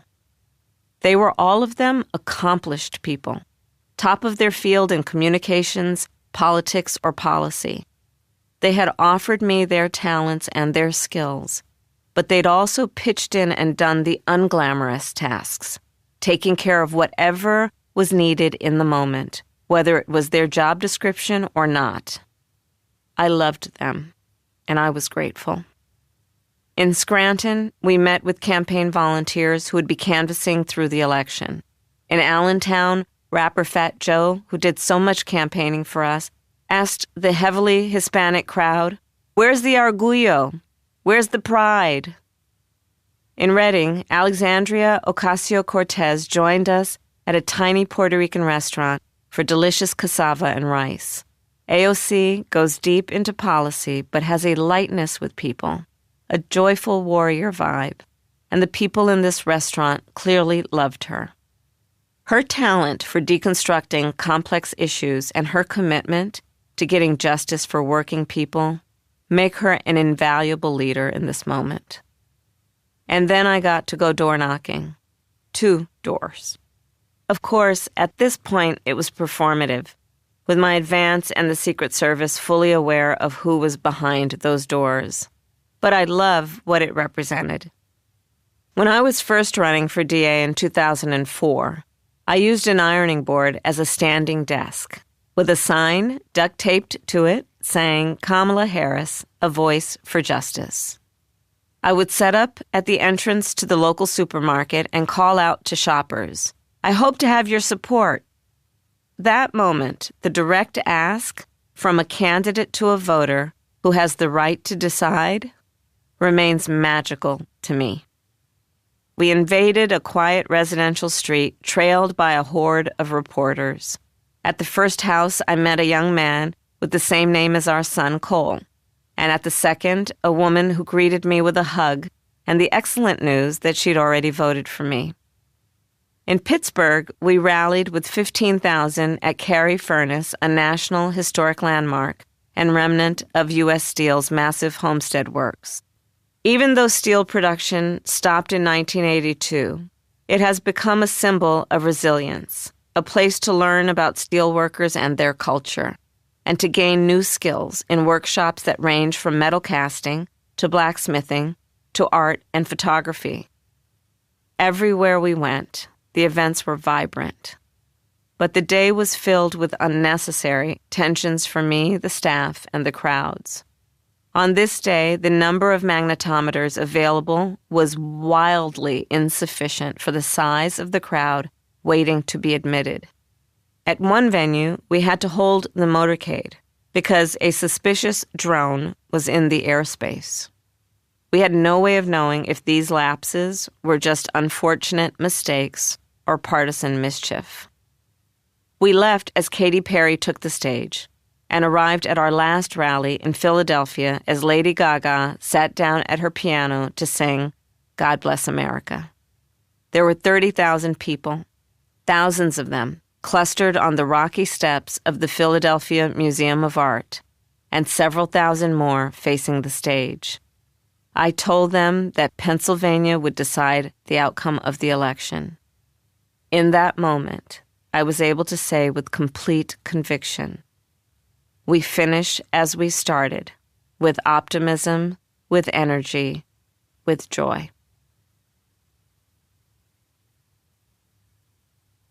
November 5th, Election Day.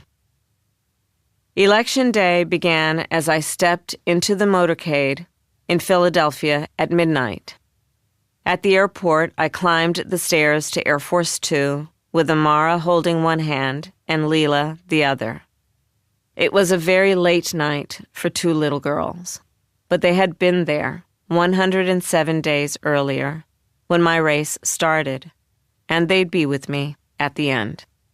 The vice president's residence would once again be full of family as it had been on that Sunday afternoon. We'd come full circle. Maya and Tony, Mina and Nick and the girls would spend the night. Kirsten Emhoff, Cole, and his wife Greenlee would join us in the morning, Ella in the afternoon. Chrisette Hudlin and her family would also be there, along with Doug's brother Andy and his wife Judy and their kids.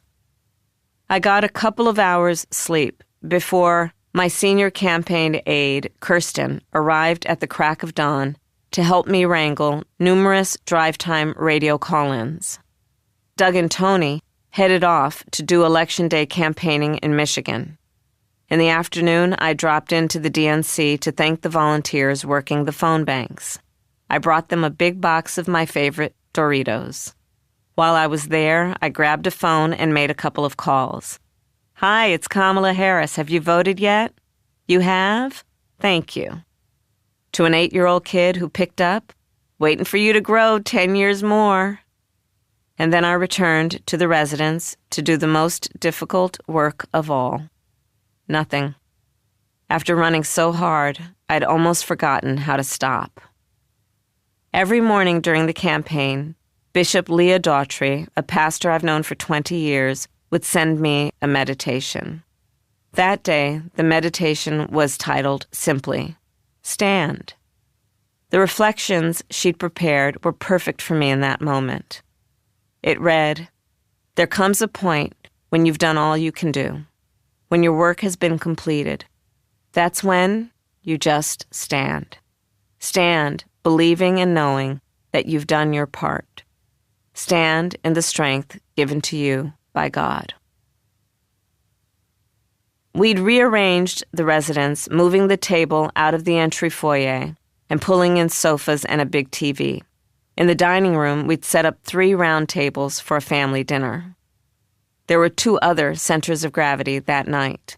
J.O.D., David Plouffe, and Brian Fallon had set up a boiler room in a series of interconnecting ballrooms at the downtown Marriott. There they had our staff of election analytics experts tasked with comparing our voter modeling with the numbers actually coming in from the polling booths. At the Conrad Hotel, a party was underway, with our friends, big donors, and campaign luminaries such as Cedric Richmond. Later, they'd be bussed over to Howard University for the speech I fully expected to give there. We expected one of 2 things: a victory speech in the early hours, or, if it was too close to call, an optimistic holding statement. The residence was straining at the seams. Storm had wrangled staff to be on standby to drive family members to Howard. My core team, Adam, Ike, Lorraine, Kirsten, and Sheila, were crammed into office space meant for 2 people, polishing sets of remarks and adjusting them as required. They worked quietly as family members swirled around the house in high spirits. When my family and friends sat down to dinner, Storm was strict. She would be the only staffer who would enter that room. She wanted to protect this time for me, a short period that night that was not public, not political, just a private respite. While we consumed a supper of baba ganoush, dolmas, hummus, and shish taouk, my team took the chance to head out to Cactus Cantina, a restaurant near the Washington National Cathedral. A family place, it had the advantage of being out of the way of the Capitol Hill K Street crowd, who'd know they were there and would be scrutinizing them on that suspenseful night. Doug and Tony arrived back from their Election Day swing. They'd headed to the Detroit suburbs, dropping in on coffee shops and local diners, doing press interviews. Tony's account of their day sounded great to me. If Doug seemed distracted, I put it down to the heightened emotions of the evening. It says a lot about how traumatized we both were by what happened that night, that Doug and I never discussed it with each other until I sat down to write this book. I had no idea that Doug was carrying a heavy weight when he walked back into the residence. He'd left that morning thinking we were going to win. Not probably going to win, that we would win. His confidence had only been reinforced during the day by the enthusiasm of the voters he encountered and intel he and Tony received from the teams running our ground game. They reported turnout seemed to be flowing, just as we hoped. On the flight back to D.C., their spirits were high. Then, Tony received a text from a friend in the Fox News war room. It did not start well. Being at Fox today is brutal. The text went on to say that the decision desk was predicting a Trump sweep in North Carolina, Georgia, and Arizona, and that the poor early showing by my supporters in Pennsylvania had the state leaning toward Trump. Fox has an exceptional election desk. They were, after all, the ones who accurately called Arizona for Biden long before anyone else had the data to do so. Robert Wolf, former CEO of UBS in the United States, is a frequent contributor on Fox News and Fox Business. He's also a staunch Democrat who'd advised Hillary and Barack.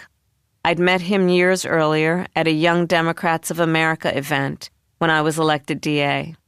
We're friends. He and Tony are close.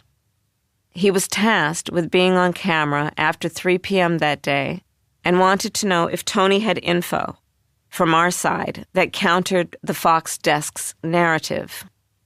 Tony texted back that Detroit was overperforming and gave him the turnout figures, including higher Puerto Rican turnout than expected. And of that increased turnout, we were getting more of it than Trump was. The Georgia turnout also was running ahead of what we needed. He had been in North Carolina the day before and had positive reports from the campaign there as well. Tony was unsettled but still confident. Doug, however, was dismayed. At home, he went through the motions, mingling with our ebullient family, sitting down to dinner, raising a glass when I stood to thank everyone for all they'd done and all they'd sacrificed to get us to this night. He remembers none of it. All he remembers is standing in the shower, freaking out, praying, hoping the Fox intel wasn't right. At 9:15 p.m., I left the family, still enjoying a rowdy dinner, and went upstairs. I put on sweats to do my hair and makeup. The aubergine suit I planned to wear to Howard was pressed and ready on a hanger. On my dresser was a handwritten note from Joe that he'd sent over the day before. It read, "I could not have asked for a better partner and friend, and can hardly wait to call you Madam President." I smiled gratefully as I reread it. The plan was to head to the university around 10:45 p.m. and be there when the last polls closed. If we couldn't yet claim victory, we would give a holding statement, an upbeat address, saying, "Stay tuned, it looks good, we're still counting." Why were we feeling so confident in a race that had never shifted out of toss-up territory? We had been getting signals, objective information from external sources. If we won in Nevada, as Ralston had predicted, that would be an indicator for other states where we were in an even better position. On the Friday before the election, the internal analytics team in the field had found we were winning by small margins in all the battlegrounds, and our final poll in Pennsylvania had us up 50 to 48, a big jump from the previous numbers. We had plans for all kinds of contingencies, that Trump might win Pennsylvania and claim premature victory, that we might win narrowly and Trump's supporters would react with violent rejection of the result, that the count might drag on for days. We'd planned for everything, it seemed, except the actual result. My team had come back from Cactus Cantina and were in constant touch with JOD's boiler room. They were getting snatches of information. Turnout in Philly is better than expected. Georgia, not great. Atlanta suburbs, lagging. Black votes are coming through in North Carolina. White votes are not. North Carolina is gone. Sherrod Brown has lost his Senate seat in Ohio. Georgia is gone. Okay, well, they were our toughest. It's going to have to be the blue wall. Everyone was waiting for the word to go to Howard. When it looked like the family was getting ready, Kirsten went outside to get the waiting press pool into the van. Then the direction was contradicted. "Wait, we're not leaving yet." She told the press to unload. Chrisette shrugged off the jacket she'd just put on. Oh well, she thought, it might not be decided tonight. She poured more wine. She had campaigned for me in 4 battleground states and had come to a certain conclusion. America gets it. They love her. They understand who she is. Adam had worked up a holding statement and sent it over to the boiler room. They'd sent back an edited version. My team thought it was too bloodless. It didn't have a feel-good line. They wanted to pump it up a bit. The message was meant to be, "We expect to prevail, be patient, go home, rest up, but we've got this." Sheila sent that message and waited for what she thought would be a quick response. But minutes passed and nothing came back. She texted Brian, "What's taking so long?" At the table in the boiler room, Brian read the draft aloud. Meg, the top analytics expert, grimaced. Brian, surprised by her reaction, asked, "Is that line problematic?" Meg replied that it could be contradicted within an hour of me saying it.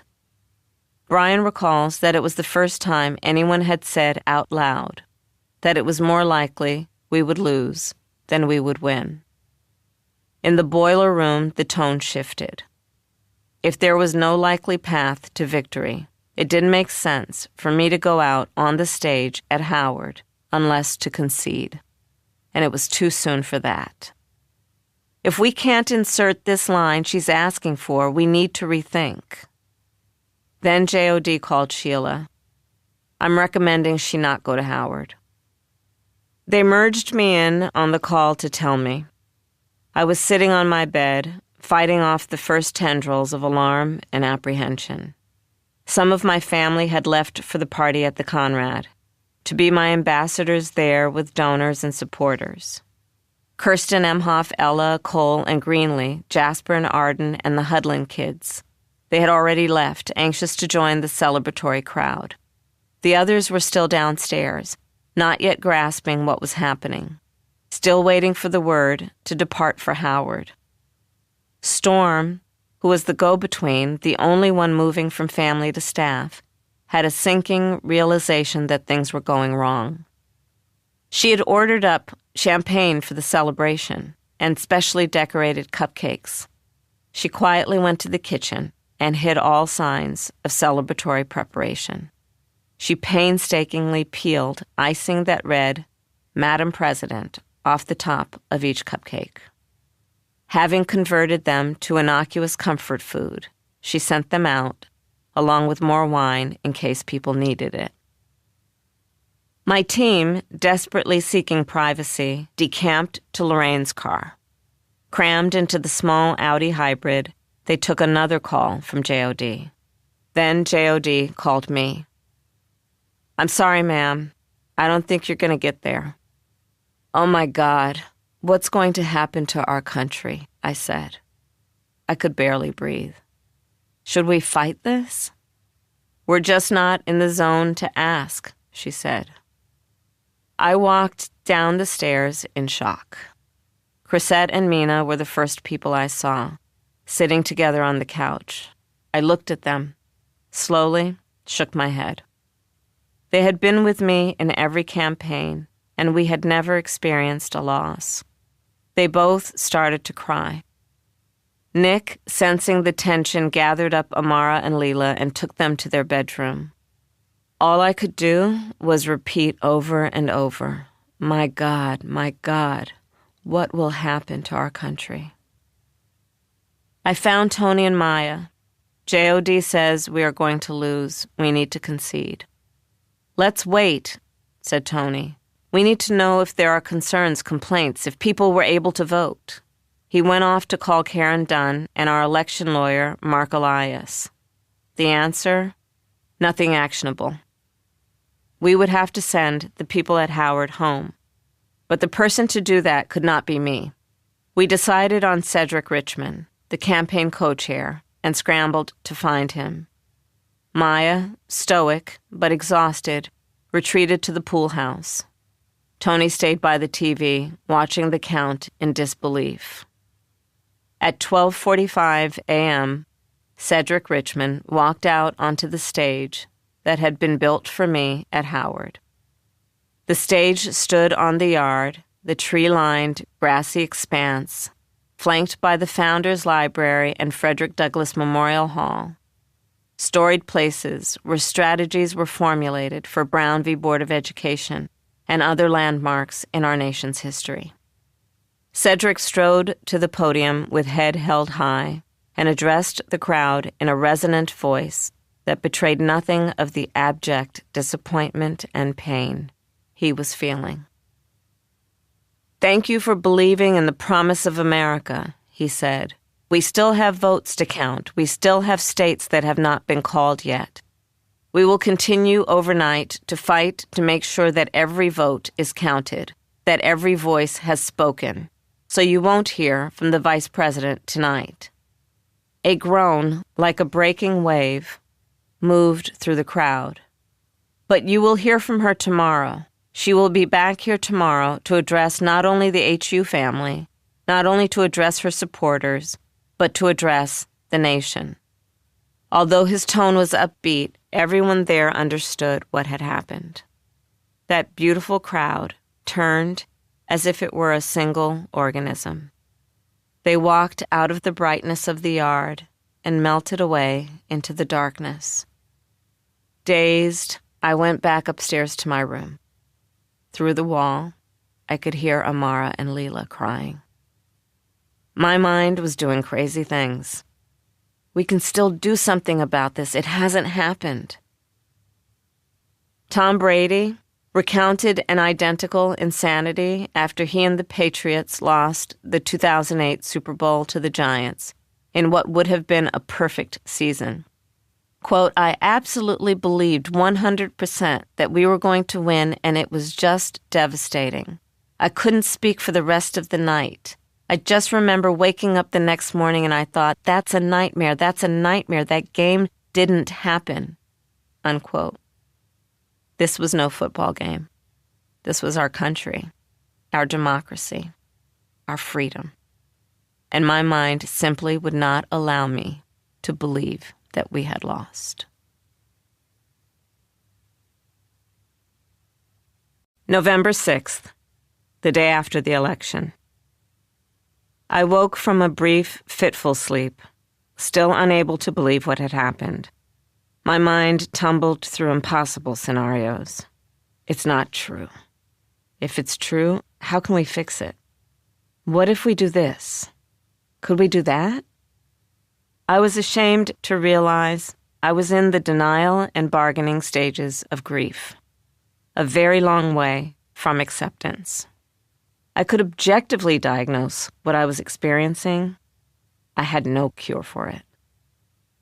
But for our democracy, for my dignity, and for the more than 75 million who had supported and believed in our vision for the country, I had to get past my personal mental turmoil and do my job.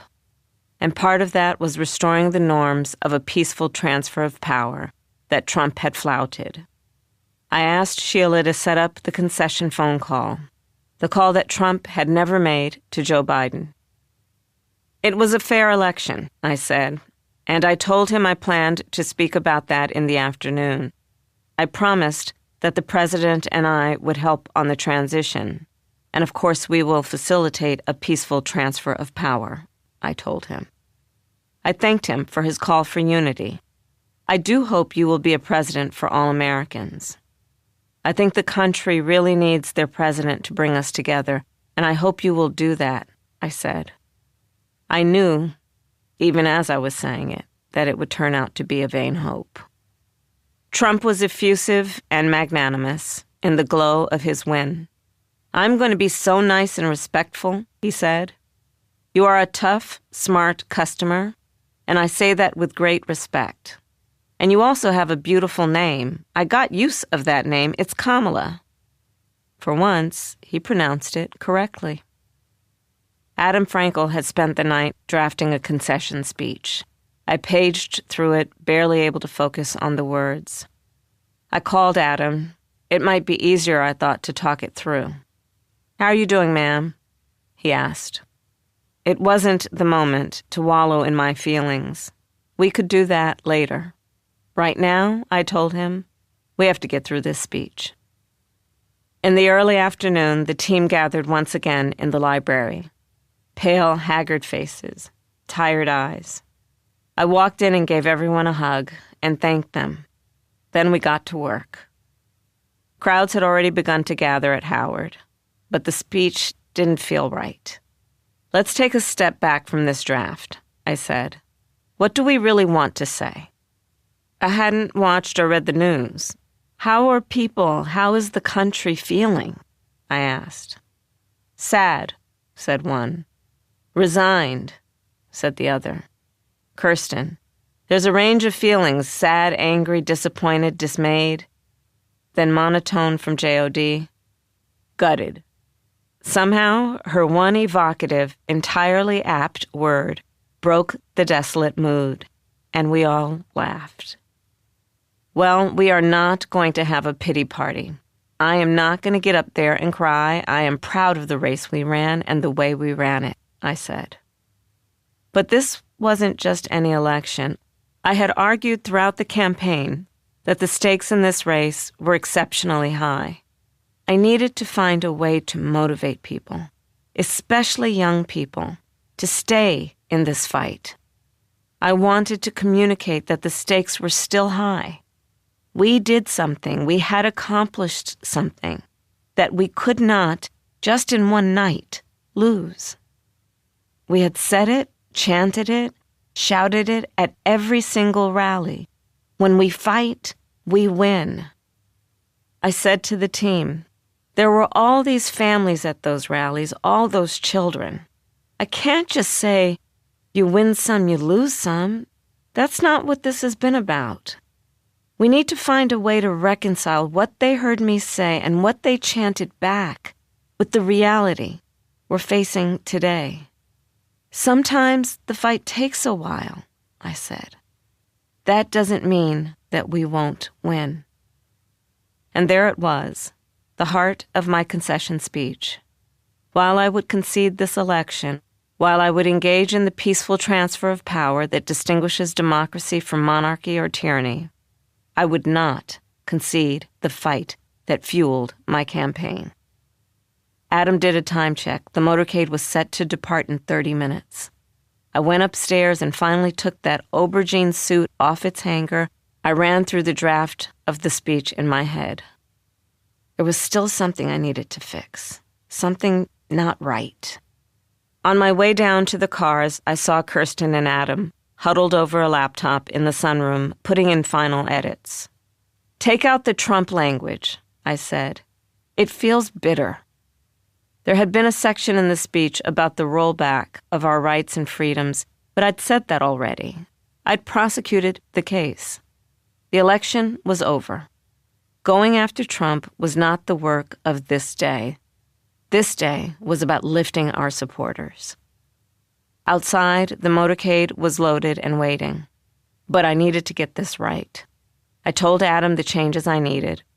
We sent half the speech to be loaded in the teleprompter and set up Adam with a secure hotspot so that he could work on the second half and send it from the car. In the holding room at Howard, the immediate family had gathered. Then the Walls family arrived. Tim said simply, "I'm sorry." His daughter Hope was distraught, sobbing. I put my arms around her. "We are not defeated," I said softly. "Our spirit is not defeated. There's so much in your future, so much to fight for." At 4:24 p.m., to the percussive beat of the Howard Marching Band, I made the long walk down the blue-carpeted stage we had built out into the midst of that cheering, weeping crowd. Archbishop Oscar Romero once said, "There are many things that can only be seen through eyes that have cried." In that sea of faces, 4 rows back, I recognized my Auntie Lenore, my mother's best friend when they were students together at Berkeley, 2 young idealists fighting for civil rights. She had navigated the big crowd, unannounced, not to sit in the VIP section, just to stand there, to smile at me, to say, "It's going to be okay, and I'm proud of you, and I'm here." On that day, my task was to show everyone, especially the young people, that as hurt and traumatized as we felt, we would not retreat from the fight. It might take a while, but the fight for our country is always worth it. And we will win. January 6th, Certification Day. 1/2 foot of snow had fallen during the night. It was still drifting down as we drove through the gates of the Naval Observatory. The ride to the Capitol was slow through the icy streets. During the campaign, I had become used to roadsides lined with waving crowds. This was not that kind of day. Today, as the wipers swished and thumped against the snowy windshield, I looked out onto deserted sidewalks. With me in the car was Max, the head of my Secret Service detail. 4 years earlier, this same veteran agent had hustled Mike Pence to safety when a mob threatening his life stormed the Capitol on January 6, 2021. Sitting silently by myself in the back of the car, I recalled that day. I was a U.S. Senator and Vice President-elect. I'd woken early in my D.C. apartment and headed to a SCIF for a Senate Intelligence Committee hearing on the current world hotspots. Then I'd gone to the DNC office to make some political calls thanking supporters. Just after 1 p.m., I was still there working with an aide when Secret Service agents burst in. "We need to leave, now." I'd been in this business long enough that when agents say move, you do not ask questions. You go. I learned later that a pipe bomb had been found outside the DNC headquarters, mere feet from where I sat. I spent the rest of that day in a secure location, following the news with disbelief, trying to reach my colleagues in the Senate and the House. Rioters bashed police, smashed windows, and carried a Confederate flag through the halls of the Capitol. They defecated and urinated in the offices. At the White House, President Trump watched the violence on Fox News and did nothing to stop it. Later that night, when the People's House had been cleared and secured at last, I walked through the vandalized halls to take my seat on the floor of the Senate. Mike Pence certified the election of Joe Biden as president at 3:40 a.m. Now, as vice president and president of the Senate, it was my duty to preside over the certification of Donald Trump's election. I am one of only 3 vice presidents who have been in the position of certifying the victory of their opponent. The others were Richard Nixon to John F. Kennedy and Al Gore to George W. Bush. Hubert Humphrey refused and left it to the Senate President pro tempore to certify his loss to Nixon. Donald Trump had done everything he could to subvert an election, stand in the way of the peaceful transfer of power, and deny the will of the people. I was there to keep my oath, to protect and defend the Constitution. I would uphold the rule of law. As I walked into that chamber, I knew that the eyes of the world were on me. I would have to muster the strength to override my internal emotional storm. As vice president and as Kamala Devi Harris, I had to call on every ounce of poise and self-discipline I possessed. I owed it to myself and to the nation to demonstrate what I believed, that this moment was bigger than any one individual. I stood in front of the tall chair behind the dais, facing the full chamber of the Senate and the House. Each state read the number of electoral votes for Donald Trump and the number of votes for Kamala Harris. When they finished, I recited the necessary words. The state of the vote for the President of the United States as delivered to the President of the Senate is as follows. The whole number of the electors appointed to vote for President of the United States is 538. Within that whole number, the majority is 270.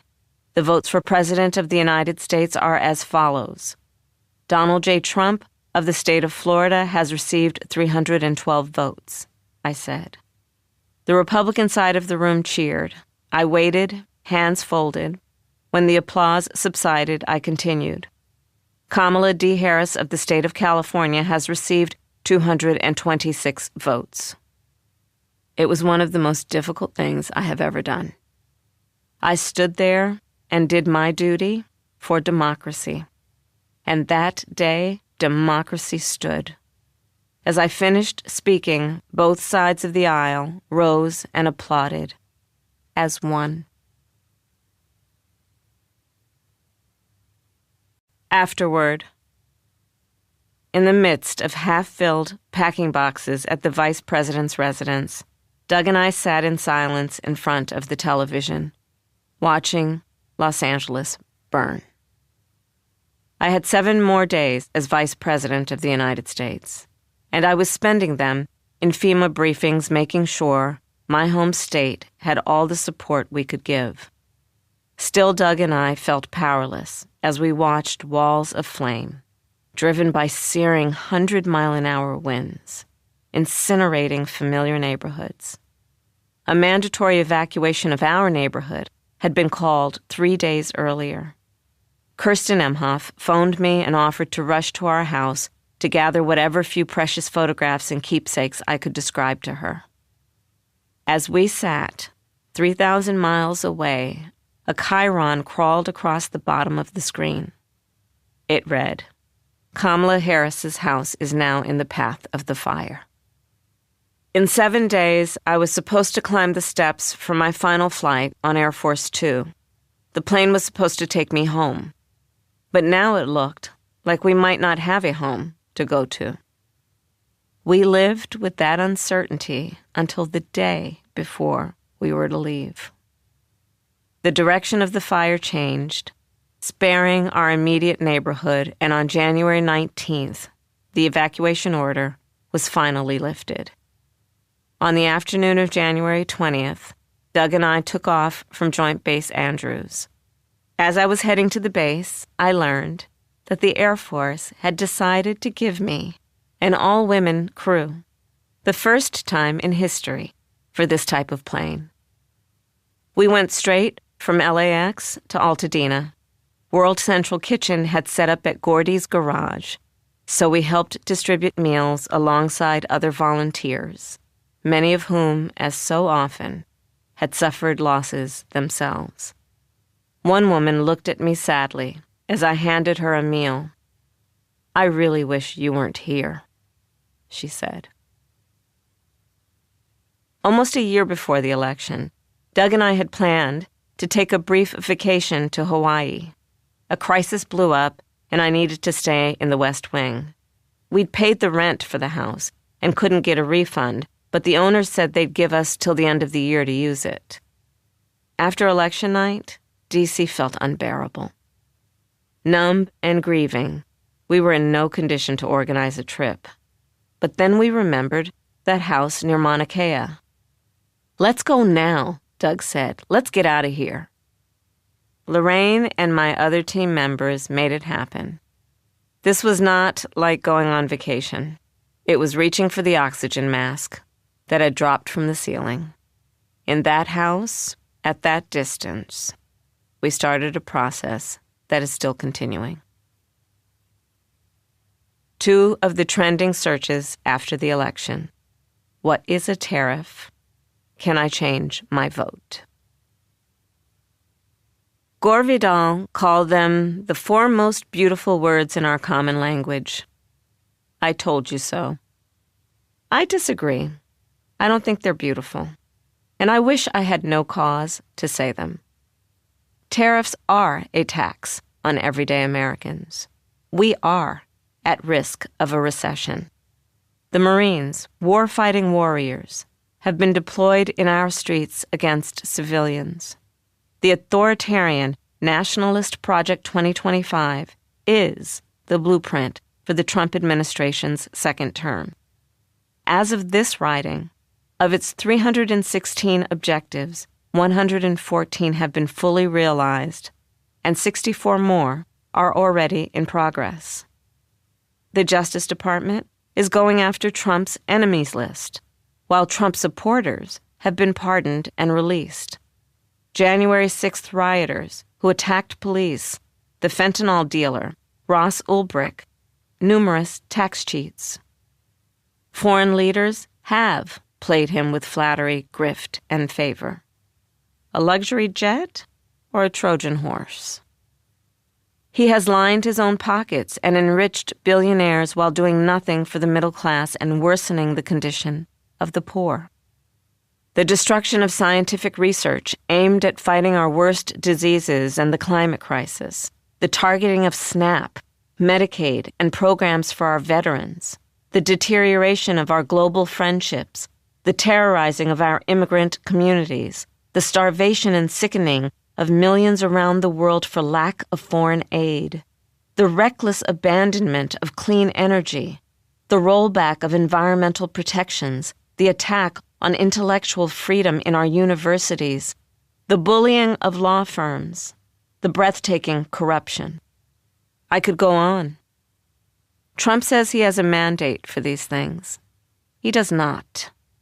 His victory was whisker thin. He beat me by 1.5 percentage points in one of the closest elections in a century. A third of the electorate voted for me, but a third of the electorate stayed home. That means 2/3 of our country did not elect Donald Trump. 2/3 of us did not choose this man or his agenda.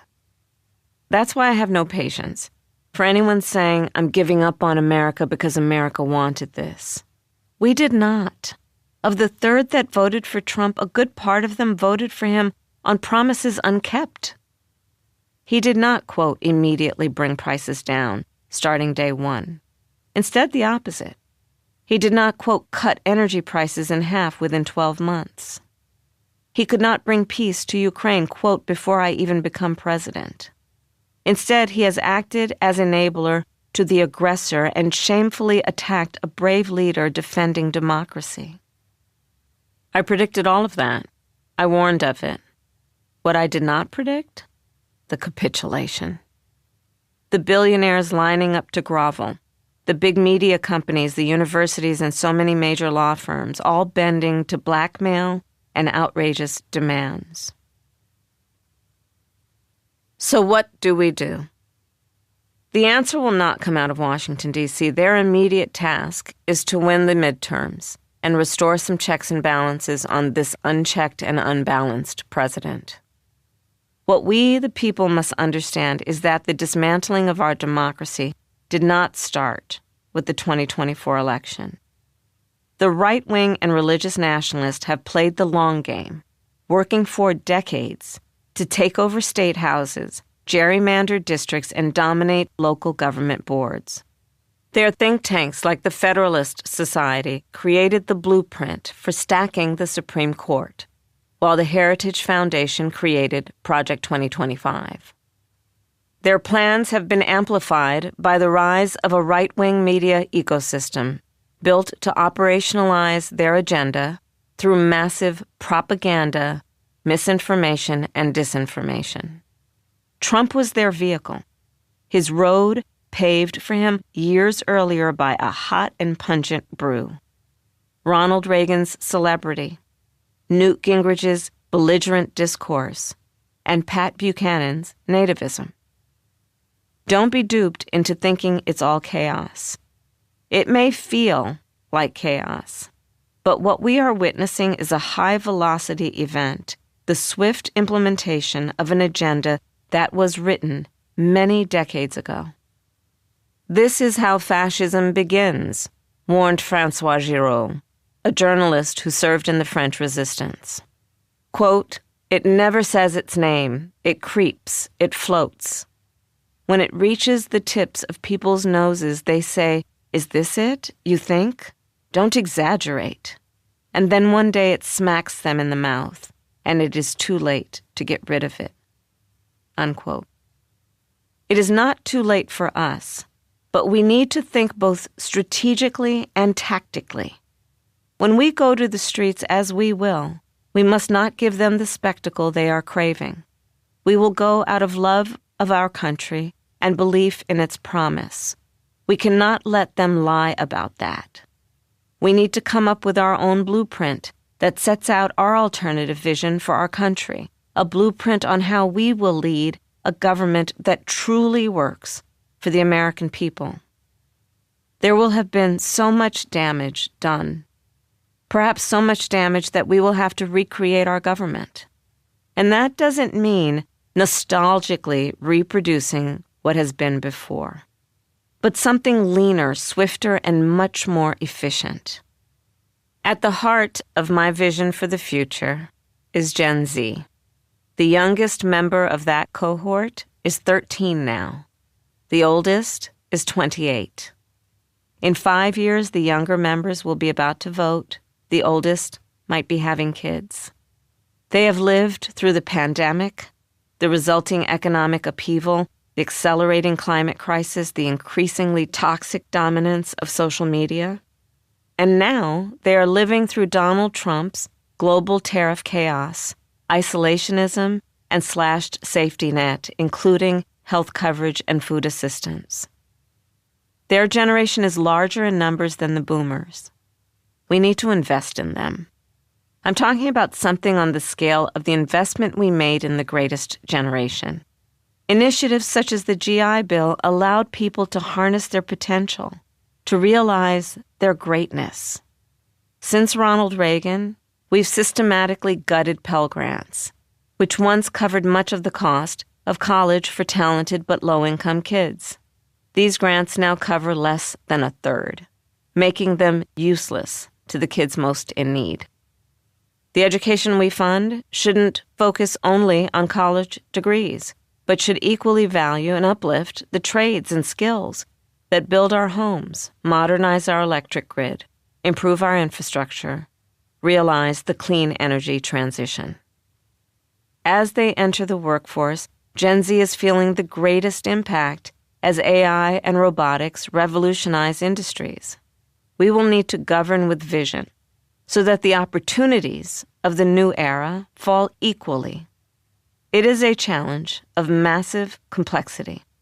Gen Z needs access to an education that is supple enough to adapt to rapid change and that helps them move nimbly through those innovations.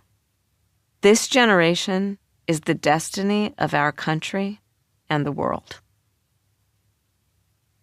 These days, unemployed for the first time, I have literally been unpacking my life.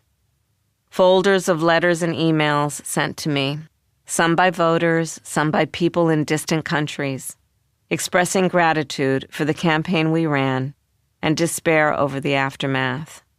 Boxes of awards I've received in elected office and before. Each engraved plaque or lead glass tchotchke reminds me of the work I have done, the people helped by it. That's consoling. But it also brings up a swell of regret for all the work that I wanted to do. By now, maybe young people would be applying for the $25,000 housing down payment assistance. An increased child tax credit would be lifting thousands more families out of poverty. Medicare would be helping thousands of families and people in the sandwich generation to provide home care for their elderly loved ones. People in Africa would still have access to their AIDS medications. Our global friendships and our national reputation wouldn't be in tatters. I can't help but having these thoughts when the daily barrage of bad news becomes overwhelming. But I'm not looking back. Of all the advice and consolation I've received since the election, Mignon Moore's words have moved me. She said, "God gave you a beautiful 107 days to reclaim who you are. You have been able to push back against the caricatures, all the vile and ugly things, and be yourself. You gave America your heart and soul. You gave it your all." I did, and I'm not done. When I decided to become a prosecutor, I had to defend that decision to my family, like a student defending a thesis. I asked why, when we seek change, must it either be by breaking down doors or crawling on bended knee? I wanted a seat at the table. I wanted to make change from inside the system. Today, I'm no longer sure about that, because the system is failing us. At every level, executive, judicial, legislative, corporate, institutional, media, every single guardrail that is supposed to protect our democracy is buckling. I thought those guardrails would be stronger. I was wrong. To keep people safe and help them thrive, that's what I've always worked for, and that work has never been more needed when the government sends armed, masked men into churches and courthouses, when children are washed away in known flood zones, starved of resources for adequate warning systems, when the Department of Education is torn apart and the hungry and sick are denied their basic needs. In this critical moment, working within the system by itself is not proving to be enough. I'll no longer sit in D.C. in the grandeur of the ceremonial office. I will be with the people, in towns and communities where I can listen to their ideas on how we rebuild trust, empathy, and a government worthy of the ideals of this country. 107 days were not, in the end, long enough to accomplish the task of winning the presidency. But we accomplished other things, as I learn every day. This spring, Doug was winding up a business dinner when one of the restaurant staff, Maisha Causey, shyly handed him a menu, on the back of which she had written a note to me. She wrote, "While I hope this message doesn't cross the line of professionalism, considering our meeting place, I couldn't pass up the opportunity to speak on the class act and inspiration you've been, especially to young Black girls like myself. Handling adversity with a smile, a laugh, and level-headedness. I hope to develop into someone similar one day and be someone of benefit to my community." 3 weeks later, I attended Maisha's graduation from Compton High. In the fall, she will be going to Cornell to study public policy with an emphasis on education. She has already served as the student representative on the school board for the Compton Unified School District. A good start. Sitting among the faculty, I looked out on the bright faces of the graduates, filling their new football stadium, their proud parents packing the stands. As Maisha walked across the stage and accepted her diploma, I felt real optimism for our country. She had written that I inspired her. That morning, she returned the gift. Acknowledgements. I tend to be task-oriented and rarely allow myself enough space or time to reflect. And a marathon campaign run at a sprinter's pace leaves little time for reflection. This book is my effort to capture what I saw, experienced, and learned on the campaign. This experience was almost like living the campaign in reverse, which has not been easy. Writing this book would have been a solitary effort if not for many crucial collaborators. Adam Frankel, who with skill, care, and grace helped me express my thoughts through many years and throughout the campaign, was an early Sherpa on this book. And one of the greatest blessings of this book was that in the process of working with the amazing Geraldine Brooks, a new friendship developed.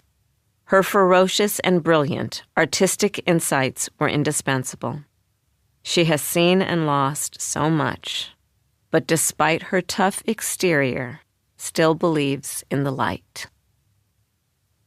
It is nearly impossible to capture the thousands of people who poured their hearts and souls into this campaign. So many that they'd barely fit between the covers of this book. But I must start with those joyful and dedicated warriors who on an early Sunday afternoon in July dropped everything to arrive at my dining room and for the following 106 days, every day, worked around the clock by my side. Tony, Nick, Mina, Kirsten Allen, Juan Drumgoole, Brian Fallon, Storm Horncastle, Josh Sue, Stephen Kelly, Oliver Mittelstadt, Sheila Nix, Opal Vadan, Lorraine Voles, and Aaron Wilson. You and your loved ones sacrificed so much, and I am forever grateful. I am especially grateful for the gift of photographer Lawrence Jackson, who could always be trusted to see my family and me in our most private and important moments, including that day. His artistic eye leaves a treasured account of this experience.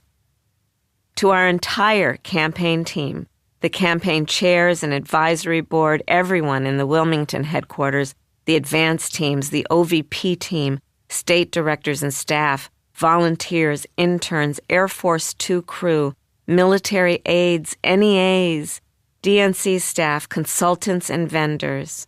and thank you always to the men and women of the United States Secret Service. To the Democratic members of the Senate and House, to governors and mayors, thank you for your tireless campaigning wherever you were needed. Thank you also to members of the President's Cabinet and many senior White House staff. Behind the scenes, I'm deeply grateful to Leslie Freemer, Jen Atkin, Nia Page, Markia James, Dana Fields, and Erica Vasquez. To all my friends and supporters, both long-standing and most recent, thank you for your prayers, for traveling, for volunteering, and for being wherever and whenever you were needed, and for always bringing me a hug or smile as our paths would cross. To Tim Walz, thank you for joining me on this journey. To Joe Biden, thank you for the honor to serve as your vice president. This book would not have been possible without the support of a few particular folks who were not only integral to our campaign, but who, while still recovering, in the writing of this book helped me recreate those hectic, joyful, and difficult 107 days. Sheila Nix, a road warrior with me on the trail for long days and nights, and now helping me navigate and figure out the afterward, always with a belief in what's possible. Kirsten Allen, wise beyond years, always with a sharp recall and invaluable strategic perspective.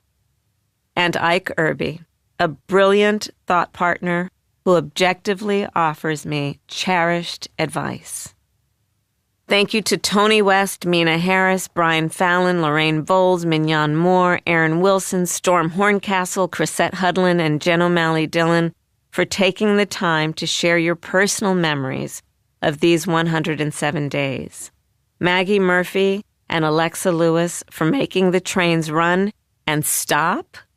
Juan Drumgool for, among everything else, acting as my tech savior, and Morgan Burke. From my core traveling team, first and foremost, thank you, Opal, for predicting everything I needed and doing everything with special care.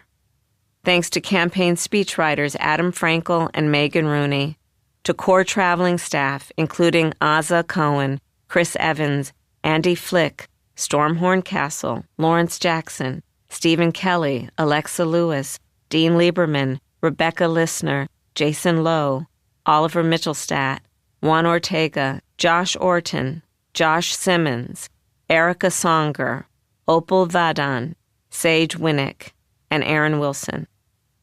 To campaign leadership, including Liz Allen, Nazrina Bargzi, Maka Casado, Stephanie Cutter, Jen O'Malley Dillon, Adrian Elrod, Rob Flaherty, Quentin Fulks, Rufus Gifford, Elon Goldenberg, Jasmine Harris, David Pluff, Julie Chavez Rodriguez, Ian Sams, Michael Tyler, Stephanie Young. To members of my debate prep team, including Sean Clegg, Colin Deersing, Karen Dunn, Phil Gordon, Rohini Kosuglu, Mignon Moore, Philippe Reines, Cedric Richmond, James Singer, and Jake Sullivan. To pollsters and media consultants, including Matt Barretto, David Binder, Jeff Guerin, Ann Liston, Molly Murphy, Jeffrey Pollock, Adrian Sines, and Terrence Woodbury.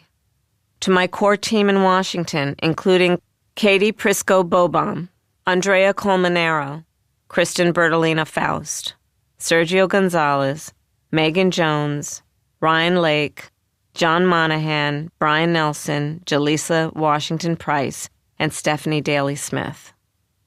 To campaign, digital, and photography, including Eric Ellefson, Bex Francois, Niharika Simha, Ilana Werman. To amazing supporters of my campaign, including Johannes Abraham, Brian Deese, Marcia Fudge, Greta Gerwig, Maya Harris, Eric Holder, Josh Sue, Jeffrey Katzenberg, Dan Coe, Christine Lucius, Jennifer Liu, Senator Catherine Cortez Masto, Carla Meyer, Deanne Millison, Dana Remus, Kelsey Smith, Marty Walsh, and Tony West.